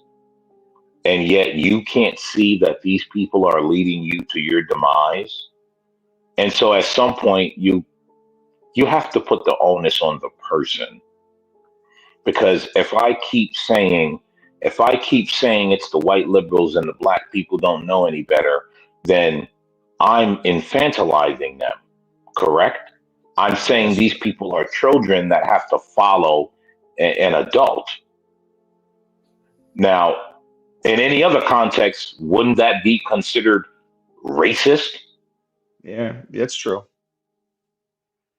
So I have to now stop blaming the white liberal and look at them as adults and saying you're just following a bunch of idiots to your own demise. I mean, you make a good point. Make a good point. Right now again, I'm not exonerating the white liberal because I understand who and what the white liberal is and does. But if we're gonna be fair, we have to start looking at the adults and asking, why don't you see what's going on? I have a 23-year-old nephew that sees what's going on. Yeah. Right? I mean, you're and right. a 60-year-old and a 60-something-year-old mother that doesn't. So like, why don't you see what's happening? You are an adult. It starts to lean on you to be wise about these things. And investigate the information. Yeah. But I don't know, maybe I'm wrong. No, you make a good point. I mean, you have to take responsibility, but I don't know. I just think that the media is very powerful and it's run by, we know who runs it. We all know who runs it. So, it's white liberals from Massachusetts, right? So, and APEC members. So, Stanley says to Ryan, in my opinion, blacks using the term blackity blacks is the second biggest problem in our 12% P to tear. I don't know. He probably got that out of a book somewhere. He reads too many Peter books. Tear. I probably Well, no. said that really wrong. 12%. Give me. Ryan out here saying Negroes read too many books. I'm just saying he just has a lot. I don't get a lot of some of his references because he'll talk about a book he read, and I'm like, I don't know. I don't read fiction, man. I don't know what you're talking about.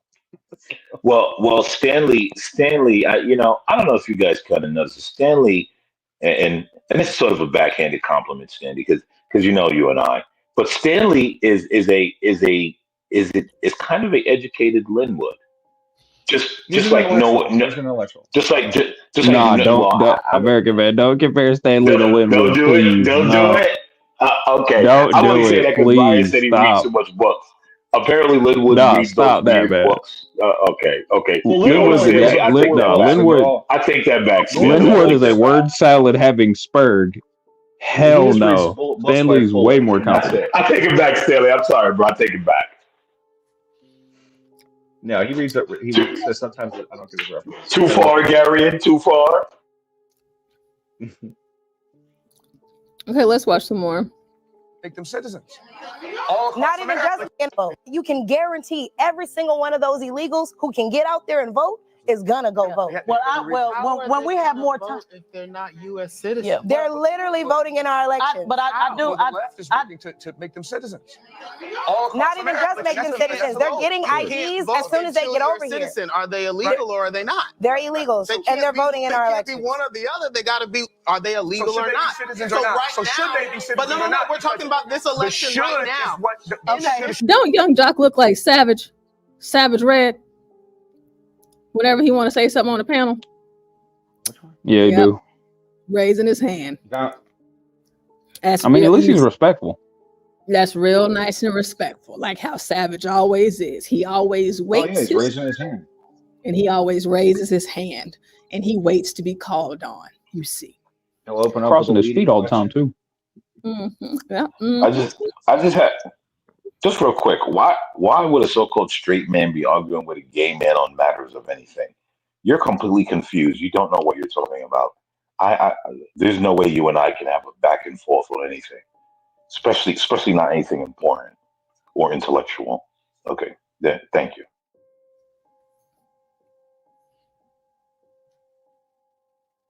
should is what's driving the vote. The should is what's driving the vote. Michaela, I Should would they like to be? ask you a question. Okay, hold on, guys. I want to peep. I want to make sure I point out whenever the black girl was talking, how that black man reached over and touched her, and she stopped talking. She just stopped. She just whatever she Yeah, was saying I saw that too. That's wasn't insane. done yet. But he touched her and she stopped. And she hasn't said she was sitting up a little bit more. He touched her. She sat back and she said nothing else. Teslyn needs that type of obedience. Do you hear me? And I'm pretty sure that's not even her man. Now, you would have to be mine, or my father or my brother, a man that I respect in order for me to do something like that. But man, that was just look. That was let's see. And they're voting in our Be elections. one or the other. They got to be. Are they illegal So should or they be not? citizens or not? right So should now, they be citizens but no, or not? we're talking about this The election should right is now. what the should is what's driving the vote. The should is what's driving the vote. Michaela, I Should would they like to be? ask you a question. Okay, hold on, in guys. foster care in which state? California.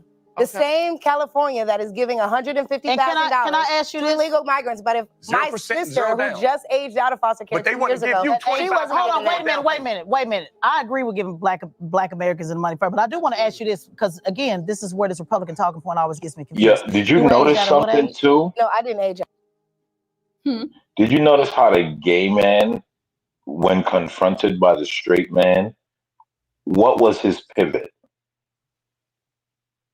Tell me. Did anyone catch that? No, I didn't. He pivoted to the woman. I see. Typical. In true tag team Typical. fashion. Did you guys notice that the gay guy and the guy in the black shirt were talking, and guy in the black shirt was giving him that work pause, and immediately Michaela, right? Immediately Michaela. You notice he did not want to address the male. He went straight to the woman to try and dominate her in a conversation. Yes. For those of you that missed the Negro spiritual segment earlier, Montiero, if you're still in the chat, as you see more Negroes enter the building, I want you to know that it's true. sir has come in and he's let you know that meet me in the trap, it's going down. Meet me in the mall, it's going down. Anywhere you meet me, it is going down. Young Jock was fire. Yes, yes. And then we have another reminder here from Samuel G. Meet me in the club, it's going down. And yes, he's still in the building. I just wanted to make sure that you knew it is really a thing. And if they actually started playing that song right now in the midst of all the chaos, I guarantee you that every would stand up and do that dance. And it would be beautiful harmony in that room after that. I believe it. I believe it. I really do. Yeah, I was adopted. Okay. I'm talking about the people who don't. Okay, who but do when you raise said hell. wasn't born, didn't ask to be born in the situation they Yeah, were like my mom was on crack and my dad was in and out of Right, prison. right. That's not So- a situation I should have to pay for yet for whatever That's right, reason. but the I also- government didn't feel bad enough for me to Ma'am, give me or my family ma'am, those resources. yet. ma'am, And then leave immigrant. ma'am, It's a point. ma'am. I just want to know, when I hear the Republican talking point, I just want to know when they say pull yourself up by the bootstraps. I did when that. they say I didn't. Let me finish. Uh-huh. I'm talking about to people that didn't, who were born, because we talked about this before, people that were born with incarcerated parents, people that are people that are born in destitute situations. Because your brother would always say you have an opportunity to get. I'm not talking about you. I'm just saying, what do you? This is not for the men, but for the women out there. I've seen a lot of wigs. I've seen a lot of sew-ins.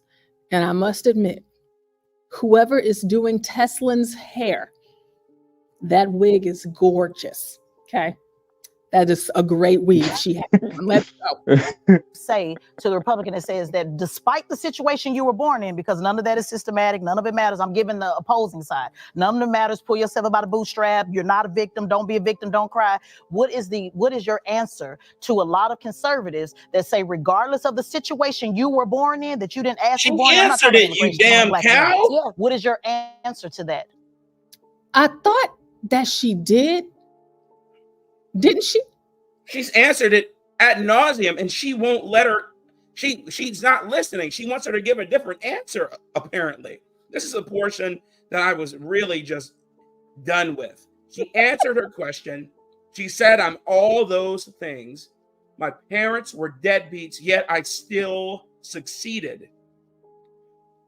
Which Oh, that's what gives she said. credence That's what I to- did, though. That's what I did. Lit up.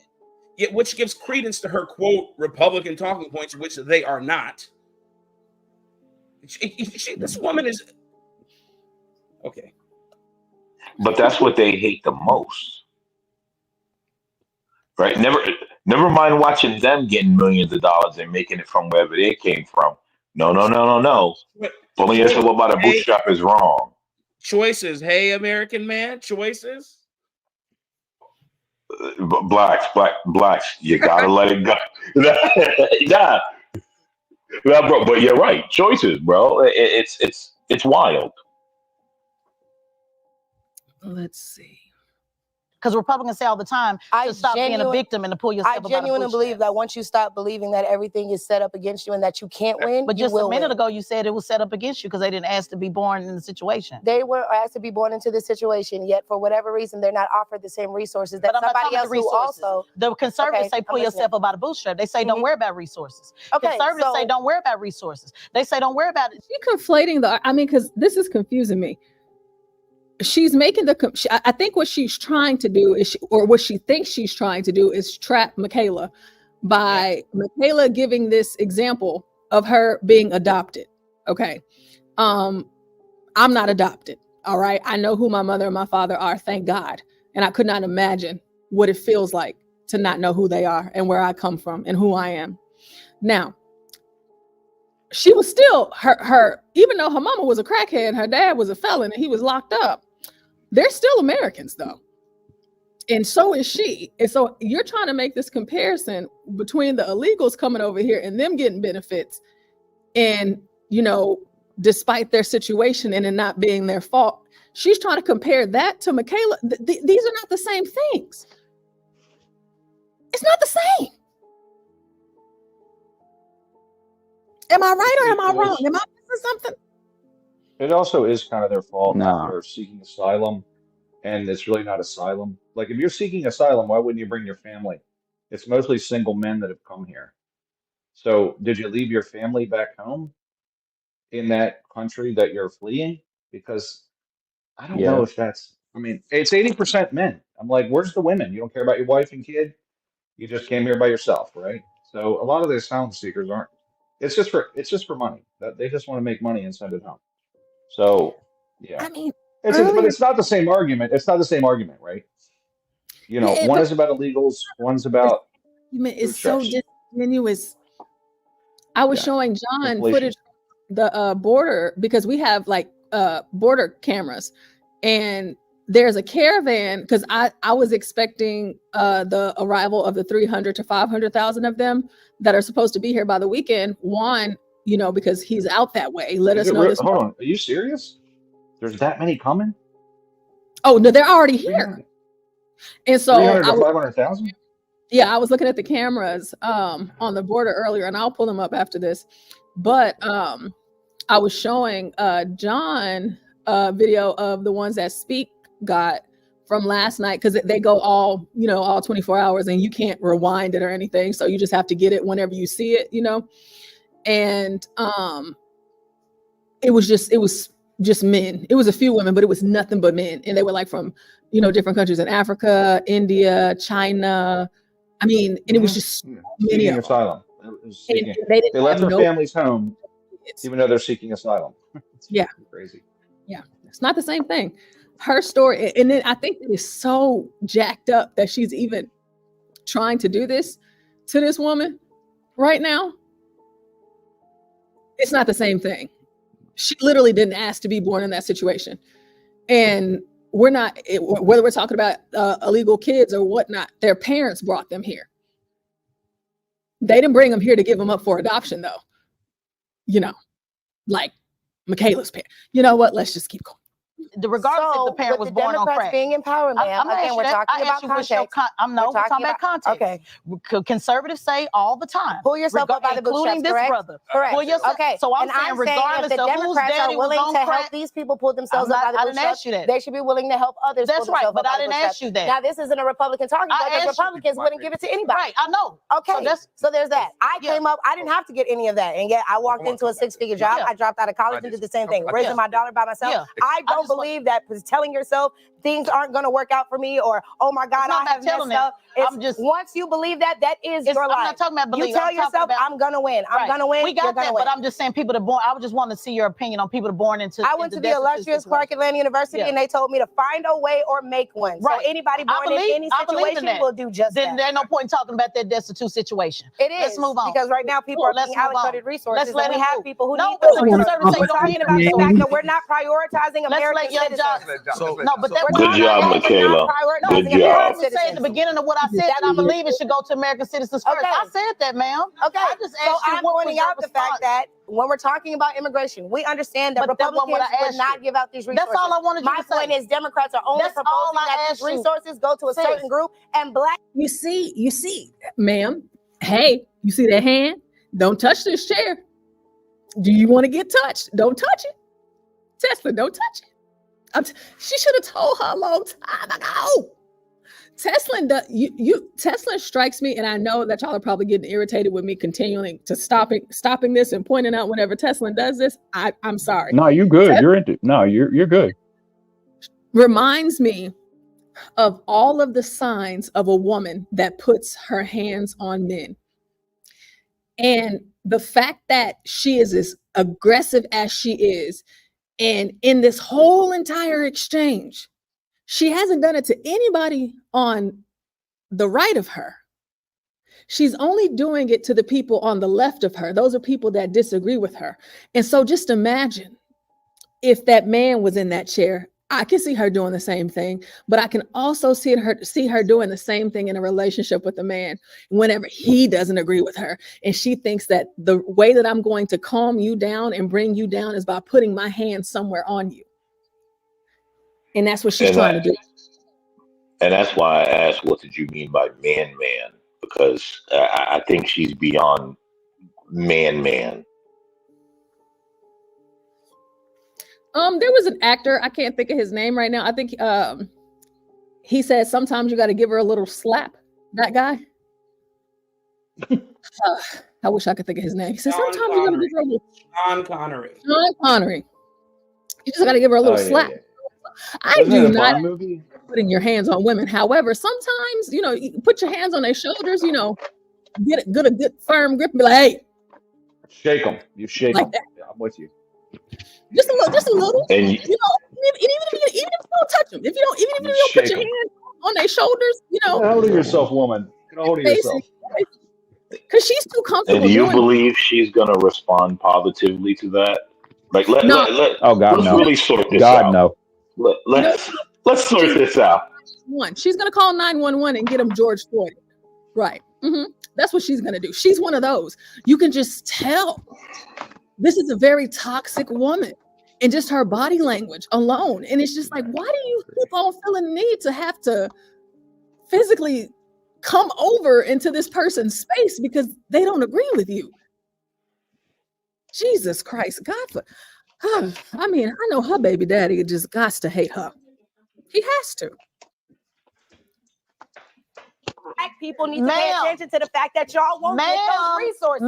That's the point. Y'all go ahead. Y'all move on. I'm right. We said it's not about right or wrong. It is right. No, it's not. It is I just right. want to know. Black people won't get those resources, and therefore you should not vote for a Democrat who will allow foster children, veterans who lost limbs fighting for this country, veterans like you and this man here, not get those resources. We agree. Girl, relax. So if Democrats are giving them out, then why haven't Democrats given them to black people? I'm not talking about no Democrats. I asked why what was haven't your they giving them to black Is people? something wrong with her? No, There's something wrong with her. Y'all see how she's trying to switch it to make it seem like something's wrong with me when all I'm trying to do is point out the fact that black people are not being prioritized in the administration. Therefore, when you ask about what Republicans are doing for us, what are Democrats doing for y'all? Besides putting you last. Nobody asked you that. Thank you. Nobody asked you that.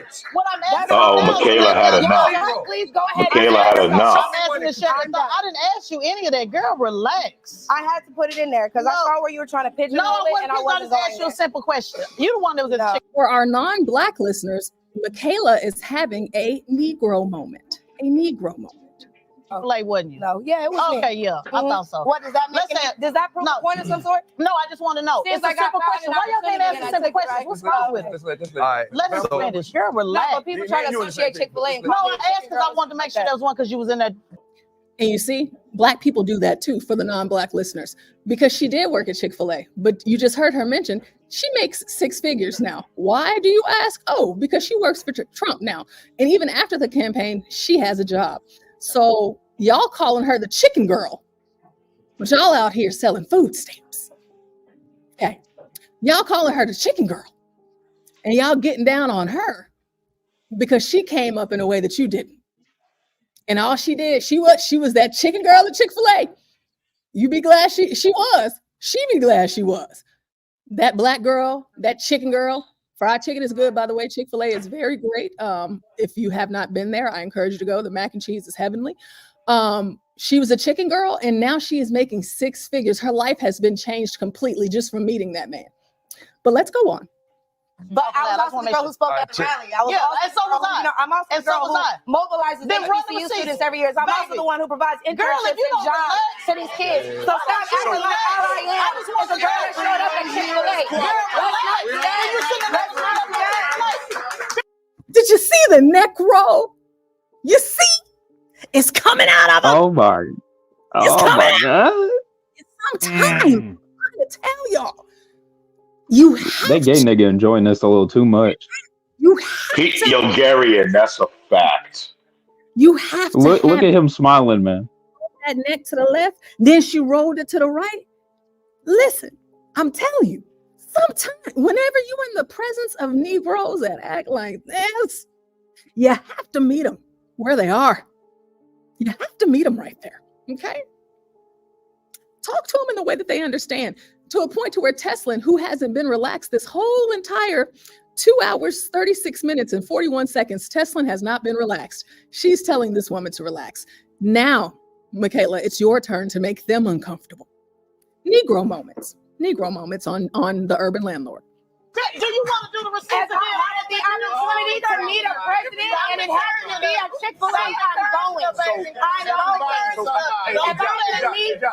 And you see, she was doing that loving embrace. She's all in her face, and she's doing that toss to the hand in her face. Now you're getting too close to me.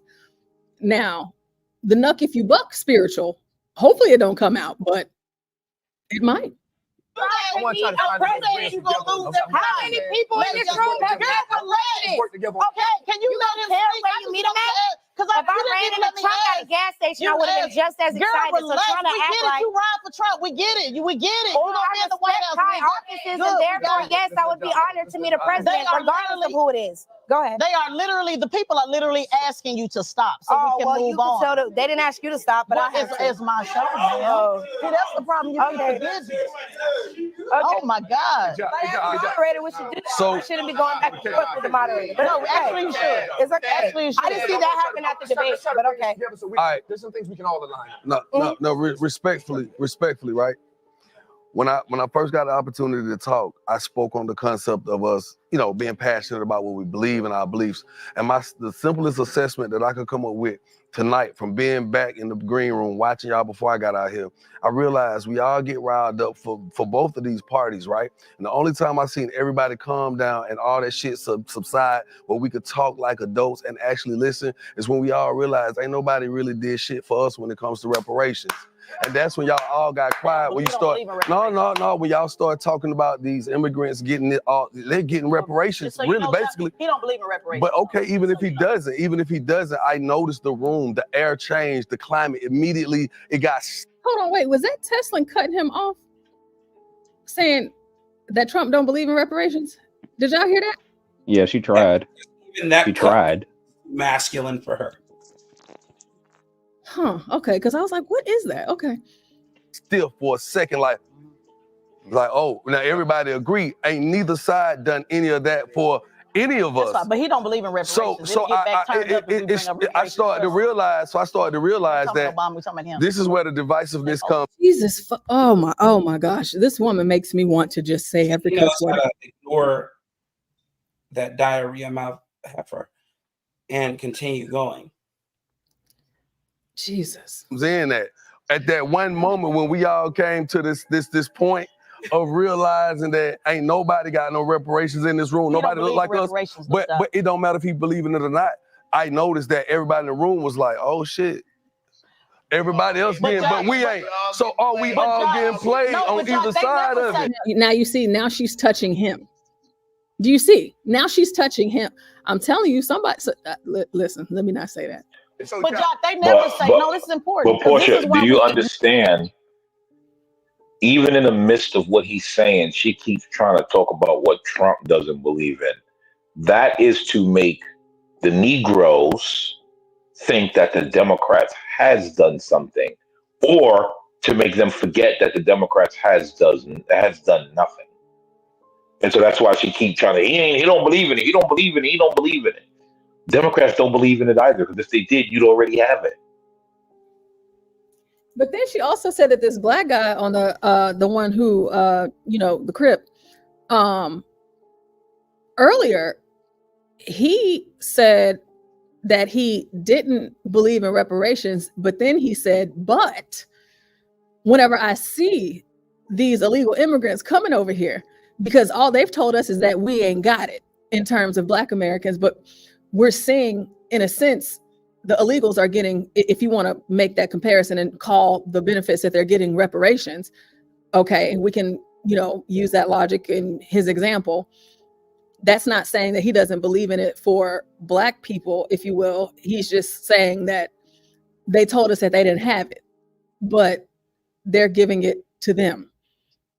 And also, he could have thrown in Ukraine and Israel and all these other countries. He could have thrown in other things where, y'all said y'all didn't have it, but because if they really wanted to give Negroes reparations, they obviously could have by now, However, for her to continue to say, oh, that wasn't Obama, we're not talking about Obama, we're talking about Trump. Obama didn't do it either. So I don't, listen. Let's go. Me and this brother dance and do this all the time. We do this all the time. I don't have no problem saying Democrats say shit, Republicans say shit. My problem with a lot of, because I'm independent, but my problem with a lot of Republicans is they never acknowledge that Republicans also, that's not what he's saying. Okay. They're not saying that, oh, we don't get what we want from either party. They're saying, which is why I invited them here to stomp down hard for Trump. They are saying that the Republican Party is better. They are saying that Trump is better. They are saying, this brother said, Democrats, I admit, Democrats don't do what they should do. It's usually on this side of the aisle where they actually say, we don't do both sides. On this side, you do not get acknowledgement on what Republicans don't do. You heard the brother proud to say, ain't nobody gonna get to be in the big house but baby, that ain't no flex. That ain't no flex. Ain't nobody trying to be in the house. I'm in the field all day. So the point, so what I'm saying is that's not true. I want to make a disclaimer. Look at these niggers, man. Look at this nigger. Look at this nigger. Look at exactly just this because she's niggers that wants to be in the field and she is Black. I just want to make a disclaimer for all of our non-Black listeners out there. All of us don't want to be in the field. If we wanted to still be in the field picking cotton, Lord, I can't even imagine it. Just know that Negroes like her prefer to be outside. I'm a Texan. I would like to be in the house with the air conditioning. We're not all of that mindset. She says that she'd rather be in the field while she's sitting in this very cush studio with this beautiful, beautiful weave. Whoever put that thing in her head, that install is impeccable. She don't want to be in the field either. Because if she was in the field, she wouldn't have them lashes on. She wouldn't have them earrings on. She wouldn't have them false nails on. She wouldn't have that makeup on. She wouldn't have that dress on, them stockings, or those 5, 6, 7, 8-inch heels she got on. Okay. And whatever car she drive, you know, it's one of them. She don't want to be in the field. She don't want to be in the field. But don't get it twisted, because you got Negroes like her that will try to make you think that, you know, if the tide was turned, that she would be one of those Negroes fighting Massa back. She's no Harriet Tubman, okay? She wouldn't do none of this stuff. She wouldn't be talking none of this smack. She would be yes-amassing with all of her cousins. Let's go. When we talk about reparations, it'll get just back turned up. So I know you want a peaceful, calm environment, but unfortunately, that's just not where we at. It's not about peaceful and calm, but a peaceful, calm environment. I know you want that, but that's not where we at. But she just told Michaela to relax and be calm. Okay. Can we go back to how proud she was to be in the field? Can we go back to how proud she was to say I'm in the field? Because that is that right here? That in and of itself is a bit weird. On this side, you do not get acknowledgement on what Republicans don't do. You heard the brother proud to say, ain't nobody gonna get to be in the big house but baby, that ain't no flex. That ain't no flex. Ain't nobody trying to be in the house. I'm in the field all day. So the point. So what I'm saying. And then she made that. Whenever she did it, she looked at Michaela all day. That's not true. When we talk about reparations, it'll get just back turned up. So I know you want a peaceful, calm environment, but unfortunately, that's just not where we at. It's not about peaceful and calm, but I sat here and I watched when y'all started talking about the immigrants and people, no matter what side you on, red or blue, everybody felt the same. It was the same context of like saying, all these people getting it, we still ain't got. Yeah. So then once that point got pushed off of this little table right here, off the little coffee table, it dissipated. Shit went right back up because it went back to going to opposing side. I know, but Jack, what I'm trying to tell you is, because I think there's some things he believes that Republicans, they believe that Republicans is the way. And it's safe to say that you're much further leaning left than I am. Absolutely. I think there are some things that he and I can agree to, and that's where we need to go in our community. We don't have to agree on all things, but we do need to start finding some alignment. And so here's where I would say, that brother just sat here and told me that his parents immigrated to this country and took no handouts. And my father immigrated to this country and did the same. And fast food didn't exist for my mother. They both went to HBCUs. They both worked 2 jobs. They both put themselves through school. And they both did a great job with me and my 2 sisters. Bought homes, multiple. What? I'm sorry? I said, you see how he has his fists together like he stands on business? No, sorry, sir. He stands on business. Business. He stands on business. He stands on business, and he's a super crip. But American Man, you're absolutely right, because like the dress is a big deal. I didn't even think of it like that, but it is. Well, The also, way I want you to pay they got them attention. dressed up, and they got them dressed up. I mean, if they were wearing suits, I think it would be. I like what they're saying, but the suits, if they were wearing suits as well, it would very much legitimize what they're saying, a lot more so than it is. You're right about it. Yeah. You're dead on. Well, listen, I've been watching this for years, but I'm just a plumber, right? But I've been watching this for years. This has been going on for many years, how they've been portraying straight black men. Yeah. Which actually, let me not speak for these guys. I don't know if this guy is straight. So let me just say black man. I don't want to swear for this guy. I don't want to get caught up in that. People home sold them and built wealth. And it sounds like to me, your parents who had the same work ethic turned you into a relatively, I'm going to use the word successful or productive citizen. Turned you into a gay. And so, Say regardless of whether I'm on the left or I'm in the turned right, you into a we fruit. got to do a better job. What this brother was saying earlier, finding some alignment. Well, hold on. Finding some alignment, because if this young lady goes to the White House or tells you the one and you go into the White House and the rest of us don't, be clear about that. And the rest of us don't, clear.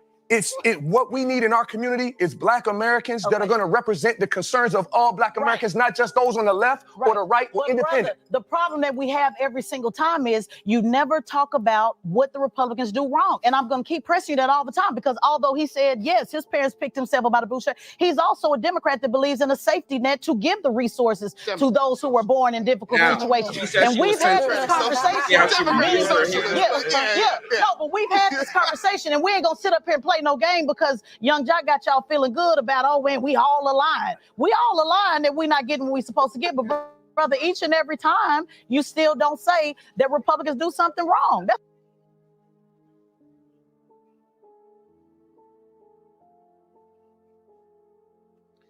This lady clung to the fact that he said in one instance that the Democrats and Republicans were responsible for the destabilization of third world countries around the globe.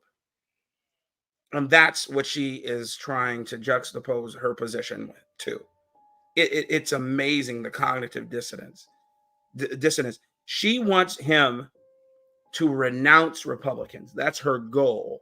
That's her modus operandi. I think the gay guy said that, actually. The gay guy said that initially. No, that's what I said. I said, oh yeah, okay, yeah. Is juxtaposing her position with him mentioning in one moment that Democrats and Republicans were responsible for destabilizing countries around the world, which, quote, drove illegal immigration, unquote. But that's not what drove illegal immigration. What drove illegal immigration, what drove these illegals to this country, to these shores, were false promises by leaders current leaders in the Oval Office. That's what drove them here. Policies that have been written, trillions of dollars that have been given to aid and assist the usurping of laws placed ratified by our legislatures. But that's what she wants. Her modus operandi is just to get him to say Republicans are terrible. But they're not even talking about Republicans. They're talking about something much more poignant. They're just speaking about the fact that Black communities are suffering, and that it's a lie from the pit, from the Democrat pit, that you cannot survive without mama government and daddy government. You need us in order to survive. You cannot do it on your own. You need these social safety nets completely. Okay? It's not to say that you can't have a sort of social safety net when you need it, but there is no work ethic anymore. Nobody's driven to go to work. Instead, you're driven to live off the teat, and it's deliberate. And that's what they're talking about. But this woman, she is an agent of chaos, man. She's doing her job very well. Yo, Blacks, that was a good save. I caught that.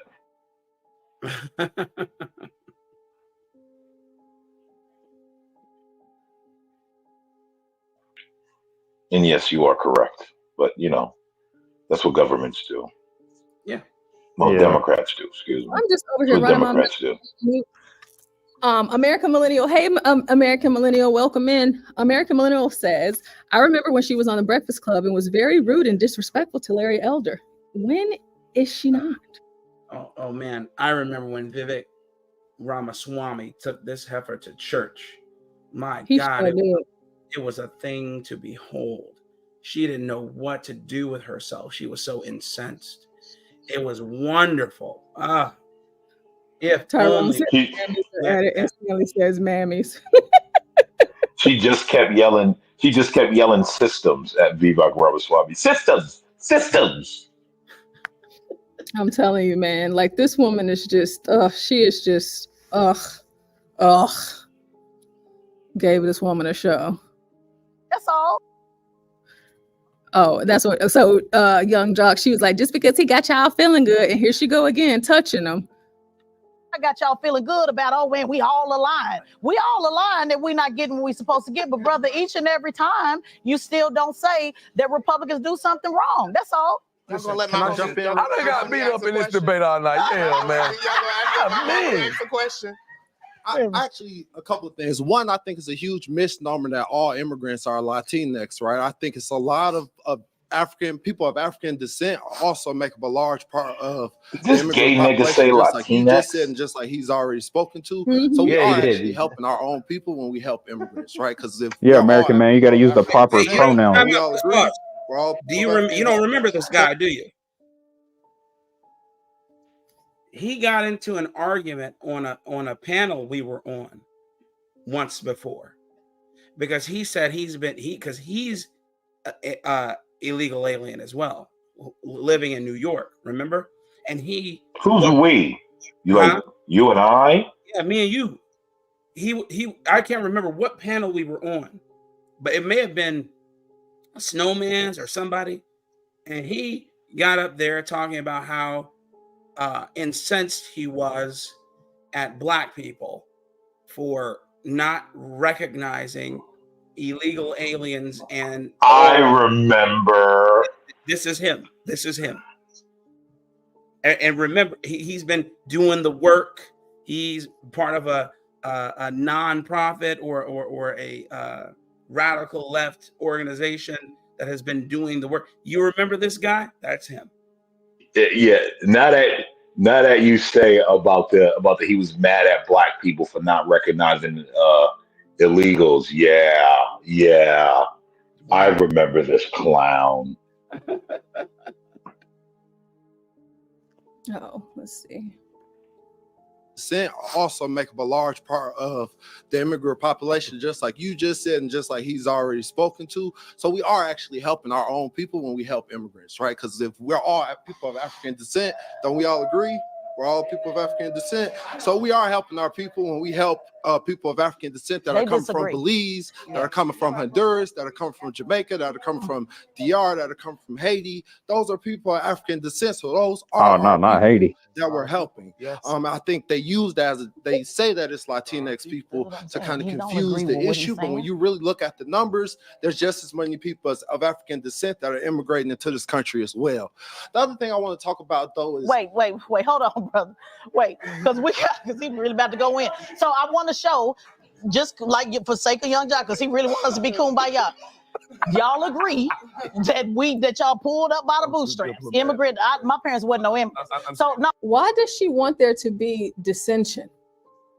Because she is an agent of Young Jock just brought it all together. He's just like, and like everybody kind of chilled out and like it was mellow, right? And then Yeah, I agree with Blacks. She's an now agent she of wants to chaos, man. The hell is wrong with her? See, this is what I think about when I think about a Black woman being president. This is what I think about. And since Kamala is so Black, that's what I think about. It's just like, y'all really want that? Are you sure? I wouldn't want my mama to be president. And I love her. I do. But my mama, she's a lot. And I sure wouldn't want her to be president. And I do have a Black mom. I do. I actually do. And my mom, she sometimes she be doing too much. Whenever I see this kind of stuff, it's like, No, because even whenever my mom comes at me or we argue or whatever, I still rather, after me and my mom like have a fight, which is not often, but sometimes we do, you know, daughters, mothers, it happens. I much rather talk to my dad because he's mellow in the midst of, and my dad is willing to listen and respond and think about his response before he gives it. And women, sometimes we are irrational and we are emotional and we just react to everything. And Teslyn being on this show, this is her show. I know she's not Kamala by any stretch of the imagination. I know she's not. And I know that Kamala is far more qualified than Teslyn. I know. But whenever you keep on throwing black woman, first black woman, black woman, black woman, black woman. If all I knew about black women was what I saw on TV and I used my experience of knowledge of watching Love and Hip Hop, watching Teslyn, Figaro, getting on and listening to something like City Girls, these other rapper girls and the music and Meg Thee Stallion and all of that, if these are the only black women that I knew, this would be my expectation. That's all I would think. And me as a black woman myself, to even say that, and truly, I mean it with everything in my heart and soul, I'm not lying to you. Every single time they call Kamala black, I synonymize her with this type of behavior, with Love and Basketball behavior, with Housewives of Atlanta behavior. That's all I see. The neck rolls, the clapping back, the, you know, using her hands to talk and putting her hands in people's faces. And she just got to be so, you know, masculine, this, that, and the third. I've never seen Kamala in a dress. Never. I mean, her hair is always very beautiful.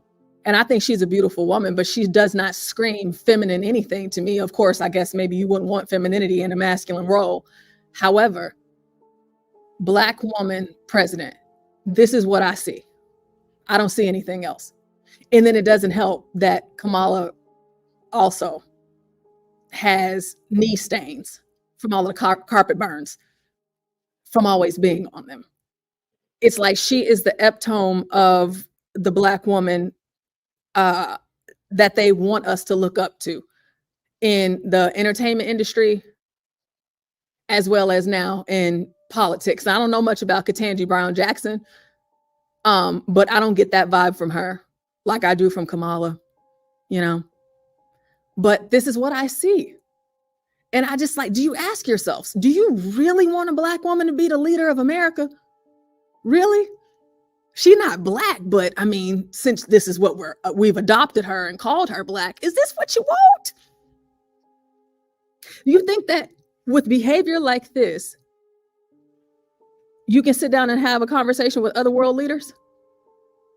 With conversations like this, whenever your citizens want to talk to you, are you going to shut them down like this? Or are you going to actually have conversations with them and understand that the majority voted for you, you know, the electoral college, all of that. Yeah, you won, but there's going to be some people that didn't vote for you, but they want to talk to you too. Are you going to talk to them? Or are you going to shut them down? Are you going to ostracize the people that don't agree with you? Are you going to make them feel less than? Are you going to belittle the men, the black men that you love, or you say you do? Are you going to do that? What are you going to do? I just don't see anything good coming from it, because there's so many different emotions that come out of women that whenever you put them in a position of power like that, it's just no way that it's going to be conducive for not just America, but any nation. But most importantly, our nation, this powerhouse, there's just no way. Not that type of responsibility. There's just no way. No, I'm just saying, y'all agree, but this is where the disagreement comes into play. So it's cool, they agree, but baby, the disagreement comes into play when we start talking about the solution. And it is okay to have a disagreement in the solution. We don't have to just stay right here and say, we just agree to agree. No, when we start talking about the solution, that's where you're going to see these brothers got different opinions. He going to say, oh, hell no, we not helping no immigrants over black Americans. And this brother going to say, no, there still needs to be, if he's a true Democrat, a safety net for those who cannot. Democrat socialist to the highest level. So explain your position so Young Jock can see that no, this is where the solution, the difference. Oh, and to be clear, I don't want any woman to be president. I don't believe in a woman. I would never vote for that. So I didn't vote for Hillary. I don't care if you're black, white, whatever. I don't care. But especially a black woman. Let's keep going. Difference of opinion How comes tall in is the solution, Michaela? and that is what politics is all about. I don't know. I like She them looks tall. them shoes she got on. Them is some sexy shoes. Because every time I see her, her pantsuit is kind of high up, which tells me that like she's not especially buying her pantsuits, and so she must be Yeah, she needs tall. to She might be fine. give Taylor. Nah, I'm married to a tall woman. I know the struggle. She's got to be like at least 5'11" to like 6'1" or something. She looks that I tall. mean, Because they just don't. sitting down. I mean, Well, just you can sitting look at down. her She's neck. almost as tall as the guy she Like, said. Murder Man. You can tell because she. well, just look at her pantsuit where it is, like how high it is. Like it's relatively high for an average sized woman. Just Stamp that, says court the 19th then. Easy way to avoid a female POTUS. Well, you know, if that happened, Stanley, I wouldn't, you know, I just feel like, you know, men make those kinds of decisions. And if they were the one, because men's, you know, she's the vice president, but, you know, since vice presidents don't matter, Stanley, Joe Biden being the president, it's mostly men in the Senate and in the House, you know, there's mostly men in these positions. So, I mean, if it happened, then I guess I just wouldn't vote, you know. I guess I just wouldn't vote. I mean, I still talk. Oh yeah, no, you wait until I finish, crack, because I'm not doing it right now. Okay, we're just gonna wait. We're gonna wait until we get through this. I'll just let it ride out because I need to get in my car and go, and then y'all can have at it.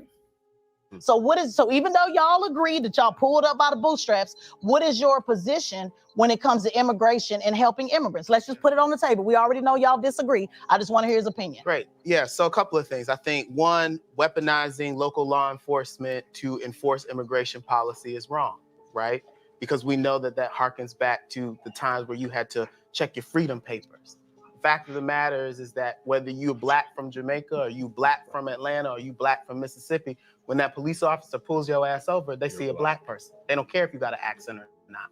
And so we are stronger together than we are opposed to one another. So I have been on record not supporting the laws that the Republicans have been trying to pass here in the state of Georgia around making sure that local law enforcement can jail. I'd like to think that as a Black American, I hear him and all of that, but we don't look like them. We don't look, I mean, like skin wise, yeah, we got the same hue, but I mean, not the Africans or the immigrants that have been in America for a while. Okay, we don't look like these people. They don't look like us. I think that they can tell, especially when they start talking. I think that they can tell. Okay, so I don't even like that. Undocumented people in the city of Atlanta and across the state of Georgia, because one, we want to talk about money. Do you know how much money it costs to run these detention centers? Do you know how much money it costs to enforce these immigration laws on people who oftentimes the idea that people are coming to this country knowing their papers are not legit and they're going to come here and commit all these crimes is just ridiculous. Most immigrants are trying to what? Stay under the radar. If your parents are immigrants, what they say? Listen, we just work. We're not trying to cause no waves. Well, okay. In most cases, we are going to speak from our experiences, and I think that that's fair. So I do not want to deny what it is that he is saying right now, but he is not considering everyone else's experience. You're saying that why would these people come here? They're not on papers and commit all of these crimes. It just doesn't make sense. I would stay under the radar. My parents did this and my parents did that. Well, that's what your parents did. That's what his parents did. But sir, Legally. and they did it legally. But a lot of these people, they don't give a damn about a radar. They do not care. And they will come over here, commit crimes, and you know what? They'll get sent back to wherever they came from, and you know what? They'll come right back and do the same thing over and over and over again. Just because that is something that you don't know and you think that it just doesn't make sense, it makes sense to them. It makes sense to people that don't want to do good things.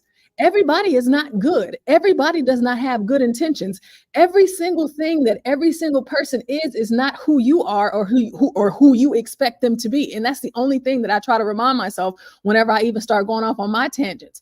Yes, I may not agree with it, but sir, just because your parents did it the right way, I'm telling you, under the radar, maybe Georgia is different. Maybe Georgia is different. I don't know. I don't live in Georgia.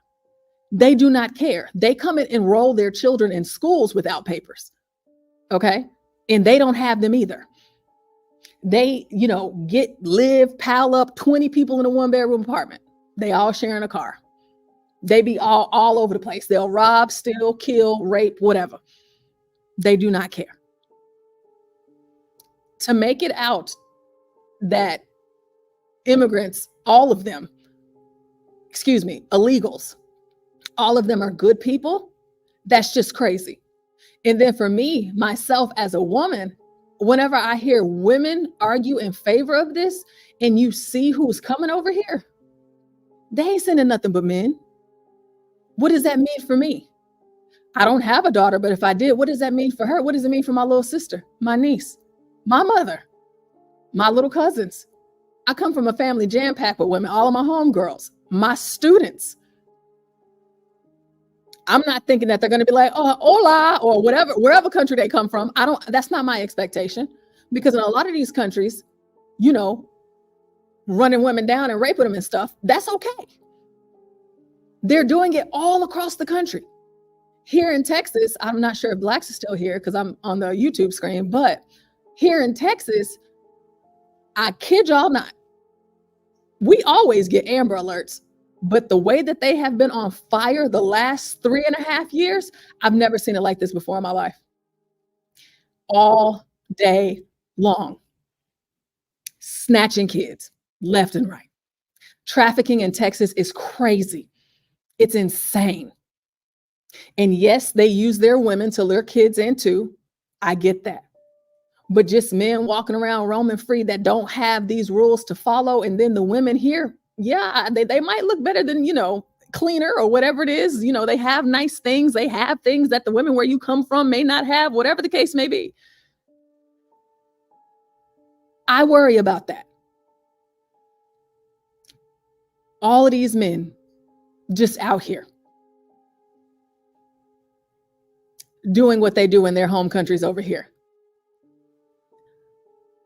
I will shoot you. Me. That's me. I will. I'll do it. However, I know that a lot of women, especially in other states, I can't really speak about a lot of women in Texas because, down here we strapped up to the teeth. But there's so many things to consider with these people. Do I believe that all of the illegals have bad intentions? Of course not. But whenever you are willing to enter a country illegally, the only thing that I have to go off of is the way that you decided to come on up in here.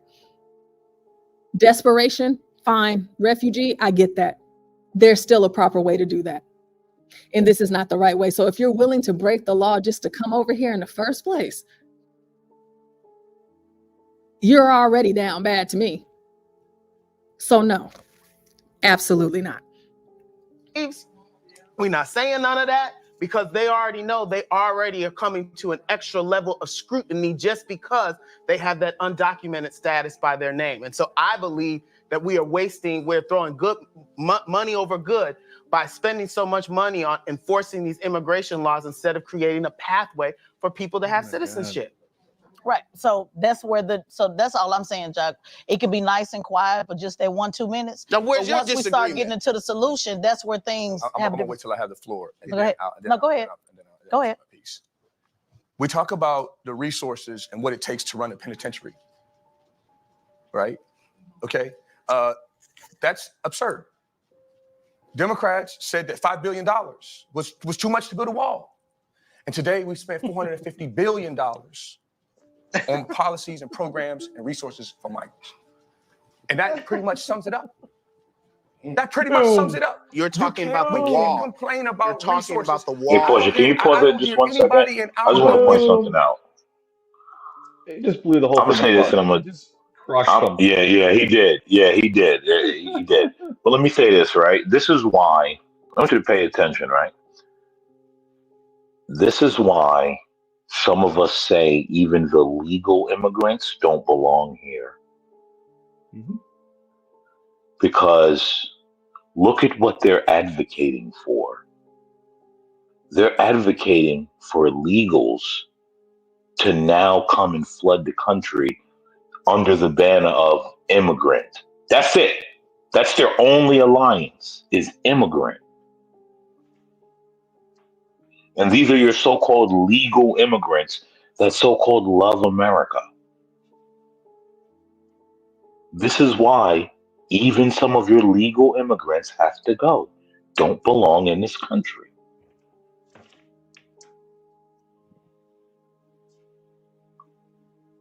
It's insanity. Unity. So, hey, Portia, can I say Challenging this also? I want to say this. We're currently 4 to 7 million. Like I read this the other day. We're like 4 to 7 million housing units short. We have 10 to 12 million illegal immigrants that have entered the country. So do you think, and that's not based on even counting them, right? They've driven up the cost of housing massively, food massively, and we have inflation going, right? No one's talking about the economic impacts of what we're doing here. Nothing. It's crazy. It's insanity. I mean, if we didn't have so many people here, housing would be a lot cheaper for just your Americans born here. That's the truth. So anyway, that's all. Clayton County right now, relative to the budget as it relates to the prison. Oh, me. Nobody. I went after Victor Hill. I went after Victor Hill. Can I have the floor? Yeah, please. I get it that liberal politicians are arguing the point. But let's not say nobody. The brother just said he did. The people of these communities. The people of these communities not arguing about what's invested in the prison, but liberals will argue about the resources.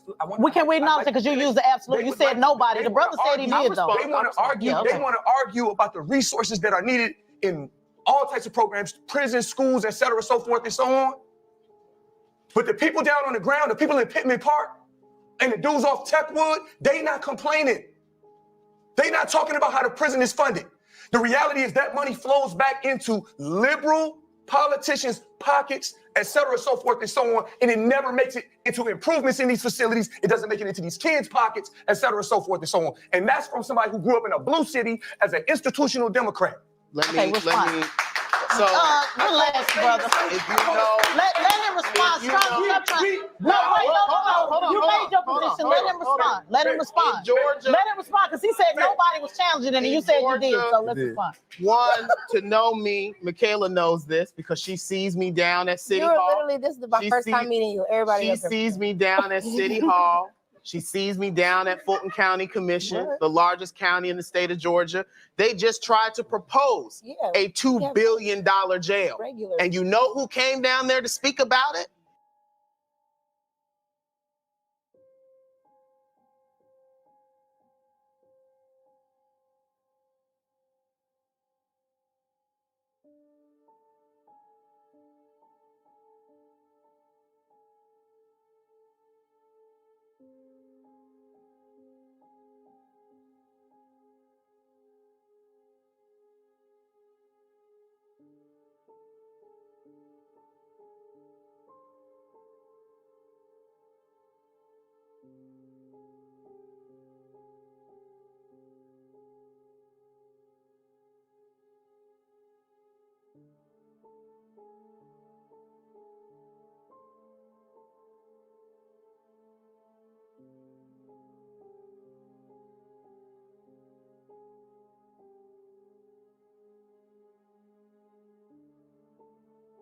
It was black folks old black folks, young black folks who knew that if we were spending $2 billion on a new jail, that meant that they were going to defund senior services. That means that they were going to defund our hospitals. And guess what? This isn't a partisan issue because many of the people who proposed this were Democrats. They got D's by their name. And I had smoke for them too. Because if you're going to stand against black people. I forgot I muted myself when I paused. Okay, so I was going to say, Portia, we had dead air for a minute. Yeah, that was me thinking out because I be forgetting sometimes. Anyhow, he's American Man mentioned this earlier, how instead of him addressing the black man, he addresses the woman. So he's saying, Michaela, Michaela, Michaela, you know me. And it's just like, does she? Because now I'm understanding that they are in the same place. And so if I were Michaela, it would be very difficult for me to, point him out of a crowd in a city that is filled with homosexual black men. So maybe you thought she saw you, or someone that walked like you, or talked like you, or dressed like you, But a lot of straight women aren't, straight conservative women anyway. They're not, trying to look for this kind of guy to be friends with, or, listen to what he has to say. All love. Well, no matter what party you're affiliated with, you're going to have a problem with me. So why did you say nobody? The ones, the Democrats that are pushing for the construction of a prison in this state are the same Democrats that benefit from the set-asides associated with the construction of that prison. Sir, hold on, wait a minute. The reality is they want to push money into building prisons because it makes money. Stop talking loud. We got to acknowledge this brother work, because you sat up here and said nobody said anything. And this brother just told you that he did. No, he's saying... I'm sorry, I have to pause this. I just saw this in the chat and oh my goodness. Crown Reese, how are you? It is so good to see you in the chat. Welcome. Welcome to the Urban Landlord. You have Get Crack, you have HB2N with Gone Trucking, and you have me. And you also have Stanley. We love Stanley. Welcome. It's so good to see you. You have to call in and join us sometimes, I miss you. So glad that you're here. Welcome. Let's keep going. He's saying that black folks went down and lobbied for the funds for a prison, and I'm saying nobody protect Woods, nobody Clayton County, none of the people in those communities are asking. You said nobody lobbied against black politicians in the Democrat Party that got construction companies and so forth. Why did you acknowledge what this brother's done? I'm in the construction industry. Brother, you ain't the only one doing the work. It's about running that money right back through the circle. I just want to know why the brother can't acknowledge your work. Listen. Why you can't acknowledge your work though? Listen. The problem is weird, brother. The problem is because I understand that we sometimes speak in absolute and hyperbole, right? Mm-hmm. I know that was an SAT word I dropped down. It's cool. But sometimes we just gotta speak to the facts, and we gotta Blacks Who Defy, do you have anything to say about that? The SAT words? I wonder if he's still there. He said, I know I just dropped a couple of SAT words on you, speaking in absolutes and hyperboles. Whenever Blacks speaks, it's different. Whenever Stanley speaks, it's different. Okay? It's different. It's not, they don't have to remind you at the end of it that, this is some SAT. Boy, speak to the rock. Yeah. The fact of the matter is that our mayor, our city council, our county commission, who are Democrats and Republicans, pushed to expand the prison industrial complex in the city of Atlanta. That was bipartisan support, right? Fair.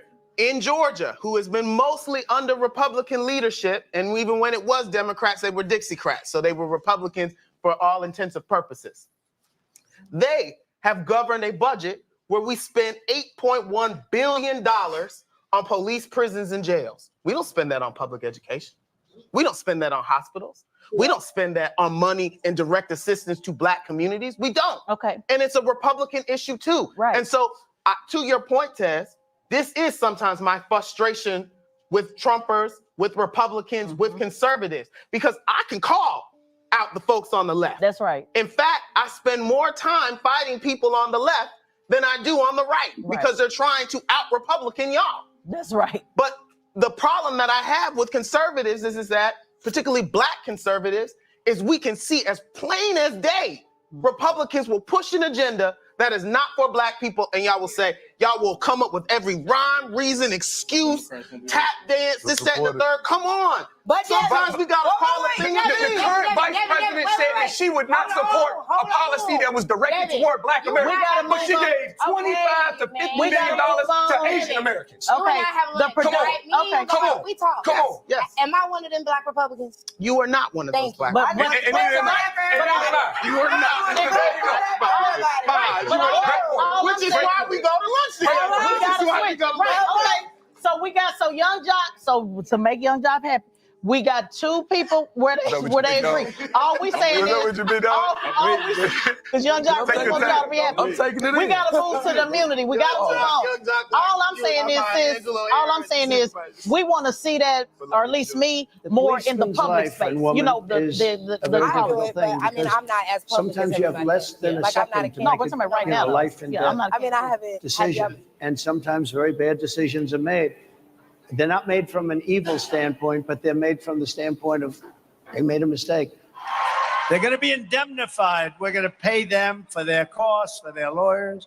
You know, policemen have to go, in many cases, hire a lawyer to protect themselves. The state doesn't want to get involved. These people are crazy. When they're standing there in front of a department store that's being looted by 400, mostly kids, but other people too, and they want to do something so badly, but they're told not to because there's liability. They're not going to have any more liability. They're going to do their job. They're going to stop it.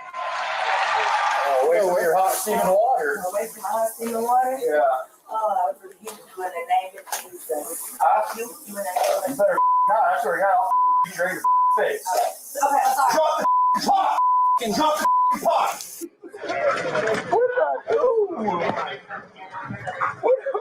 Who else in the apartment? Nobody. My girlfriend's dead. Tell him we have 11015. What? How's your girlfriend? I don't know. Inside? Yeah, somebody. I was banging at the door and she said, "Who is it?" And they just started shooting. No.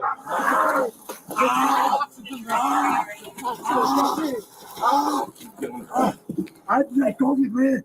I can't breathe. Take a seat. Please, man. Please listen to me. Is he going to jail? He's under arrest right now for forgery. I tell you. Can we figure out what's going on? I can't breathe. We've had this conversation before. I know the Republican talking point is they already got immunity, but Donald Trump has said that he believes in federal immunity. Want to get your thoughts on it? Let's go with Jock first, because we don't have y'all take over and then Jock be sitting up. So let him be the cooler head. Man, look, on immunity. So you know me, like I'm a good guy. You know what I'm saying? I don't get in a lot of trouble at all, for real. And I've seen police handle me so crazy sometimes, man. And it's just like they got to be held accountable. Just immunity because you've gone through an academy, you made a pledge, you know what I'm saying, an oath to the community and to be a protector and a servant of the community. That's great. I do applaud good policing. I applaud it. I'm gonna keep it 100. Some people are just, some people need governing. Period, point blank. A lot of us do. Let's just be for real. So when you get a good police officer, it's one thing. But when you like myself, I've been in a situation where I've been snatched out the car, thrown right into these two right here. This right here. These two, this come from handcuffs. They were looking for my brother. I had nothing to do with nothing going on. I still got thrown into the bushes. I got beat up. They tried to put a murder charge on me, right? Then they found out they had the wrong person. I still got charged with criminal disorderly conduct, which is a criminal charge. So I can't even go and get my firearm, my carry concealed permit because at that point, I can't now, but at that point, because it was a criminal charge. But I'm like, hey, so what's gonna happen? Y'all just beat me up and did all this to me. I still didn't get the charge taken away.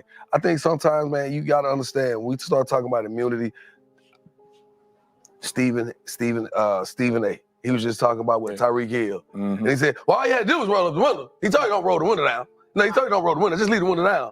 Well, you looking at it on that end, but when you getting pulled over and the level of aggression is already here before, because they ain't treating you like they treating Tom. No. Hi, hey, great. Just want to let you know you're speeding. I was like, you get your license. No, I ain't. They like walking up, their hand on the gun, off rip. I just told a story today. Tell me I'm lying. I told the doctor, I told the police officer, hey man, listen, y'all got the wrong car that just sped past you. I said, I'm having twins right now. He said, you having twins? Right now? I said, yeah, I got to get there. He said, hold on. He called backup. Backup came. I'm like, why I call backup? Snatched me out of the car. Boom, threw me in handcuffs. I said, hey, why you doing that? You know what he said? Because I'm trying to save your life. Because I know that you have a real serious situation right now. I don't want you to do anything that goes against what we're telling you because you feel in your mind, you got to get to this hospital to see your twins be born and something happened, I kill you right here on the side of the expressway. And I looked at him like, damn, I ain't never see it like that. But, you know what I'm saying? Because it put me in a position where I was like, hey man, but I wasn't finna do nothing to get killed or I'm going to jail. Y'all told me I'm going to jail. Told me I was going to jail. So the other officer did something, anything ever happened to him? Were they ever? No, and that police officer, he apologized. He said, man, I'm sorry. He didn't have to slam you on the ground like that. I dusted you off a little bit. Everybody, you know what I'm saying? So I want to see if somebody you're gotta be held gonna stand. accountable. So I want to see if you're gonna stand on business because I know your position with this. So let's run back what you said last time as far as I'm pro. Look, you pro what? The police departments across America, the vast majority of the stops that happen on a day-to-day basis are correct. They are just, and vast majority of police officers across America are doing a great job in our communities and in others. That's it. These incidents that you see, like the one we just saw that they just had on the screen, are an issue. Okay, they are an issue, but they are exceptions, not the rule. And so, what we need, in my opinion, as a young Black Republican, and I disagree with a lot of other Republicans on this topic, is we need a right-sized approach to deal with these exceptions and hold those folks accountable. Do you say that's my opinion. So what I asked you earlier about disproportion, you know how you like to give the disproportion facts on abortion? Yeah, I went crazy. Would you say that disproportionately, the exceptions that you're talking about, do they disproportionately affect Black men?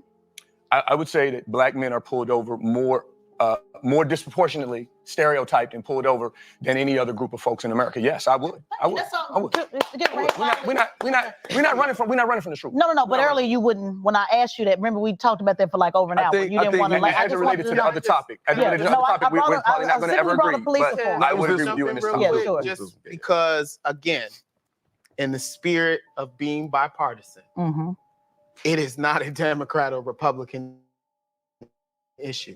Because the Democrats they say have it is though. I don't believe so. Okay. Because I see every day how Democratic officials empower the police, make excuses for the police, don't prosecute the police. Both sides. Right? On both sides. Both sides. That's bipartisan. So like, I don't want to make this a Republican or Democrat issue because it is an American problem. It is America's problem. It is for both political parties.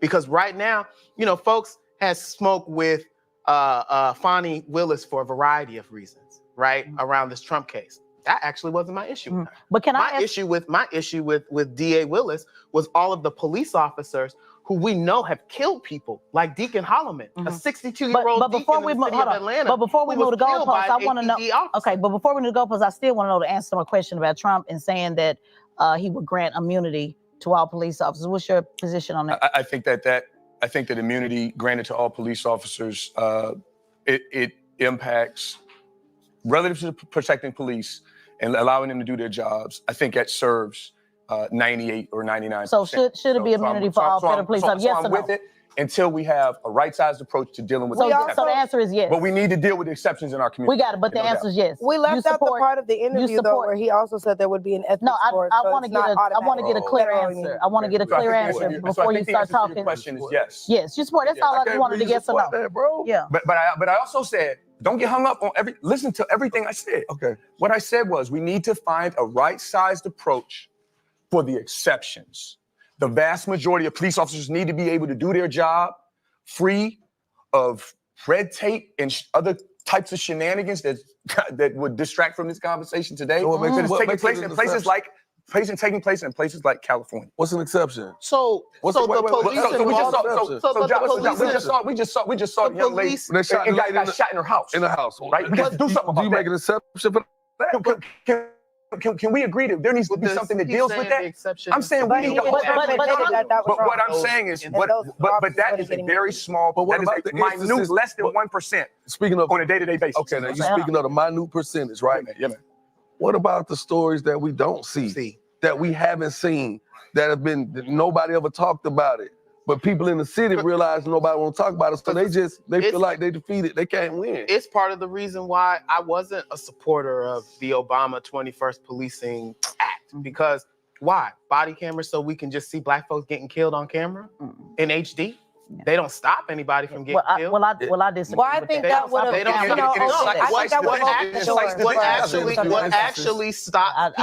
what actually stops people from being killed is a complete transformation of how we do public safety. But we need body more of us who's not body officers. But we need body cameras. I didn't say that's the solution, Need but body that's a cams. part of. We got to have body cams. But we got, because that's the only way we're gonna see what But needs to be my said. challenge with that, Tez, is that we have allowed black politicians and white to pacify us and say, "Oh, okay, well, we got you body cameras." That reform we still got more work to do. And more but we black want to be people clear have been about killed. More black people have been killed by the police. But brother, since we still body got more cameras work have to been do. But we around. absolutely need the body cam. I just want to be clear about that. We got more work to do. We got more work to do. We need the right side. I just want to know, yes or no, do you support President Trump saying immunity for all police officers? It's just a simple yes or no. We can get to the solution on what it should be. Come on, Kay. Let's just talk about what it is. Come on, Kay. Do you support? I want to point out that we cut the clip short because it's not just automatic federal immunity for all officers in which all these officers can run and cause chaos in our streets. There will still be a board that they have to answer to. There will still be cases like Sonia Massey, which they talked about at that conference as well, in which he said those policemen were not doing their job and those policemen would not be eligible for federal immunity. So like what you said, we need to keep the body cameras because when we're talking about does this officer deserve immunity for whatever complaint has been risen against him, we can check the camera for that. And then once we've checked this footage, now we can take it to this board. But do you agree they should get immunity, yes or no? I just want to know that. And the way that it was presented, I'm just asking. in the way I'm talking about federal immunity in the way that it's presented with the board, not automatic, just let cops do whatever they want, which is what the narrative is. The actual policy is federal immunity, but there will be a process like there is with every. I just wanted to know that I can deal with that. Yes. And wait, when we talk, because Josh asked about what was an example. You think about, you see children walking around with black eyes and bloody clothes, and cops can't do anything about it because nobody said anything, or the child has not admitted that anything has happened to them. And that point, if that cop decides to break the law to save the life of a child, I am with that. And yes, they can be immune for whatever kidnapping charge the parent tries to rise against them for taking the child because you were not taking care of said child.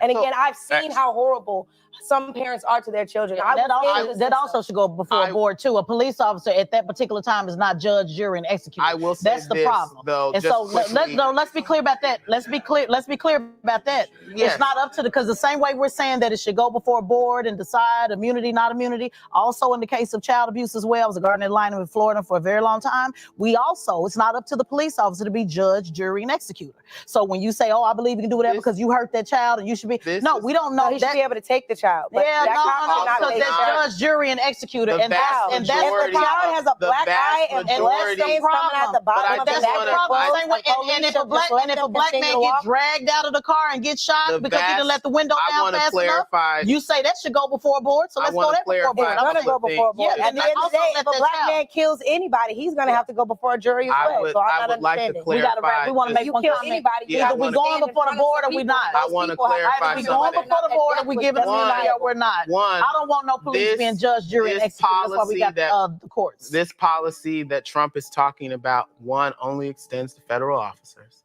Vast majority of police brutality cases take place with state and local police. So if you want to see safer streets where you are not concerned about having the type of run-ins with the police that many black people can talk about, it's a state and local issue, right? The president brother, wait a minute, hold up. We know that, but let's hold on. No, everybody does not know that. I know that, but no. You know that. No, but we got to be clear though. When you're talking about something from the federal level, that can also trickle down to the state and the I find it interesting too that now that the homosexual man, and you know, again, every single time it seems like the discourse is, you know, tame, if you will. She tries to get it crunk again, and now it's like she's kind of coming at him. It's like, I guess at the very least, I can give Teslyn this. She is just a woman that's filled with darkness and hatred, that it just spreads out to everybody. I think that's fair. Local. Sure. So let's not, no, because when the sister's over here, thank you. No. Anytime, no, when you have somebody saying, let's get full immunity, let's be rougher with them, rough them up, that's a problem. Now, you don't have to be this problem. You say you don't want body cam. I ain't never heard no progressive say that. I said, hold on. Yeah. Hold on. Yeah. Also, what I said was body cameras are not enough. Right. If you're not going to prosecute the people, if you're not going to prosecute the people when we see someone black being killed on film, what the fuck is the point of the body camera? But we still need it though. No, I want the same page, but the way you presented it the first time. Well, that's why I wanted to clarify. No problem. That's what clarification is all about. Let's give some closing thoughts from our guests because we got to wrap up. We've been going way too long. Closing thoughts tonight on the actual debate. On Harris and Trump. Yeah, on the actual debate. There's a person with a record of positive economic growth in this country. There's a person with a record that demonstrates that his foreign policy works. And then there is a person that you just don't know where they stand. And over the last 3 or 4 years, that person and their counterpart hadn't produced any positive outcomes for our community, nor the larger American community. And I would just urge that everybody use logic rather than allowing the media or the news to manipulate them on the basis of their emotion. That's my comment. Okay. Closing thoughts. All right. Well, I would hope that from this debate, everybody was able to really identify what issues each candidate stands on.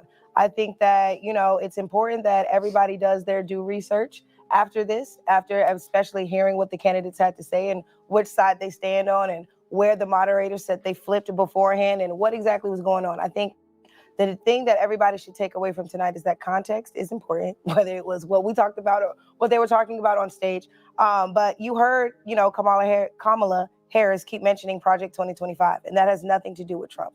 And so, you heard her say, you heard her keep skipping over the border issue, and she kept skipping over the migrant issue. And that should speak very loud to especially Black America as to why she can't speak to why you guys haven't been prioritized during her administration. You also heard her admit to how much she has been able to do, or heard her claim all that she has done during this administration. So I would ask that you all please stop making excuses for all the things that she hasn't done by saying she couldn't do them because she was the vice president. And so taking away from this debate, yes, I hope that you guys would think of all of those things and, vote based off the facts and not, just somebody else's feelings. Yeah, Republicans love talking about facts over feelings.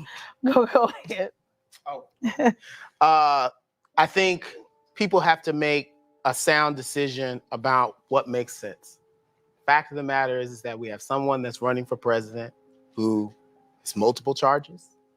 He staged one of the first insurrections in the United States in modern history. Lies. If you were to engage in all of these criminal activity, would you be allowed to even have a job, much less run for president of the United States? We got to stop making politics in America a reality TV show. Trump has ushered that in. Also on the other side, VP Harris absolutely has problems. Has she done anything right? No. Are there policies that we don't agree with her on? Yes.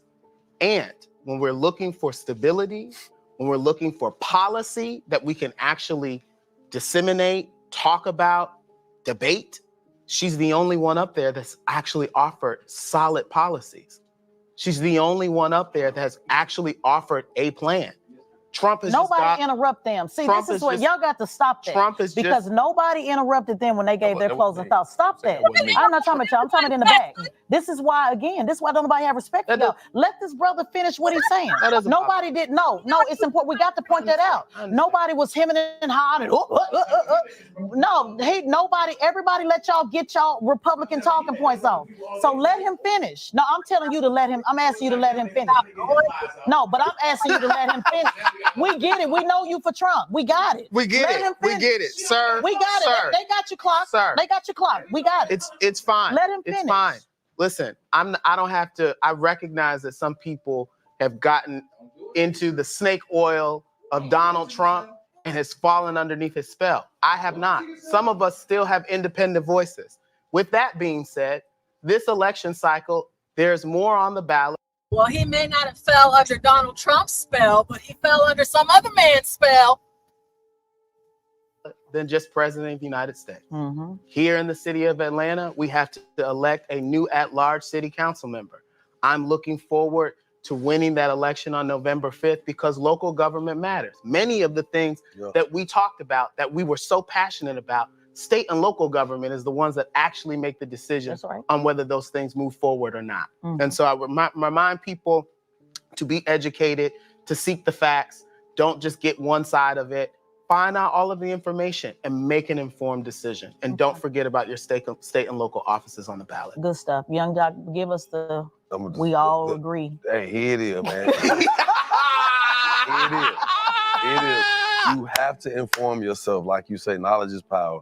Hey, look, man, you got to be steadfast on trying to gain as much knowledge as you can. And we got, 50-something days before this election? Listen, 56 days. I'm going to keep it 100 with you. I hear these policies on both sides, and I know 100% of the policy is never going to go through on either side, of red or blue. It's not. It's just, it never happens that way. It has never happened that way, and I don't think it will ever happen that way. But I will say that I'm listening to this debate. I hear one person who comes off as if they are, they have a warm spot for the country. They're pushing policies that they say, hey, this is gonna make for a better economy. It's gonna be better for the American people. Then I hear another person that says, hey, look, here, man, I'm gonna do what I wanna do because people fear me. You know what I'm saying? I ain't saying I'm saying somebody fear me, but somebody else said people fear me. They know I ain't gonna let certain things happen. And I think that some Americans feel like, hey, man, this man is willing to be a bully on our behalf. And hey, whatever you believe in, whatever you stand up for, hey, man, continue to educate yourself on that because the freedoms that we are, the freedoms that are on the table right now today may not be there 4 years from now, no matter what either side to go. But I will say this. Look, y'all quit getting caught up in this because I still feel like on both sides, more needs to be done for the people that look like me. And I'm gonna just leave it at that. Amen. Yes. Well, my closing thoughts is, once again, I want to thank Revolt. I want to thank you guys for coming. You're always welcome. No other network, platform or otherwise have dared to take a live show, live, raw, unedited, with far right, far left, independent, in the middle. I ask that the comments be flow tonight, just so y'all know. That means the trolls, the bots, they calling me everything but a child of God. They talking about you, they talking about us, they doing all of that. We have got to grow up and understand that politics is messy. It's messy. It's chaotic. It's things that we're passionate about. It's not designed for everybody to feel good. It's designed for this sister to say, I love my God and this is what it is and I'm going to stand on business. And it's okay for this sister over here to say, no, that's not how God works. We have got to be okay with having these uncomfortable conversations. We are never going to get anywhere if we don't have the conversation. So if nothing else, I guarantee that somebody heard something today that made them say, you know what, she got a point. Or you know what, he got a point. And if they don't, it did something to prick your conscience. And I stand on that. And I may not be the best moderator or the best host or the best this or the best that Ted you got. But at the end of the day, I believe in what we're doing. And I believe in what we're doing here. And until MSNBC and CNN and all the rest of them invite black folks in the room like this, we still did a better job than anybody could have done because you actually have voice here at Revolt. So I want to thank Revolt for that. I want to thank you for always coming and always disagreeing or not agreeing or whatever it is. Like, hey, Agreeing to disagree. agreeing to disagree, and you're welcome back. And I hope we can continue to have this conversation. And I know all my folks, oh, it's so, but this is what it is. And I know we got Jerry some. Springer political. That's right. That's right. That's how politics should be. So good night, everybody. Thank you so much for joining us. Give yourself a round of applause. We made it. All right. Crack. I'm driving right now. You can pull Imperious up. Thank you.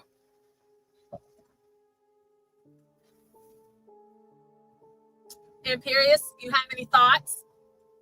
Yeah, can we clear the panel of women first? Because I'm going to go in on women right now. Okay, first of all, the issue is do you not see that the woman is in the center power position in that entire interview? Does anyone see a problem with that? Well, yeah, because it's her show. It doesn't matter. Nothing is a woman's. That's my point. Women have nothing. They have what men give them. She thinks like, do you think she ran that show, or do you think some guy allowed her on his network to get that show? Say that again. I'm sorry. Do you think she made the show, or do you think a man who runs the network gave her a show? Oh yeah, no, of course that's what I think. I think that a man. Exactly. So she has nothing. She's given something in exchange for getting plowed, just like everything else. Do you like? My question is this: when you're at a man at a certain level, what can a woman offer you that you can't get on your own? Like, if you're a real intelligent man or person who's guided, do you like? This is what the whole problem right there is, that all those men value her opinion and value her being around. That's the issue. It revolves around that they are going to pacify themselves for the hope of appeasing a woman who has a nose like Ralph from freaking The Simpsons. She looks like a pig. Like, her and Fannie Willis look like twins. They're like pigs. They have those flat noses that stick right to their face. I don't know. It baffles me, because when I grew up, I always saw the black dudes as being able to put their women in check and stuff, and it just seems like black men are just owned. They're owned by black women. Like that. Like, I couldn't fathom like a white girl sitting there between a bunch of me and my buddies and like trying to direct a conversation or interjecting or raising her voice or having an opinion without us asking. I don't know. That's just me, but it all goes back to that. Like, the reason why, like, this is, I don't understand how black people don't see their own problems, dude. Like, they are. Black men are the biggest simps on earth. They are. They are. They are. Like, my black queens, women are a natural resource. They're there to be bred when they're ready to be bred. It's not like, it's the same as harvesting crops. I don't understand, man. It's just, it's sad, dude. I feel so sad for black people, dude.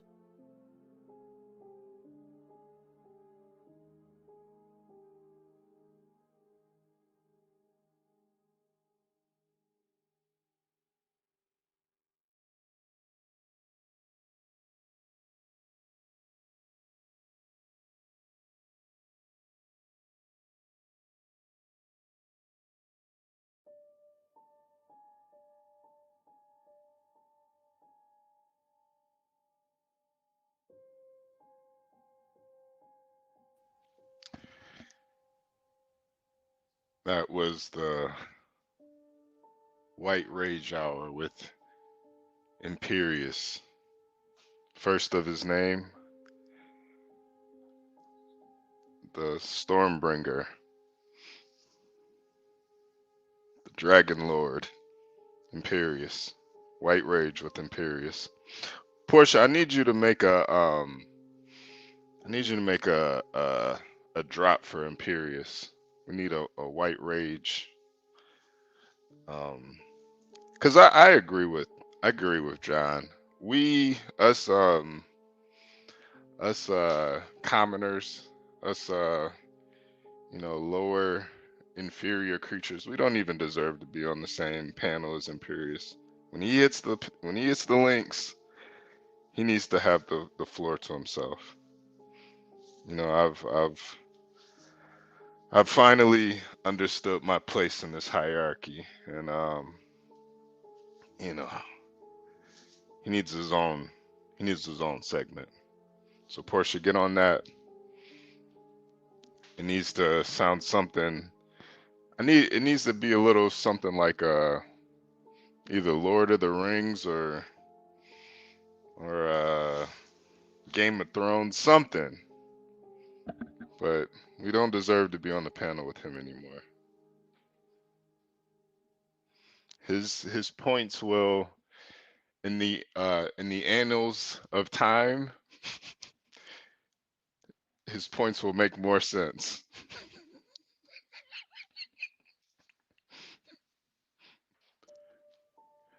In the future, they will study Imperius in the future. They will study him.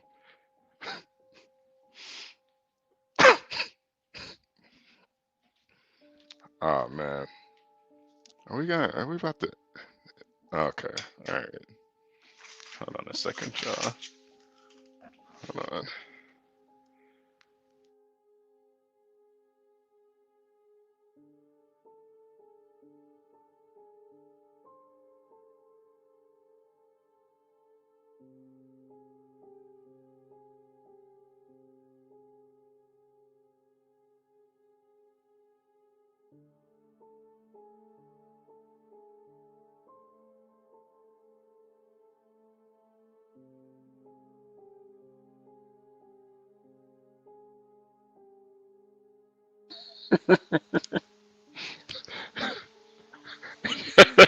Yeah, history will remember Imperius's name. History. First of his name. Yeah, the AI consults with Imperius. NVIDIA consults with Imperius.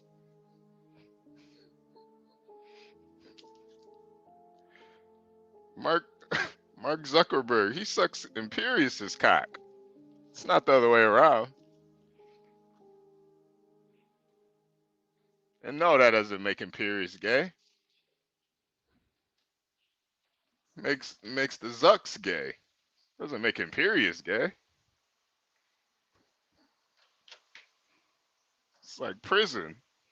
It's not gay if you're in prison.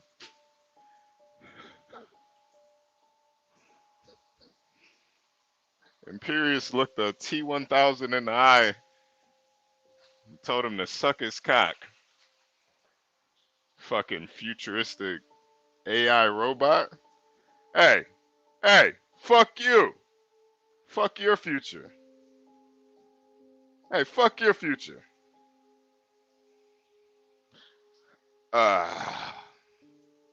Yeah, I couldn't too much listen to that angry black woman too much. Man, that was a lot. That was a lot to listen to. She was so aggressive. I bet she was so aggressive. I bet she got some fire coochie though. I'm not gonna lie. I bet she got some fire coochie. But yeah, it was just too much to listen to. Way too much. Not sure. Let me play a little commercial real quick. I don't know where Ryan and Blacks are at right now.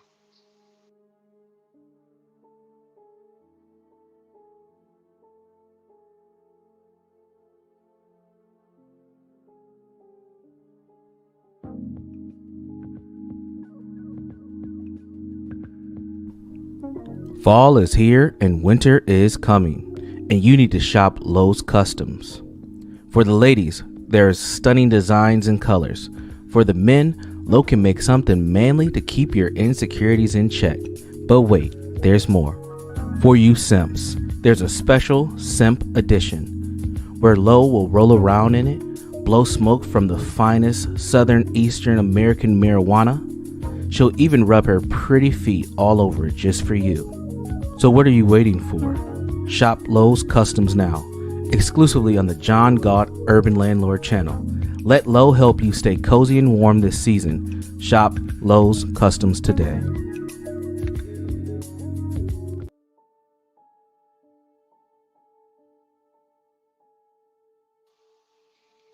I don't know where everybody went. Yeah, I don't know where this lady came from too. This black lady. Oh, we got Imperius back. They argue with the numbers. The numbers are the numbers. You missed my song. No, I posted the song and the link in the back, dude. Rip and tear until it is done. That's the one I want.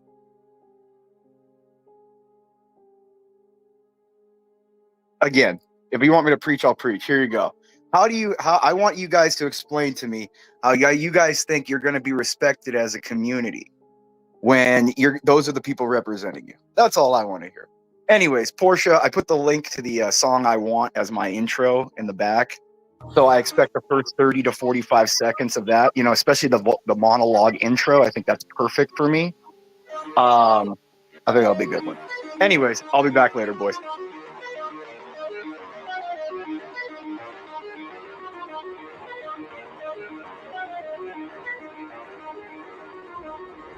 Against all the evil that hell can conjure.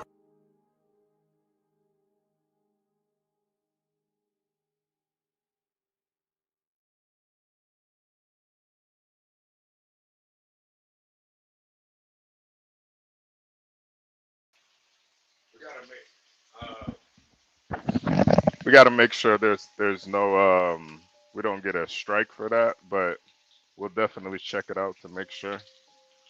Maybe find out if you can find maybe see if you can find like a piano version of that song. Yeah, I'll see what I can do with it. I wasn't expecting to pull it up on the screen. I was just listening to saying what it was. Okay. Yeah, we need to figure that out. Yeah, but I'll do it. I'll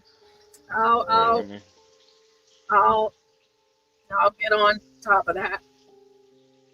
Yeah. You figure out what you want to eat tonight? I think so. Did you think of something? I don't know. I told you I'm kind of with whatever. Are you in the mood for something like you want to do like Lebanese or Indian or? I'm not trying to eat no goddamn Indian food. What the hell? You want some barbecue? What are we doing? Barbecue sounds way better. We on the heels of Kamala being the first female president. I don't want no goddamn Indian food. Fucking. Okay, so we can go. We need to boycott Indian food. Actually, that's gonna be very hard, but I understand where you're coming from. So we can go get barbecue. I want some brisket. Yes, we'll go. That's perfect because I would like some brisket too, just because you said it. And some brisket and I don't know, maybe some elote, some corn, okay, some maize.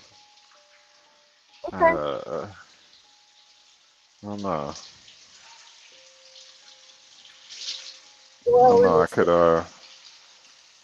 maybe a fine. Is somebody cooking something or is it raining? Oh yeah, no, it's raining. It's raining. You said I'm doing fine what? I'm doing a 100 meter in the rain right now. Sound like somebody grilling. Yeah.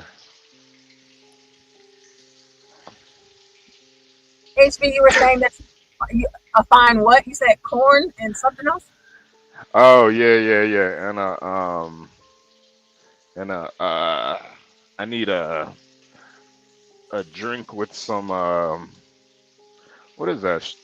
With some tequila in it to quench my thirst. What's it called? A corchata? Oh, tequila. Okay. Oh yeah, All no, right. no, no, no, no, no, no, no. I'm not really trying to drink no horchata right now. What you know about horchata, Garion? Yeah, Some no good horchata. shit. It's almost it's 6 o'clock, but it's getting late. So I wonder how do they make horchata? Was it out of rice milk or something? I'm sure Get Crack knows. I know blacks will know too. I just know it's good. I've never made it myself. I sure do drink it.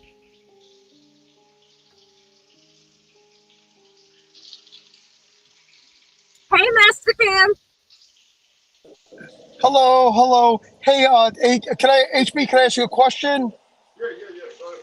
Okay, and this is just on optics. You know, it looks like after the JV or the second string Venezuelan gangs came out there and started punking out people in Chicago, that the GDs and everyone else kind of left and relocated, and about the same time you relocate to Texas, it just the optics look kind of strange as well on this thing. It just, you Come know, the on, timing. I come know this was pre-planned, but on. it just looked as soon as they come to town and start punking people out, you move to zip codes and I mean, Wow. well, okay, how about this? Let's say I know that you were planning anyways, but even 6 hours ahead of time, did you leave a little bit, even an hour earlier than you normally would? Did that play at least an hour? Oh man, Half a day? man, I ain't scared of no damn It's just the Venezuelan. optics, especially the second Yeah. string flunkies, you know, too stupid to, yeah. God, nah. It's man. I honestly think it's like a lot of propaganda, man. Chicago's not. It's still not even that bad. I don't know where they're getting all this stuff from. I see them though, but they ain't about nothing, man. People poor. They ain't doing nothing. They ain't doing nothing. Man. But I mean, if you look at it though, there's way more migrants in Texas than fucking Chicago. I mean, this is migrant land out here. This is migrant. This is their first stop. Goddamn nomads. That's the first stop. HB, maybe you can do the reverse, right? Just just house up to one of their little apartments and do the reverse. You know what I mean? Yeah, let's take one of Yeah, their buildings. yeah. I mean, I'll go to the one. I'm not. What do they live in? Like teepees or something? I'm not trying to take one of those over. No, they might live in trees. Yeah, I can't climb trees that well, man. I know you can climb trees real well, Gary. Yeah, I can't. yeah, I can. I'm not gonna.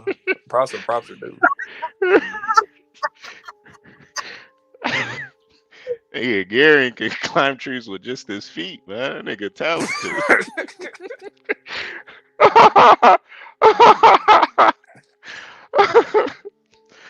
Man, but nah, man, Master Kevin, can't nobody run me out of nowhere, man. Man, listen.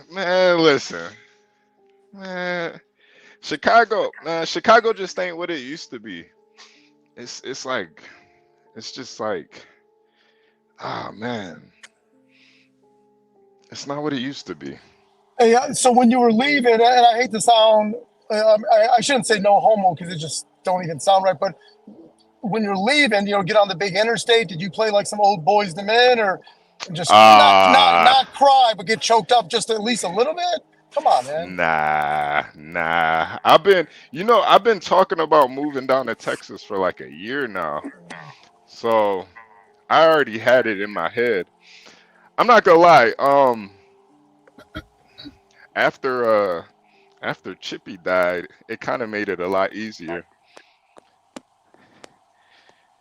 That's my dog, by the way. But Yeah. yeah, Yeah, after that's she right. died. Sorry. Yeah, after no, it's okay. I mean, she was 13, you know, I think that's like 90 something in dog years. So Mhm. yeah, she was. So yeah, after I buried her, I was like, yeah, I gotta get the hell out of here, man. It's yeah. Yeah, she was 13, sir. 13, man. HB, how are Yeah. you feeling, man? Are you able to tolerate any jokes about your little baby dog, or? Oh yeah, now I am. Oh, Now okay. I So at least God got her before the Haitians. You know what I mean?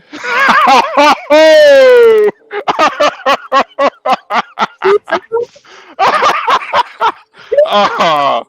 Oh, I bet Master Kim was cooking that up. No, your dog and your cat. no, not Master Haitian Kim already ate Americans, his dog. not Haitian Americans. Master Oh Kim yeah, already no ate his shit. dog. I'll come after that dog. How much did it weigh again? Oh man. Virgo Master Kim, dog eat dog. Oh, that's crazy. Damn, man. Master Kim, not you you Asians, now you guys are turning all that dog and cat eating onto the Haitians, man. This is like y'all It's perfect. Kegogi. So, but one of the This is Asian turn up time, That's man. right. Yeah, right. Imagine the Haitian Chinese Thanksgiving, man. It's nothing but So, but dog, but the one thing that the Koreans do that's a little bit better culinary process is we steam it first before cooking it, like in the oven. We steam it. I mean, they chop it up and put it in the soups, though. So. Yeah, that makes it a lot more classy. Yeah, all right. Yeah, don't forget the monkey paws. Oh yeah. That's right. Good thinking. Why? Do you know any available? What? Oh, you're messing with me. Oh, I'm sorry. Hey, Master Kim, you brought up monkey paws that one time. No, monkey paws, but the feet, because they do have. You don't need 4 ambidextrous thumbs. You don't need 4 thumbs. It's true. It's a Master Kim on the news. Local Asian man busts it's an evolutionary flaw, and there's a more scientific name for that. But no one needs 4 thumbs. You don't. Oh, come on, Get Crack. Get Crack is coming for your helmet right now. He said you socked the Christmas tree. This is Asian on Asian violence, man. Come on, man. Come on. Jesus Christ. Yeah. It's all So are good, you though. going to hook up with a realtor to look at some other spots for the GDs and everyone else in Chicago that wants to escape? Nah. You don't feel obligated to kind of. Man, they gotta figure it out. They gotta figure it out, man. Yeah.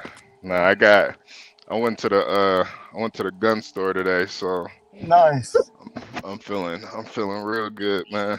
Oh, what did you get? What did you Feel get? like a nigga with a new gun.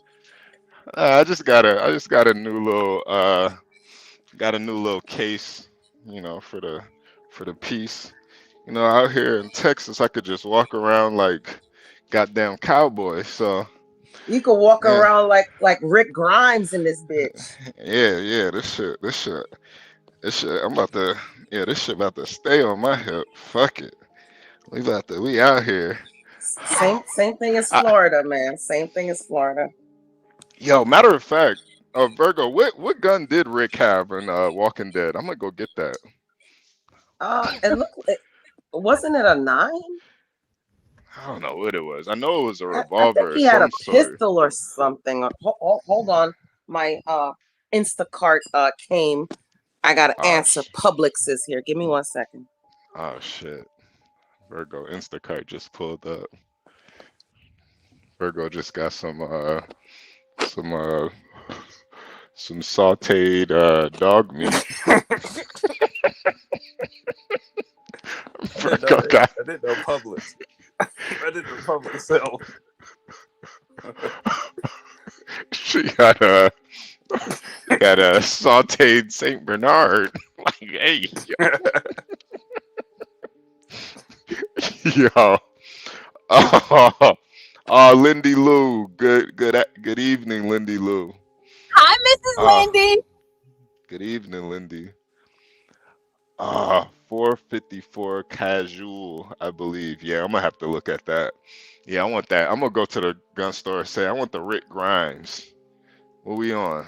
I want the Walking Dead gun. Yeah, man. I never been to a Texas I never been to a Texas gun shop.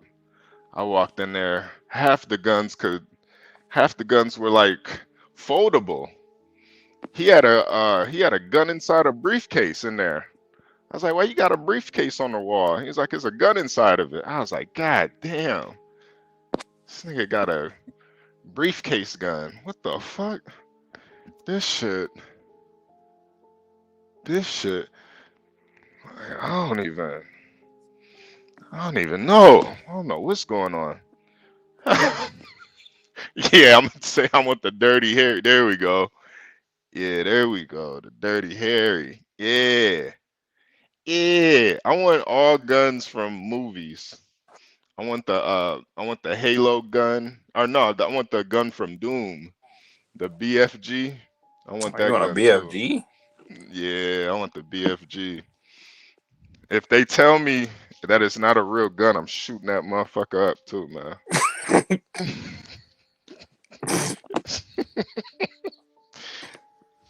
Don't disrespect me like that. You disrespect me about the BFG, niggas is dying. Fuck out of here. Yeah.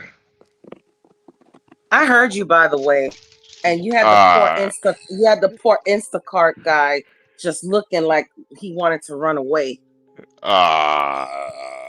Yeah. I'm gonna pull his skirt down. And it was a Doberman tenderloin, if you're asking.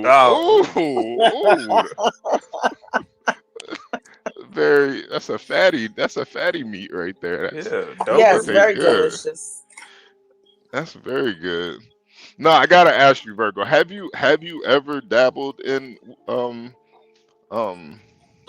voodooism? No, because I was raised in the church. Oh, okay. So I'm a firm believer. Even if you try to do white witchcraft, and let's be honest, people. Let's be honest. Witchcraft comes from. I mean, I know Haitians are on the chopping block right now, and we're all poking fun of Haitians. But let's be serious. Hispanics do Santeria. Native Americans do some sort of voodoo. even white Americans. Let's be honest. But I firmly believe that even if you dabble into good witchcraft, it's not something that you should, because you can open the door to so many things to happen, you know? Yeah. So no, I don't believe in that. I may joke around and be just because, you know, I'm half Haitian. I could be like, yeah, I'll put a hex on you, but nah. Yeah. I'm not serious. You're not like King Shenard. Virgo, you say you have Asian? Haitian. Haitian. Oh, okay. I know nothing about that. Go ahead. Yeah, we only got one half Asian up here. Hey, honey, can you put that cat on the barbecue? Talking about Master Kim. Oh, go ahead. I'm sorry. Hey, she is Asian. Yeah, she is Asian. Oh God. Master Kim, half Eminem, ain't it? Yeah. Go ahead. He's over here dying. Now, this does sound very graphic, and for animal lovers, they may want to. So let's say when the feline is still alive, you want to tenderize it while it's alive. You know, when it's dead, the meat doesn't tenderize the same. So there's a little mallet. It's like like a carpenter, a Finnish carpenter's putting together cabinets. They use a rubber mallet. Does anyone know what that is? Kim, are you talking from experience? Yeah, that's absolutely. Yeah. Oh, fuck. Master Kim came up from the trenches for real, man. Master Kim done had monkey paws. Yeah. Okay, so Kim is not hold on. Okay, so you know those car wash sponges that you can get at like Target or Walmart, the big old yellow car wash sponge? Yeah. Yeah. Okay, it's got to be yellow. So you take a yellow car wash sponge and you cut it into chunks, okay, without hurting your fingers, right? and then you take the car wash sponge and you dip it in tuna fish juju, the tuna fish juice, right? Okay. You put that around, and if the cat eats it and consumes it, it messes up his digestive tract, so he'll be dozy like in about a week and a half. If you're trying to catch a cat, right? Or for a cat that you plan to consume, you let him eat the sponge so he gets dozed. Cat, but you also, you can't get average human being. You can't get cat tranquilizers because of what people are doing with drugs now, right? So you have to use like a car wash sponge dipped in tuna fish oil to kill the cat or make it dozy so you can beat it with the mallet to tenderize the meat. Jesus What? Christ. I mean, if someone has a better idea how to keep a cat alive, but then be able to pulverize it with a mallet, I'd love to hear. Just go wild. Just go wild and just you put them in a grab it by its neck. No. You put it in a pillowcase too, because when you're hitting with the mallet, it squirms. Although it's kind of anesthetized, it squirms around. So you put it like in a little pillowcase too. By the way.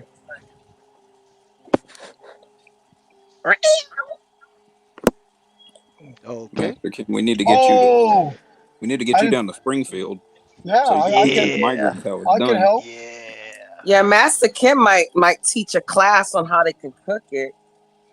Okay, and then is anyone everyone's skin a deer, and you guys watch those videos online of people doing raccoons and shit.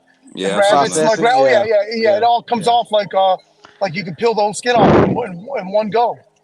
Well, a lot of times they boil it. That's a fast way to get the skin and the hair loosen off. the fat. Yes. Yeah, or you can steam it. Yeah, it's what's called. up. Yeah, I'm from the South, man. It's called processing. They process the meat.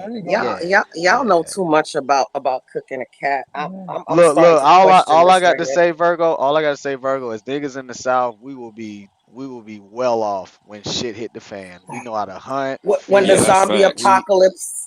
When the zombie apocalypse rains down. We good. Oh, I wouldn't say zombie. That's a little wild, but I mean, niggas do be acting like zombies. Exactly. Well, yeah, niggas are zombies. Yeah, we already have zombies. You're right, Gary. Yeah. Hey, but everyone's gonna glorify zombies. I would say, what's his name? What's the guy? Melly. Melly was a zombie. Melly was a zombie. The rapper. The murderer. Yeah. He was a zombie. Who's Melly? I never heard of him. Nobody. A piece of shit. Murderous piece of shit. He dirt. Yeah, he dirt on somebody. He's trash. Fuck him. He's trash. All of them are. Oh, did he die because he showed his gun on online and danced on somebody's grave? That sounds like another rapper that did something like that. Oh, a lot of them did that shit. You know, they'll get online and brag about how they killed this person, that person, whatever. You know what I honestly think, Virgo, since we're talking about it, I honestly think that rappers use the street nigga persona to mask homosexuality. I said it. There, I said it. There, I said it. I said it. I fucking said it. HB, I fucking said it. Lying. HB, I fucking said it. You consider that a hot taker? I said it. You only out here acting like a hard nigga because you like hard stuff. Because he likes getting hard around niggas. You like hard stuff, yeah? I fucking said it. Hey, sir, do you mind if I add a real quick about that car wash sponge? I didn't want it to end without, from one, I'm joking about the cats, but Go this ahead, is Kim. legit. Go ahead. Okay, so the car wash sponge, if you want to rob a dope dealer's house, you take the car wash sponge and you soak it in beef homestyle gravy, like by Heinz, the jar version, not the can. You soak that sponge. Yeah, he is too distinct. No, you got to soak the sponge. You cut the sponge in half. And if they got Rottweilers, you know where I'm going with this. If they got Rottweilers or guard dogs, a day ahead of time or a couple of days ahead of time, you put that sponge in a Ziploc bag, like the 6-gallon Ziploc bag, in the juice. You throw that bitch over the fence and let the dogs eat it. And it takes about a week, but they'll be dozed. They won't be dead, but they'll be sick as a dog, no pun intended, because that sponge gets caught up in their intestines and they just don't feel right. And then you can rob the dope house. Master Kim, but you gotta have a gun Well, with you too, by the everybody, way. welcome to Master Kim's kitty class. Master Kim, Okay. quick question, Master Kim. Are you one of the triads or one of the no, The Korean triad. mafia? I'm just being belligerent, Are acting you a a fool. plant? That's it. Are you a plant? Are you a I plant? wish I was, because that means that the Republic of We'd China be in would fucking be trouble. funding me all this time, and I could be living large until they give me the go signal. You know what I mean? I The don't go know. signal Master Kim's never and the go recommended the signal is CCP to okay. any of us. Yeah, you're right. You're right. He reminds me of one of those them Southern Louisiana Asians. You know what I'm saying? They Okay, real so ghetto. They what real would the ghetto. okay? Could So Master Kim qualify as a white monkey? Absolutely not. He's a nigger. no, Go ahead, Master no, Kim. because they want the white monkey. They want the money's worth. They want the white monkey, like a legit That's white exactly, and boy. that's They not. want Yeah, nah. European, Viking. I would say crack is closer to European than Master Kim. Okay, so sir, you would ask something like, what would the go signal be, or the bat signal? It would be a 12-pound bag of sashimi rice, which is sticky Oh my rice, god. Oh my god. Yeah, on the my rice that sticks doorstep. together. Yeah, Yes, like yeah. the sushi rice, right? Which is predominantly Japanese, and I know Koreans eat it, and Korean. Yep, yeah, yep, South Koreans. But that would be yep. a sign that it's go time, with no note attached. And I would look around scared, of course, and then be like, oh, I gotta react now. You know what I mean? Now, Master Kim, quick question. Can you go to South Korea and look at another Asian man and be like, you're from Laos, or you're from China, you're from Japan? How do you guys tell each other apart? Quick Okay, so question. Ready, set, go. Koreans have got more. You know how you could tell Guatemalan different from other Mexicans. So Koreans Yeah. got more bolder heads. We got more bigger, bolder heads, which is very Phenotype. Okay. yeah, almost like a Down syndrome head. And I hate to say Wow. that, but we, Yeah. we do. I mean, look, we're Yeah. and, however, we'll have some wide open eyes because cosmetic surgery is very cheap in South Korea. So we'll have kind of Down syndrome looking head, but wide American looking eyes. We won't have slanty eyes because the surgery is so cheap. Okay. Nah, Phenotype. All right. you can tell Asians apart. You can tell. Oh yeah, people yes you can. Well, honestly, I lived over there for 3 years. I would say skin pigmentation will kind of tell you where they're from, kind of, sort Yes. of, because you got northern and southern Asians. You got southern Asians that are more, I would say, brown skin. I would even say they're thicker, if you know what I mean. The southern Asians, they got hips, they got a little ass on them, stuff like that. And then you go up north, it's a lot more pale skin. They're skinnier. They're more about being in shape and being more European up north. Yeah. That's what I would say. In my experience of living over there, the northern Asians care more about being closer to Europeans. The southern Yeah, it's Asians are just so like fucking poor, it's they just don't like know what the fuck's going on. Yep, that's a So fair comment. it's just like how there people you go, Master want Kim. to There you go. say. There you go, brother. There you go, brother. There you go, brother. Yeah, it's just like how people say you can't tell blacks apart, man. You could tell blacks apart. Yeah, you can. I can tell a black from an African. I definitely can. Oh, For definitely. Sure. Even sure. well, I'll put it better than this. I can tell a Jamaican from a Haitian, from a Trinidadian. Sometimes not even the way they look, because sometimes us Caribbean people tend to, we do have the same features, but just by the accent. And here in Florida, it is mind-boggling because if you have a Caribbean accent, everybody just assumes you're Jamaican, or if you're Hispanic, everybody just assumes that you're Mexican, and I can tell a Venezuelan from a Peruvian, from a Panamanian, from a Brazilian, I can tell all that shit. I don't know, maybe it's because I grew up in New York. I mean, even whites, they all look different. Yeah. And if you don't grow up around these people, then I guess. I would say there are small differences that you can point out in whites. For example, instant example. You can accuse a white of being a small hat because his nose is big as fuck. And his ears are big as fuck. You know what I'm saying? Other than that, I mean, what other uh, uh, I'm not articulate, but I know what the fuck I'm talking about. What other details? I'm just talking third grade terms. What other details about the white man in the form of like facial structure, facial symmetric, ears, size, lip size, nose size. Other than the big ass nose and the big ass elephant ears, that kind of tells them that they're small hat. What about the white man? Can you say, oh, you look different from this motherfucker in Germany? How does Well, Ryan Mannion look any different from Be Brave? well, here's the funny thing. Like when I met my husband, even though he had blue eyes and stuff like that, And in my opinion, he I looks could like Barney. tell. Respectfully. Huh? Respectfully. I think your husband looks like Barnabas. Respectfully. And Oh. I don't think Barnabas is a bad looking guy. I'm just saying I think they look alike. In my honest opinion, Virgo. In my honest Okay. opinion, Oh, all right. they look I'll alike. take that. Is your I'll husband take that. bald? Is he bald?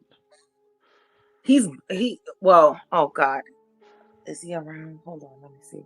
Don't. Is he in the Because if he's kitchen? bald, he definitely looks like Barnabas. Because Barnabas No, is he's bald. not bald, but he's balding on the top. He balding. Oh, that's Barnabas. Yeah, but here's the thing. Here's the thing. Go His ahead. father is not bald on the top. I guess it skips a generation. It His could be the mom grandfather was. side. Oh, yeah, it could be that. Yeah. Oh, his mom has a head sir. full of curly hair. What's up, dog?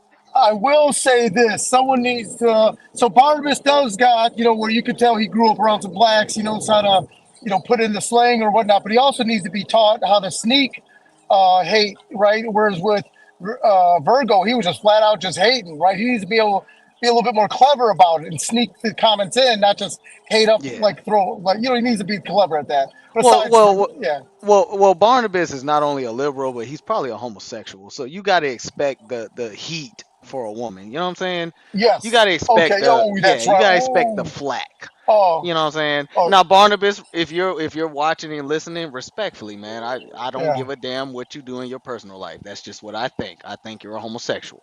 Okay? You talk a Oh lot shit. about cock and sucking cock and this and that cock. Like you just do it too much. And he's not released the rap album either, so And you it's still haven't a released little a rap album, confusing. It's a sir. little confusing.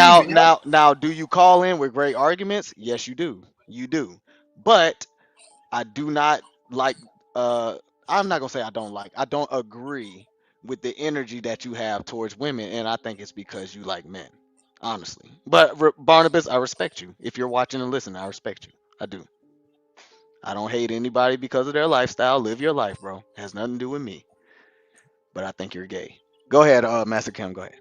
Oh no, you're now because gay dudes be hating up on women like no one's business because they detest women, so they can be nasty to women because they're not trying to get play anyways from them, their friends, their next door neighbors. So yes, they just They hate us because they want to beat us.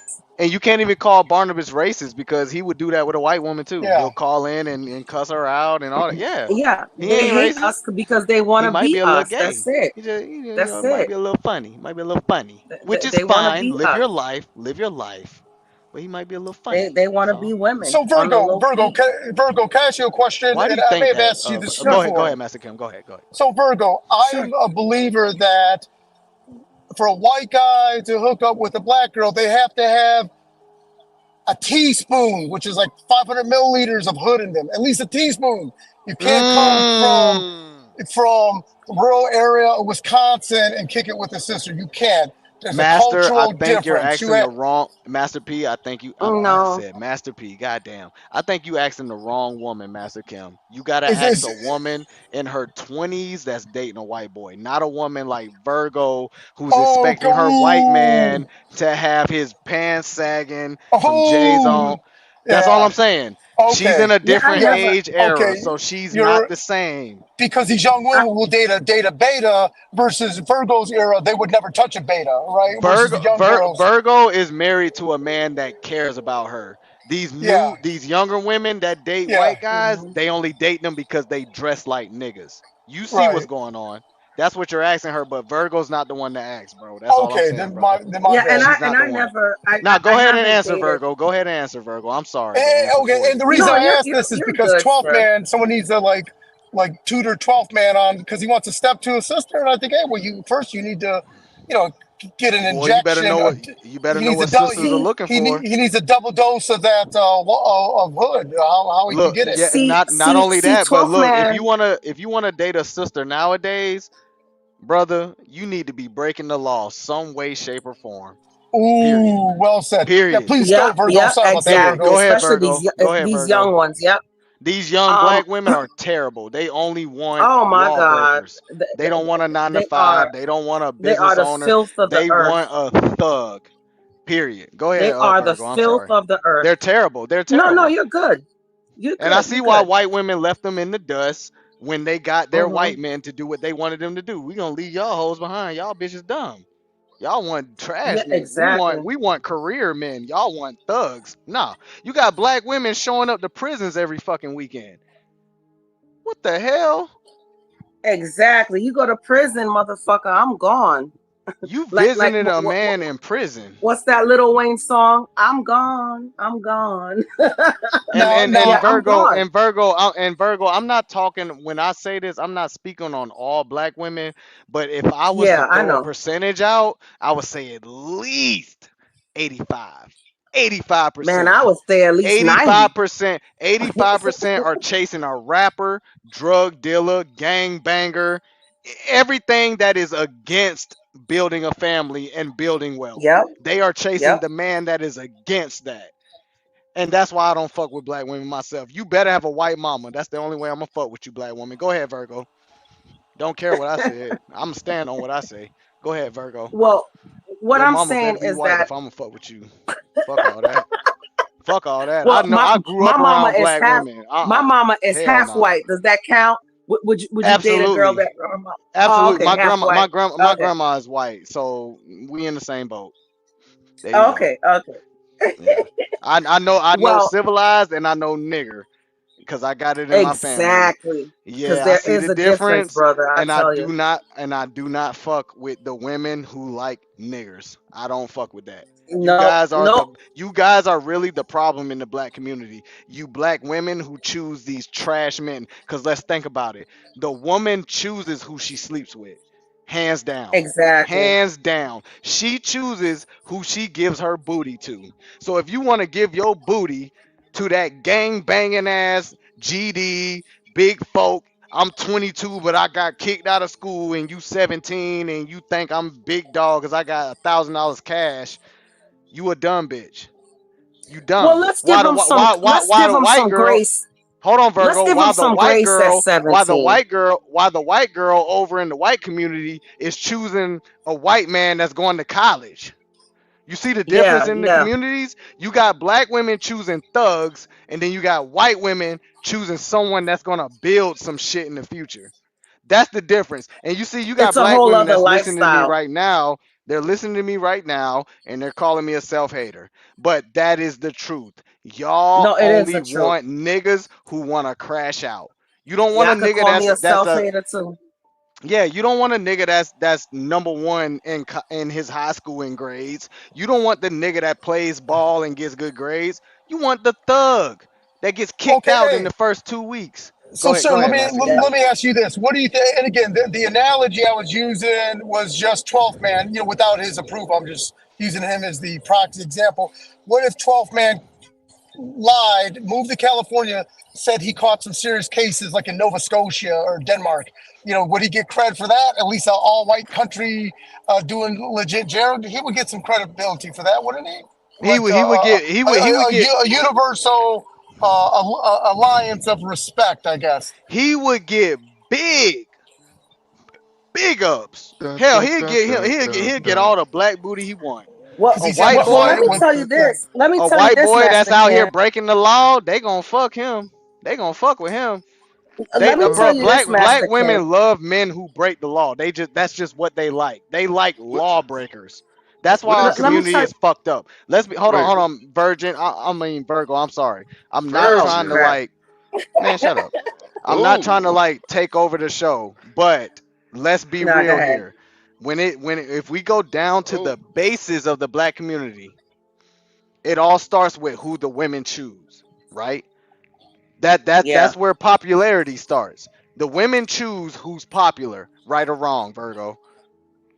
No, you're Right. right. You're right. That's right. So if the women are choosing the niggas that get expelled in the first 2 weeks, the drug dealers, the gang members, the niggas that just don't give a fuck about nothing.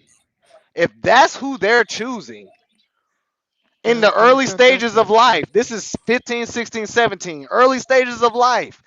The bitch can have a whole daddy at home that works a job and takes care of home, but she don't like who her daddy is. She like this thug ass nigga that don't give a fuck about life.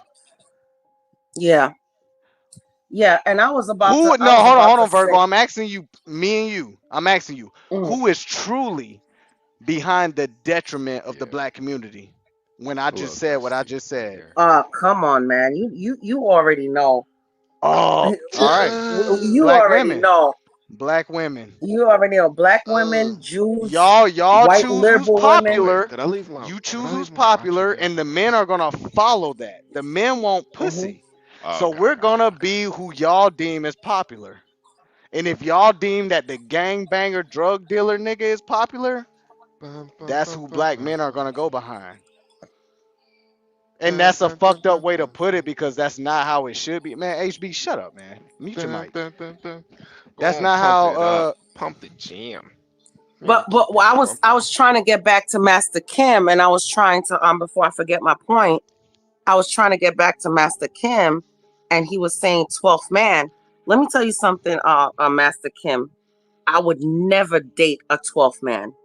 Never in my life. Wait, hold on. You know why? Virgo, No, you don't know I'm who 12th about man to tell you was. why.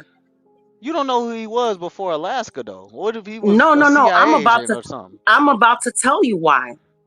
Okay. Because simply he said, I want to find a black woman. Yeah, find a black woman. Well, what is that? Is it a fetish? He is likes it a black fetish? women. You know, now, Okay. sir was mentioning something very important. Now, I think 12th man, faded up by a black barber, not a white barber, because white barber don't know how to fade to skin tight, right? Facts. And a bottle of Issey Miyake cologne. He's played some 12 play. R. Kelly. It's a little racist. Just You know, just a little bit. That's a little racist. Here it is. Go ahead, Here it Master is. Kim. Go ahead, Master Kim. No, he would have to reinvent himself and pull out the old school 12th man, like Sir was mentioning. He wouldn't be as is today. He'd be the Memphis version of 12th man. Yes. Before he went into hiding. The 3-6 Mafia. Yes, he would have to show up like the hood 12th man. That's right. Yeah, well, you know what? Virgo. I'm kind of Virgo. I'm kind of offended that you have a problem with his preference being black women. What's wrong with black women? No. It's not.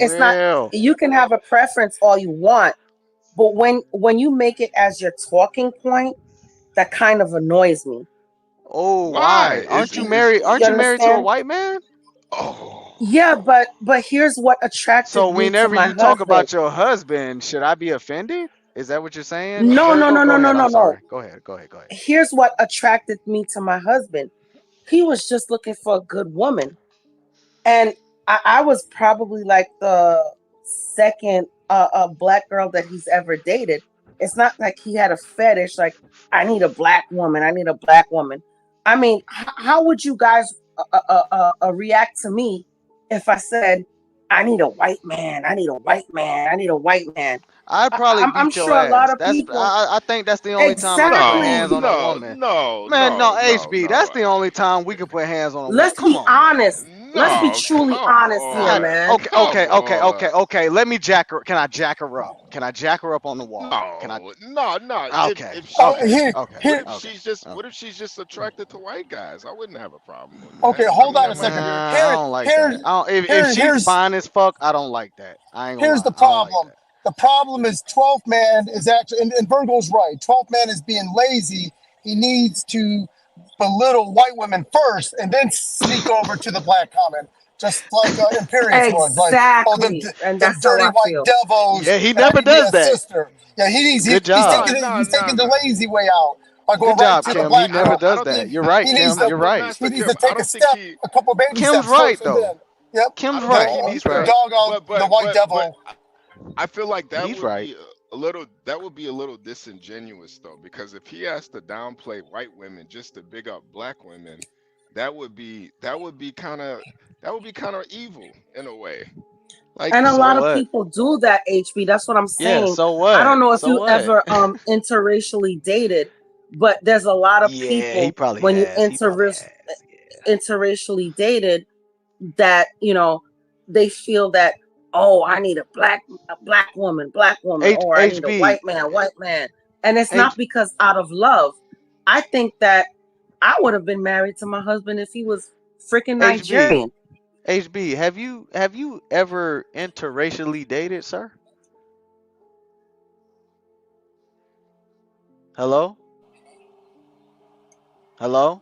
You know, you can't be asking a true player about his business on a podcast. True Shit. Yes, I G. can. Master Kim, He ain't got nothing to hide. He ain't got nothing to I've dated hide. every race of girl on God's green earth. Every You're single lying. one. You're I lying. swear to God. I swear to God. Impossible. I've dated Asian women. I've dated I Indian believe women. you, HB. You know what? Yeah. The base level race, I believe you. That's possible. Yeah, That's every possible. race of Yeah. woman on God's green. Okay. Oh, hey, Indian women. HB, how was the Indian? How was the Indian woman? What was that You like? know, when you get down and deep in it, you definitely smell a little curry. But Oh my God. Oh, you know what? That shit made me You know cough. what? It's like baked into their DNA. It's like into their That's DNA. bad. Like she was like an American Indian chick, but I've it was never like, had curry cat. yeah, nah. You know It they're was definitely curry European. cat. You know the Indians are European. Those Eastern Europeans. They're I don't know. Caucasus. I don't know. They're Caucasus. Their forefathers are I don't Caucasians. know, man. If you see their titties, you would think differently. Like, damn, you got some Really? black. Yeah, they got black nipples, man. I don't know. I think But to everything. be Caucasus, you gotta have pink nipples. Respectfully. Respectfully. Like, okay, like to say, my ex-husband, he's full blown Puerto Rican. I'm talking about white Puerto Rican, And I've never really dated a lot of black guys, and this is going back to what Sir was saying. No, not because I hated myself or whatever people want to say, but this is what goes back to what Sir was saying. With the black guys, it's like, who's the bigger thug and blah blah blah. I just didn't grow up like that. I grew up in a church, and I just wanted to find a respectable man. No, hold on, like Virgo. I heard about you church girls. Let's talk about that. Oh Lord, what did you hear about us? Yeah, Virgo, What you I ain't gonna think? lie. What you think? I heard the daughter of the Yeah, pastor. we're the biggest bows. We're And the I've biggest seen it bows. myself. So okay, do you mind elaborating on your church experience? Did you have fellow Virgo's a churchgoers? virgin. Well, Virgo's I'm a not talking virgin, about man. Virgo. I'm talking about like she may have had friends that was in church that was, you know what I'm saying? I heard about Yeah, church girls. So, and I've seen them. teenagers are gonna be teenagers. Oh, But now they teenagers. Oh, okay.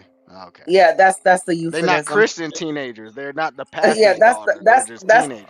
Oh yeah.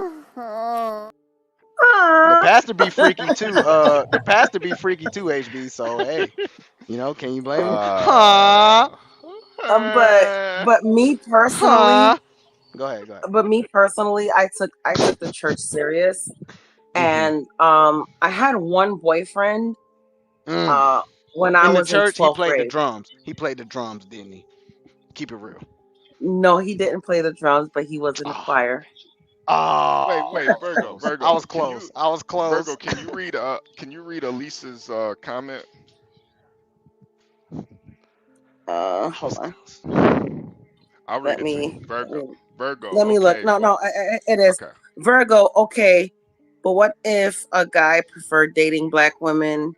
He found them attractive, so he sought that out and then would pick from people. I guess people. Yeah, there's nothing wrong with finding. Pick from that pool. Oh, from that pool. Okay, I didn't see that. Okay, Right. yeah. I mean, I don't think there's anything wrong with finding a certain race attractive. It's just like this, like I don't get why black women get so upset when black men, date white women and they find them attractive. Like, what the fuck? There is so much other men out there that will find you attractive. Stop Wait, being a hold on, fucking Virgo. Hold on. You're Go ahead, getting mad at you're getting mad at 12th man for doing the same thing. Exactly. And I was about to finish that. I was about to get to that. Go ahead. The only reason why I'm mad at 12th man is because he mixes his whole focal point. So it's like, I want a black woman. How about not wanting just a woman that treats you right? Why does it have to be a black woman? Virgo. I just don't get it. Can I please ask you a question on the point you just made? So are you telling me, a black man, that if black men are not pursuing you, black women, search elsewhere? Are you telling me that other nations of men are pursuing black women actively? Is that what you're saying? And if so, I want any black woman right now in the chat to show me her fucking inbox where you got white men trying to holler at you. I want to see it. Indian men, here's Asian men, Dominican. I want to see it. I want to see the proof. I want to see where black women are sought after. I want to see it. Oh, I got the. You probably got plenty. No, you probably got plenty. I'm not down you. I want to see the average black woman. Let me see your inbox. I want to see non-niggas in there. It's your attitude that counts. It's your attitude. So but 12th man is a gentleman. He's a gentleman. Yeah. So if 12th man wants to talk to you, okay. He's a nice guy. I'm talking about the black woman. It's the attitude. Yeah. So if you're coming out the roll in the neck, nobody wants that. Not even black men. Black women don't want no 12th man. Come on, this dude hunts, he Virgo, fishes. is it They don't want that. They want someone that carries a gun. Is it because he is too much of a? You're exactly right, sir. Is it because he's too gentlemanly when he needs to just kick his? I need to hook up with some black P, and just be more gruff with it because it sounds a little bit more respectful or less respectful, but it sounds more real versus being fake ass. I need to hook up with a black woman and really not really putting pieces together versus I need to get me some black P. And then we can all nod our head and be like, oh, yeah, well, exactly. I get it. That a little bit more genuine. Exactly. And you know what? And maybe if I were single, we're just speaking hypothetically here. If I were single and I were to meet somebody like a 12th man, and he genuinely liked me as a person, I would probably date him. But if you're coming at me, it's like, oh, I want a black woman. I want a black woman.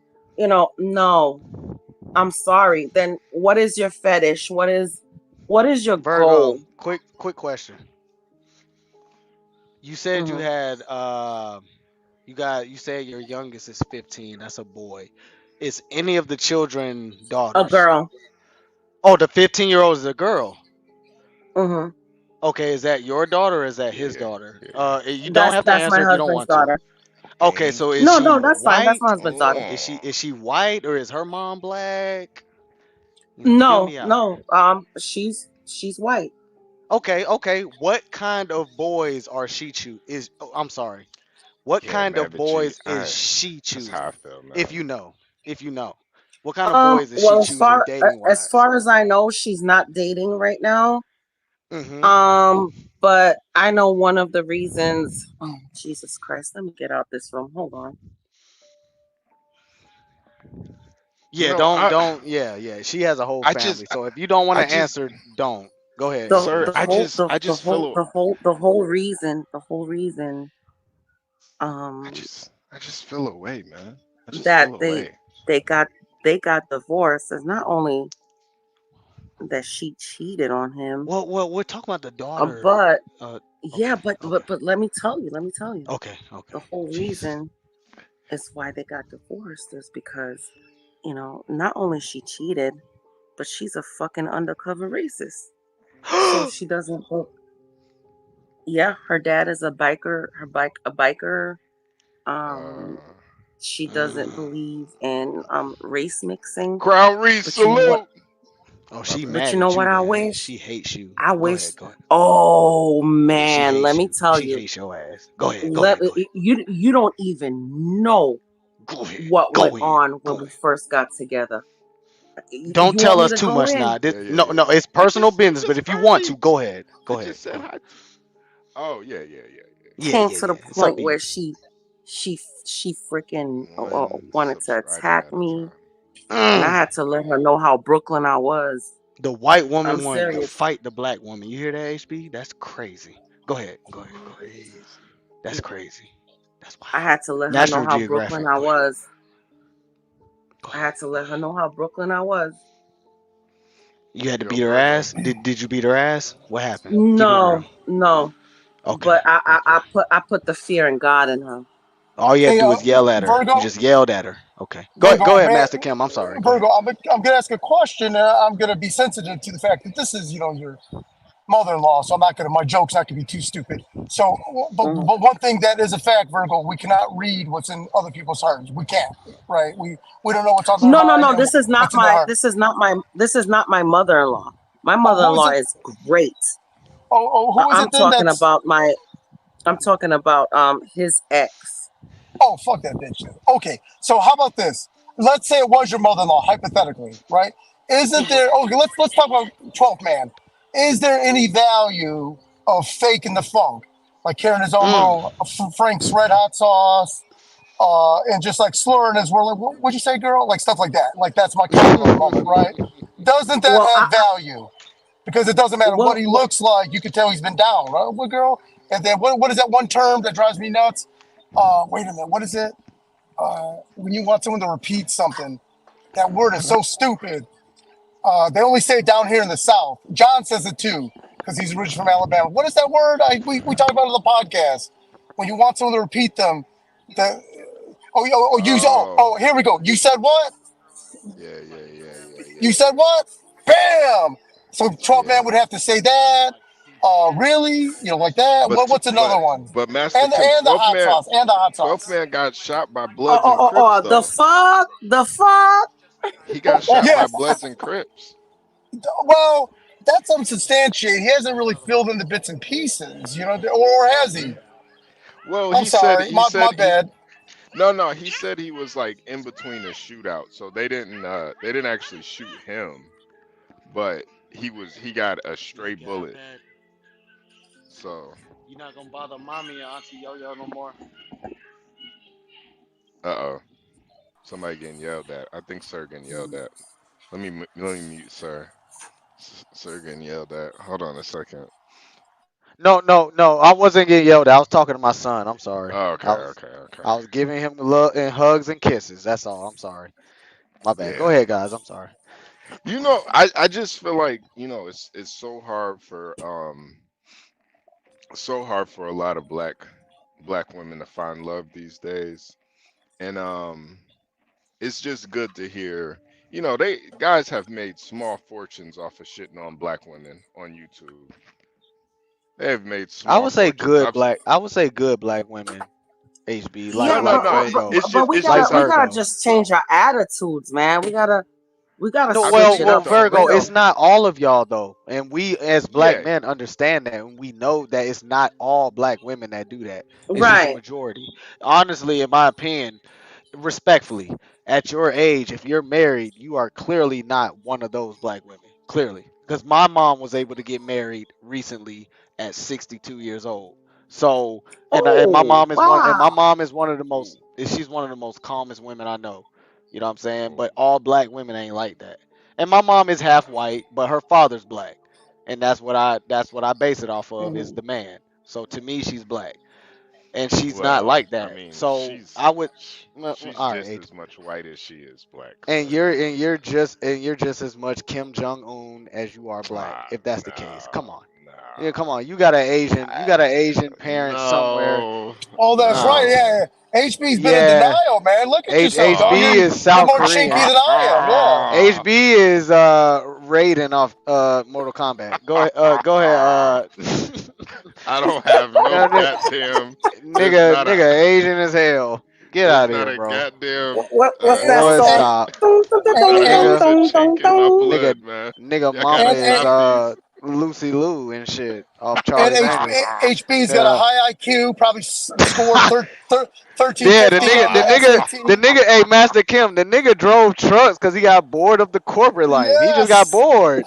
He got bored. HB is a And master you at down here with us calculus. for what, nigga? You one of them mixed niggas that wear a suit every day. Look at a crack. There ain't an ounce of gook in my blood. Y'all gotta stop So this. okay, Man. so what did you get on the SAT, HB? If you don't mind me asking, put you A on fucking blast. 5,000. Yeah, you probably 5,000. did. Yeah. That was years ago. I can't even remember. No, you know The what you nigga went to got. He's just being college. The nigga modest. went to college. He got But he Asian in went his to. ancestry. We were Hey, Master Asians Kim. and shit. Master We Kim. were Asians and shit. The Negro went to college. He has Asian in his ancestry. Yeah, Period. but he went to a high level school.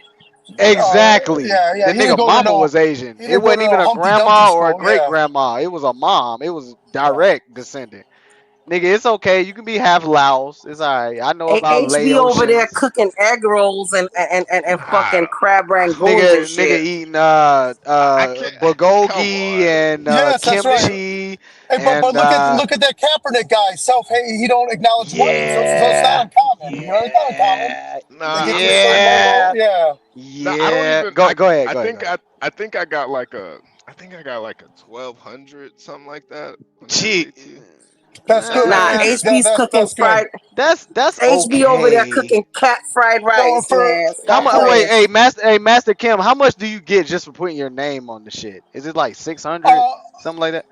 By today's standards, yes, but HB had to take the SAT when you had to be legit because the DI wasn't around back then.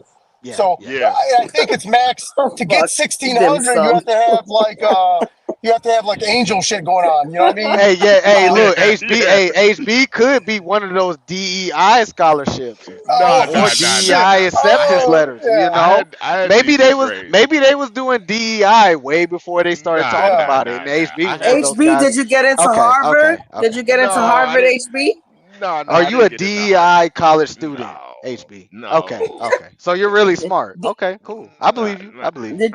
Did you get into Harvard because of your Asian ancestry? Ah, come on. You know, I actually did a What if he's like Japanese, so he's technically against America because of Pearl Harbor? So HB is a samurai. I'm just saying. And the Japanese are the Japanese are the small hats of the Asians. He's using his katana. I did a tour of they are. Go ahead, HB. Go ahead. No, I did a college tour of Harvard though, and it was really not as it wasn't as crazy as I thought it would be. I was like, where did they film How High at? Apparently they didn't film How High there. That was some HBCU in the area. They called Harvard.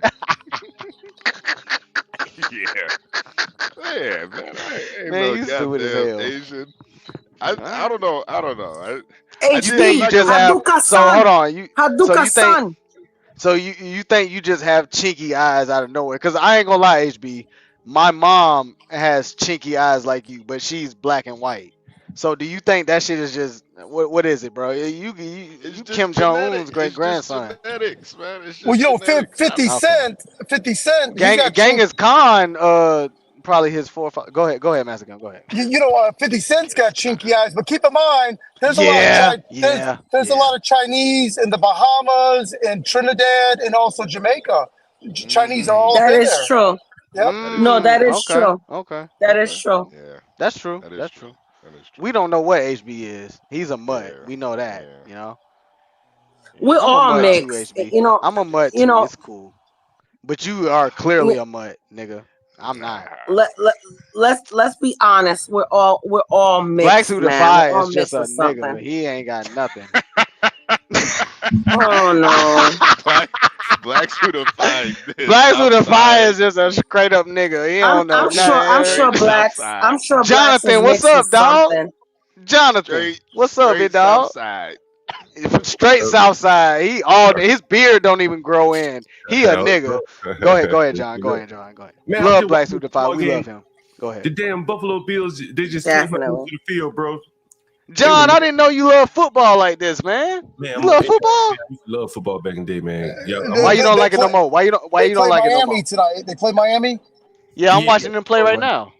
Man, well, you probably saw Buffalo just got laid out by a woman. Yeah, bro, you see that?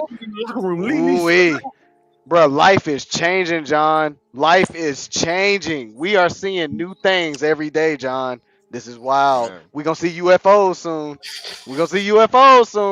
That's what made Go me ahead, jump John. that's what made me jump on. I was like, damn, they got a fucking woman leading these big ass. A woman laying a big nigga, bro. All right, go ahead, John. I'm sorry. Go ahead. Like, that's all I'm saying. Yo, that shit is amazing to me. It's crazy. It's kind of scary, bro, because I believe that reality is stranger than fiction, but that doesn't mean I want to experience it. You know what I'm saying?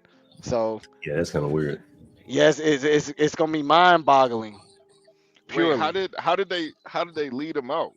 Was she like ran in the tunnel with him or something? Yeah, she was in the tunnel, like, leading. I don't know what she was doing, but I guess she was directing them. And then when it was time for them to go out, she led them out. And they just let her get a big tackle, like HB. I'm not lying to you, brother. Like and John, I don't mean this to disrespect you, but I honestly believe that the NFL is tied into Hollywood, which is tied into entertainment. So the NFL is just as fake as the WWE.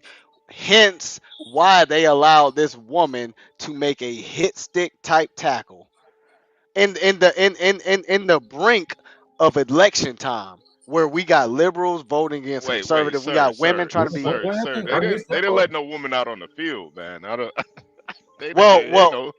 No. It's not an actual woman. That's my point. It's not an actual woman. You know what I'm saying? What the hell is going on now? What the hell? No. You can identify as something else, even though you're not that. You know what I'm saying? John, what are you talking about, John? Because now I'm confused. I don't know what sir you're talking about. Did they have a woman out on the field, or a man identified as a woman, or? Nah, sir. I think. Yeah, sir. What are you talking about? Bro, don't ignore me, bro. All right. God bless you, man. Yeah, At least you're keeping it Love real. Love y'all.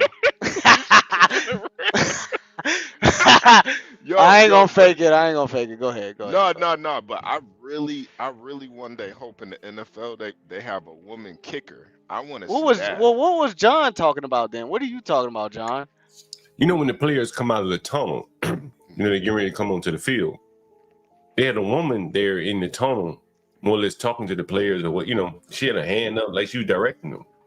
And I guess when they said the Buffalo Bills, and she led them out like a woman. Usually it's the coach. Yeah. Usually somebody like Ray Lewis firing them. We better go out there and kick their ass. Well, John, that might be a media personnel or something like that. No, she was staff of the Dolphins. Well, I mean, she could be media, but so she's a coordinator. That's what you're saying? She's like a coordinator or something? Like, what do you mean? It just could be like a position that they have. Probably like a COVID advisor of sorts. Probably like quality control, it could be that. Yeah, quality control. I mean, if you want to be a coach back in the day, you start off with quality control. Basically, damn ball boy. You cutting up all the film and shit. Well, that's back in the day, John. That's back in the day. But it would be an entry-level position for a man that didn't do well in playing, but wanted to be a coach. Someone like Danny Werfel.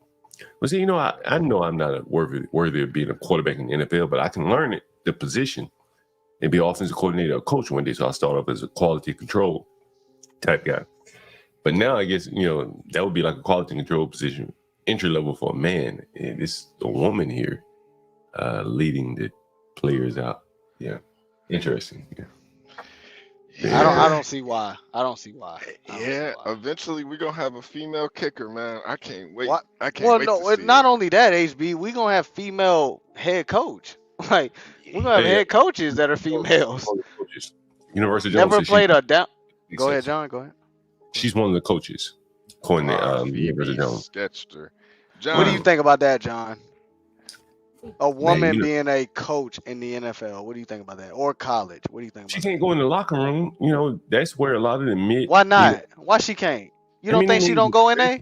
Nah. I hell bet no. you she go in that locker room with them boys with towels on and all Hell that. I bet They you probably- she do.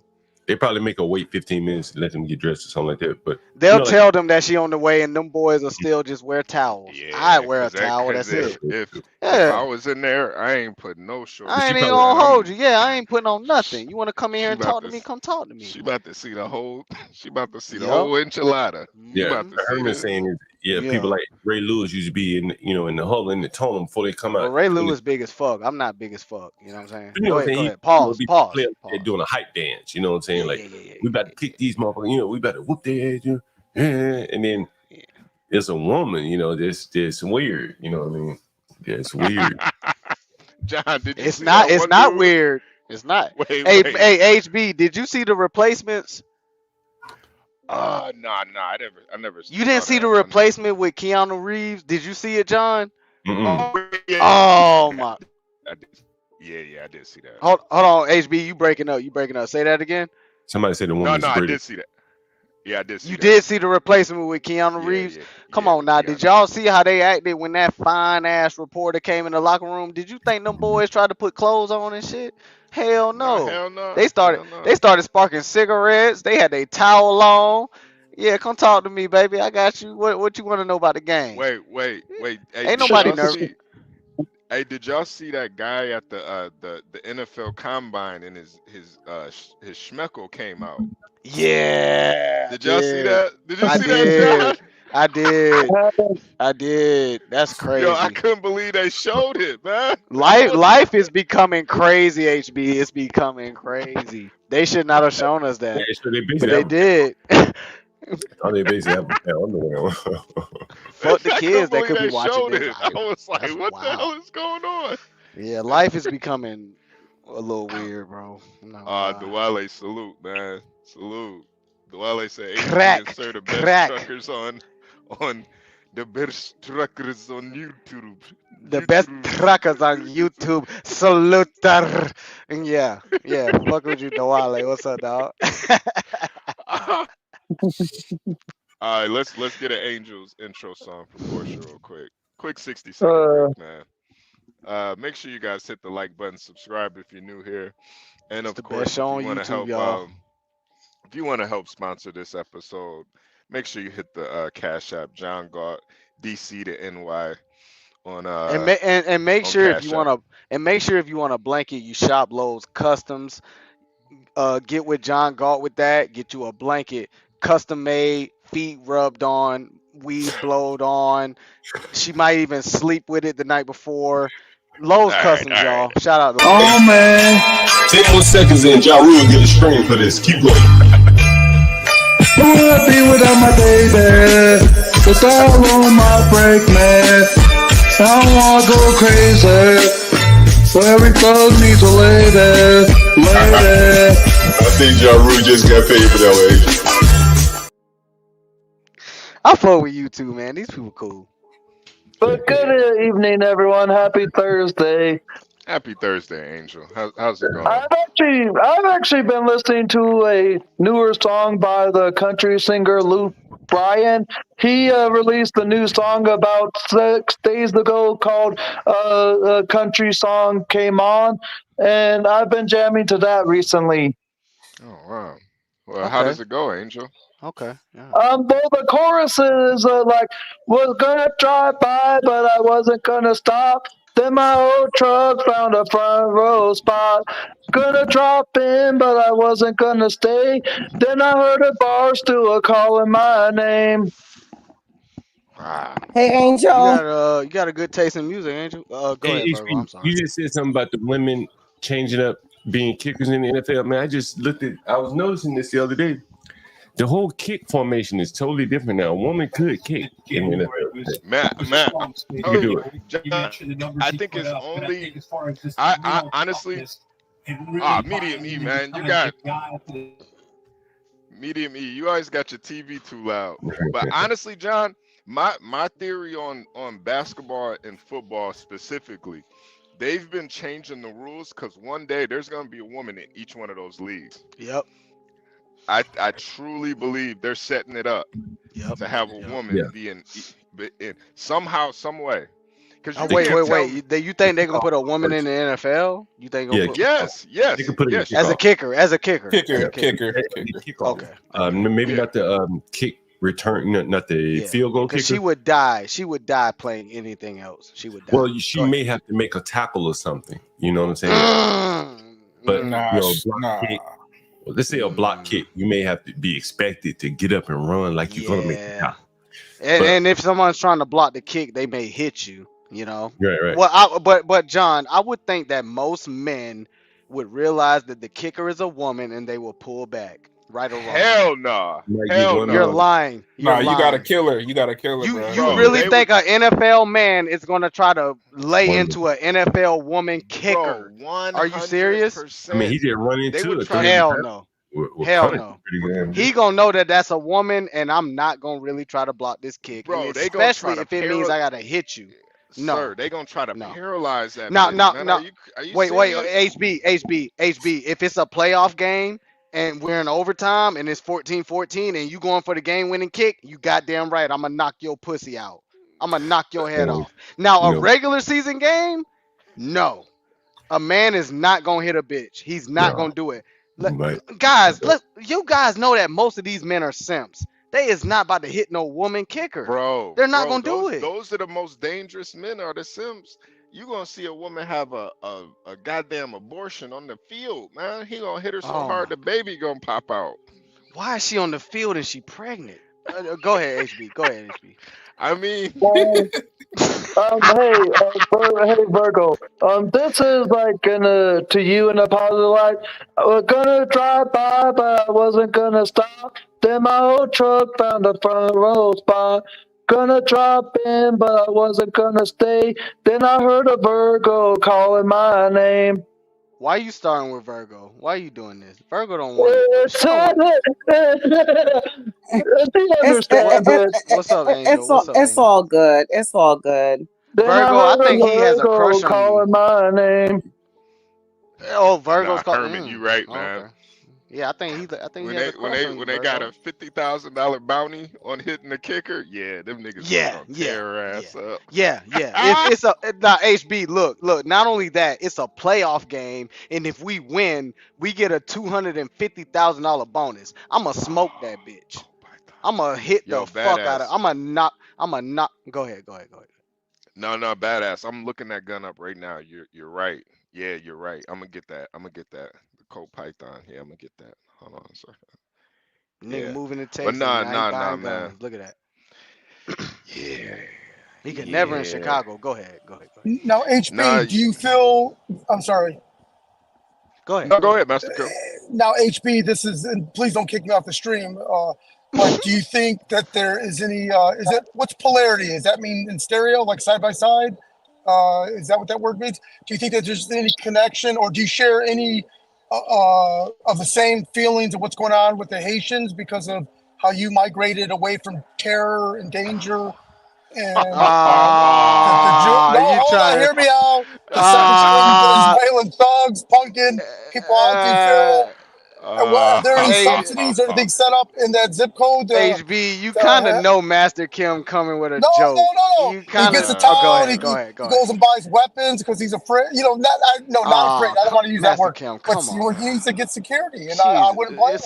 Stall him out, Master Kim. Jesus wait a minute, man. It is coincidental. And are there any programs to assist you in this to resettle? You know what I mean? Jesus Christ! If you was a bully in high school, raise your hand. No, I I just like the freedom, man. It's the like I gotta in Chicago I gotta get my FOID card, then I gotta get my concealed carry, I gotta take There you go. classes, all this bullshit, man. I gotta keep my cards with me.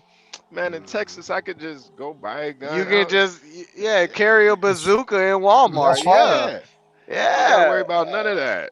Don't worry about none of that. They gonna be like, hey, nice bazooka. I could walk nice, into a nice Chuck E. rocket Cheese launcher. with a I could walk into a Chuck E. Cheese with a pistol on me, man. I don't Nice worry pistol, about sir. Look at mine. But you do get the pew pew kind of vibe, sir. Oh, pew pew. Wow. Okay. Wow. I don't know how to take that. Is that That's Angel? respectfully and comedically, sir. Oh, okay. No, There's nothing but negative, seriously, man. Yeah, but nothing. seriously, No, yeah, we cool. I really cannot wait until a woman is in the NFL. It's gonna happen, man. It's I totally want a to matter see of it. time. HB. Look. The NBA too, though. The NBA too. The way That that too. they're That too. Look, the yeah. WNBA is coming. It's coming along. It's slowly, but we got to get women to support it before the men do.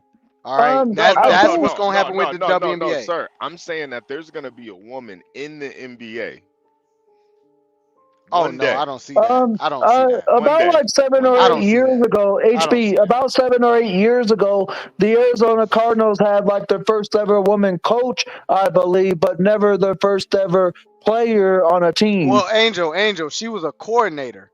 I remember that, and she looked like a man, by the way. But go ahead. She was a coordinator. I remember that though. She was like she wasn't even the offensive coordinator. She was like the wide receivers coach or something like that. But I remember that she was the first one hired. So, sir, I think sir is right. Earlier, you'd mentioned how there's an evolution of the NFL turning into WWE or WWF Yes, sir. Yes, for sir. the entertainment standpoint, Yeah. and how it looks to bring in a fake ass, dykey or what's a better word? He woman Butch. or whatever, butch, or even bring some fine ass bitch up there. Because if it's all just for show, and entertainment, then they'll figure that one out. People are going to lose their career hitting that kicker lady. They're going to lose their career and be like in Canada playing football with them, living in Motel 6. In my opinion, and honestly, guys, look, I'm a hypocrite. I'm going to the Carolina game this weekend. We play LSU. It's college game day. Shannon Sharp, Nick Saban, Kurt Herbstreit, they're all going to be in Columbia, South Carolina this weekend. I got tickets to that game. I'm going. But I understand that these games are just modern day Roman gladiator games. It's all a distraction. Even in Rome, they had these big ass games where they distract the everyday worker from what's really going on. Something political is really You're going right, because on. why wouldn't You know what I'm merit saying? be pushed out of athletics as well, right? Exactly. Merit's been pushed out of many other things. Why not athletics? Yeah. So all I'm saying is, yes, I indulge in these earthly things, but I understand what's truly going on. Go ahead, Master Kim. That's all I'm saying. That's all I was saying. As Asians don't follow sports like that. Someone else, please. Thank you. Yeah. You guys are a lot of you Asian. Well, I can't say that. My ex-wife is she's Filipino, and she was born in Saipan though. So I would say I ain't gonna lie, Master Kim. She kind of like you, bro. She a hood motherfucker. Like she grew up in Chicago. Like she's from Saipan, but she grew up in Chicago, and she was like a break dancer, and I don't know, man. I honestly think you Asians are niggers. Honestly, all you gotta do is come to America and get around some niggas, and y'all are niggers. Y'all are niggers. This motherfucker used to sneak out. She used to sneak out to go break dance and Wait a minute. gangbang. Like what? So you guys would be like at a wedding, and then she'll say, "Oh, that's my jam," and then like Bro, start doing the tick and pop them out there. Master Kim, when I tell you she talks like a Negro American, she's motherfucker this, motherfucker that, fuck that shit, bitch ass, that bitch raise her voice, fuck that hoe. She's that. and she's full blown Filipino, full blown. So when they do that, they're confused with cholo culture minus the cholo. You know what I mean? Maybe, but the thing is that she was born in Saipan, so she was allowed to join the U.S. military, and that's why when she moved to Chicago at 15, she had like a aunt that was Filipino who was married to a white man that was in the Navy, and he was up there in that Round Lake, Waukegan, North Chicago area, and that's pretty much where I guess she hung around. I wouldn't say, because I've been there. I wouldn't say niggas, but I would say Hispanics that are acting like niggas. There's like a lot of Dominicans and shit up there and then she just kind of picked up from that. And she's, even to this day, she's a warrant officer in the military, but she's ghetto as fuck. Every time I talk to her on the phone, it's just cussing here, cussing there. You talk worse than I do. Filipinos, they get to do Kamala's game, but even better because they can throw in the Latino angle, the Asian angle. They get to play all those angles, and then and they also they Americanize very quickly, because they speak English over in the Philippines. So they actually got Kamala's game better than she does. To the T, and they even pick up on American beauty standards before they get over here. They know what it takes to be attracted in America. Now, i.e., if you go to the Philippines, you don't see women with fake eyelashes, all the makeup. They don't keep their legs shaved. They definitely don't keep that goddamn snatch shaved. But when they come to America and they see that there's standards to beauty, once they get hip to those standards, Master Kim, I'm not gonna lie to you, brother. Them Asian bitches bad as fuck. Especially the southern ones that got a little ass on them, a little hips on them. Jesus. And they all in California, so fuck you, crack. Respectfully, I love you, bro, but fuck you.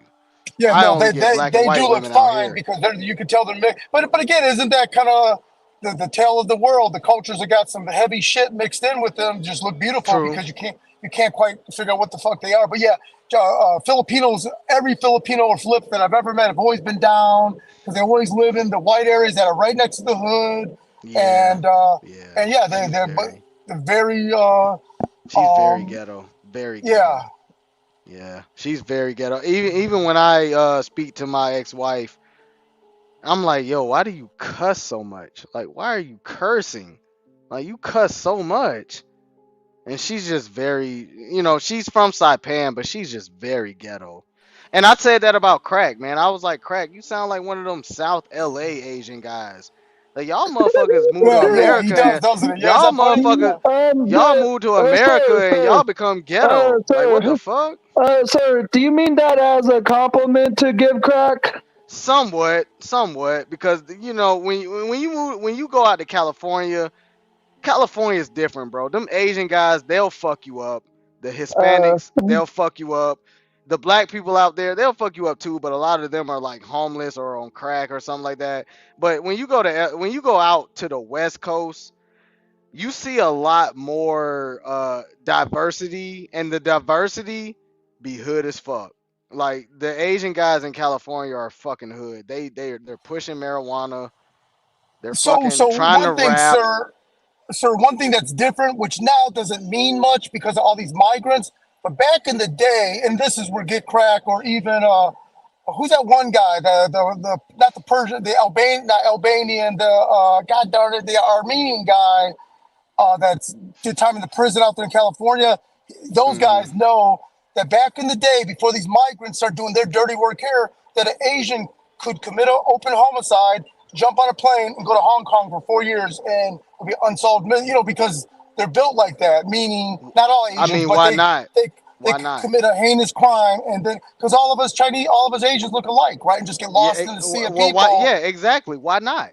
Why not come over here and get paid to commit an assassination and then fly back to your hometown and just live in the migrants outskirts? are here, they don't leave and ultimately get jammed up somehow, some way. I know about Hajima, Hajipa. I know about all that. Ajima, that's right. That's right. You know what Hajima. time it is. Ajima. Anye Keseyo. I know all that. So I know Ajishi. that Annyeonghaseyo. That's right. That's so funny. Anye Keseyo. Yeah, I know all about it. So Annyeonghaseyo. I know for a fact that a nigga like you, could be from South Korea and be hired to fly over here and do some heinous shit and fly right back home and go up to Dongdaesan or Uijeonbu Yeah. or Itaewon, and you can hide out there forever. No one will ever find out who sniped President Yeah. Trump. And it was That's some right. Asian guy from fucking Uijeonbu. Go ahead, Master P. Or Master Kim, you I'm get, sorry. and now I'm gonna use some bad language, or you can give some crackhead bitch a carton of Newports to go kill someone and catch a case, and a full tank of gas for her T's car. I had someone threaten me that way. I was so impressed with their threat. I had a business partner back in the day. He was Arabic, and this was in Michigan. He was so angry at me. He threatened me, and I don't get threatened. Not because I'm tough, but I don't live that kind of life. Well, what would someone threaten me for? This guy and I, our partnership fizzled. Oh, we owned a beeper store. Back in the day, there were beepers. So he and I were partners in a company in Pontiac, Michigan, where we bought these junky ass refurbished flip phones, and it was on prepaid cellular when it first came. We made so much money, but we're partners, and we had gotten in a disagreement. Oh no, the partnership had broken up, and then years later we got a disagreement, and he called me my name, man, Master Kim, whatever. He goes, Mike, I would come up to you and fuck you up, but you're not even worth my time.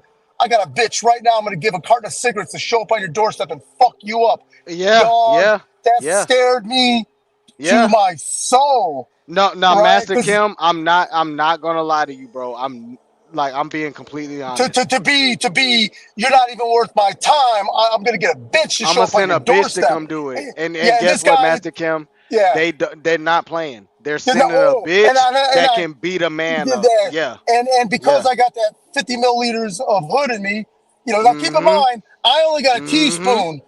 Get Crack has got 12 ounces of hood in him. Right. Jesus. So despite his PhD and despite all that shit, so Get Crack's got game. You can't be Asian and fuck no fine ass black bitch without game. Fact out. And yes, it doesn't hurt having the Audi with the wing doors and all that. But we're talking about a very minor hood spoon, right? Master Kim, I'm not even gonna lie to you. I bet you any amount of money, the bitch that they sent to collect will be a bitch that done did 2-3 bids for them. Yeah, exactly. This is a bitch that's gonna beat your ass. She gonna be like, hey, so and so, and you gonna be like, yeah, that's me, and she gonna punch you dead in your mouth. Yeah, and then Master Kim, I'm not gonna lie to you. I know that most people probably won't believe me. I don't give a fuck. I have an aunt that does just that, and I'm not gonna say her name or nothing like that, but I know she's involved with the cartel that's down here in South Carolina. And she's did a few bids for them. The only reason I know is because my cousin is her son, and she was never around because she was always in prison. But this bitch is a dominatrix. She's a white woman now. White woman. Yeah. But she's a dominatrix. She is paid to fuck men, and she is paid to collect by the cartel. Damn. She will show up to your doorstep, and she will beat your man. As soon as you answer the door, she gonna punch you dead in your face. And now she's in your house. And just real quick, sir, just so everyone understands that this happened. So we owned the beeper store and a cellular store, and it had ended, our lease ended, and we had lost money, and our partnership had broken up, and he was salty over it, and I dismissed it almost like white boy accounting. You know?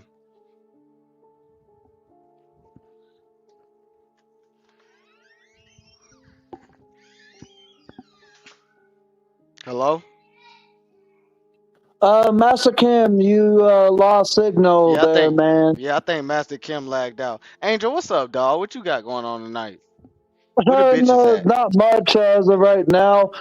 Just put something in the microwave and letting it cool before I eat something. Yeah.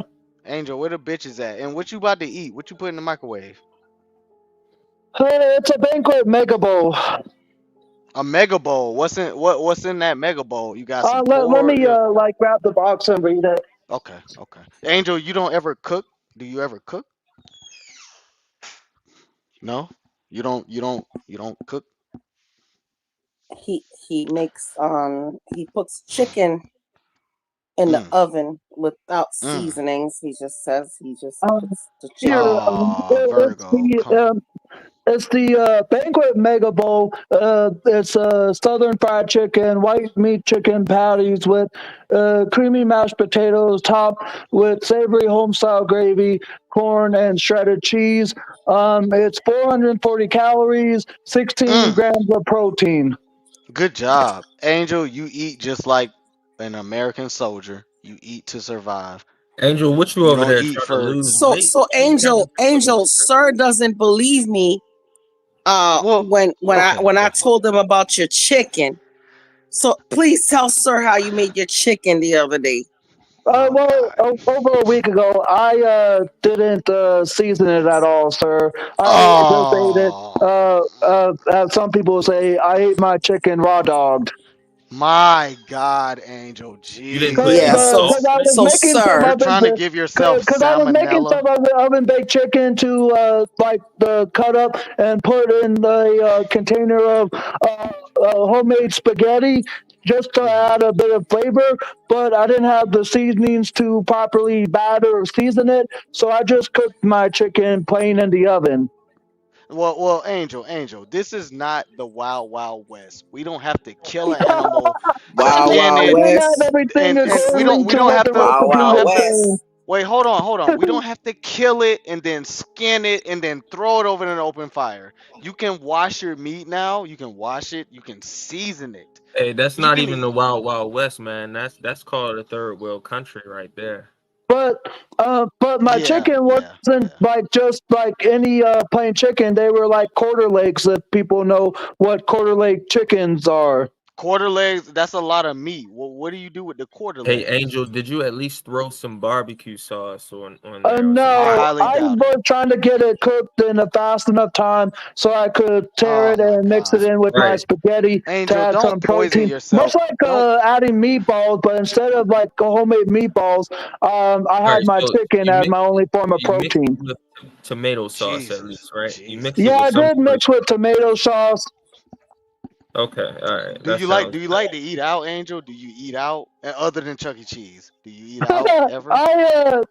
During the time when Subway was actually having their 6.99 Subway? Okay. offer going on for footlongs, I had ordered from Subway about Okay. 5 times in the timing of their promotion because they Okay. had a promotion of 6.99 footlongs from I think late of August to September 9th. Okay, so you stay away from fast food and stuff like that. You try to I've at been least. trying to like stay away as much of like KFC, Jack in the Box, Mm. etc.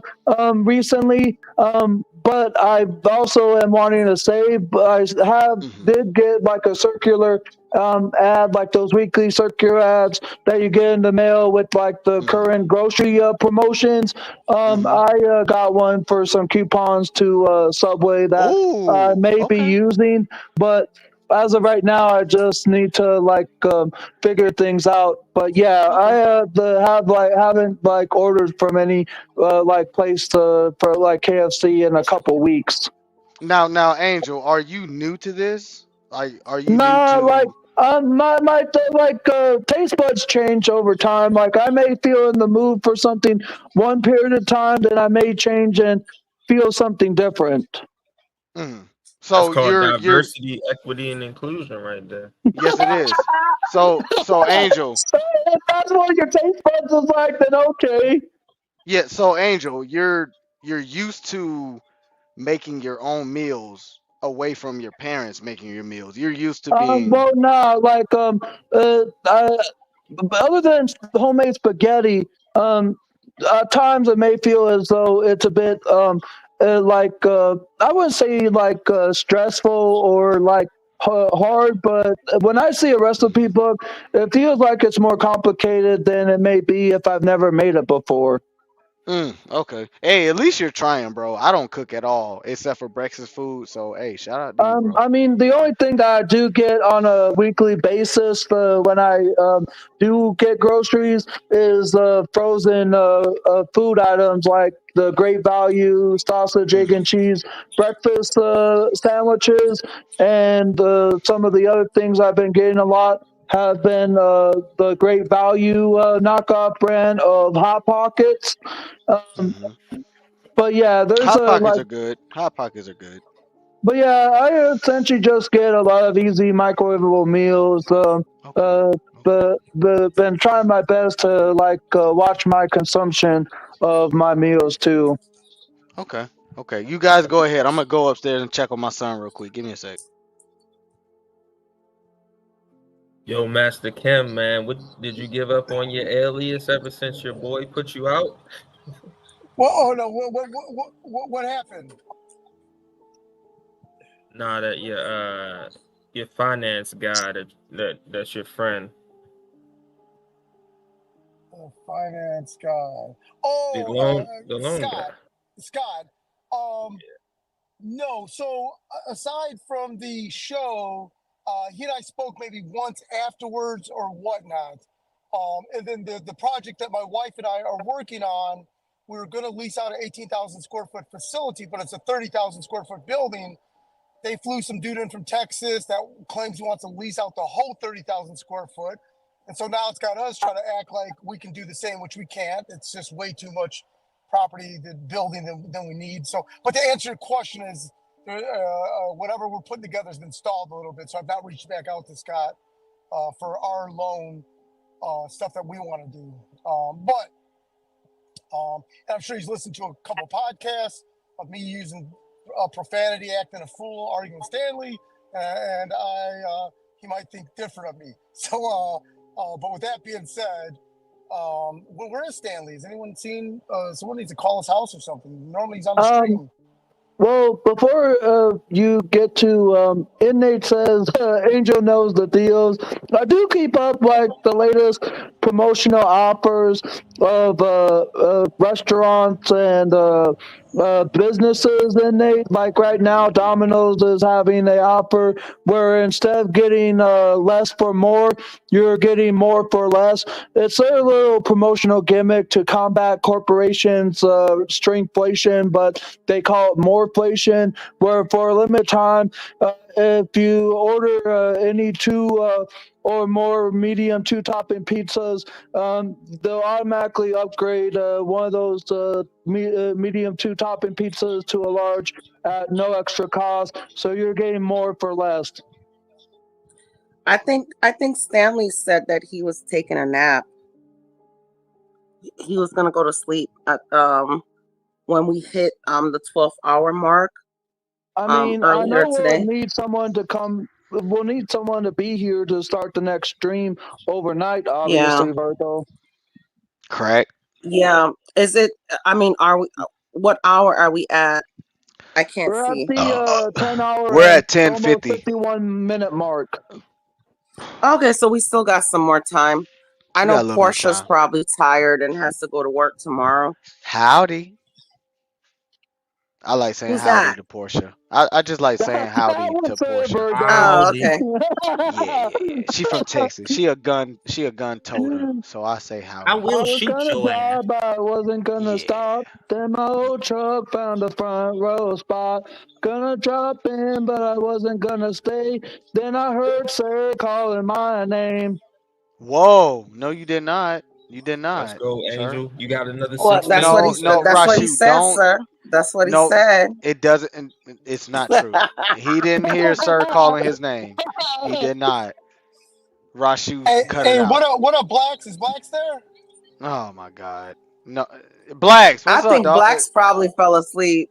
Yeah, he's gonna let Blacks someone got spit some bars and not have He got 3 children in his arms. Right Yeah, now. he got little Yeah, ones Blacks at home. got a so lot he of can- kids. Yeah. He's busy. He's probably putting them to sleep and stuff like that. Probably dinner and putting them to sleep. 6 different times. Jesus. So, Virgo, I live towards Middle Georgia, and Earlier Sunday night, I drove to Fort Pierce and down to Miami. I was in Miami all week. Then I drove back up to Orlando and now driving back home. But the weather was crazy in Florida this week, but just raining It and sunshine. was. Yeah, crazy. It Florida, was like Florida I don't know. honestly has. Go ahead. No, I'm sorry. You could go ahead. You No, can go you're ahead. fine. You're fine. Go ahead. You're fine. Yeah, I was only about to say, yeah, we had so much rain this season that my mangoes didn't even grow. Like I was upset. Like my mango Too much tree rain. didn't produce any. Yeah, it didn't Mm-hmm. produce any mangoes. Yeah, too Yeah, much. so Yeah. I was waiting for my And Master mangoes to come in. and Master Kim, that's why the state of Florida does not have a property tax because they know that. Interesting. Yeah, they know that those houses are gonna go up at some point. Some hurricane's gonna rip your shit out the ground and Right. throw it all the way to Texas. So the I mean, state you of guys have Florida heard does about not. the insurance companies leaving Florida Yeah, now, yeah, right? they leave in Florida. They don't. Yeah, they're Yeah, not even it's insuring insane. property. Now, Garion. Well, Go ahead. Oh, is that Rashu? That was Virgo, That's me, actually, bro. that was gonna say something, sir. No. Who's the man? Is that Rashu? Yeah, that's Oh, me, the bro. one Okay. in the My bad. middle, My bad, yeah. bro. My bad, bro. You sound like Gary, and I'm sorry. But Jesus Christ. respectfully. Gary's cool. Come on, man. But anyway, what I was saying is that the reason why they don't offer uh uh uh Insurance? God damn it, I shouldn't have took that last shot of Tito's. Hold on. You said I'm a insurance. You Oh was talking shit. Yeah. down there Housing. in It was Florida. housing insurance, but it Housing. was it had to do with property. There's a reason why they don't have property tax in Florida because they know that in Florida there's a good chance that your property within the next 15 years is going to be uprooted. You know Yeah, what I'm saying? especially So they properties on the don't coast. exactly. So they don't charge a property tax in Florida. You know what I'm saying? So you're Imagine in my the houses in the It Keys. depends on what county. It yeah, depends on what county. no. Rashu hit the nail on the head. Imagine the people who own houses in the Key West. Yep. Mm. Everglades too. The Everglades. Well, Yeah, I man. mean, once nobody really lives in the Everglades. Nobody well really lives well there. well You'd that's be true. surprised. That's You'd be true, but surprised. Yeah, you there have a are a lot couple of of people that may, but it's not like well, Virgo, there's I no would It's just an say community. example. The Virgo, Key I would West say is it's more the men. populated. Not so. I'm sorry, not men. I'm sorry, Virgo. Virgo, I would say it's the people who, if they own land in those areas, they are already prepared for the worst. You know what I'm saying? They've been Yeah, there they're 20 off years. grid and stuff like that. Yeah. Yeah, they ready for hurricanes. The ones It's that just aren't like Charleston, retired. South Carolina. Charleston, South Carolina still has a lot of slave money. There's a lot of slave money still down here. Well, yeah, from Charleston all There the is way up to no New Brunswick, North Carolina, there's a lot of all antebellum money. absolutely Yep. Juan. Welcome Juan. Good evening, sir. But Hey, what's up, Salute. Juan? Hey, what's up, ain't Juan? nothing. What's going on, Juan? But yeah. Another Easterner. He knows. So the money that's down here in Charleston is old money. It's been spread Mm. out.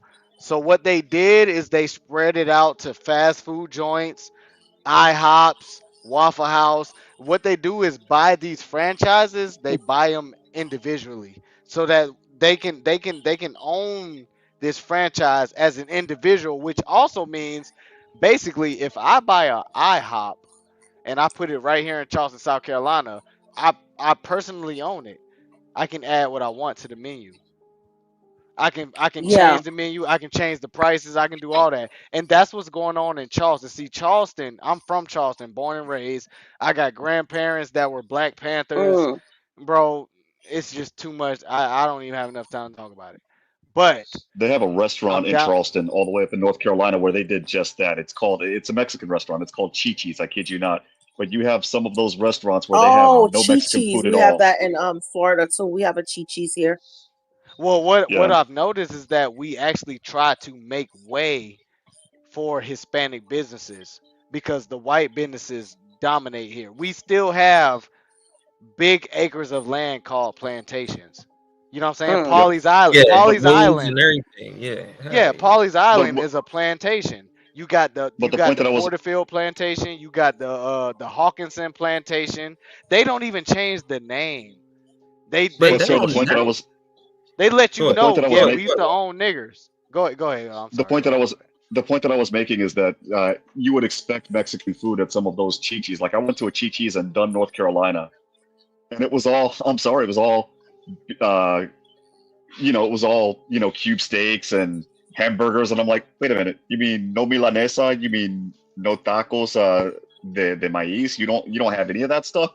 I mean, it was all, because it wasn't all, It it was was all there just to. Tex-Mex. No, it was there. The restaurant was there to move the money around. Is Okay. the reason why the restaurant Yeah. was there. It was to Yeah. to Money prove. launder. Money launder. Well, not money launderer, but it was to complement what you were saying. They're It moving these. almost They're feels setting up like these But family restaurants or can I these can I say something franchises. to what? Let me say something to Go what Go ahead. ahead. Sir I'm just sorry. said. Right? Go ahead. So sir, like, yeah, it is in your face about the history of it, right? But some of these things, it just is what it is, kind of, because that was the function of the area, right? Like, for example, I live off of a road called Rolling Road, right? And the reason why it's called Rolling Road is because back during slavery, right, this was the main highway, and we used to roll barrels of hay down the road. So they literally called it Rolling Road because they would take the hay from the county and take it down to, distribute it throughout, certain metropolitan areas during the time, should I say, or high functioning areas during the time. So Rolling, it being rolling, Plantation rolling. Road, Get that hay a rolling, yeah, rolling, rolling, it being the I'm rolling. listening. Plantation Keep Road going, is brother. probably I'm just listening, brother. Keep going. Keep going. no, I'm just saying, I'm that's learning. probably Go just ahead. representative of what it's been throughout history. So it was just easier to name it that, I Yeah. mean, it wasn't like they recreated the wheel when they came So up with so the you name. think so you think that so you think that where I live at here in Charleston, South Carolina, you think that they did not change the name from so and so plantation to so and so something else simply because of what you just said? Is that what you're saying? To keep the family I'm name? just saying that I'm not trying to deny what you're saying. I'm just saying that it's plausible that they could have kept the name because of its historical value, or Mm. its historical relevance, should I say, to the area. Well, that makes sense. That makes sense That because does. here in It does. It Texas, does. It does. It there's a road does. called Turcotte Road, and that family has been here in Texas since Texas was a country, since it was the Republic of Texas, and they decided to keep that. I mean, they have like tens of thousands of acres of land right before you get to the King Ranch, so that makes a lot of sense. And then in North Carolina, the Harrises, good lord, I think they own like parts of North Carolina, parts of South Carolina, and parts of Georgia. But the same thing, like they have the Harris Group, and it's basically a whole bunch of auto dealerships from like Elizabeth City all the way down to I want to say Myrtle Beach. I could be wrong, Yeah. but Myrtle like Beach. Yeah. they have all of their stuff spread all out there. Jeez. Yeah. I honestly, I think at this point in life, I think that those same families that own slaves, they are the same families that are contributing to PWIs. They're the You same said families. to what, DWIs? Driving while PWIs. PWIs. That is what I It's a term for strongly think. predominantly white institution. Yes, they donate. They donate big money to to these institutions, bro, because they know Yeah, they're but you money know what? makers. But the thing is I mean, we could all pull our money together and donate to the schools that we graduated from. Also, nothing's stopping That's us. I'll true. give you a good That's example of true. that. That's a You, cop you look at out, but that's true. That's true. Well, It's you a look at cop Deion out. Sanders when he coached at Jackson State, and he said, "Well, you know what? All of you professional guys, why don't you donate your money to these particular what do they call them HBCUs or what have you?" Yeah, yeah, And yeah, yeah. nobody wanted to donate a drop, and they have they don't have old money, but they have a significant amount of new money where they could actually drop a bucket, some coins in the booster bucket, for major improvements, but they just You know what decided I not to. you know Go what I ahead. truly think, Juan? I truly think that these individuals are not allowed to allot money into communities that are like themselves. I'm gonna leave it there. They're not allowed to do it. I don't know about that. There are ways that you can move your money around, and that's the problem. You're right. There might be contracts that would prevent them. Maybe they have to donate to a certain booster in Alabama because that's where they went to school and that's where they played ball. But at the same time, your old money people, the point that you're making is that and I'm complimenting on, is that they know how to move their money so that they have plausible deniability. And I'll just be quite honest, blacks and some Hispanics have just not become wise to the game. Yeah. Yeah. They know And how that's to the manipulate the game. And that's the biggest reason why the black community has been literally brainwashed into thinking that they're the victim. It's because they haven't figured out the system. This is why blacks still run around thinking that Trump has been cheating the tax code. In basic financial literacy types of things that most average people know for the most part, that we can't implement in our own community and be able to benefit off of. So therefore we have to argue for reparations. Therefore we have to argue for redlining. Therefore we have to argue and say we're a victim and XYZ. But go ahead, bro. Go ahead. My bad. Well, in my defense, no, you're right. Go ahead. You're right. Yeah, but that doesn't mean that we. Go ahead. I'm That's sorry, up guys. with what he said, sir. Don't try and argue to the smallest point that you may disagree with. Go ahead. No, I mean, go ahead. it's right. No, I actually, sir, I want to hear what you were going to say even though you may agree. I just want to hear the counter because same here. It's relevant. It's relevant. Well, all right. Yeah. Go ahead and say your counter then, sir. Okay. Well, in my honest opinion, at a certain height and at a certain level, I think that when they get Negroes to partake in their coaching scheme, or what they call building yourself into a head coach and stuff like that, when it comes to PWI, I think that the scheme itself is geared towards keeping the best athletes going to PWIs. Simply because go ahead, Juan. No, finish. I didn't mean to interrupt you, buddy. Well, simply because the PWIs, they usually have more money, which means they have more exposure, they have better workout facilities, they have better workout plans for the athletes. I mean, for me, better being trainers and everything. Better trainers. I mean, they have guys that are geared. Their job is to get you to the NFL. Period. And that's what the black man is looking for. So There was that one guy that used to come up on the panel all the time on CTs, and he was a nutritionist for something like that, I believe. I don't know if you remember. You see how they feed certain athletes. Certain athletes got to eat this. Certain athletes cannot eat this. Some athletes got to go a day without eating. Every PWI has a workout plan. Well, they have it. They have everything worked down to a science. But again, the point that I'm making is that in today's day and age, well, before inflation took over, right? But if minorities played their cards right, we would be able to do the same thing. I mean, we did do it in the '70s, and you had an HBCU that was winning back-to-back national championships. That would be Florida A&M University, the Rattlers. They were feared back then, and then all of a sudden, everybody just fell off. Now, what they're doing, and I strongly disagree with it, is they're basically trying to shame your black and minority football players or sports players into saying, hey, well, you're going to a PWI, which I'll be quite honest, between you guys and myself, I fucking hate that term. But I digress.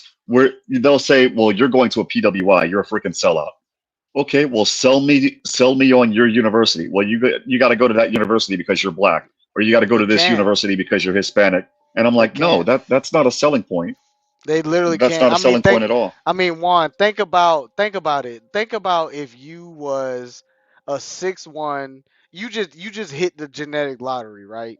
So you coming out of high school at 6'1", 200 pounds, strong safety. You're like number 3 in the state. You just happen to be big as fuck and good as fuck.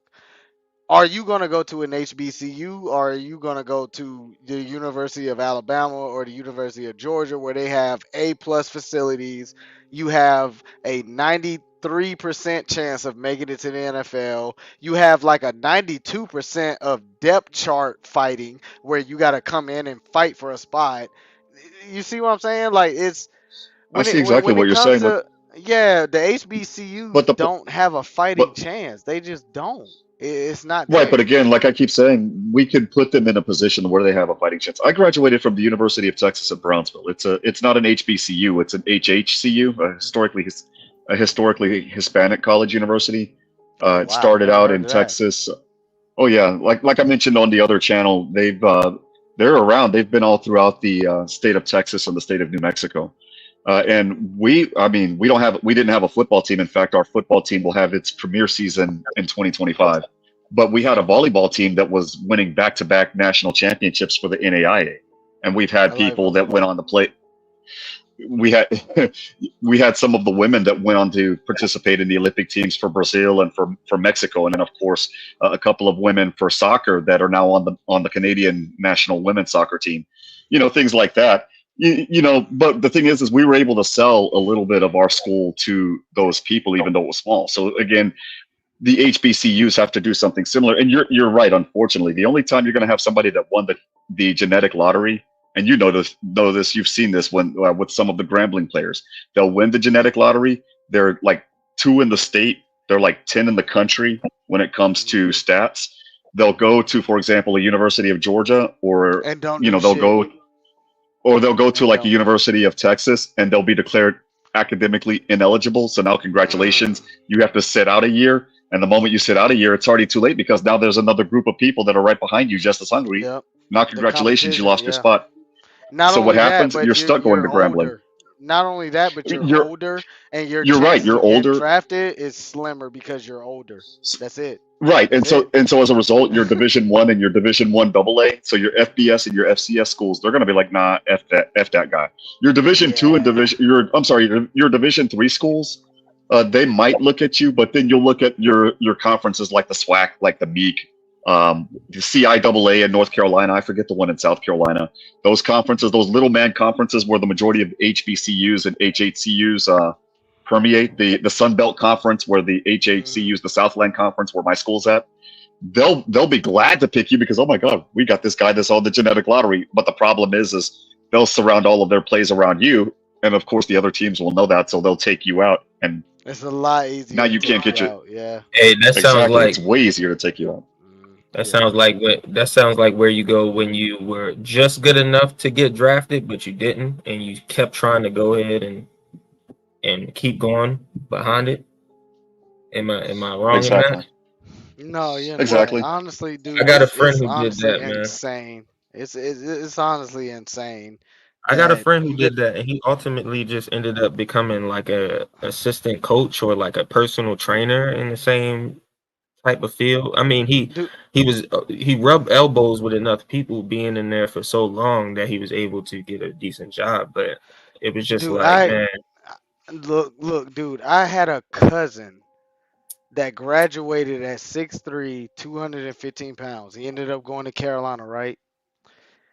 I would say after his sophomore year at Carolina, they got him all the way up to 245. He was 6'3", 245. This guy was Yeah, they still now dominate. He was a dominating force in high school. State championship 3 years in a row. He went to Carolina and couldn't do shit. They got him all the way up to 6'3", 245, and he's getting trucked on kick returns by a corner. Y'all remember that corner from Georgia, Brandon Boykin? Brandon Boykin played about 8 years in the NFL. He trucked my cousin, Demario Jeffrey, that played for Carolina, 6'3", 245. This guy was like 5'11", 180. It was a kick Demario return. Jeffrey is your cousin? Yes, sir, he is. Yeah, first cousin. Man, I don't mean to clown your cousin, but he had some of the worst performance at Yeah, Carolina. he My did friends here pretty in Texas terrible. would tease me. Yeah, bro, Terrible's a compliment. and Terrible's a Juan, compliment. that guy dominated high school football. Dominated high school football in South Carolina. But when he went Well, to you know, Carolina, he didn't do shit. He didn't do but the a thing is fucking thing. everybody's just as big, just as fast, just as strong. Another example of that would be Exactly. Andrew Luck. Exactly. I looked at Andrew But Luck when he played for it's just like with Stanford, and John. he was trucking players. As quarterback, he was trucking players. And then he went to Indianapolis, and they're like, why is it that he's not making it past the line? And I'm like, you got to understand, those people are just as fast as he is right now, man. Just as Like, you got to big, step just his as game up. fast, and But they look, may it's be just like better. it's just Yeah. like what John said, like last week or something like that. It's like it's certain people who are like freaks of nature, genetic freaks of nature, whereas though like Genetic lottery. Yeah. even the size don't match the output and power. You see what I'm saying? Yeah, that was like when I played high school football and we played against the Clinton Dark Horses and when Willie Parker was on the team. And my friend, when he got off the field playing defense, he told me that dude's going pro because he went to tackle him. Like you saw the hole open up, so you knew to plug in that particular hole. They all went and plugged in the hole. They grabbed him to try to tackle him. He lifted them up and still ran. You're just gonna bounce right off of them. Yeah. Yeah, that's exactly what happened. That's exactly what happened for Chris Reed. Those guys, like I said, they hit the genetic lottery and they are just born to dominate that sport. Now, once they get to college, that's a different ball game because now you're out there with guys that are the same size as you and they just might be better. Even if they're white. Even the white boys in college, they gonna shit on you, bro. They gonna take Dude, a I saw big that shit on you. I saw that Nebraska Colorado game last Saturday. And man, those Cornhuskers, you could tell they were corn fed. I'm like, dude, this was not the same Nebraska that Colorado ran all over last year. I'm like, dude, last year, I don't know what happened. They was ready. They was ready this year. They were ready. Prepared. Them white boys was pissed off, and they was corn fed, mashed potato fed, Salisbury steak fed. Them boys is coming. Those are monsters, Right. and those white boys will never play a down in the NFL. That's what's crazy. But you know what? They were also just as nice because when Shiloh Sanders broke his arm, weird as it sounds, all team, everybody on that team, and also half of the fans were like, dude, we're Cornhusker fans, but we don't want to see anybody hurt. We hope that you're doing okay, and we hope that you have a good rest of your season now that our rivalry's done. And I'm like, dude, you don't see that in sports. Real quick for Chris Reed's comment, I am not paying $2,000 to watch professional flag football. Did you guys see the kickoff rule changes in the NFL? I did. Man, I'm sorry, but no, I'm done. I'm done. I'm not with it. Yeah, I'm not with it. I think honestly, with the new rules as far as kickoff, kick return, they're just giving the offense a better chance to make something happen. They're giving the What's the new offense a rule? better field advantage. You know what I'm saying? With that new kickoff return. What's the new rule? Instead of you getting tackled at the 18, 19, you're probably getting tackled around the 26, 27. Yeah, more like the closer 35 to to 40-yard 50. line. Yeah, closer to that, to where your offense can make something happen, and now they can generate more of an exciting game. I get it. If football's a Basically game turned of it into inches, professional flag football. they turned it into WWE. It's football in the That's WWE exactly what they did. form. Bro, that's all what it is. everything is becoming now. It's called kayfabe. The whole scheme behind what WWE is kayfabe. That's what politics is becoming. That's what sports is becoming. Media is already becoming that.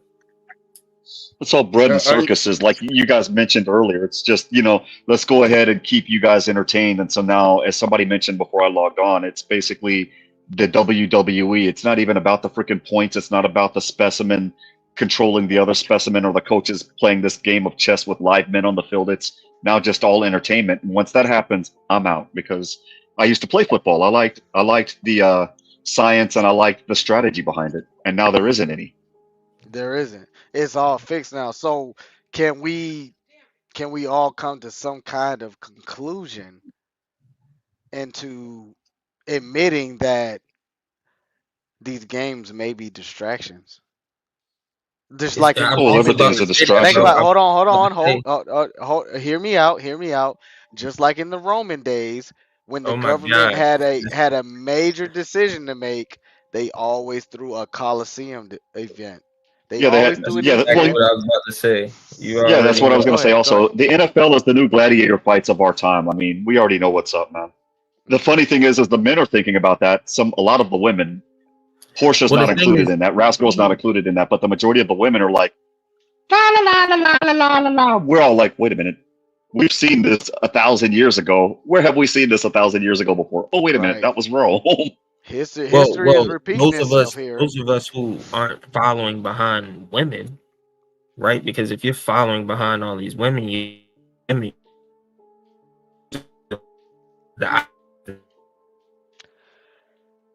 When you say that, The goddess of love just took his mic. yeah, the Lord Almighty.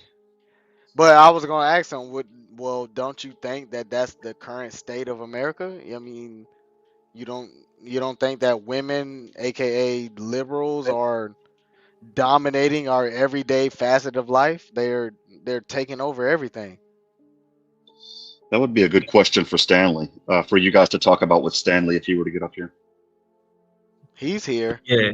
Are you He's asking just me, in the bro? bushes eating dinner right now. He'll be back. Go ahead, Rashu. I'm sorry. No, I was saying, are you asking me that question, or are you just asking in general? No. I was asking you. I mean, come on, man. Of course. Of course. That was the Yeah. point I was trying to make. Yeah. But yeah, man, of course. Of course I feel like that. That's true. So I'm not the only guy up here who thinks that you know, I was about respectfully. to raise the same point that you raised. No, All it's of the this same point. It's the same point. But I'm not the only guy up here that thinks that, guys like Steph Curry, LeBron James, Kevin yeah, Durant, that's they're all those are the type of guys frauds. I'm talking about. They're the simps. They're frauds, yeah. They're trying to appeal to women. The masses. Not women. It's And also it's the masses. It's entertainment value. You look at when LeBron James went from Cleveland to Miami, and when he went to Who are the Cleveland to biggest Miami, it was so that consumers? Who are the it was biggest so that he could consumers? get. It's the thing is the point that I'm making is that when he went from Cleveland to Miami, he did it so that he could get a championship ring. He said he wanted to do that just like Jordan, and Jordan's like, dude, Right. we were trying to defeat them. We weren't moving from team to team. We Yeah, wanted to beat Jordan didn't switch teams. He stayed with the same team and he did it with that team. Go ahead, Juan. I'm sorry. You know better. I didn't Go say ahead. anything. I was gonna let you and Rashu continue. I'm sorry. No, you're right though, because the dynamic was different with how LeBron did it compared to Jordan, but LeBron was completely competing against Jordan. I honestly don't understand why motherfuckers forget about Allen Iverson, but that's just my opinion. Whatever. Allen Iverson and that crossover was nice, man. That was Jesus nasty. Christ. When he crossed over Jordan and damn near made him fall down. Hey Juan, that was nasty. Hey Juan, in my honest opinion, Allen Iverson was one of those basketball players that was not okay with playing ball. And that's why he didn't blow up to be a LeBron or a Kobe, or he wasn't okay with Yeah, being I in agree. Hollywood. He wasn't okay He with was being in going Hollywood. through a lot of stuff. He had just gotten released from a wrongful conviction in the Commonwealth of Virginia. I mean, it was like everything that could hit him. And I'm sorry, but men, not all of us are built the same. Juan, look at it this way, because I think it's kind of a correlation. Look at how Kevin Garnett got caught up in some bullshit coming out of high school. Now, why is this happening so often with these high school basketball players? Look at Ray Lewis. He's not a basketball player, but maybe these guys at an early age was not willing to play Even ball. Kobe Bryant. Yeah, even Kobe Bryant. Even Yeah. Kobe. Maybe Like these 21 guys years was, old. and caught a charge. Now, maybe these guys was not okay with playing ball until they saw how realistic not playing ball is, and that made them play ball. Notice how all these guys caught these little charges in high school. They weren't little charges. Those little charges, man. No, you're right. They were massive. Even Kevin Garnett's charge was damn near, I would say, life in prison. It was a lynching charge. Ray Lewis también. Ray Lewis, you apply the same set of facts to me or you, we would be We wouldn't be We'd on be in YouTube prison. right now. I'd like men right now because I've been in prison so goddamn long. You right, Juan. I'd be a man. We lover. would be. Kevin Garnett's charge was what? I'm just saying, if I would have caught that charge they caught in high school, I'd be in prison right now. But No, I'm these saying what motherfuckers. was it? What was it though? I'm not Oh, aware. it was Ray Lewis. Kevin Garnett caught a lynching charge. Ray Lewis caught a murder You said charge. what? Damn. Lynching. Hold on, he called a Lynching. lynching? Lynching is when you beat up somebody and it's 2 or more people. They call that lynching in the Basically, South. it's basically a mob melee. It was Yeah, basically a mob you melee. jumped on one guy, and Okay. Kevin Garnett Yeah. basically got into And you a talking fight with about Ray somebody. Lewis? And Ray Ray Lewis Lewis was caught an a accessory murder to charge. murder. He caught He a was an murder accessory to charge. murder. Yeah. And Right, again, he same set of facts. somebody. You apply the same set of facts that were applied to Ray Lewis to me. I wouldn't have a not guilty verdict. It would be Juan, inmate number 1255789. Yep. It's kind of like that Juan was thing not the a other day. 5-star. Juan was not a 5-star recruit, so Juan would be in prison right now. Basically, that's what he said. Doing life without parole. Doing That- life that's without exactly what would parole. happen. Tyreek But situation Ray we Lewis saw is able. on camera? Go ahead, Rushu. Go ahead, Rushu. I'm sorry. No, I'm saying you mean like that Tyreek situation we saw on camera the other day? It wasn't the same. Nah, It both of wasn't them. the same. Both of them were in the wrong. Tyreek was in the wrong because he was doing 100 Tyreek miles was in a wrong. 30. No. And then that cop was just too amped up. Tyreek should have went to jail. Hold on, time out. What I'm talking about is we would have got locked up in that situation. He got out of Right. hand. And we should have. on the scene. Yeah. I mean, Right. 100 doing 100 and a 50. Was that the that's same a charge. scenario? Yeah. Dude, in Georgia, that's a I would- super speeder in Georgia. And Georgia don't play. Them Georgia state troopers don't fucking play, bro. You going to jail. GSP, that's why they call them God's special people. not They will play. take your ass in. Them motherfuckers act like they FBI. They gonna lock your ass up, bro. They don't give a fuck. I'll be right back, So fellas. if Rashu, to answer your question, yes, if it was me or you doing that shit, we'd be locked up, life without parole. Period. But Not life since without this parole, guy- but we would be locked up as we should be. But with this guy being looked at by the University of Miami, the University of Georgia, those guys, that shit kind of gets swept under the rug. Look at that Georgia player last year that got caught in that high speeding incident that killed another player, and he was with one of the counselors from the school. And they sued the school, and they They sued settled the school. last week. They sued the settled, school, and that nigga they settled. still went top 10 in the NFL draft. Still went top And 10, and he killed somebody. He killed somebody. Two people. He killed two Two somebodies. people. Two. That's But wild. simply because he was a top 5 draft pick, they let him and the counselor go. The white woman, she's not at Georgia no more, but she's probably working somewhere at Kansas State University, somewhere else. Yeah, I like Kansas State, man. Go Wildcats, I like. dude. I ain't gonna lie. Juan, I was stationed out there in Kansas. I hate Kansas State simply because they fucking win games. I hate them. They know how They to win football games the weirdest ways. Like you'll see Kansas State play in basketball. They'll play the University of North Carolina. I'm a And they'll Tar beat 'em. Heels fan when it comes to. I hate and it'll be close. It'll be like North Carolina's up by 2 points. You got like literally 0.9 seconds left, and they'll just throw this insane shot, and it'll go in. Bro, Juan, I was stationed at Fort Riley when Auburn went and played Kansas away, and Kansas damn near beat them. Kansas State, I'm sorry. Kansas State damn Kansas near State beat darn near Auburn. rocked them.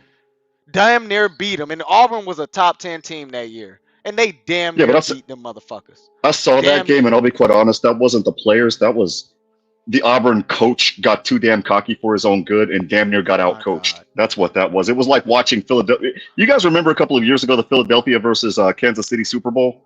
It was literally question of It was a question literally of he who controls the clock wins the game because the defenses were literally identical. The offenses were literally identical. They could all read each other. You weren't really going anywhere. So it was literally clock management that won the game, and Philadelphia basically folded. That was like the Kansas State Auburn game to me. It was like both teams had similar offensive schemes. Kansas State has a different defensive scheme. However, it was an issue of who's going to do better controlling the clock and the timeouts. And Auburn damn near lost that because their coach was just like, oh, it's a Big 12 team. We can run all over them. No, you can't. No team is a pushover in FBS, buddy. None. I would say, and Division One AA, ain't no team will push over. Anybody is liable Appalachian to State show up. versus Michigan, buddy. Remember that game? They beat Michigan, yeah. That they tried to Yeah, kick that that field was. goal and they blocked it and damn near ran it back. Yeah. Yep. I'm not gonna lie. Michigan is the tail end of upsets. Because every time Michigan comes down south to play South Carolina, we beat them. We got bragging And it rights always with happens Michigan. after. And it happens almost every year after they're either they're high like in the top 5 or after they win a national championship. What happened this year?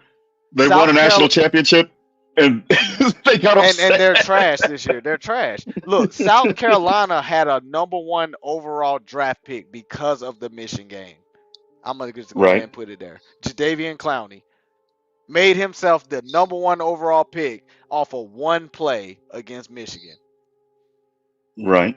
That's well, it. Even then, I'll be quite honest. College football, because of that, that's the college sports period. That's the last set of sports that I'm paying attention to.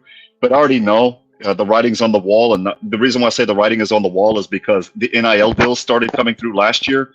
The moment I saw that, I'm like, dude, the money, the wealth. You know how the wealth shifted upward when the beer flu pandemic hit us? Yes, sir. The wealth just shifted upwards when it comes to the top 4 conferences because of the NIL deals. I'm like, dude, East Carolina. Like I told a buddy of mine, East Carolina University, that was a school that I had gotten accepted into before I moved to Texas. Used to give South Carolina East Carolina. Yeah, my bad. They used to give South Carolina a run for their money every year. And in some years, they actually beat them. Actually beat the University of Miami in 1999. Darn near beat Florida State when Deion Sanders was playing for Florida State. Now, it will be virtually impossible because ECU is in the American Athletic Conference. All of the money went to the ACC, went to the Big 10, went to the Big 12, and went to the Mountain West. You're not going to see money go to these smaller conferences anymore. Same thing with the school that I graduated from, the University of Texas at Brownsville. Now the University of Texas Rio Grande Valley. They're in the Southland Conference. There's no way in hell they're going to be able to play against an LSU or, God forbid, a UT.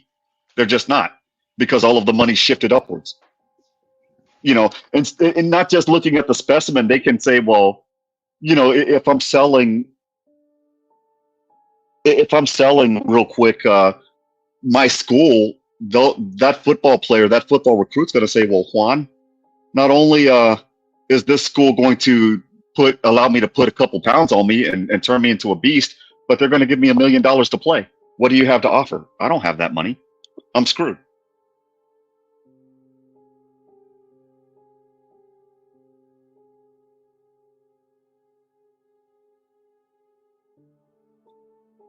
Okay, I apologize for running my mouth, guys. Is anybody there?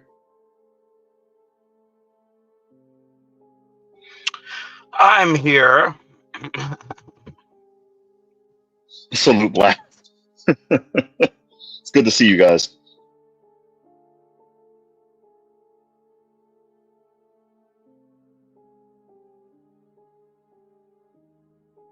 Chris Reed says, let's not forget about Dennis Rodman. Yeah, him too. Went to an NAIA school. What was it? Southwest Oklahoma, I think.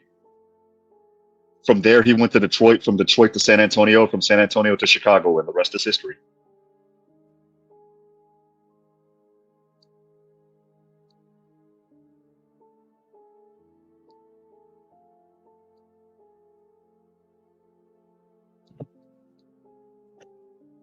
Yo, are we still here? What's going on? Yeah, we're still here. Oh, okay. I could have sworn he played with the Pistons. I could be wrong. Yeah, he played for Detroit, and then after Detroit, I think he played for the San Antonio Spurs. That was when he had that fiasco with Madonna. Yeah. And then from San Antonio, he went to Chicago, and the rest is history with Chicago. His rebounding skills were just top notch. Became the best defender in the league, baby. But now, in today's era, with NIL money, he wouldn't be able to go to the NBA.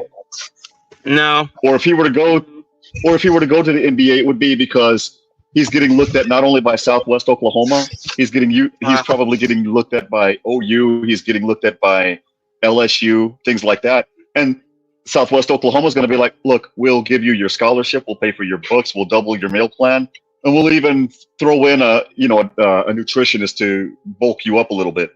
But Southwest Oklahoma OU's offering me $3 million to play basketball for their school. What do you have to give me? At that point, it's a wrap. Game over. Yep. And then it's a game of attrition. And then really, you'll start to see better quality of players, but in bigger conferences, of course. Small conferences are kaput. Yeah, we're done. Like I mentioned, all of the money shifted upwards because of NIL. All of it. So the conference that my university's in. I don't know, man. I'm pretty much not opposed to that. However, some people are. I don't mind them getting paid. They have to. Let's be honest, blacks. You and I both went to college. If you didn't have a GI Bill, that freaking that FAFSA Pell Grant money wouldn't have done anything. Oh my goodness! I'm seeing it with Tell my me about it. Tell me about it. Doesn't pay for a damn thing. And no, it doesn't. Then I had a job. And for the people yeah, go ahead. No, go ahead. I didn't mean to overtalk you, buddy. I was saying I had a job while I was in school in my freshman year, and that was worthless. I had to get up at 4 a.m. in the morning because I made omelets for breakfast. Well, imagine imagine the sports players. They would be like, the argument was, well, they get Pell Grant money and they get a full scholarship. Yeah, the Pell Grant money is like $2,500. That literally covers their meal plan. Yeah, it doesn't cover anything. I got a partial scholarship because I played football in college, but I had because I'm visually impaired. I had the blind exemption, so thank God my student loans weren't as bad when I graduated with my undergrad degrees. I was only 25,000 in the hole, whereas other friends of mine were like 60, 70,000. So Juan, you were just playing defense? When I played high school football, I was an offensive guard, which was stupid. A guy my size, I wasn't going to be able to block those dudes. You weren't reaching up too high, huh? Absolutely not. That's hilarious.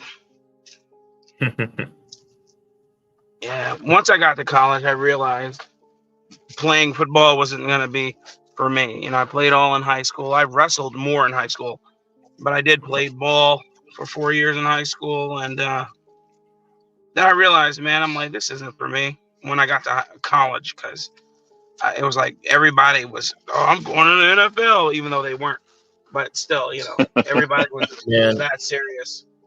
Man, I realized high school football wasn't for me when my friends were telling me about 3-a-days. And I'm like, man, I'm not about to go out here 3 times a day.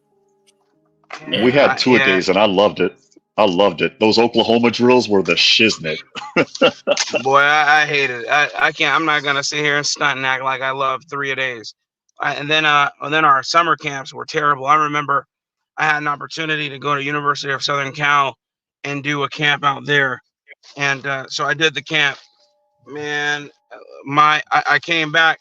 My coach for my high school team was pissed. He was like, "You did that camp over coming to our camp." Oh my God, man! He nearly made me quit. He nearly made me quit the team. Well, for the guy that commented about The Blind Side in the chat, I had that movie and I threw it away after Michael Lord did what he did. It's like, dude, you literally bit the hand that fed you. That is some bull. Hey, let me ask you a question. Do you think he lied? Do you think that he lied on them? Do you think that they really were that altruistic for him? I'm just asking. Whether he did, whether he did or not, any parent that went to a big university that wants to adopt a kid just because they have, heart. Now, congratulations, because of his dumbass. Every single adoption for that reason is going to be called into question. So to me, it's like, congratulations, you idiot. You played yourself. And well, he did play himself. I played the ultimate nerd sport as a high schooler. What's that? I was a sponsored radio controlled car driver. Oh, that's right. You told us about that. That's cool, man. They didn't have that for us. Well, hey, man, it was well, remember you talked about the monster truck shows? Yes.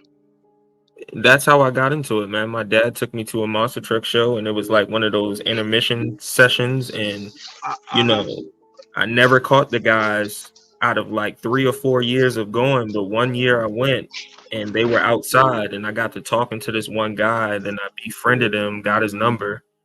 He's like, look up hobby shops. And this was when the Yellow Pages was out. Looked it up. And then from there, you know, dial up came out, and then you start trying to look for tracks, and then you find out, oh, tracks are everywhere. Oh, there's a sanctioned organization. Then you go pay for to be sanctioned, and then you race for a while. And if you get good, you know, sponsors, you know, will find you. Sky's the limit. Sky's the Yeah, limit. yeah. Eh? That's amazing, man.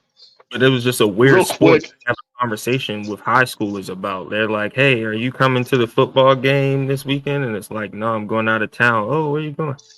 And then you got to explain the whole deal. And You know, as a child, you don't understand that. You know what I mean? As a child, you get made fun there. of. Yes, yes. And I was always the one on the receiving end of the being made fun of for doing things that were, you know, out of the norm. Because not only was I a jock, but I was a nerdy jock, meaning I was on the chess team, you know, captain of the chess team. I also was a math elite, you know, well, gave myself the college try of being a math elite. I was on the debate team. So I was always a cool guy, but I was also just a nerd. And yeah, that sounds like me, man. Yeah. If you travel and do other things outside of the norm, they're like, why are you doing that? And you're like, because I like to do it. why wouldn't I do it? That was the reason why I joined band, because I liked it. There you go. I was also in band. Yeah, I played the drums. Yep. Contrabass, clarinet, gang. That's hilarious. I was in choir, first tenor, first chair, all city. Then I was also first tenor, first chair, all state. I loved it, man. I was first chair contrabass clarinetist, all county, all district, and then I was a runner up for all state. Wow, that's amazing, man. I didn't do all that, man. I played the snare in the band at my school, at a Christian school. I used to love seeing the quads.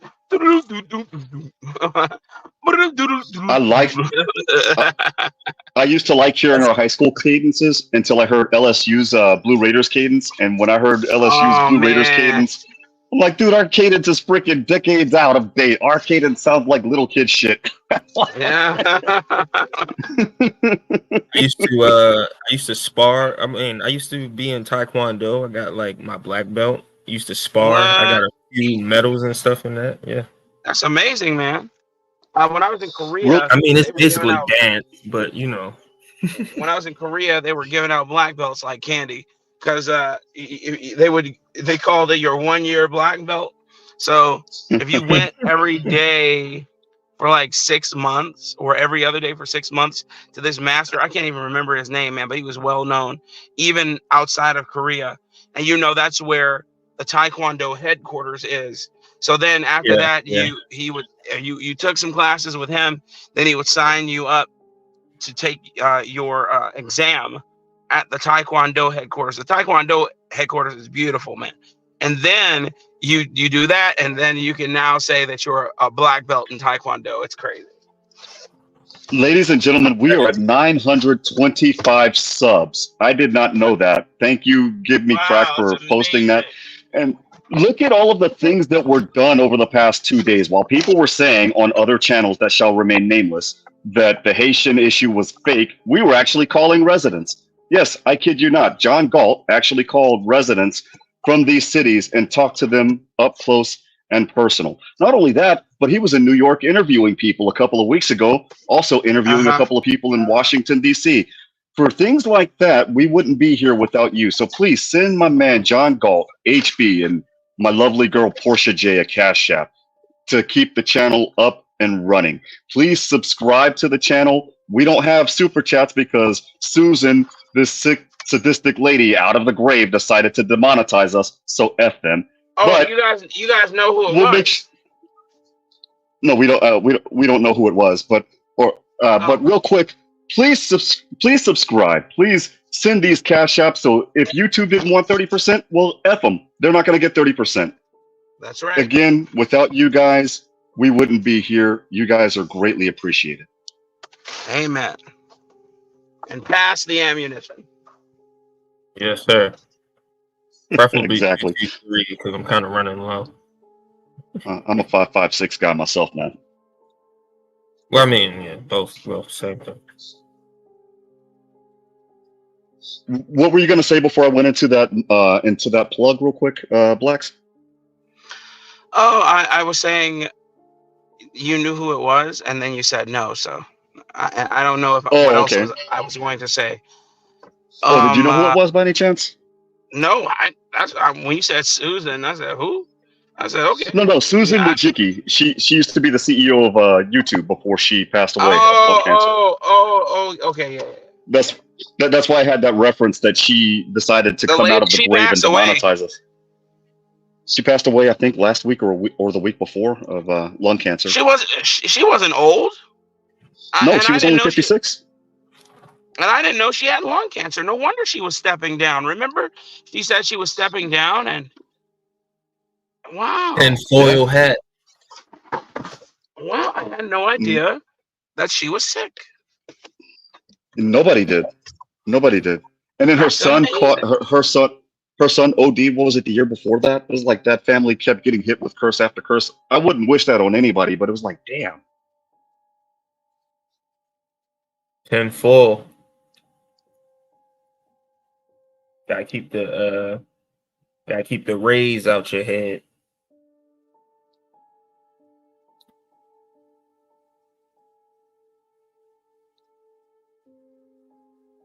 Absolutely. So today, real quick, Blacks, I think you probably listened to the show this morning. John Galt called this store. And it was funny because one of the callers that talked about that store was like, man, and these people are mean. And sure enough, when John calls this store, Blacks, when I say they were mean, mean was an understatement. I'm busy right now. I have you on speakerphone. He said he called the store and they were mean. Oh yeah, you gotta rewind. You gotta listen to the.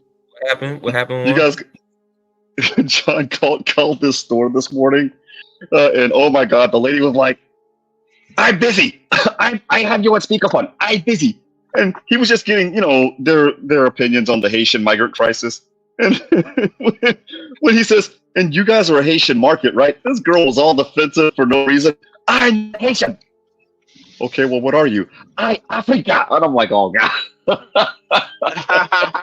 chick, calm down. It's like the type that's mean for no reason. That's funny. I hope Portia clips it, or give Crack clips it, because you have to see it. What I'm talking about, the way I'm talking about it, gives it no justice. Sounds like she's practicing her American black woman.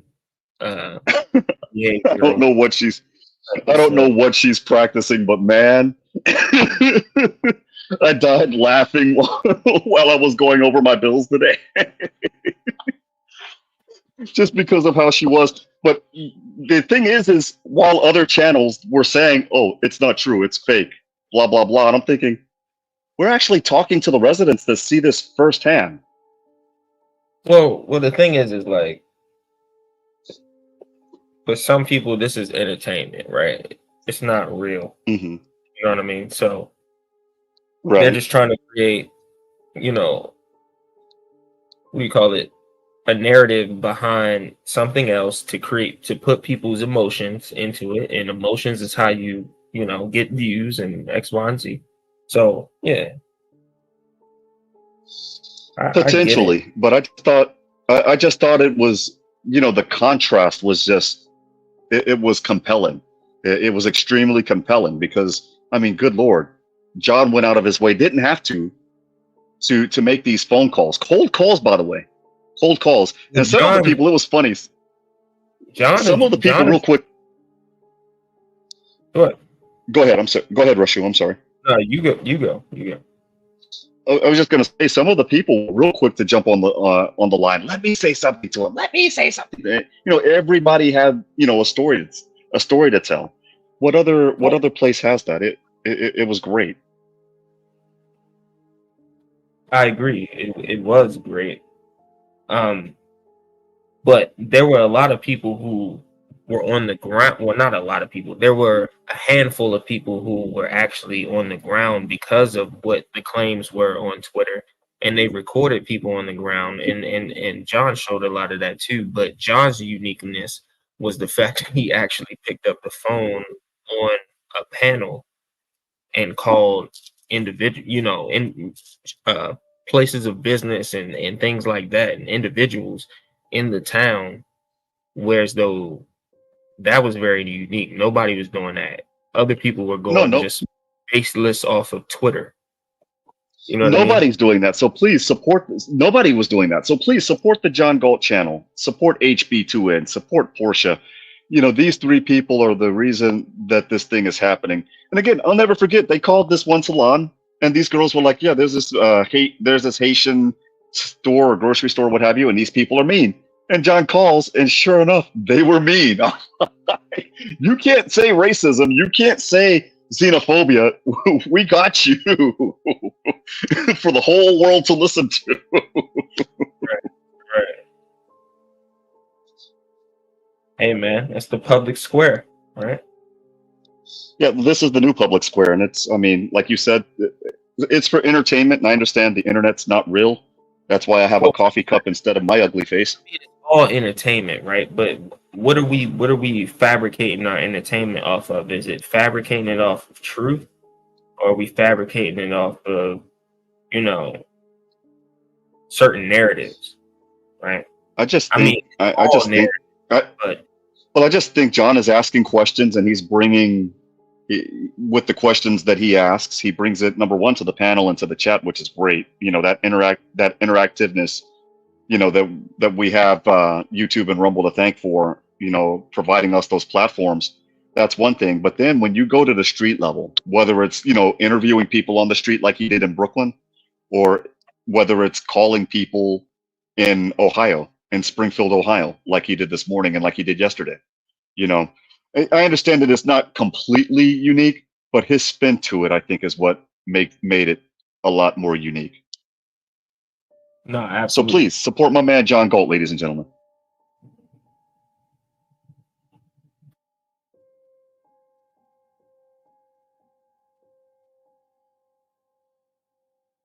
Real quick, Nas 415 before I log off, which is going to be weird. I hope somebody comes on because, well, everybody needs to log off anyway in a couple of minutes. We got about 10 minutes before the 12-hour mark. But I'm visually impaired, so my vision is 2400. What I see 20 feet away is the equivalent of what you see 400 feet away. With glasses, is 2200. What I see 20 feet away is the equivalent of what you see 200 feet away with glasses. But I could see colors, so my job was just simply block the guy with the other color. It wasn't that hard. We wore blue and gold jerseys. If there was a white and red jersey, or if there was a light blue with black numbers jersey, I hit that jersey. That's how I looked at it. That's a good question, because I was definitely going to ask that earlier, but I just halted. You know what I mean? But Juan, did you see that Georgia dismissed the charges against Trump? I don't know if he talked about that already. Probably did. I did, but Fani Willis is looking at appealing the dismissal, which she's got other problems to worry about. It's not going to go anywhere. Didn't they say that she doesn't have the authority to that's one of the that's one of the appellate points. Her appeal that's one of the appellate points. Well, she's already in trouble anyway because, again, under the court of public opinion, she lied, even though, good luck proving the lie. But the moment that you saw Nathan Wade and, get out of the car with her, and then she jumps in, oh, he's just a friend. Yeah. Pardon my language, but bitch, you just got caught in 4K. But then he actually started talking as if he had some sort of authority in the situation. That was weird. He didn't talk at all. I don't know which video you're listening to, but or that you saw. He was quiet the entire time. He was literally. I saw the emasculation of that guy every in every real second time. per second. Yeah, in real time on that video. It was like, dude, wow. Yeah, I must be Bruh. right because I swore he said something. He asked the question. I'm at saying least he one spoke. He spoke briefly, but never in an authoritative manner. He was always. Oh no! But he spoke like he was concerned. He like, was he was beta AF. His shoulders were slumped, his head was bent forward. He was beta AF. 100%. But that's not what I'm trying to say. What I'm trying to say is it's like if you're just a guy who was smashing some chick who had a child, you get a phone call, you guys roll up there together. You being the guy that she's just busting down, I don't see that you're getting out of the car in the first place. And if you do, I don't see you speaking to the cops at all. It's not your situation. It's not your fight. It's not your fight. Why are you? What I'm saying, like, don't get involved. Nothing should be. I don't even want to be on camera. I wasn't there, right? So that's the position that I'm coming from. Tell me I'm wrong.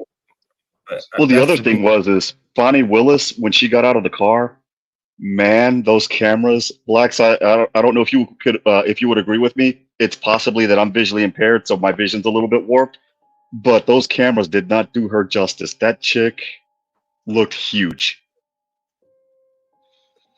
Yeah, not only that, she aged 15 years before our eyes.